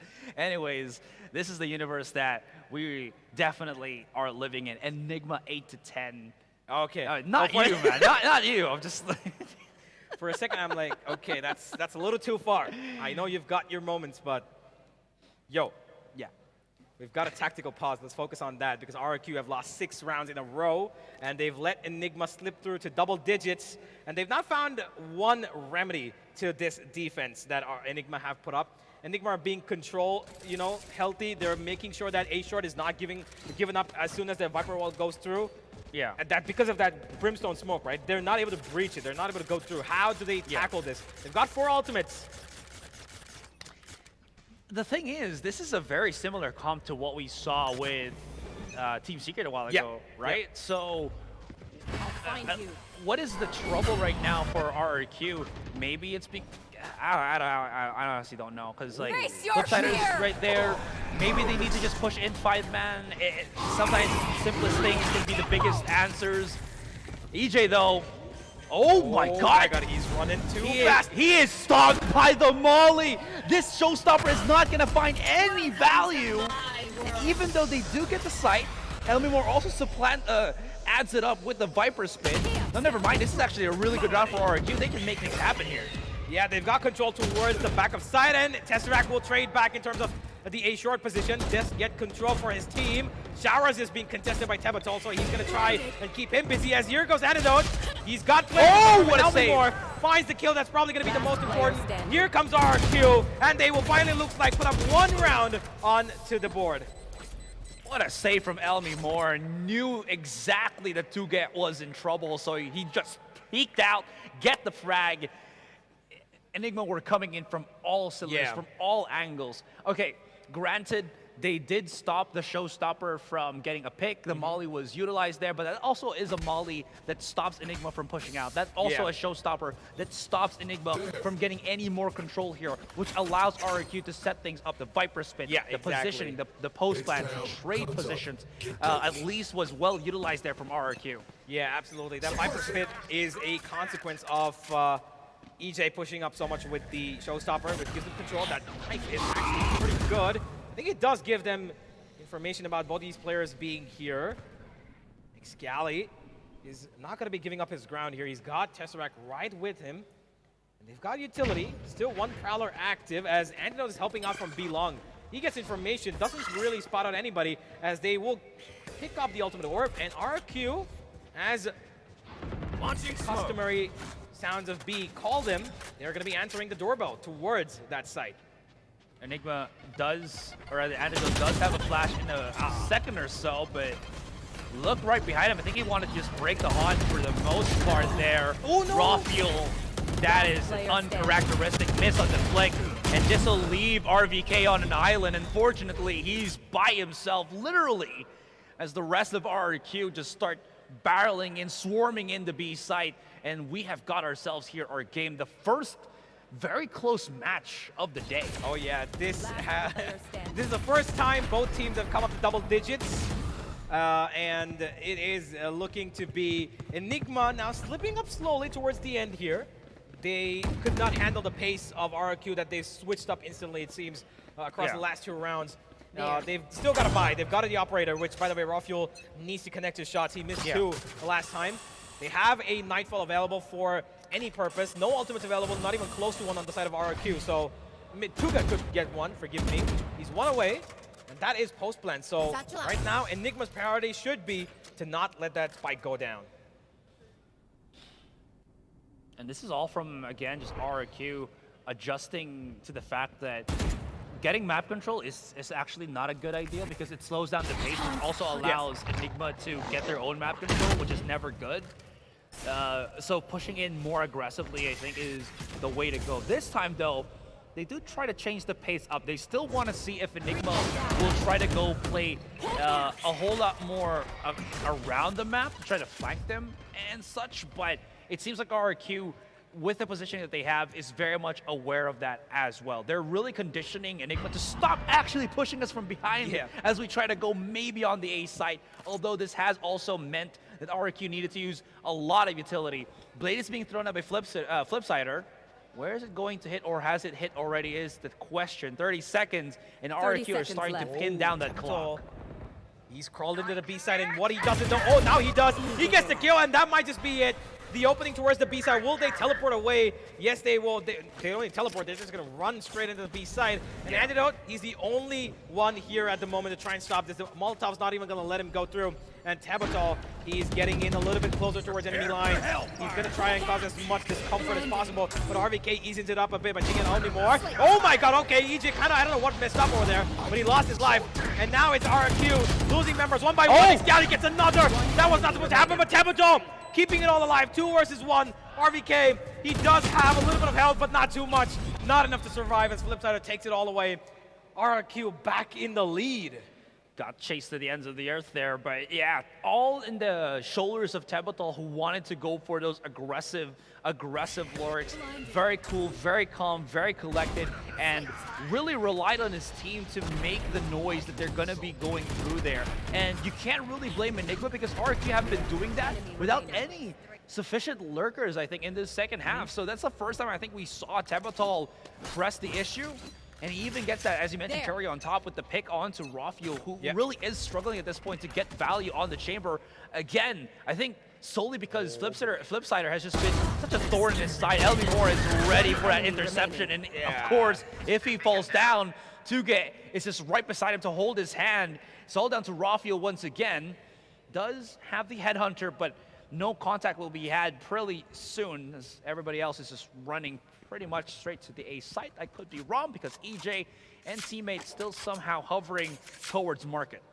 Well, they're expecting the push to come from him, as Rafael, he's not aware of the positions of these players. EJ, though, he's thinking about Rafael to come either side of that B. Could be from long, but they're not bothered about planning the spike. All they care about is killing him at this point, because they know he's going to try and do some sneaky stuff here. And they're just stuck towards A short. They do not care. And they got 50 seconds. Oh, finally the time comes in. Timing works in his favor for one, not more.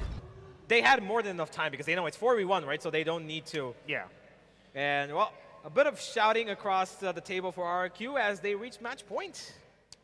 Very interesting interpretation of what they had to do to deal with Rafael's, just not knowing where he actually played at. But you know what? We'll take it. We'll take it. You're absolutely right. It is already looking pretty grim for Enigma here as match point. They could always bring it back. So we'll see how that goes. No more tactical timeout for Enigma.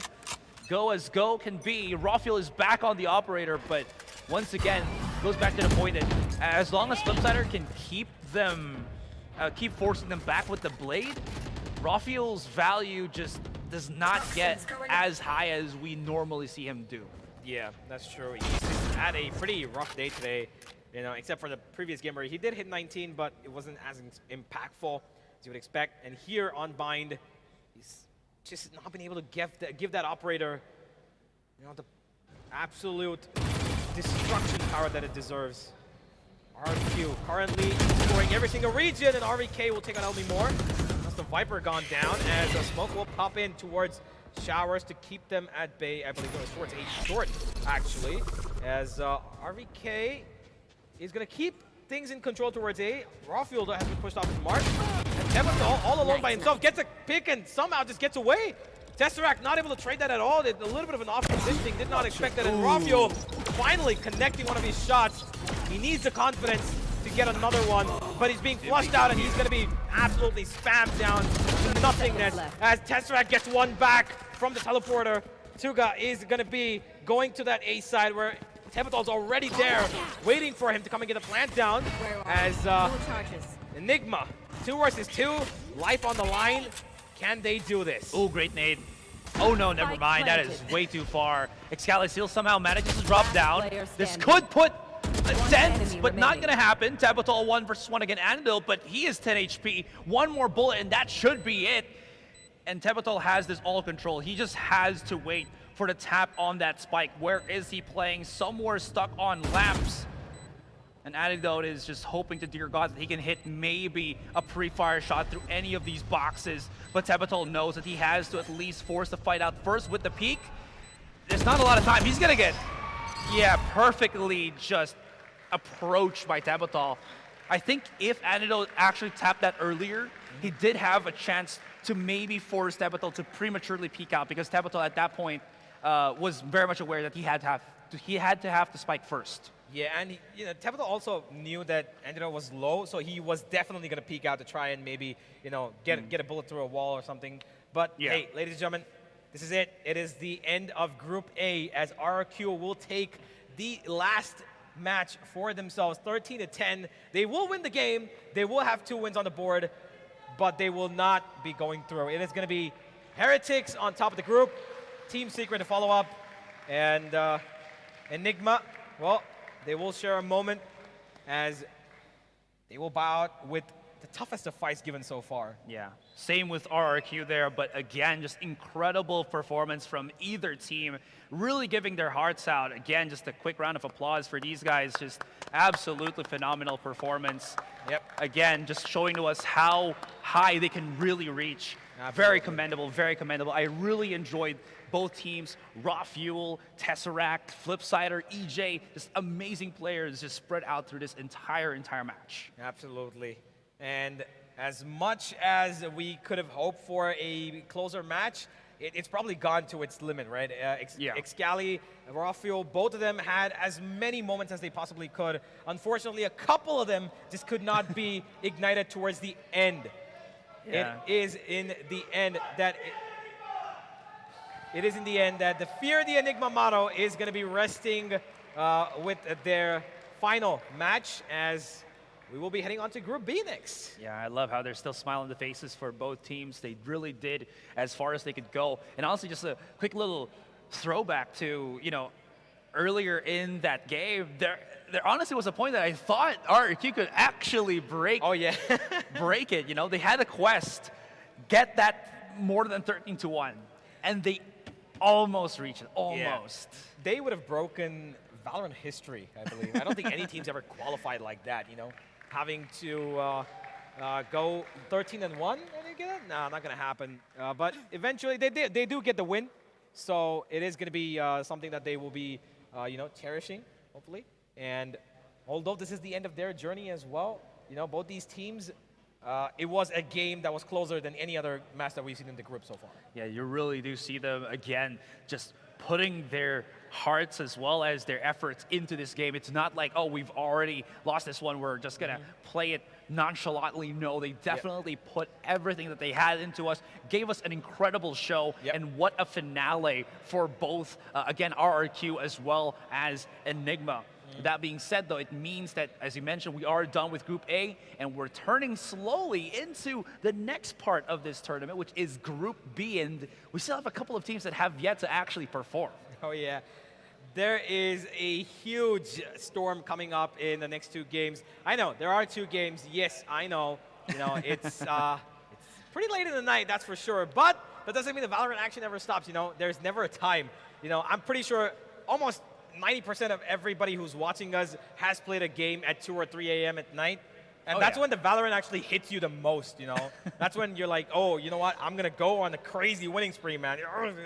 That's when you get it, right? So, yeah, stick around. We're going to have, God Squad and Paper X come up next. Just, two teams that we've been, we're looking at for quite some time now. They're just going to be up there right behind us playing again. And, yeah, hopefully it's going to be just as good as we begin Group B. They've had a whole day to, just feel excited, watch the matches. Of course, we still do have the scoreboard for you from this previous game. Let's look at it real quick. Who was the MVPs from either side? RVK rising up to the top here for Enigma, 19-19. Huge performances from him. Of course, on the other side, RQ's EJ, 275. He struggled a little bit, but really near those dredges, performed exceedingly well to keep RRQ in the lead. Yeah, well, as it might not be that they wanted it, they don't get a win before bowing out, but the birthday boy does get an MVP title, so he's going to take that at least, right?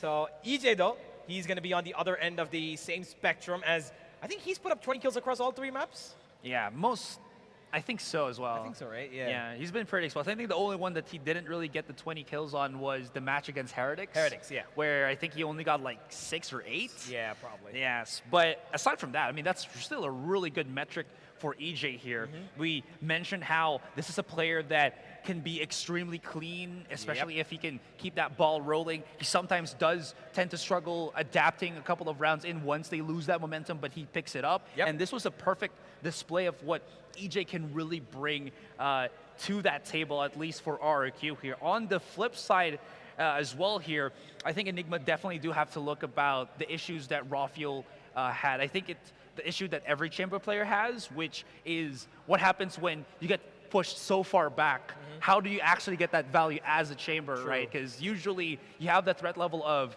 getting a headshot kill, TPing out, but when the KO blade comes in, when the null command comes in, how do you really don't even go anywhere? Yeah. And especially because it's a chamber, you not only lose your TP, you lose even your weapons, which are given to him by himself. And on the side of the match MVP, we've got EJ, of course, 23 kills, absolutely deserves it. Amazing stuff from him, 275 ACS. It's almost like, it's an everyday number for him. Yeah, and it's going to be sad for me to just not see EJ anymore because he's such a treat to watch on how aggressive he really can be.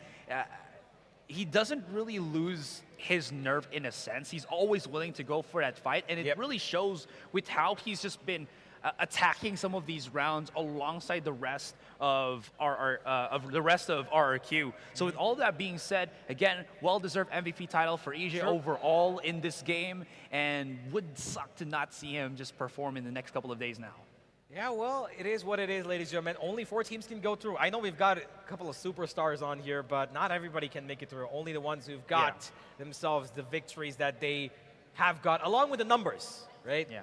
Victories are good, but you need numbers as well, right? Speaking of qualifying teams, that means that we already have our 2 qualified teams from Group A. So counting it back, that is going to be obviously Team Heretics as well as Team Secret.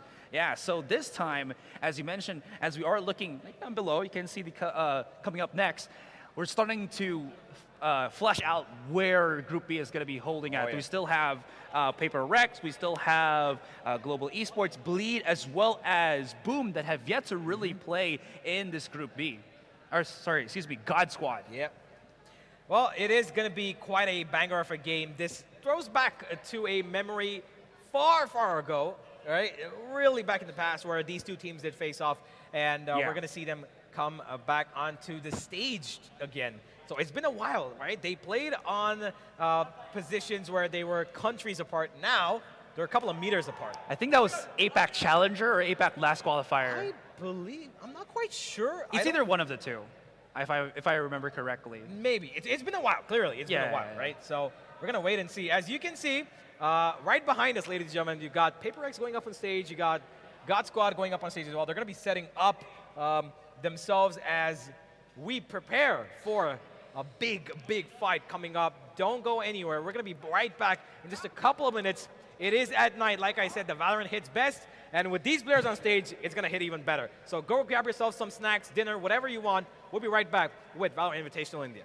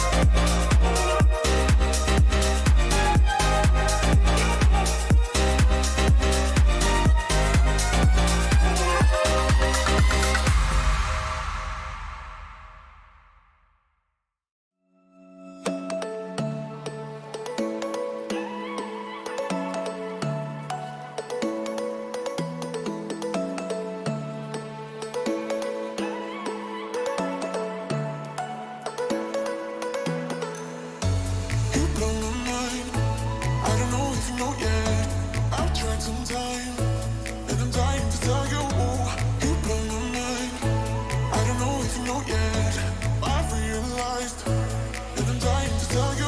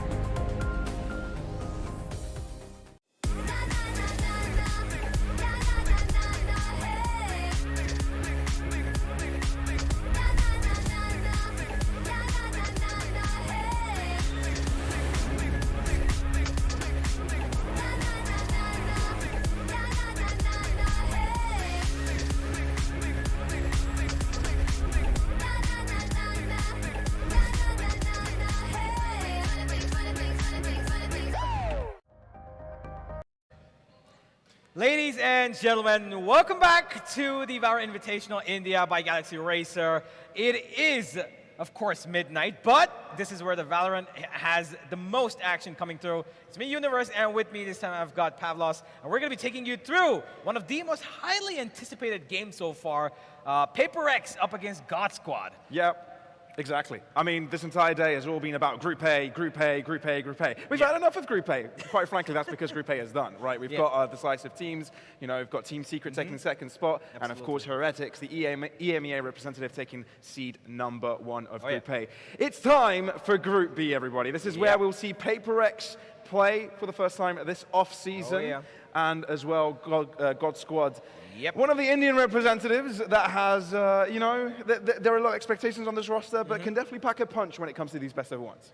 Yeah, there is definitely that you know, factor of surprise that could come into play because, you know, Paper X, they're a team that's pretty much used to playing the long formats, right? They play the best of 3, they play the best of 5s, and that's kind of their go-to. But even then, this is an explosive team that's, you know, played at the biggest stages of the world, plays second in Masters 2 as well.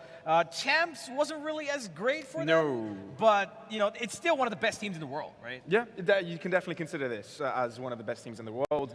And, you know, this is probably a low-pressure tournament for them, right? This is one that they probably haven't come in with too much preparation, you know, coming off of the break after Champions, you know, they probably had a lot of vacation as well, right? So coming into this one, you don't expect them to be at their full force, but still, they are considered amongst the best in the world.